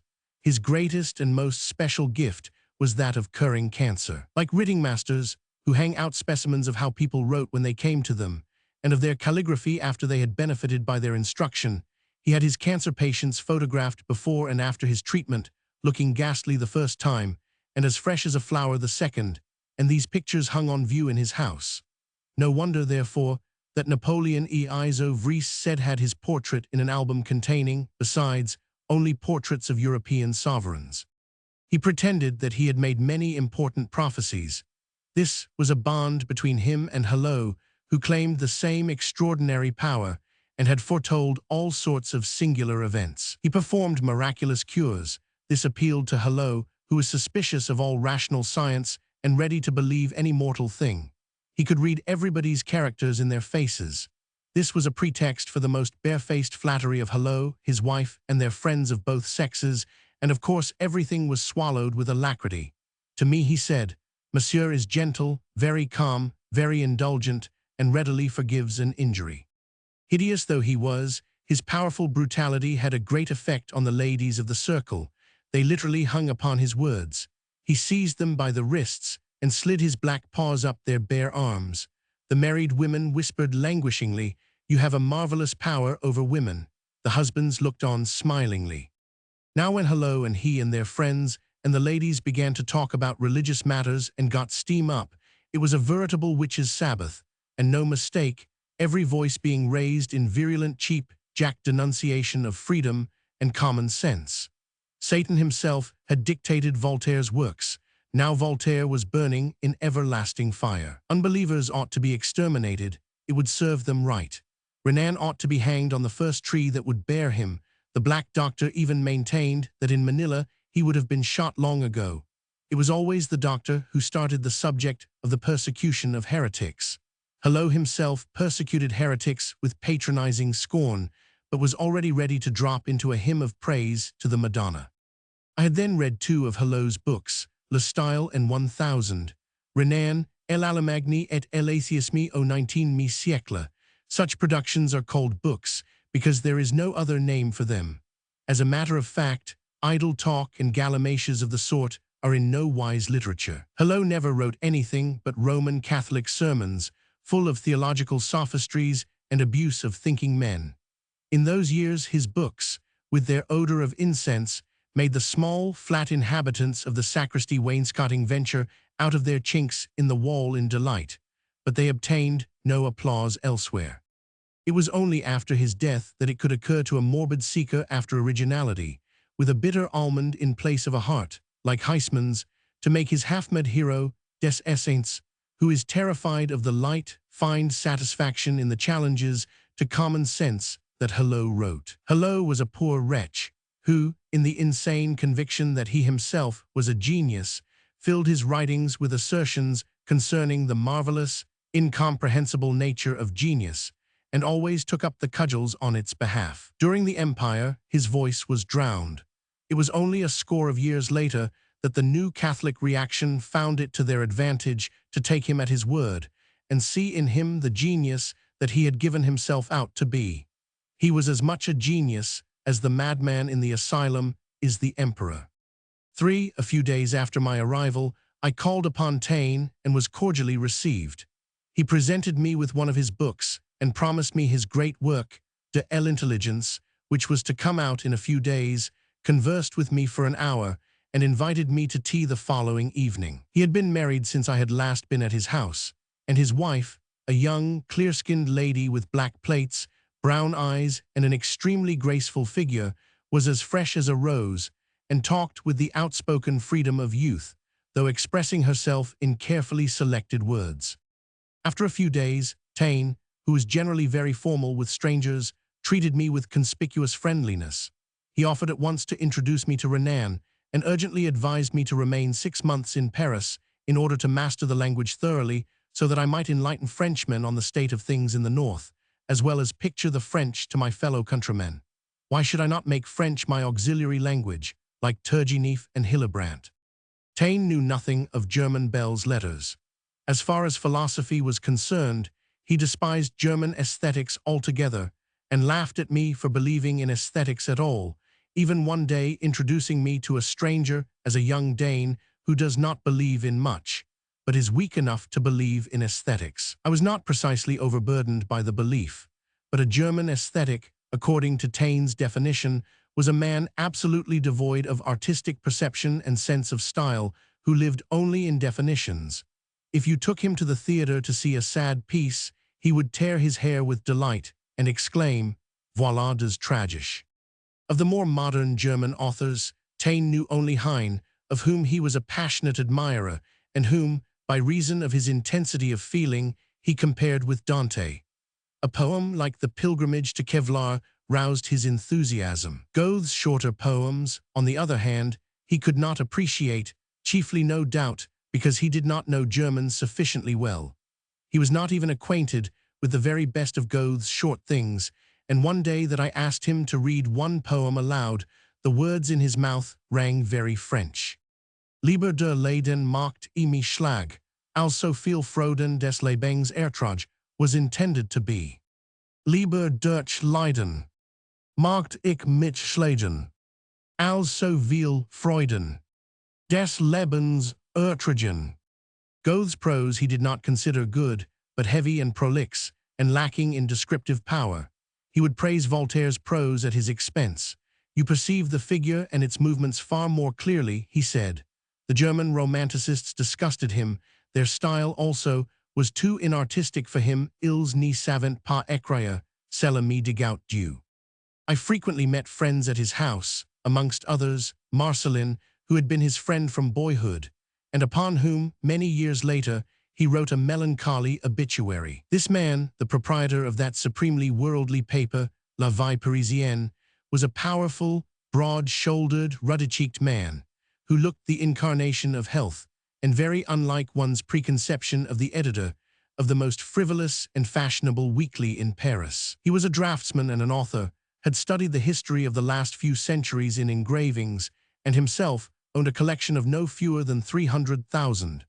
What Taine had most admired in him was the iron will with which, left, at 19 years of age, penniless and defectively educated, as head of his family, he had kept his mother and brothers and sisters by his work. Next to that, Taine admired his earnestness. Marcelin, who was generally looked upon as belonging to gay Paris, was a solitary-minded man, an imaginative recreator of the peoples of the past, as they were and went about, of their ways and customs. He it was who opened Taine's eyes to the wealth of contributions to history locked up in collections of engravings, more especially perhaps as regarded people's external appearance and what the exterior revealed. Another friend who came to Taine at all sorts of times was Gleyre, the old painter, who had been born in French Switzerland but was otherwise a Parisian. And he was not the only deeply idealistic artist with whom Taine was connected in the bonds of friendship. Although a fundamental element of Taine's nature drew him magnetically to the art that was the expression of strength, tragic or carnal strength, a swelling exuberance of life, there was yet room in his soul for sympathy with all artistic endeavor, even the purely emotional. That which drew him to the idealistic painters was, at bottom, the same quality as drew him to Beethoven and Chopin. Gleyre's best-known picture is the painting in the Louvre, somewhat weak in coloring, but showing much feeling, a Nile subject representing a man sitting on the banks of the river and watching the dreams of his youth, represented as beautiful women, fleeing from him on a decorated dahabeah, which is disappearing. The title is Lost Illusions. There is more strength in the painting, much reproduced in engraving, of a Roman army, conquered by Divico the Helvetian, passing under the yoke, a picture which, as an expression of the national pride of the Swiss, has been placed in the museum at Lausanne. Still, it was the man himself, rather than his pictures, that Taine thought so much of. Intellectually, Taine was in his inmost heart an admirer of the Italian and the English Renaissance, when most pagan and most unrestrained.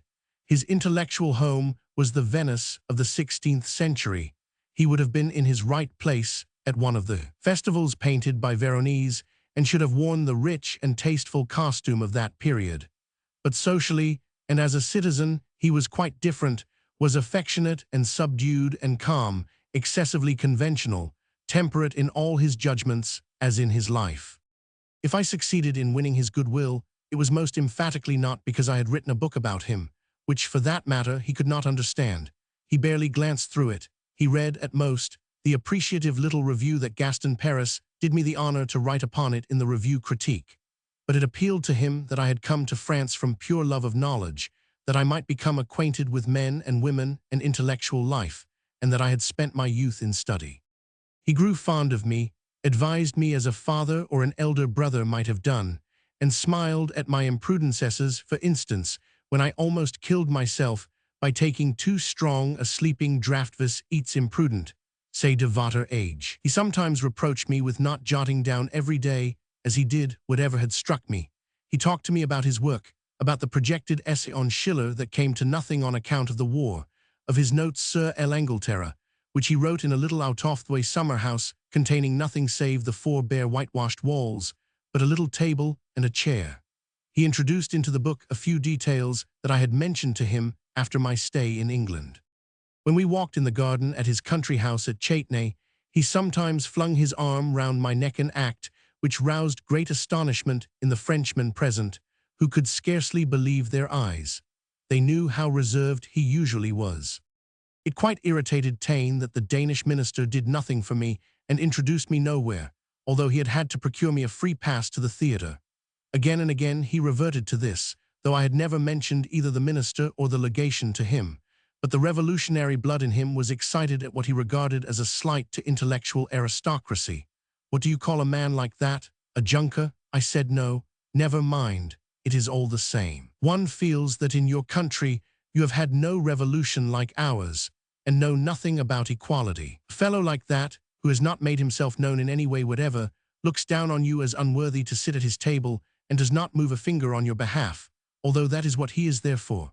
When I am abroad, they come at once from the French embassy to visit me and open to me every house to which they have admittance. I am a person of very small importance in comparison with Benedetti, but Benedetti comes to see me as often as I will receive him. We have no lording of it here." These outbursts startled me first, because I had never in the least expected or even wished either to be received by the Danish minister or to be helped by him. Secondly, because it revealed to me a wide difference between the point of view in the Romance countries, in France especially, and that in the north. In Denmark, I had never had the entree to court or to aristocratic circles, nor have I ever acquired it since, though for that matter, I have not missed it in the least. But in the Romance countries, where the aristocratic world still occasionally possesses some wit and education, it is taken as a matter of course that talent is a patent of nobility, and to the man who has won himself a name, all doors are open. Indeed, people vie with one another to secure him. That a caste division like that in the north was quite unknown there, I thus learnt for the first time. For, through Taine, I very soon made the acquaintance of Renan, whose personality impressed me very much, grand and free of mind as he was, without a trace of the unctuousness that one occasionally meets in his books, yet superior to the verge of paradox. He was very inaccessible and obstinately refused to see people, but if he were expecting you, he would spare you several hours of his valuable time. His house was furnished with exceeding simplicity. On one wall of his study hung 2 Chinese watercolors and a photograph of Jerome's Cleopatra before Caesar. On the opposite wall, a very beautiful photograph of what was doubtless an Italian picture of the last day.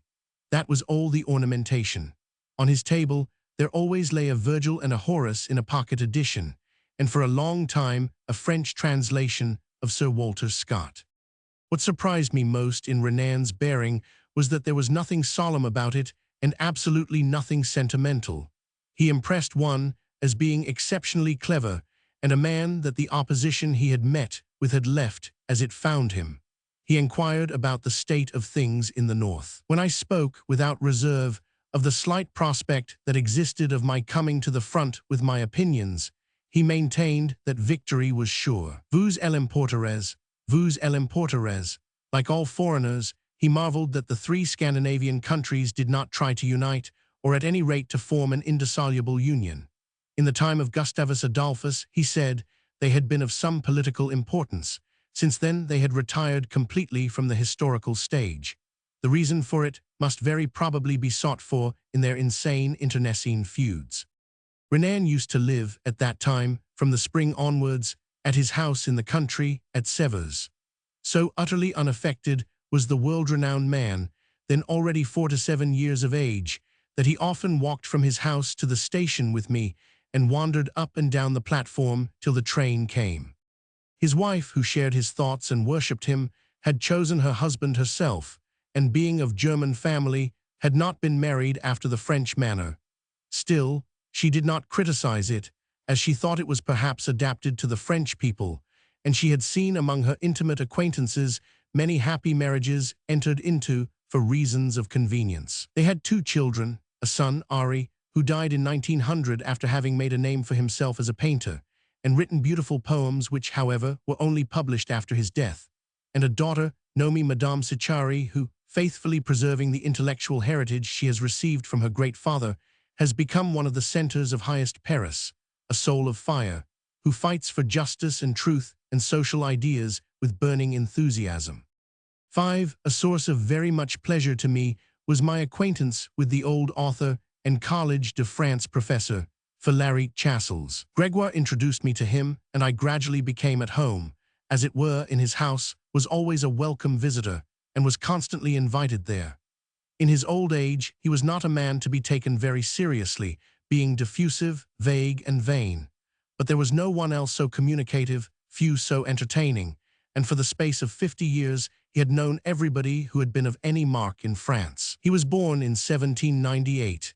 His father, who was a Jacobin and had been a member of the Convention, did not have him baptized, but brought him up to believe in truth, hence the name Frédéric, and apprenticed him to a printer. At the restoration of the royal family, he was imprisoned, together with his father, but released through the influence of Chateaubriand. He then went to England, where he remained for full 7 years, 18,191,826, working as a typographer, and made a careful study of English literature, then almost unknown in France. After having spent some further time in Germany, he returned to Paris and published a number of historical and critical writings. Frédéric Chasles, as librarian to the Mazarin Library, had his apartments in the building itself, that is, in the very center of Paris.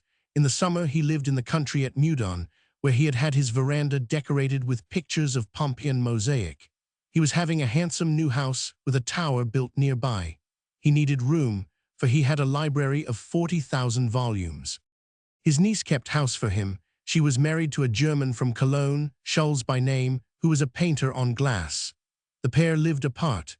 Madame Schulz was pretty, caustic, spiteful, and blunt.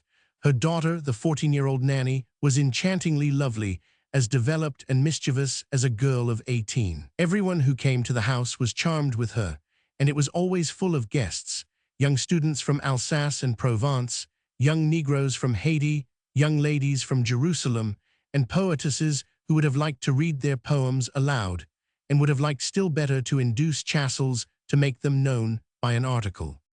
Chasles chatted with everyone, frequently addressing his conversation to me, talking incessantly about the very men and women that I most cared to hear about, of those still living whom I most admired, such as George Sand and Merimée, and, in fact, of all the many celebrities he had known. As a young man, he had been taken to the house of Madame Récamier, and had there seen Chateaubriand, an honored and adored old man, and Saint Beuve, an eager and attentive listener, somewhat overlooked on account of his ugliness, in whom there was developing that lurking envy of the great, and of those women clustered round, which he ought to have combated, to produce just criticism.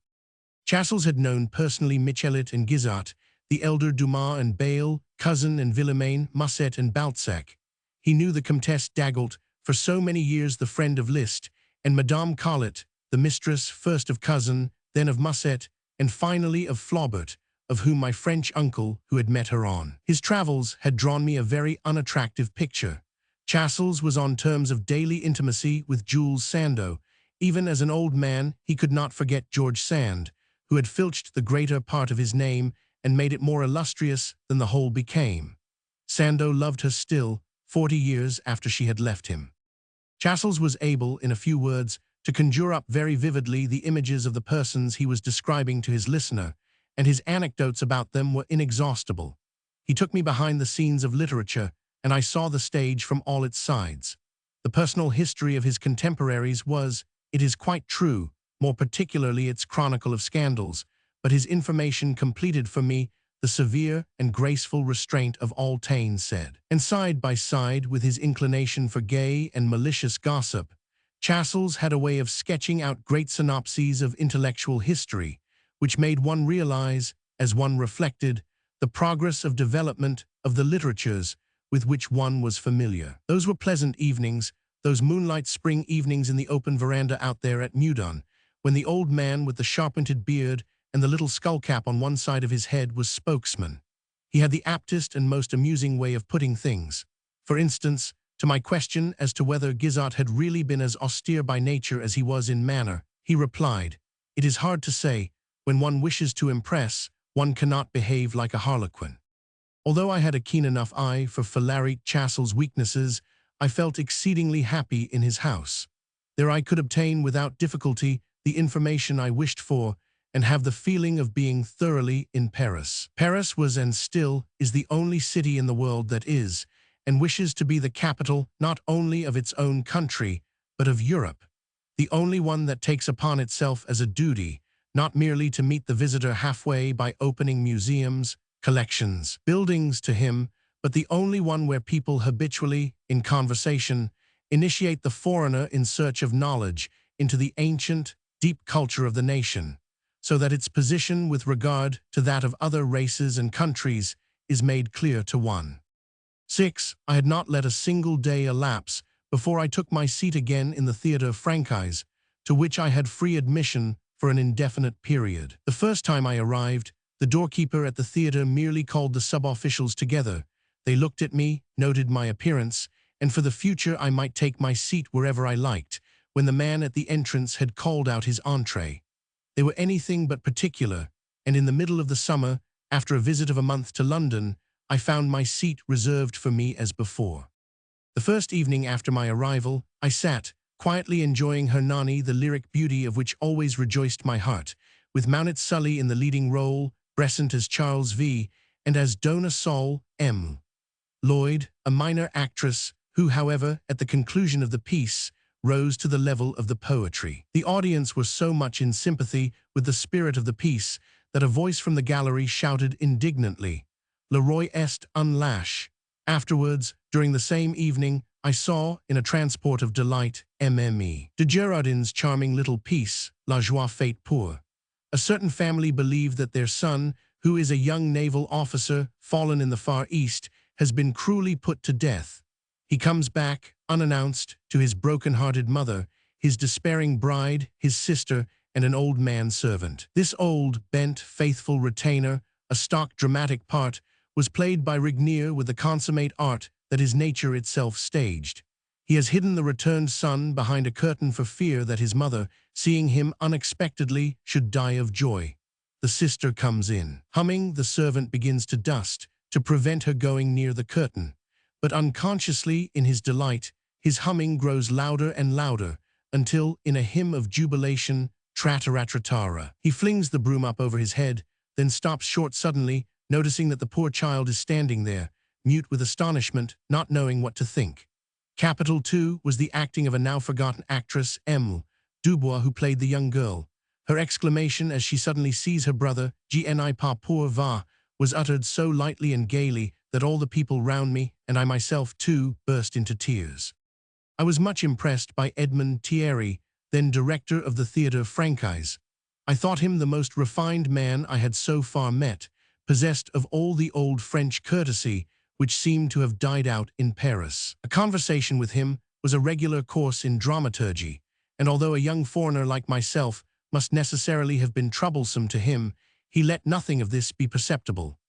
I was so charmed by him that nearly 2 years later I introduced a few unimportant words of his about Molière's misanthrope into my lectures on the first part of Main Currents in European Literature, simply for the pleasure of mentioning his name. It was, moreover, a very pleasant thing to pay him a visit, even when he was interrupted, for actors streamed in and out of his house. One day, for instance, the lovely Agar burst into the room to tell her tale of woe, being dissatisfied with the dress that she was to wear in a new part. I saw her frequently again when war had been declared, for she it was who, every evening, with overpowering force and art, sang the Marseillaise from before the footlights. The theatrical performances were a delight to me. I had been charmed as much only by Michael Wee and Johann Lewis Heiberg in my salad days when they played together in Hertz's Ninon. But my artistic enjoyment went deeper here, for the character portrayal was very much more true to life. The best impressions I had brought with me of Danish art were supremely romantic. Michael Wee as Henrik in The Fairies, as the Chevalier in Ninon, as Mortimer in Schiller's Mary Stuart. but this was the real, living thing. One evening I saw Ristori play the sleepwalking scene in Macbeth with thrilling earnestness and supreme virtuosity. You felt horror to the very marrow of your bones, and your eyes filled with tears of emotion and anxiety. Masterly was the regular breathing that indicated slumber, and the stiff fingers when she washed her hands and smelt them to see if there were blood upon them. But Favart, who with artistic self-restraint coordinated herself into the whole, without any virtuosity at all, produced no less an effect upon me. As the leading character in Feuillet's Julie, she was perfection itself. When I saw her, it seemed to me as though no one at home in Denmark had any idea of what feminine characterization was. What had been taken for such Heiberg's art, for instance, only seemed like a graceful and brilliant convention that fell to pieces by the side of this. The performances at the Theatre Francais lasted longer than they do now. In one evening you could see Goslin's Tempête dans un verre d'eau, Augier's Gabrielle, and Banville's Gringoire. When I had seen Favart and Rignier in Gabrielle, La Fontaine as Louise, his wife as Lois, Ponson as Nicole, and Coquelin, at that time still young and fresh, as Gringoire, I felt that I had enjoyed one of the greatest and most elevating pleasures the world had to offer. I went home, enraptured and enthusiastic, as much edified as the believer returning from his church. I could see Gringoire a dozen times in succession and find only one expression for what I felt. This is holy. The piece appealed to me so much, no doubt, because it was more in agreement than the rest with what in Denmark was considered true poetry. But during the 3 years since I had last seen him, Coquelin had made immense strides in this role. He rendered it now with an individuality, a heartfelt sincerity and charm that he had not previously attained. In contrast to harsh King Louis and unfeeling Lois, was so poor and hungry and ill and merry and tender, and such a hero and such a genius that I said to myself, whoever has seen this has lived. Quite a short while after my arrival, April 12, 1870, I saw, for the first time, Sarah Bernhardt, who had just begun to make a name at the Odeon.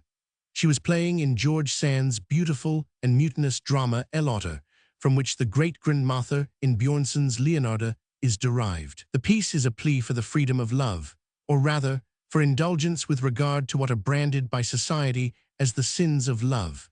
Sarah Bernhardt was the young girl who, in her innocence, judges all moral irregularities with the utmost severity, until her eyes are opened to what the world really is. She is, without knowing it, the child of unlawful love, and the father's curse is that of not daring to be anything to his child whom he has educated, and over whom he watches, not daring to claim his right to her affection, as he would otherwise stain her mother's memory. In his presence, the young girl utters all the hard words that society has for those who break her laws. She calls her unknown father false and forsworn. George Sand has collected all the justified protests and every prejudice for this young girl to utter, because in her they inspire most respect and are to their best advantage. So far her father has not revealed himself. Then at last it dawns upon her that it is he, her benefactor, who is the other one whom she has just condemned, and as the curtain falls, she flings herself, melted, into his arms. Sarah played the part with great modesty, with what one might assume to be the natural melancholy of the orphan and the enthusiasm of the young virgin for strict justice, and yet in such wise that, through all the coldness, through the expressive uncertainty of her words, and especially through the lovely, rich ring of her voice, one suspected tenderness and mildness long held back. 7. I tried, while I was in Paris, to understand something of the development of French literature since the beginning of the century, to arrange it in stages and note the order of their succession. I wanted, at the same time, to form for myself a similar general view of Danish literature, and institute parallels between the two, being convinced beforehand that the spirit of the age must be approximately the same in two European countries that were, so to speak, intellectually allied. This was my first naive attempt to trace the main currents in 19th-century literature. The French poetry of the 19th century seemed to me to fall into three groups: Romanticism, the school of common sense, the realistic art. I define them as follows. 1. What the French call Romanticism has many distinguishing marks. It is, firstly, a break with Greco-Roman antiquity. It therefore harks back to the Gallic and to the Middle Ages. It is a resurrection of the poets of the 16th century, but the attempt is a failure, for Ronsard and the Pleiad. Footnote: the poets who formed the first and greater Pleiad were, besides Ronsard, Dubillé, Remy, Belleau, Jodelle, Dorat, Baif, and Pontus de Theurde, are also Greek-taught, are Anacreontics. If we accept the Chanson de Roland, there is no original medieval literature that can be compared with the Icelandic. For that reason, the choice of subjects is extended from the Middle Ages in France to the Middle Ages in other countries. For instance, Germany, whence Victor Hugo derives his drama Les Burgraves. The poets select foreign matter. Alfred de Vigny treats Chatterton and Musset Italian and Spanish themes. Merimée harks back to the French Middle Ages, the Peasant Rising, but as he there finds too little originality, he flees, as a poet, to less civilized nationalities, Spaniards, South Americans, Corsicans, Russians, etc. Romanticism becomes ethnographical. Its second distinguishing mark is tempestuous violence. It is connected with the 1830 Revolution. It attacks society and the conditions of property. Saint-Simon, Fourier, Proudhon, attacks marriage and the official verdict upon sexual relations. Dumas, Antony Rousseau's old doctrine that nature is good, the natural state the right one, and that society alone has spoilt everything. Georg Sand in particular worships Rousseau and writes in essential agreement with him. In the later French literature, the influence of Voltaire and that of Rousseau are alternately supreme. Voltaire rules until 1820, Rousseau again until 1850, then Voltaire takes the reins once more with About, Taine, and Sarcey. In Renan, Voltaire is merged with Rousseau, and now, later still, Diderot has taken the place of both. 2. The school of common sense, L'École de bon sens, follows upon Romanticism. As the latter worshipped passion, so the school of common sense pays homage to sound human intelligence. In certain individuals, it is possible to trace the transition, Musset's uncaprice, in contrast with the wanton works of his youth. Georg Sand's village novels, in contrast with her novels on marriage. The popular tone and the landscape drawing here, which for that matter are all derived from Rousseau, lead on into a tranquil idyll. Works like Ponsard's Lucrece and Augier's Gabrielle show the reaction from Romanticism. In the tragedy it is Lucrece, in the modern play, Gabrielle, upon whom the action hinges. In Ponsard and Augier, common sense, strict justice, and a conventional feeling of honor are acclaimed. Marriage is glorified in all of Ponsard, Augier, and Octave Feuillet's dramas. Literature has no doubt been influenced in some degree by the ruling orders of the monarchy of July. Louis Philippe was the bourgeois king. An author like Scribe, who dominates the stages of Europe, is animated by the all-powerful bourgeois spirit, educated and circumscribed as it was. Cousin, in his first manner, revolutionary Schellingism, corresponded to Romanticism. His eclecticism as a moralizing philosopher corresponds to the school of common sense. The distinctive feature which they have in common becomes a so-called idealism. Ponsard revives the classical traditions of the 17th century. In criticism, this endeavor in the direction of the sensible and the classical is represented by Nissard, Planche, and Sainte-Beuve in his second manner. 3. The third tendency of the century is realistic art, with physiological characteristics. It finds its support in positivist philosophy, Herbart in Germany, Bentham and Mill in England, Kant and Litter in France. In criticism, Sainte-Beuve's third manner. On the stage, the younger Dumas. In novels, the brothers Goncourt and Flaubert. In art, a certain brutality in the choice of subject, Gérôme and Regnault. In politics, the accomplished fact le fait accompli, the empire, the brutal pressure from above and general leveling by universal suffrage from below. In lyric poetry, the strictly technical artists of form of the Parnasse, Copy, who describes unvarnished reality, and the master workmen Les Maîtres de la Facture, Leconte de Lisle, Gautier and his pupils, who write better verse than Lamartine and Hugo, but have no new thoughts or feelings, poetic language materialists.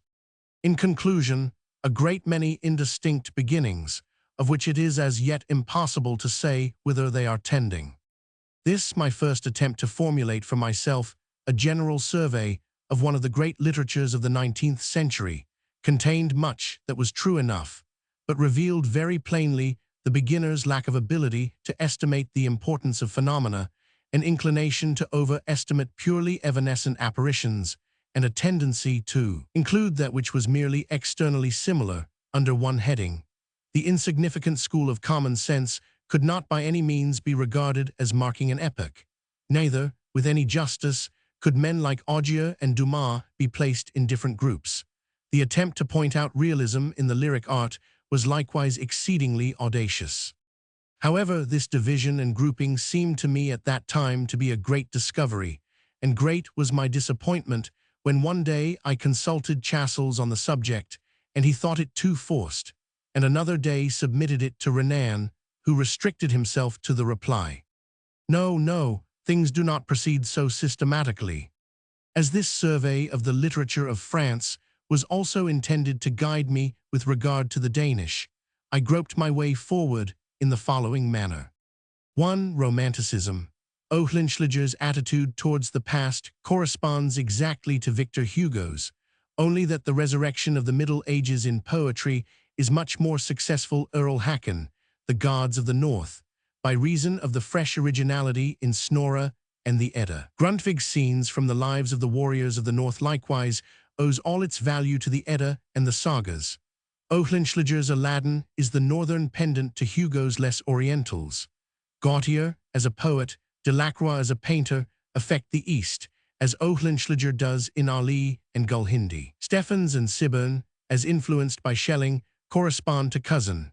Hoch not infrequently seeks his poetic themes in Germany, as do Nodier and Gerard de Nerval.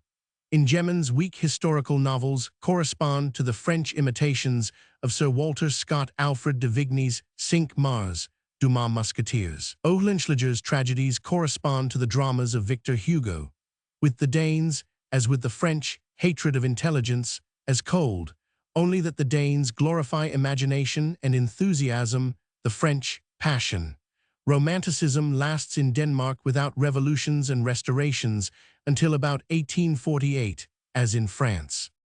2. The school of common sense is in Denmark partly a worship of the sound sense of the people, partly a moralizing tendency.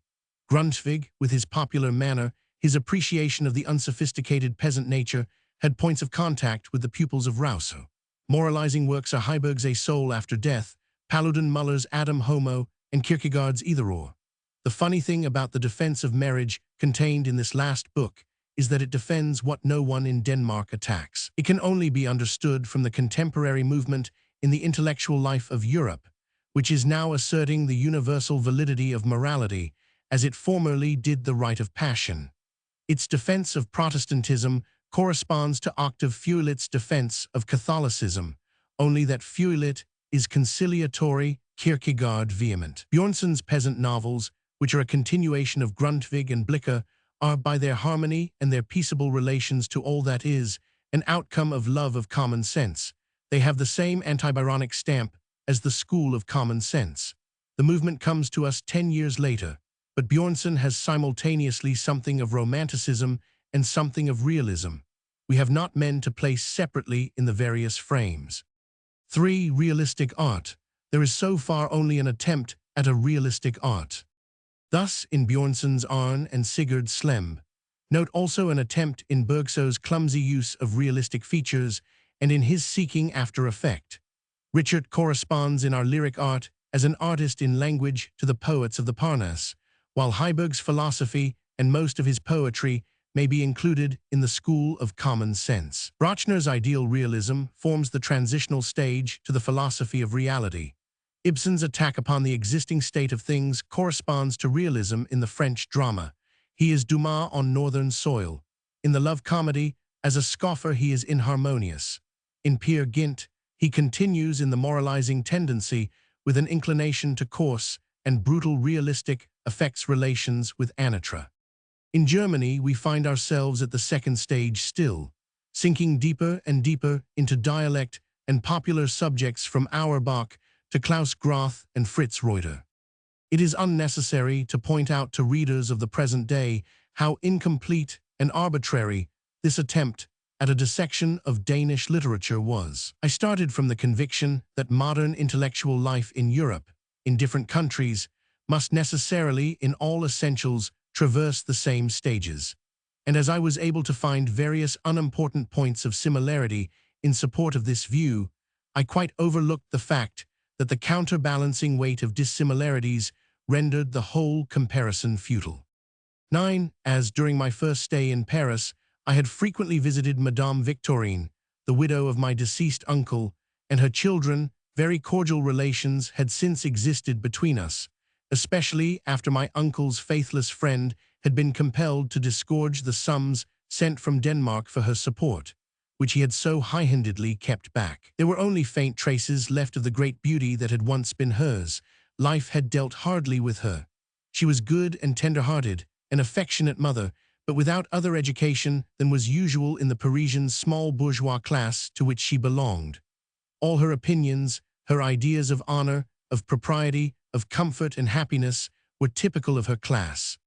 Partly from economy, partly from a desire not to waste the precious time, I often, in those days, restricted my midday meal. I would buy myself, at a provision dealer's, a large veal or ham pie and eat it in my room, instead of going out to a restaurant. One day Victorine surprised me at a meal of this sort and exclaimed horrified, "Comment, vous nourrissez si mal." To her, it was about the same as if I had not had any dinner at all. To sit at home without a cloth on the table and cut a pie in pieces with a paper knife was to sink one's dignity and drop to poor man's fare. Her thoughts, like those of most poor people in France and elsewhere, centered mostly on money and money anxieties, on getting on well in the world or meeting with adversity, and on how much this man or the other could earn or not earn in the year. Her eldest son was in St. Petersburg, and he was doing right well. He was good and kind and sent his mother help when he had a little to spare. He had promised, too, to take charge of his next brother, but she had much anxiety about the little ones. One of them was not turning out all that he should be, and there were the two youngest to educate. There was a charming celebration in the poor home when little Emma went to her first communion, dressed all in white, from head to foot, with a long white veil and white shoes, and several other little girls and boys came just as smartly dressed, and presents were given and good wishes offered. Little Henry looked more innocent than any of the little girls. Victorine had a friend whom she deemed most happy. This was Jules Clarity's mother, for young though her son was, he wrote in the papers, wrote books, too, and earned money, so that he was able to maintain his mother altogether. He was a young man who ought to be held in high estimation, an author who was all that he should be. There was another author whom she detested, and that was P50, Mahler, the Dane. Jack, as you know, was always a faithful friend of Monsieur Mahler. He copied out a whole book for him, footnote, The Modern Drama in France and Denmark, which won the University Gold Medal for Mahler, when he himself was very busy. But then when Jacques Diepover he came and paid visits much too often and always at more and more extraordinary times, so that I was obliged to forbid him the house. 10. In a student's hotel near the Odeon, where a few Scandinavians lived, I became acquainted with 2 or 3 young lawyers and more young abbes and priests. If you went in when the company were at table in the dining room, the place rang again with their noisy altercations. The advocates discussed politics, literature, and religion with such ardor that the air positively crackled. They were apparently practicing to speak one day at the bar or in the chamber. It was from surroundings such as these that Gambetta emerged. The young abbes and priests were very good fellows, earnest believers, but so simple that conversations with them were only interesting because of their ignorance and lack of understanding. Scandinavians in Paris, who knew only Roman Catholic priests from Tartuffe at the theater, had very incorrect conceptions regarding them. Bresson was the cold, elegant hypocrite, Lafontaine the base, coarse, but powerful cleric, Leroux the full-blooded, red-faced, voluptuary with fat cheeks and shaking hands, whose expression was now angry, now sickly sweet. Northern Protestants were very apt to classify the black-coated men whom they saw in the streets and in the churches as belonging to one of these 3 types. But my ecclesiastical acquaintances were as free from hypocrisy as from fanaticism. They were good, honest children of the commonalty, with not the cunning, but the stupidity of peasants. Many a day I spent exploring the surroundings of Paris in their company. We went to St. Cloud and Sevres, to Versailles and St. Germain, to St. Denis, to Montmorency and Enghien, or to Montlhéry, a village with an old tower from the 13th century, and then breakfasted at Longjumeau, celebrated for its postilion. There Abbe Lebulu declared himself opposed to cremation, for the reason that it rendered the resurrection impossible, since God himself could not collect the bones again when the body had been burnt. It was all so amiable that one did not like to contradict him. At the same meal another was giving a sketch of the youth of Martin Luther. He left the church unseen demand encore pourquoi. In the innocence of his heart, this abbe regarded the rebellion of Luther less as an unpermissible than as an inexplicable act. 11. The society of the Italian friends of my first visit gave me much pleasure. My first call at the Pagellas was a blank. At the next, I was received like a son of the house and heaped with reproaches for not having left my address. They had tried to find me at my former hotel and endeavored in vain to learn where I was staying from Scandinavians whom they knew by name. Now I was to spend all the time I could with them, as I used to do in the old days. They were delighted to see me again, and when I wished to leave, drove me home in their carriage. I resumed my former habit of spending the greater part of my spare time with Southerners. Once more, I was transported to Southern Europe and South America. The very first day I dined at their house, I met a jovial old Spaniard, a young Italian who was settled in Egypt, and a very coquettish young Brazilian girl. The Spaniard, who had been born in Venezuela, was an engineer who had studied conditions in Panama for 11 years and had a plan for the cutting of the isthmus. He talked a great deal about the project, which Lesseps took up many years afterwards. Pagella, too, was busy with practical plans, setting himself technical problems and solving them. Thus he had discovered a new method of constructing railway carriages on springs with a mechanism to prevent collisions. He christened this the Virginia sort after his wife and had had offers for it from the Russian government. An Italian engineer named Casalini, who had carried out the construction for him, was one of the many bold adventurers that one met with among the Southerners in Paris.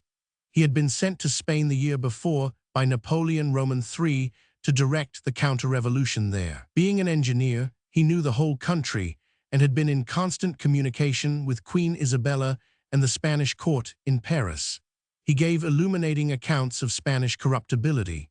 He had bribed the telegraph officials in the south of Spain, where he was, and saw all political telegrams before the governor of the place. In Malaga, where he was leading the movement against the government, he very narrowly escaped being shot.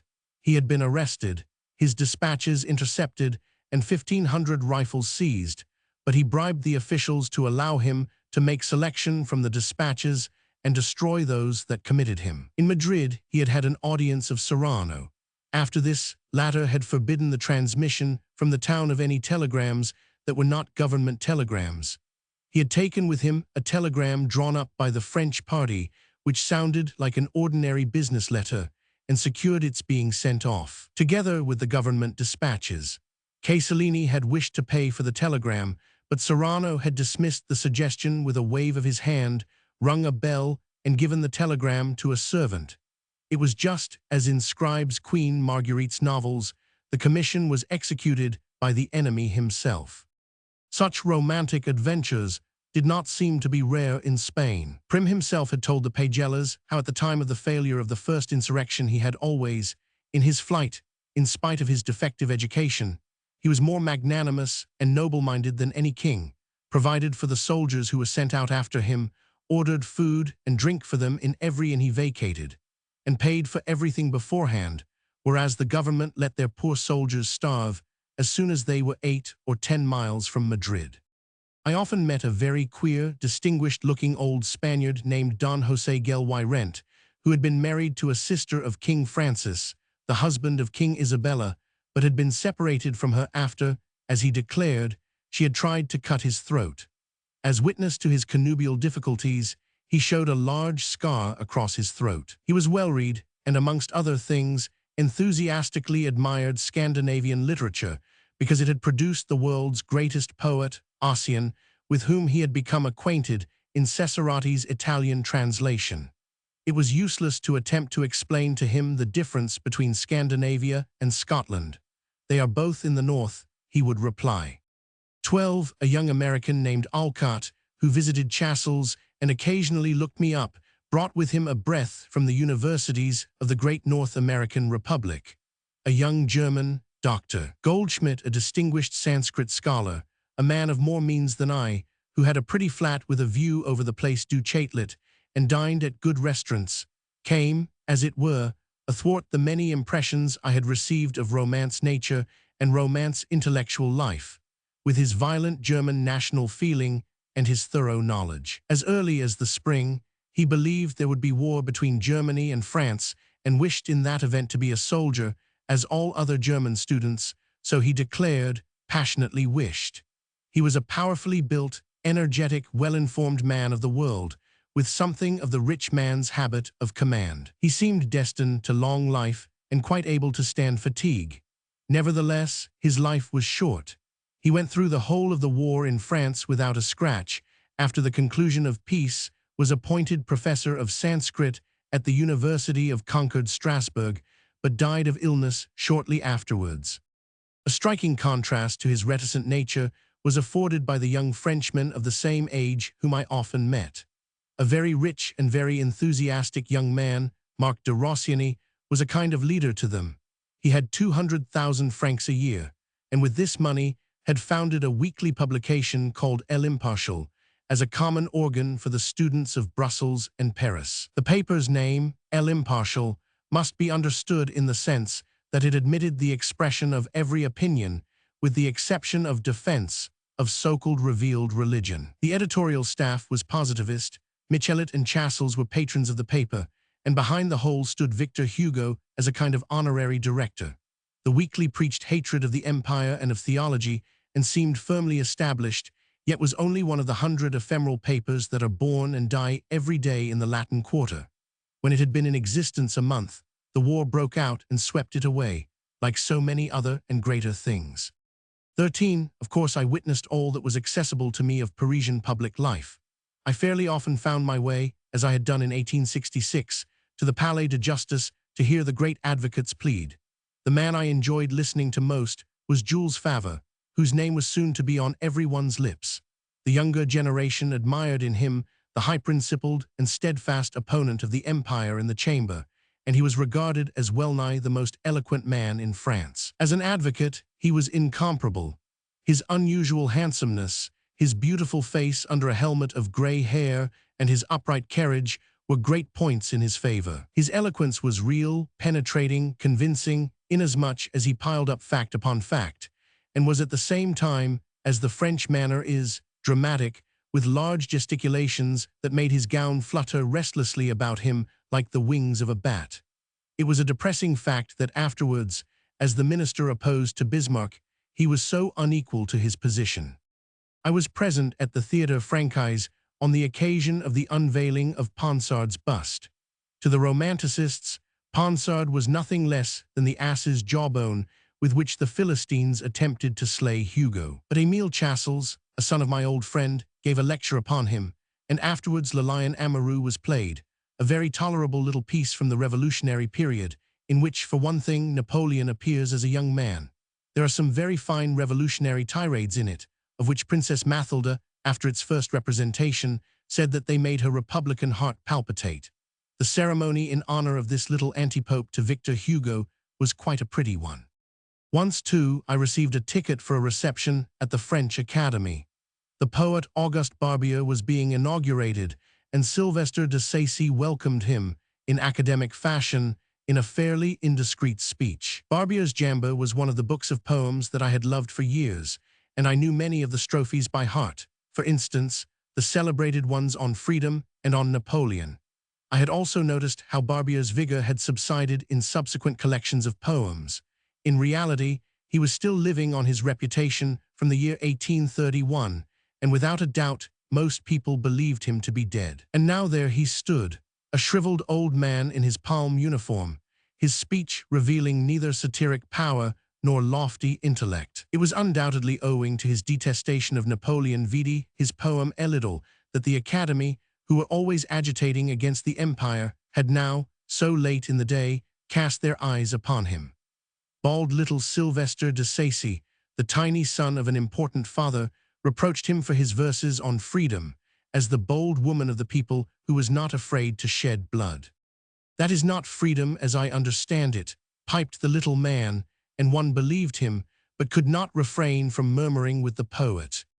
"C'est quella libert en est, par une comtesse, du noble faubourg Saint-Germain, une femme quan cry fate tamer en faiblesse, qui met du blanc et du carmine.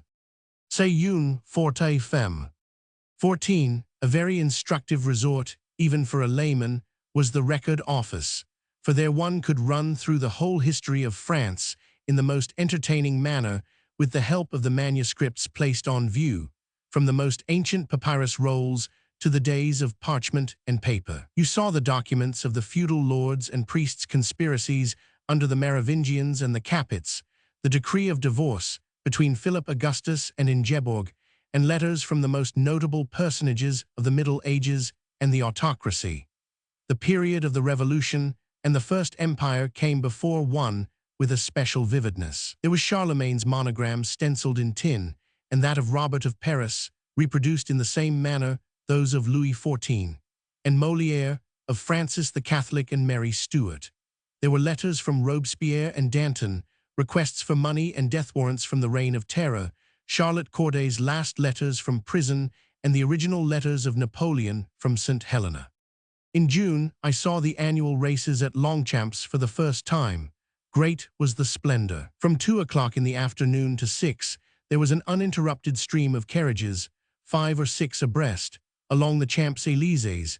There were thousands of laureates, as they were called at that time, in light silk gowns, covered with diamonds and precious stones, in carriages decorated with flowers. Coachmen and footmen wore powdered wigs, white or gray, silk stockings and knee breeches, and a flower in the buttonhole matching the color of their livery, and the flowers which hung about the horses' ears.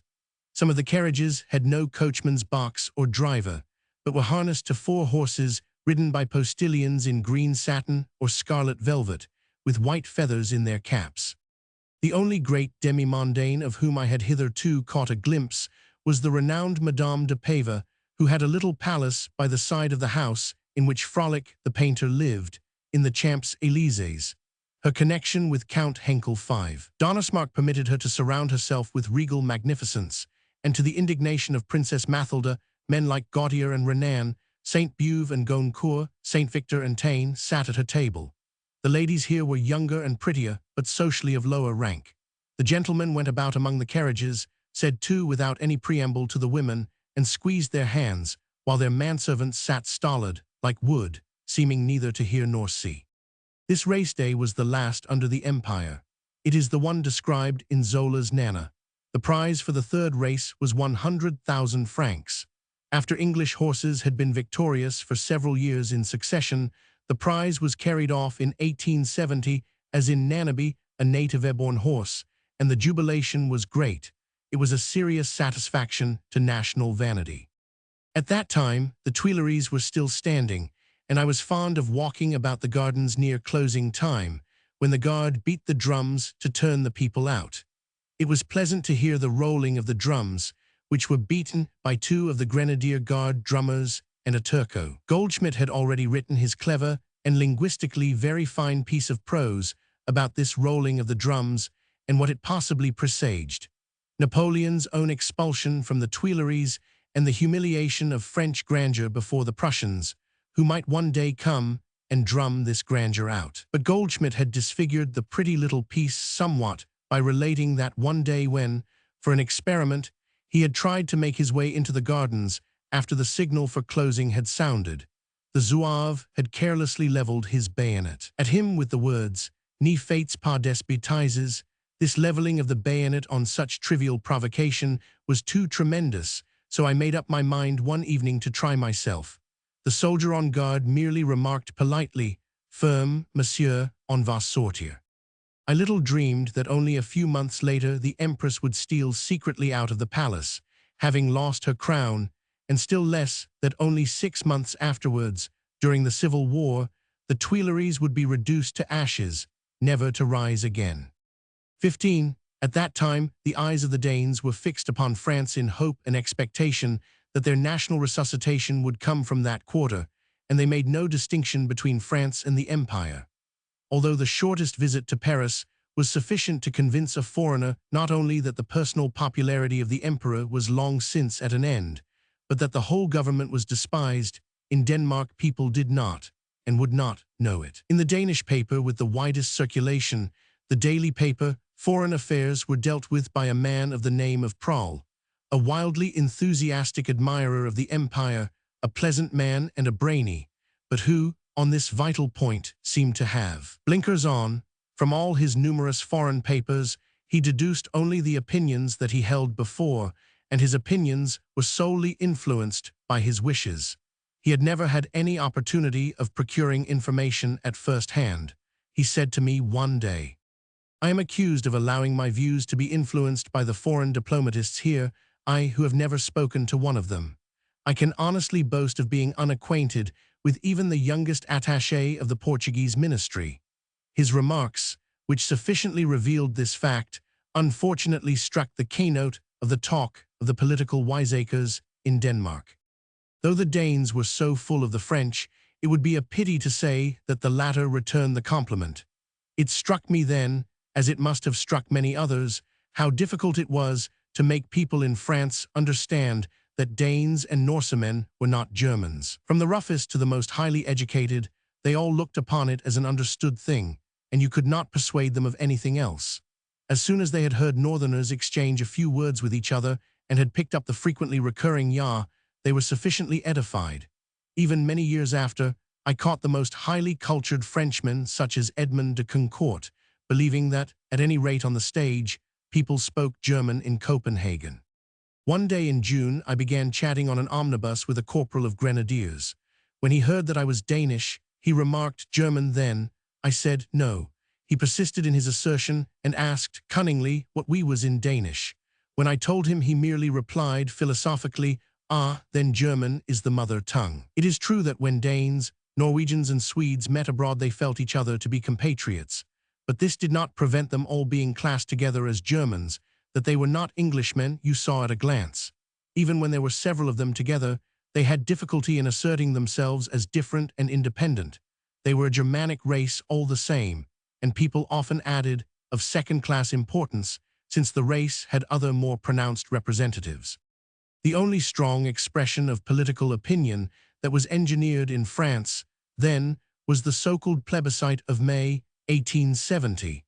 The government challenged the verdict of the entire male population of France upon the policy of Napoleon III during the past 18 years, and did so with the intention, strangely enough not perceived by Prime Minister Olivier, of reconverting the so-called constitutional empire which had been in existence since January 1, 1870, into an autocracy. Sensible people saw that the plebiscite was only an objectionable comedy. A favorable reply would be obtained all over the country by means of pressure on the voters and falsification of votes. The oppositionist papers showed this up boldly in articles that were sheer gems of wit. Disturbances were expected in Paris on the 9th of May, and here and there troops were collected. But the Parisians, who saw through the farce, remained perfectly indifferent. The decision turned out as had been expected. The huge majority in Paris was against. The provincial population voted for the emperor. 16. On July 5th, I saw John Stuart Mill for the first time. He had arrived in Paris the night before, passing through from Avignon, and paid a visit to me, unannounced, in my room in the Rue Mazarine. He stayed 2 hours and won my affections completely. I was a little ashamed to receive so great a man in so poor a place, but more proud of his thinking it worth his while to make my acquaintance. None of the French savants had ever had an opportunity of conversing with him. A few days before, Renan had lamented to me that he had never seen him. As Mill had no personal acquaintances in Paris, I was the only person he called upon. To talk to him was a new experience. The first characteristic that struck me was that whereas the French writers were all assertive, he listened attentively to counterarguments. It was only when his attitude in the woman question was broached that he would not brook contradiction and overwhelmed his adversaries with contempt. At that time Mill was without any doubt, among Europe's distinguished men, the greatest admirer of French history and French intellectual life, to be found outside of France. But he was of quite a different type from the French, even from those I esteemed most highly. The latter were comprehensive-minded men, bold and weighty, like Taine, or cold and agile like Renan, but they were men of intellect and thought, only having no connection with the practical side of life. They were not adapted to personal action, felt no inclination to direct interference. Mill was different. Although he was more of a thinker than any of them, his boldness was not of the merely theoretic kind. He wished to interfere and remodel. None of those Frenchmen lacked firmness. If, from any consideration, they modified their utterances somewhat, their fundamental views, at any rate, were formed independently. But their firmness lay in defense, not in attack. They wished neither to rebuke nor to instigate. Their place was the lecturer's platform rather than the tribune. Mill's firmness was of another kind, hard as steel. Both in character and expression he was relentless, and he went to work aggressively. He was armed, not with a cuirass, but a glaive. Thus in him I met, for the first time in my life, a figure who was the incarnation of the ideal I had drawn for myself of the great man. This ideal had two sides, talent and character, great capacities and inflexibility. The men of great reputation whom I had met hitherto, artists and scientists, were certainly men richly endowed with talents, but I had never hitherto encountered a personality combining talents with gifts of character. Shortly before leaving home, I had concluded the preface to a collection of criticisms with these words. My watchword has been, as flexible as possible when it is a question of understanding, as inflexible as possible when it is a question of speaking, and I had regarded this watchword as more than the motto of a little literary criticism. Now I had met a grand inflexibility of ideas in human form, and was impressed for my whole life long. Unadapted though I was by nature to practical politics, or in fact to any activity save that of ideas, I was far from regarding myself as mere material for a scholar, an entertaining author, a literary historian, or the like. I thought myself naturally fitted to be a man of action, but the men of action I had hitherto met had repelled me by their lack of a leading principle. The so-called practical men at home, lawyers and parliamentarians, were not men who had made themselves masters of any fund of new thoughts that they wished to reduce to practical effect. They were dexterous people, well informed of conditions at their elbow, not thinkers, and they only placed an immediate goal in front of themselves. In Mill, I learnt at last to know a man in whom the power of action, disturbance, and accomplishment were devoted to the service of modern sociological thought. He was then 64 years old, but his skin was as fresh and clear as a child's, his deep blue eyes young. He stammered a little, and nervous twitches frequently shot over his face, but there was a sublime nobility about him. To prolong the conversation, I offered to accompany him to the Windsor Hotel, where he was staying, and we walked the distance. As I really had intended to go over to England at about that time, Mill proposed my crossing with him. I refused, being afraid of abusing his kindness, but was invited to visit him frequently when I was in England, which I did not fail to do. A few days afterwards, I was in London. 17. My French acquaintances all said the same thing when I told them I wanted to go over to England. What on earth do you want there? Though only a few hours' journey from England, they had never felt the least curiosity to see the country. And London, it was said to be a very dull city. It was certainly not worth putting one's self out to go there. Or else it was, if you are going to London, be careful. London is full of thieves and rascals. Look well to your pockets.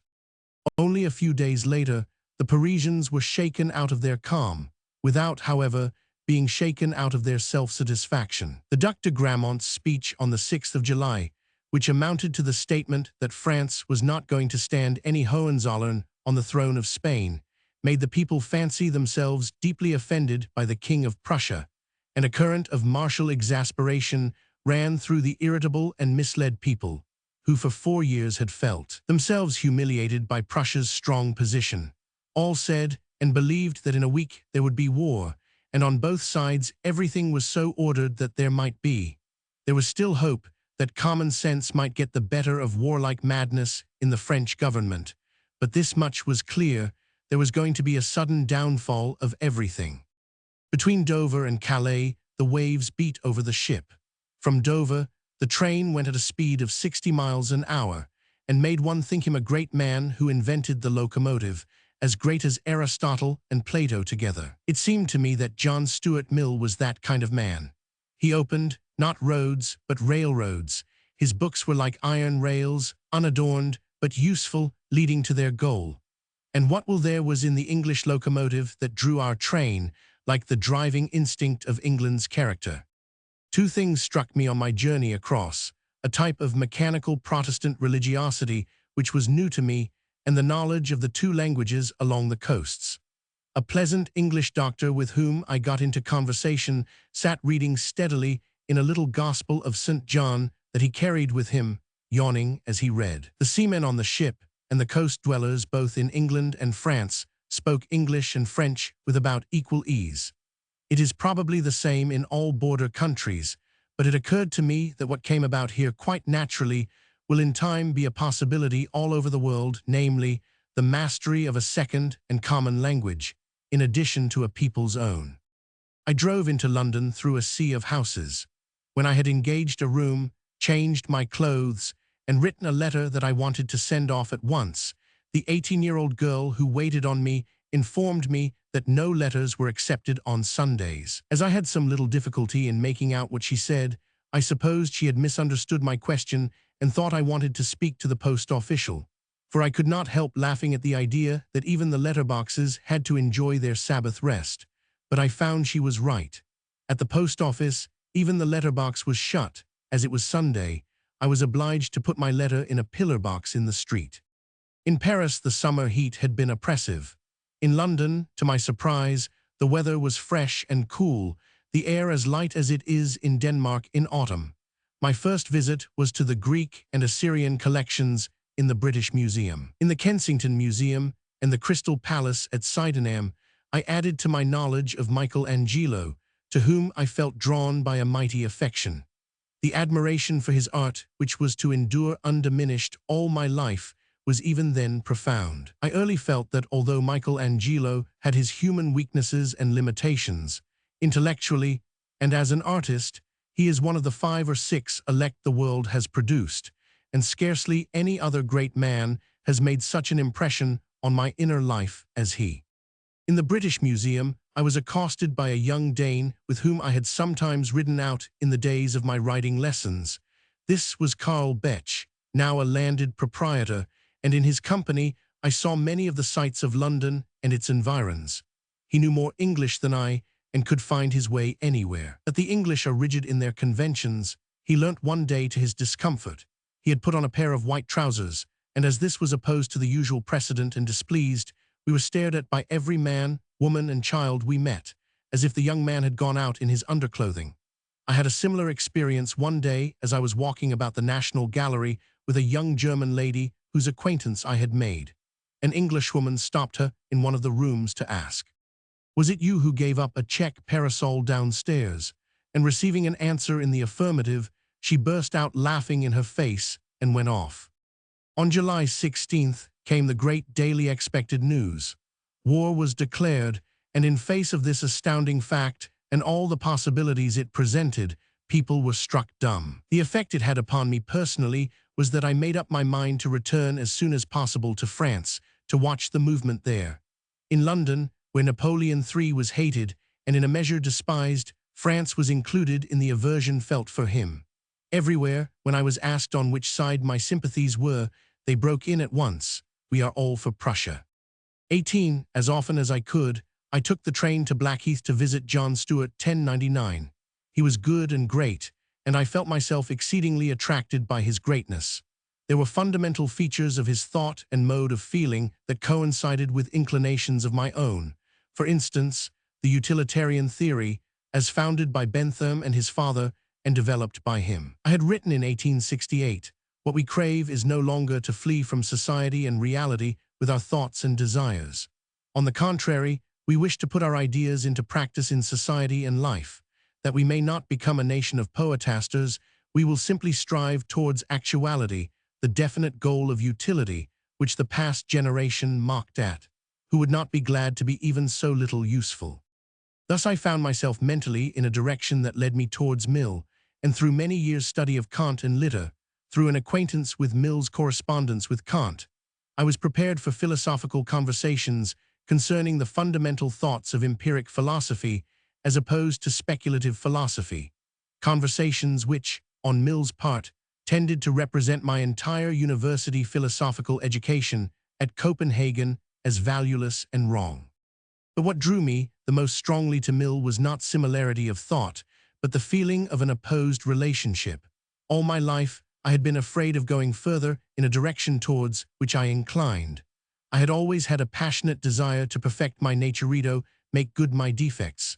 Julius Lange was so much to me because he was so unlike me. Now I endeavored to understand Mill's nature and make it my own, because it was foreign to mine.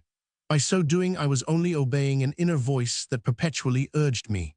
When others about me had plunged into a subject, a language, a period, they continued to wrestle with it to all eternity, made the thing their speciality, that I had a horror of. I knew French well, but for fear of losing myself in French literature, which I could easily illustrate, I was always wrestling with English or German, which presented greater difficulties to me, but made it impossible for me to grow narrow. I had the advantage over the European reading world that I knew the northern languages, but nothing was further from my thoughts than to limit myself to opening up northern literature to Europe. Thus it came about that, when the time in my life arrived that I felt compelled to settle outside Denmark, I chose for my place of residence Berlin, the city with which I had fewest points in common, and where I could consequently learn most and develop myself without one-sidedness. Mill's verbally expressed conviction that empiric philosophy was the only true philosophy made a stronger impression upon me than any assertion of the kind that I had met with in printed books. The results of empiric philosophy seemed to me much more firmly based than those of the newer German philosophy. At variance with my teachers, I had come to see that Hume had been right rather than Kant. But I could not conform to the principle of empiric philosophy. After all, our knowledge is not ultimately based merely on experience, but on that which, prior to experience, alone renders experience possible. Otherwise, not even the propositions of mathematics can be universally applicable. In spite of my admiration for Mill's philosophical works, I was obliged to hold to the rationalistic theory of cognition. Mill obstinately held to the empiric. Is not a reconciliation between the two possible? I said. I think that one must choose between the theories, replied 1099. I did not then know Herbert Spencer's profoundly thoughtful reconciliation of the teachings of the two opposing schools.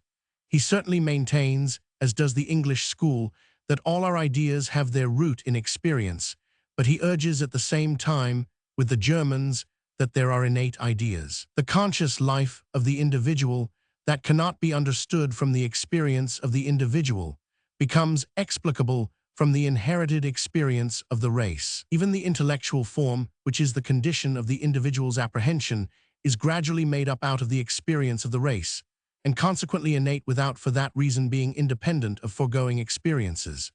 But I determined at once, incited thereto by conversations with Mill, to study not only his own works, but the writings of James Mill, Bain, and Herbert Spencer. I would endeavor to find out how much truth they contained, and introduce this truth into Denmark.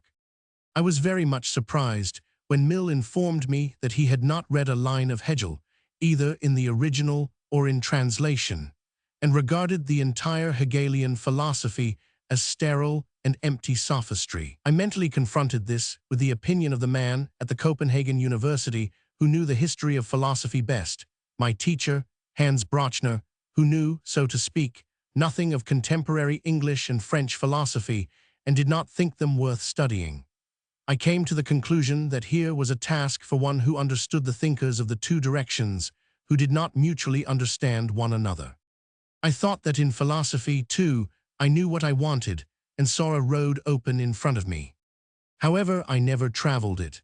The gift for abstract philosophical thought which I had possessed as a youth was never developed, but much like the tendency to verse-making which manifested itself even earlier, superseded by the historiocritical capacity which grew strong in me. At that time I believed in my natural bent for philosophy, and did so even in July 1872, when I sketched out and began a large book, The Association of Ideas, conceived and put forward as the fundamental principle of human knowledge, but the book was never completed.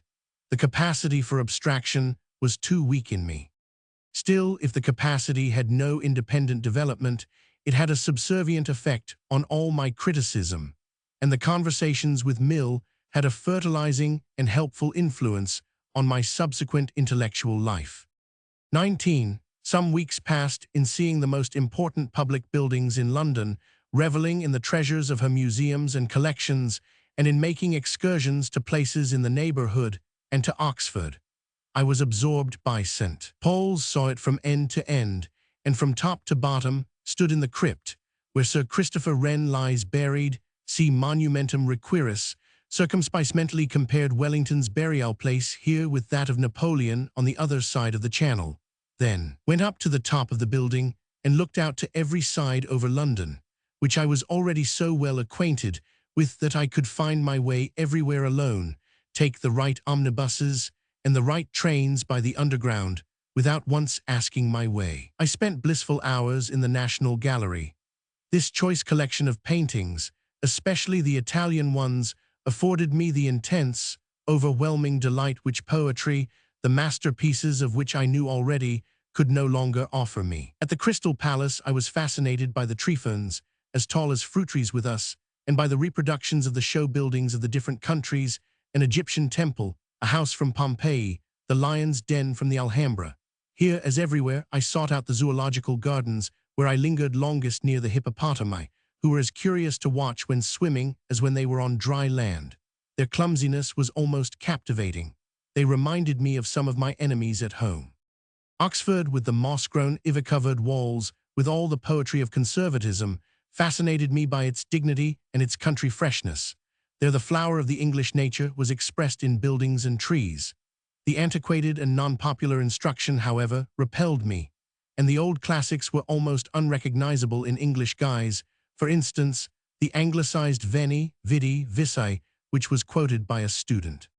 The contrast between the English and the French mind was presented to me in all its force when I compared Windsor Castle with Versailles. The former was an old northern hall, in which the last act of Oehlenschläger's Palnatoke would have been well staged. I saw all that I could: the Houses of Parliament, Westminster Hall and Abbey, the Tower and the theatres, the picture gallery at Dulwich with Rembrandt's girl at the window, the one at Hampton Court, with the portrait of Loyola ascribed to Titian, sailed down the river to Greenwich, and lingered in the lovely gardens at Kew, which gave me a luxuriant impression of English scenery. I also saw the Queen's model farm. Every animal was as splendid a specimen as if it had been intended for an agricultural show. The dairy walls were tiled all over. The bailiff regretted that Prince Albert, who had himself made the drawings for a special kind of milk containers, had not lived to see them made.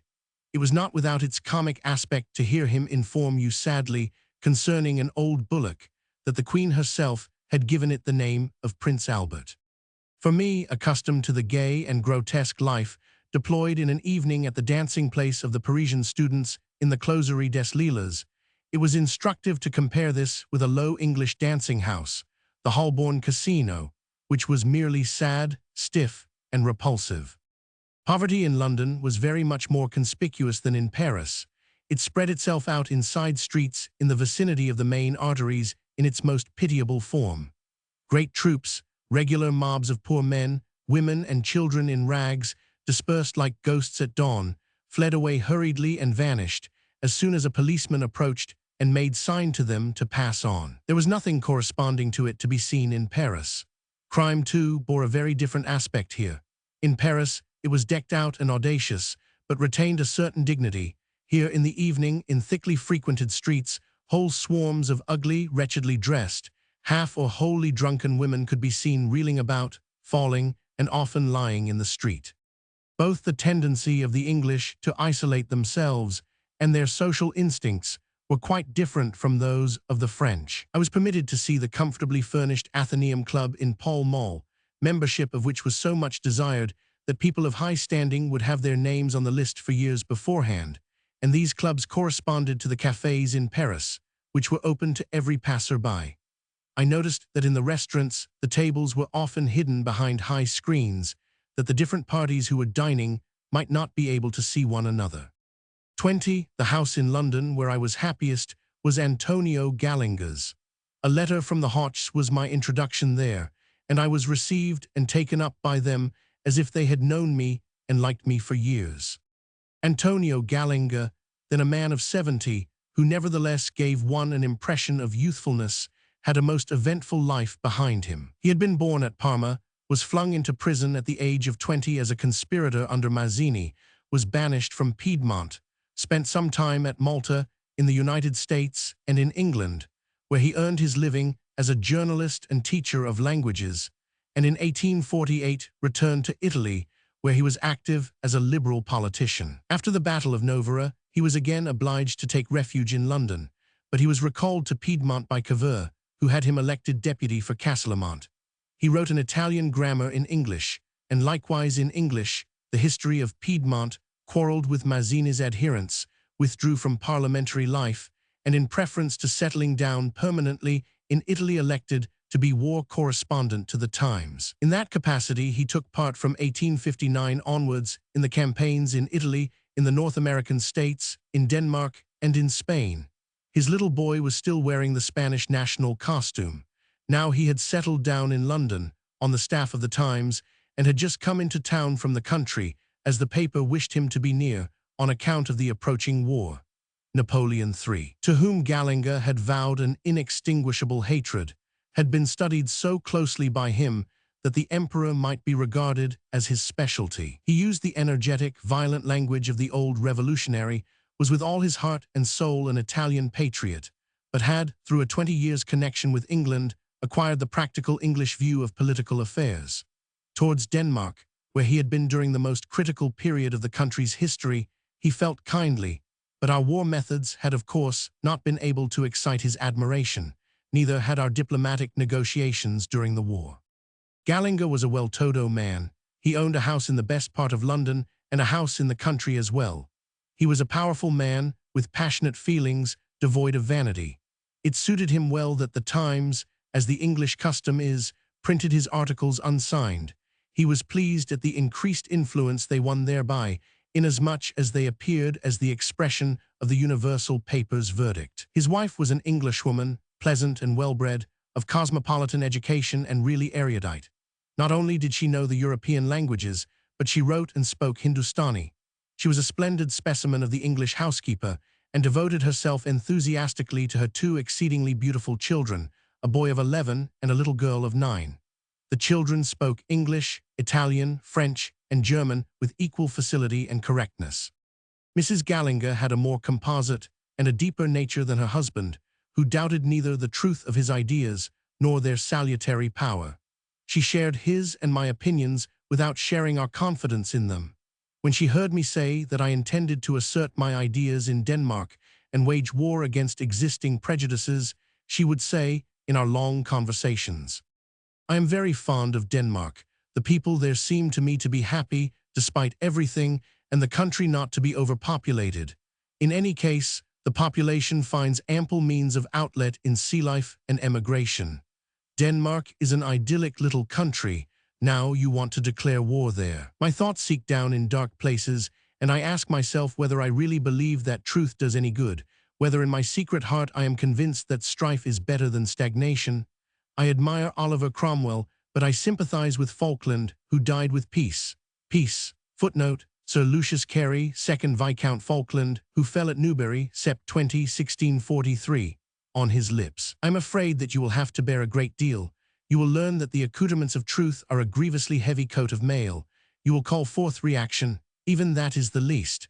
But reaction will come about in your own mind, after a long time, I mean. Still, you are strong. It will be a reaction of the kind that keeps aloof in order to spring farther and better. Your unity will not go to pieces. You are a kind of cosmos. When the conversation turned upon England and English conditions, she protested against the opinion prevalent on the continent since Byron's day, that English society was infested with hypocrisy. I do not think that hypocrisy is characteristic of English thought. We have, of course, like every serious people, our share of hypocrites. In a frivolous nation, hypocrisy has no pretext for existence, but its supremacy amongst us is over. Apathetic orthodoxy and superficial ideas of the correct thing ruled England during the first half of the century. The intellectual position of the country is different now. No one who has not lived in England has any idea how serious and real the belief here is in the tough doctrine of the Trinity, who, in human form, walked about in Galilee. Good men, noble men, live and work for this dogma, perform acts of love for it. We, you and I, have drunk from other sources, but for these people it is the fountain of life. Only it is depressing to see this doctrine, in its Roman Catholic form, winning greater power everywhere every day. In Denmark, intellectual stagnation has hindered it hitherto. You have political, but not yet religious, freedom. Belgium has both, and Belgium is at the present time the most fiery Catholic power there is. France is divided between extreme materialism and Madonna worship. When European thought between 1820 and 1860, let us say rebelled against every kind of orthodoxy, and as always happens with rebellion, made mistakes and went too far, France played a wretched role. It is a Celtic land, and Celtic it will remain. It desires not personal freedom, but a despotic leveling, not equality before the law, but the base equality which is inimical to excellence, not the brotherhood that is brotherly love, but that which gives the bad the right to share with the good. That is why the empire could be victorious in France, and that is why the Roman Catholic Church, even in its most modern Byzantine form, is triumphant there. So thoroughly English was Anna Gallinga's way of looking at things, in spite of an education which had included the chief countries in Europe. So blindly did she share the prejudice that the French are essentially Celtic, and so harshly did she judge, in spite of a skepticism, feminine though it was, that was surprising in a woman. 21. Don Juan Prim, Count of Ruz, Marques de los Castellijos, would now be forgotten outside Spain were it not that Regnault's splendid equestrian picture of him, as he is receiving the homage of the people on a fiery steed, reminding one of Velázquez, keeps his memory green in everyone who visits the gallery of the Louvre. At that time, his name was on every tongue. The victorious general and revolutionary of many years standing had since 1869 been Prime Minister of Spain, and had eagerly endeavored to get a foreign prince for the throne who would be dependent upon him, and under whom he would be able to keep the power in his own hands.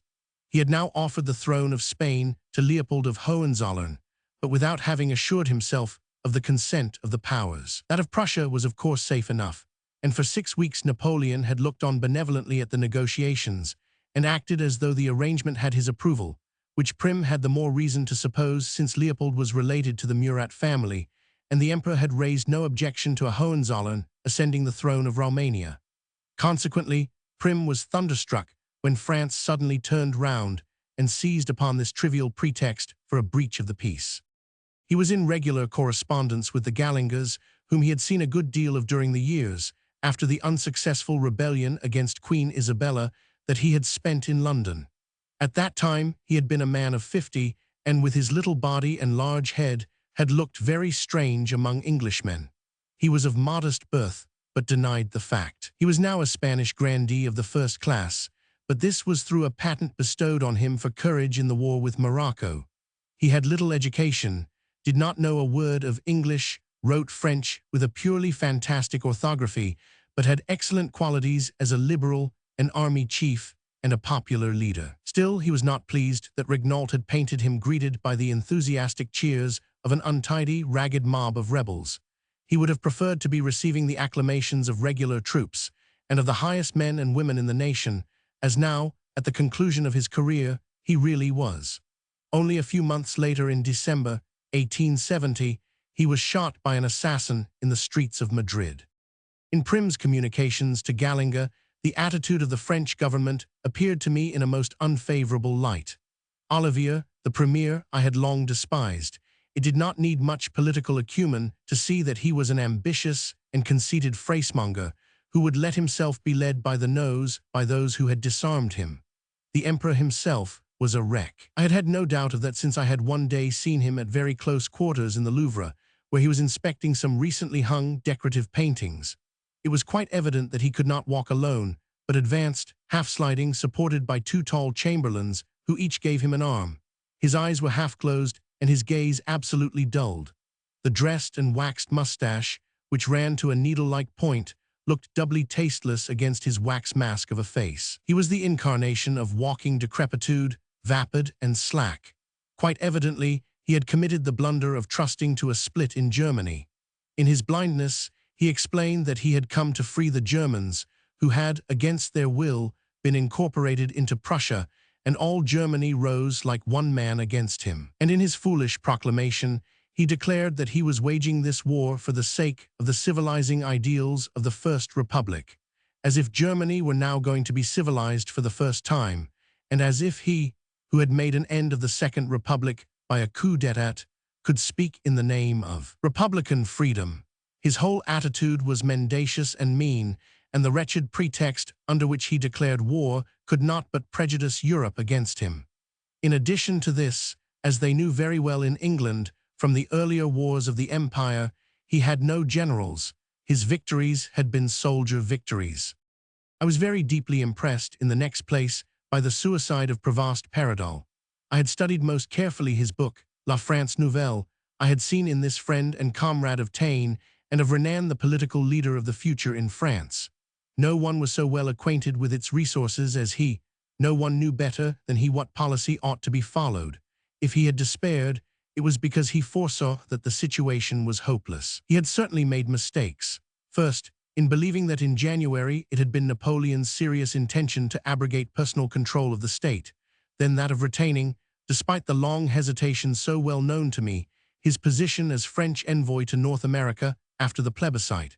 That he should now have turned his pistol against his own forehead told me that he regarded the battle as lost, foresaw inevitable collapse as the outcome of the war. When at first all the rumors and all the papers announced the extreme probability of Denmark's taking part in the war as France's ally, I was seized with a kind of despair at the thought of the folly she seemed to be on the verge of committing. I wrote to my friends, would have liked, had I been permitted, to write in every Danish paper a warning against the martial madness that had seized upon people. It was only apparently shared by the French. Even now, only a week after the declaration of war, and before a single collision had taken place, it was clear to everyone who carefully followed the course of events that in spite of the light-hearted bragging of the Parisians and the press, there was deep-rooted aversion to war. And I, who had always counted Voltaire's Micromegas as one of my favorite tales, thought of where Sirius, the giant, voices his supposition that the people on the earth are happy beings who pass their time in love and thought, and of the philosopher's reply to him, at this moment, there are 100,000 animals of our species who wear hats, engaged in killing 100,000 more, who wear turbans, or in being killed by them. And so it has been all over the earth from time immemorial. Only that this time not 100,000, but some 2 million men were being held in readiness to exterminate each other. What I saw in London of the scenic art at the Adelphi Theatre, the Prince of Wales Theatre, and the Royal Strand Theatre was disheartening. Molière was produced as the lowest kind of farce. Sheridan was acted worse than would be permitted in Denmark at a second-class theatre, but the scenic decorations, a greensward, shifting lights, and the like, surpassed anything that I had ever seen before. More instructive and more fascinating than the theatres were the parliamentary debates and the trials in the law courts. I enjoyed in particular a sitting of the Commons with a long debate between Gladstone and Disraeli, who were like representatives of two races and two opposed views of life. Gladstone was in himself handsomer, clearer, and more open. Disraeli spoke with a finer point and more elegantly, had a larger oratorical compass, more often made a witty hit, and evoked more vigorous response and applause. Their point of disagreement was the forthcoming war. Disraeli wished all the documents regarding it to be laid before Parliament. Gladstone declared that he could not produce them. In England, as elsewhere, the war that was just breaking out dominated every thought. 22. The Paris I saw again was changed. Even on my way from Calais I heard, to my astonishment, the hitherto strictly forbidden Marseillaise hummed and muttered. In Paris, people went arm in arm about the streets singing, and the Marseillaise was heard everywhere. The voices were generally harsh, and it was painful to hear the song that had become sacred through having been silenced so long, profaned in this wise, in the bawling and shouting of half-drunken men at night. But the following days, as well, it was hummed, hooted, whistled, and sung everywhere, and as the French are one of the most unmusical nations on earth, it sounded for the most part anything but agreeable. In those days, while no collision between the masses of troops had as yet taken place, there was a certain cheerfulness over Paris. It could be detected in every conversation. People were more lively, raised their voices more, chatted more than at other times. The cabmen growled more loudly and cracked their whips more incessantly than usual. Assurance of coming victory was expressed everywhere, even among the hotel servants in the Rue Racine and on the lips of the waiters at every restaurant. Everybody related how many had already volunteered. The number grew from day to day. First it was 10,000, then 75,000, then 100,000.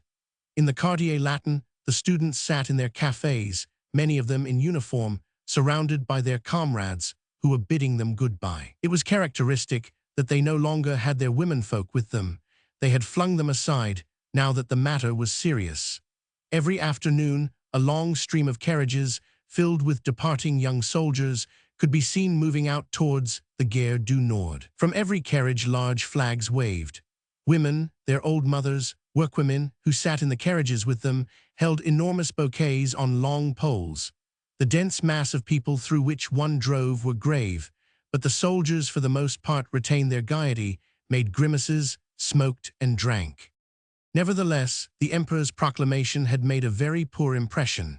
It was with the intention of producing an effect of sincerity that he foretold the war would be long and grievous, long et pénible. With a people of the French national character, it would have been better had he been able to write terrible, but short. Even now, when people had grown accustomed to the situation, this proclamation hung like a nightmare over them. I was all the more astonished when an old copy of the daily paper for the 30th of July fell into my hands, and I read that their correspondent Topso, recently arrived in Paris, had seen a bloused workman tear off his hat after reading the proclamation and heard him shout, "Vive la France!" So thoughtlessly did people continue to feed the Danish public with the food to which it was accustomed. Towards the 8th or 9th of August, I met repeatedly the author of the article. He told me that the Duc de Cador had appeared in Copenhagen on a very indefinite errand, but without achieving the slightest result. Topso, for that matter, was extraordinarily ignorant of French affairs, had only been 4 weeks in France altogether, and openly admitted that he had touched up his correspondence as well as he could. He had never yet been admitted to the Corps Legislatif. Nevertheless, he had related how the tears had come into the eyes of the members and the tribunes the day when the Duc de Gramont again lifted the flag of France on high. He said, "I have been as unsophisticated as a child over this war," and added that Bill had been more so than himself. 23. One could hardly praise the attitude of the French papers between the declaration of war and the first battles. Their boasting and exultation over what they were going to do was barely decent. They could talk of nothing but the victories they were registering beforehand, and first and last, the entry into Berlin. The insignificant encounter at Saarbrücken was termed everywhere the première victoire. The caricatures in the shop windows likewise betrayed terrible arrogance. One was painfully reminded of the behavior of the French before the Battle of Agincourt in Shakespeare's Henry V. It was no matter for surprise that a populace thus excited should parade through the streets in an evening, shouting "A Berlin! A Berlin!" National enthusiasm could vent itself in the theaters in a most convenient manner without making any sacrifice. As soon as the audience had seen the first piece at the Theatre Francais, the public clamored for La Marseillaise and brooked no denial. A few minutes later, the lovely M. Agar came in a Greek costume. 2 French flags were held over her head.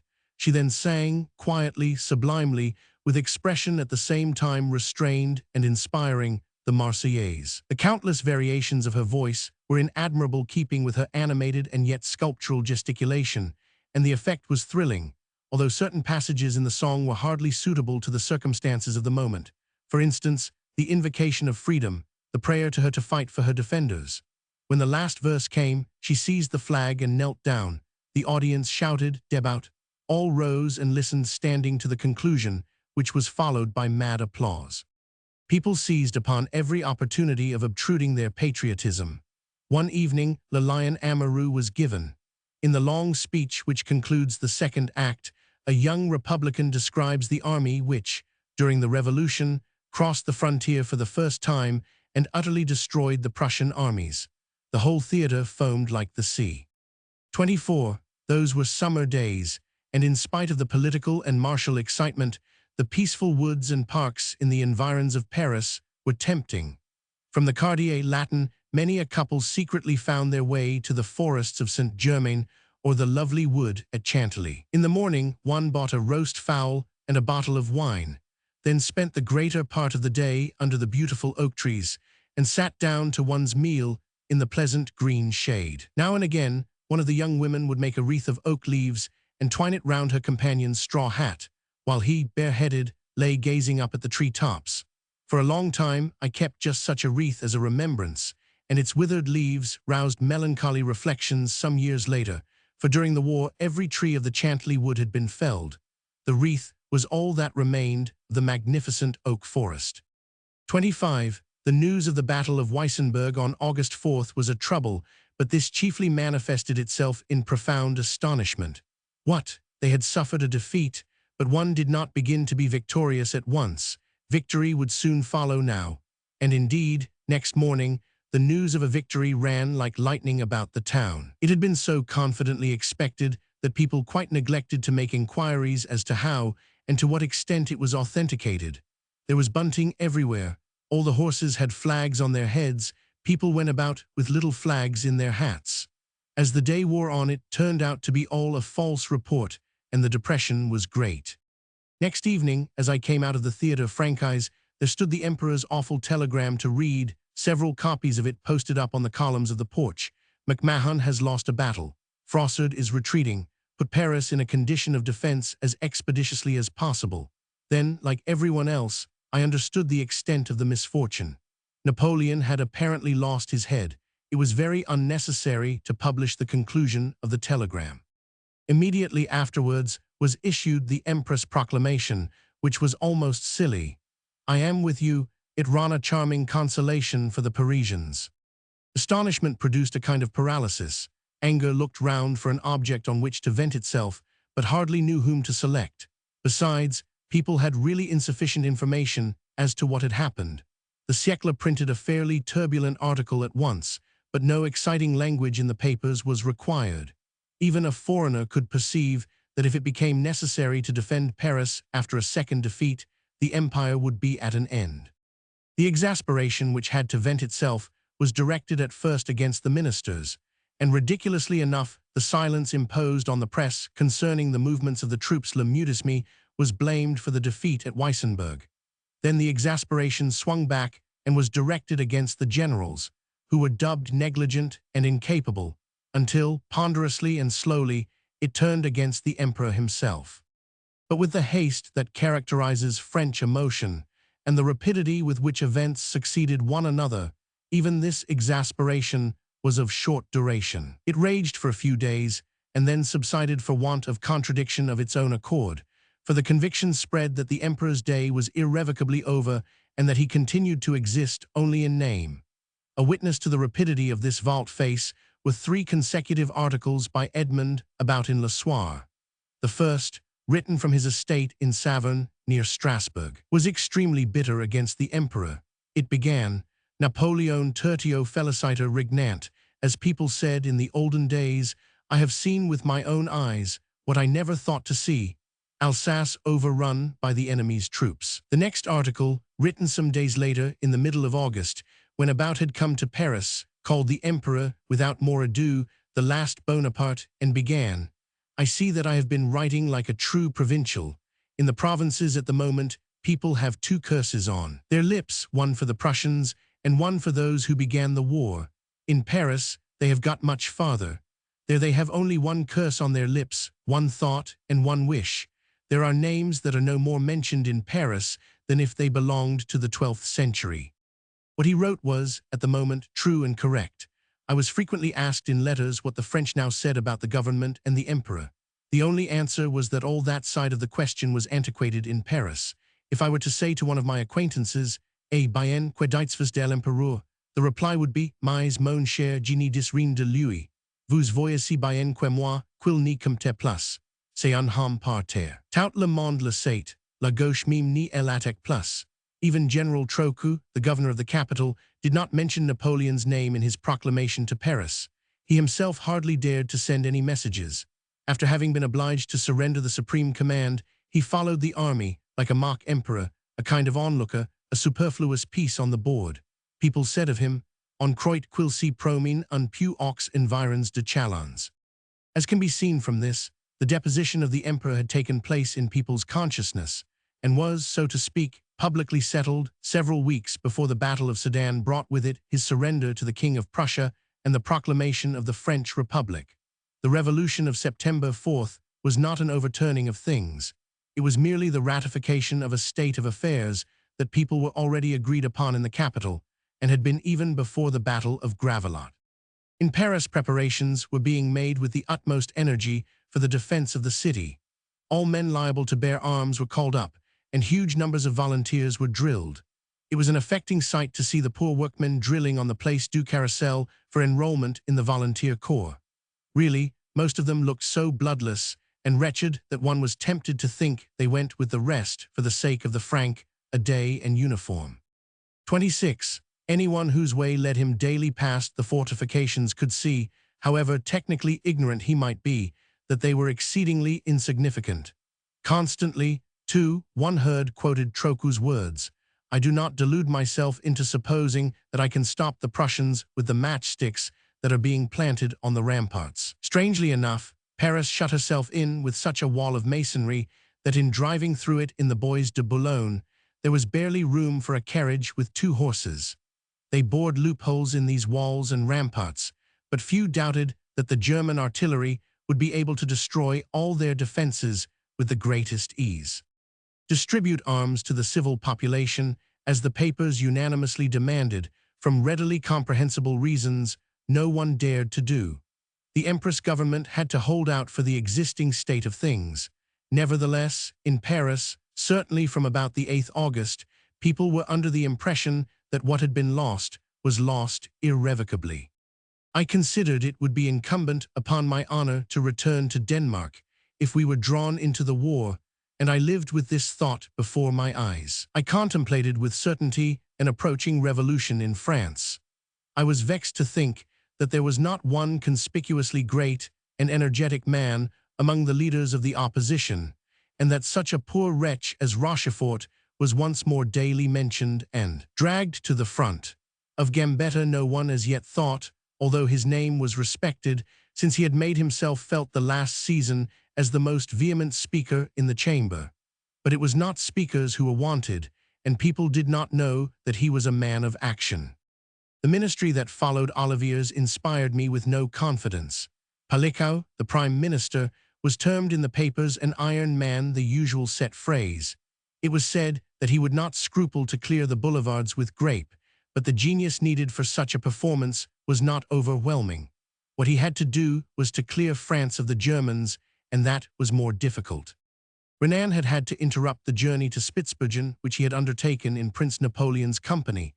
The prince and his party had only reached Tromsø when they were called back on account of the war, and Renan was in a state of the most violent excitement. He said, "No punishment could be too great for that brainless scoundrel Olivier, and the ministry that has followed his is worse." Every thinking man could see for himself that the declaration of this war was madness. "Atone jamais vu peril folie, mon Dieu, c'est navrant, nous sommes un pupil de Sarkhan." In his eyes, Palicao was no better than a robber, Jerome David than a murderer. He considered the fall of Strasbourg imminent. He was less surprised than I at the unbounded incapacity shown by the French fleet under the difficult conditions. All plans for a descent on northern Germany had already been given up, and the French fleet was unable to set about even so much as a blockade of the ports, such as the Danes had successfully carried out 6 years before. Taine was as depressed as Renan. He had returned from Germany, where he had gone to prepare a treatise on Schiller, on account of the sudden death of Madame Taine's mother. As early as August 2d, when no battle had as yet been fought, he felt exceedingly anxious, and he was the first Frenchman whom I heard take into consideration the possibility of the defeat of France. He expressed great sorrow that 2 nations such as France and Germany should wage national war against each other as they were doing. "I have just come from Germany," he remarked, where I have talked with many brave working men. When I think of what it means for a man to be born into the world, nursed, brought up, instructed, and equipped, when I think what struggling and difficulties he must go through himself to be fit for the battle of life, and then reflect how all that is to be into the grave as a lump of bleeding flesh, how can I do other than grieve? With two such statesmen as Louis Philippe, war could certainly have been averted, but with two quarrelsome men like Bismarck and Napoleon at the head of affairs, it was, of course, inevitable. Philaric Chasles saw in the defeats a confirmation of the theory that he proclaimed, day in, day out, namely, that the Latin races were on the rapid downgrade. Spain and Portugal, Italy, Romania, the South American republics were, in his opinion, in a state of moral putrefaction, France a sheer Byzantium. It had been a piece of foolhardiness without parallel to try to make this war a decisive racial struggle between the nation that, as Protestant, brought free research in its train, and one which had not yet been able to get rid of the Pope and political despotism. Now France was paying the penalty.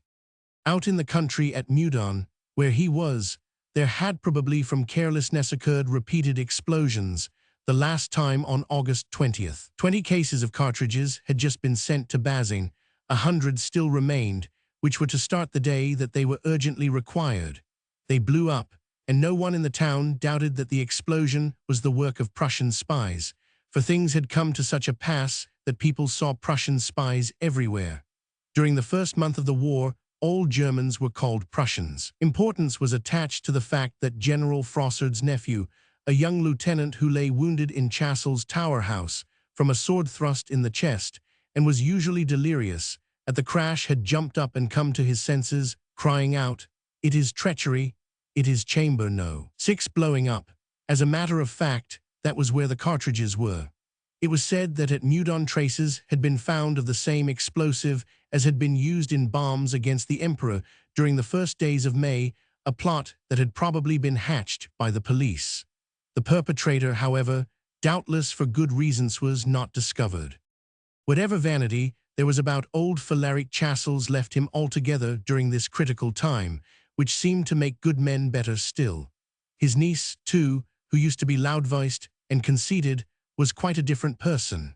One day that I was at their house at Meudon, she sat in a corner for a long time crying quietly. Out there they were all feverishly anxious, could not rest, craved partly to hear the latest news, partly to feel the pulse of Paris. One day after dinner, Chasles invited me to go into town with him, and when we arrived he took a carriage and drove about with me for 2 hours observing the prevailing mood. We heard countless anecdotes, most of them apocryphal, but reflecting the beliefs of the moment. The Empress had sent 3 milliards in French gold to the Bank of England. The Emperor, who was jealous of MacMahon since the latter had rescued him at Magenta, had taken the command of the Turcos from the Marshal, although the latter had said in the Council of War, "The Turcos must be given to me, they will not obey anyone else." And true it was that no one else had any control over them.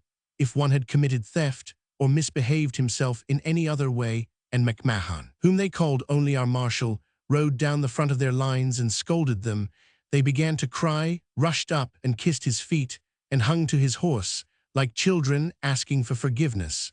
And now someone had made the great mistake of giving them to another general. And the commander being anxious to dazzle the Germans with them, they and the Zouaves had been sent first into the fire, in spite of Bazin's very sensible observation, "When you drive, you do not begin at a gallop." And so these picked troops were broken up in their first engagement. It was said that of 2,500 Turcos, only 29 were left.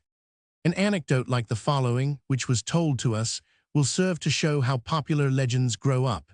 In virtue of the tendency there is to reduce a whole battle to a collision between two generals, just as in the Homeric age or in Shakespeare.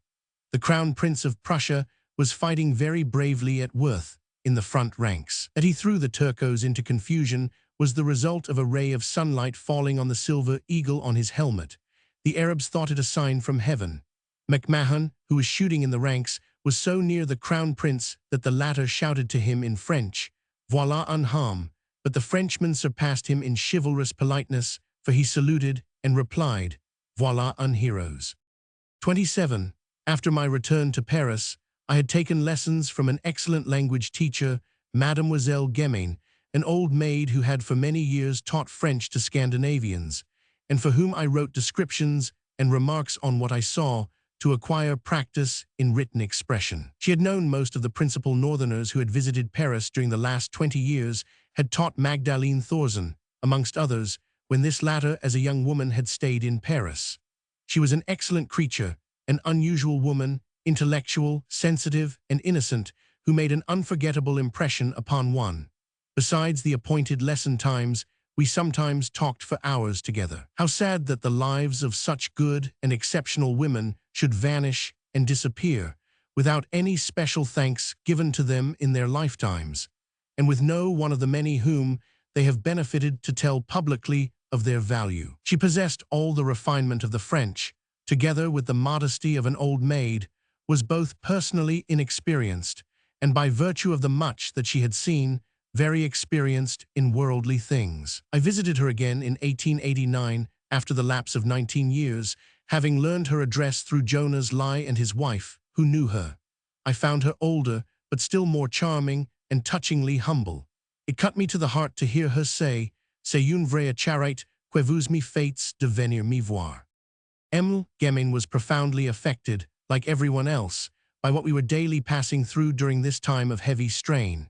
As a woman, she was impressed most by the seriousness which had seized even the most frivolous people, and by the patriotic enthusiasm which was spreading in ever wider circles. She regarded it as deeper and stronger than as a rule it was.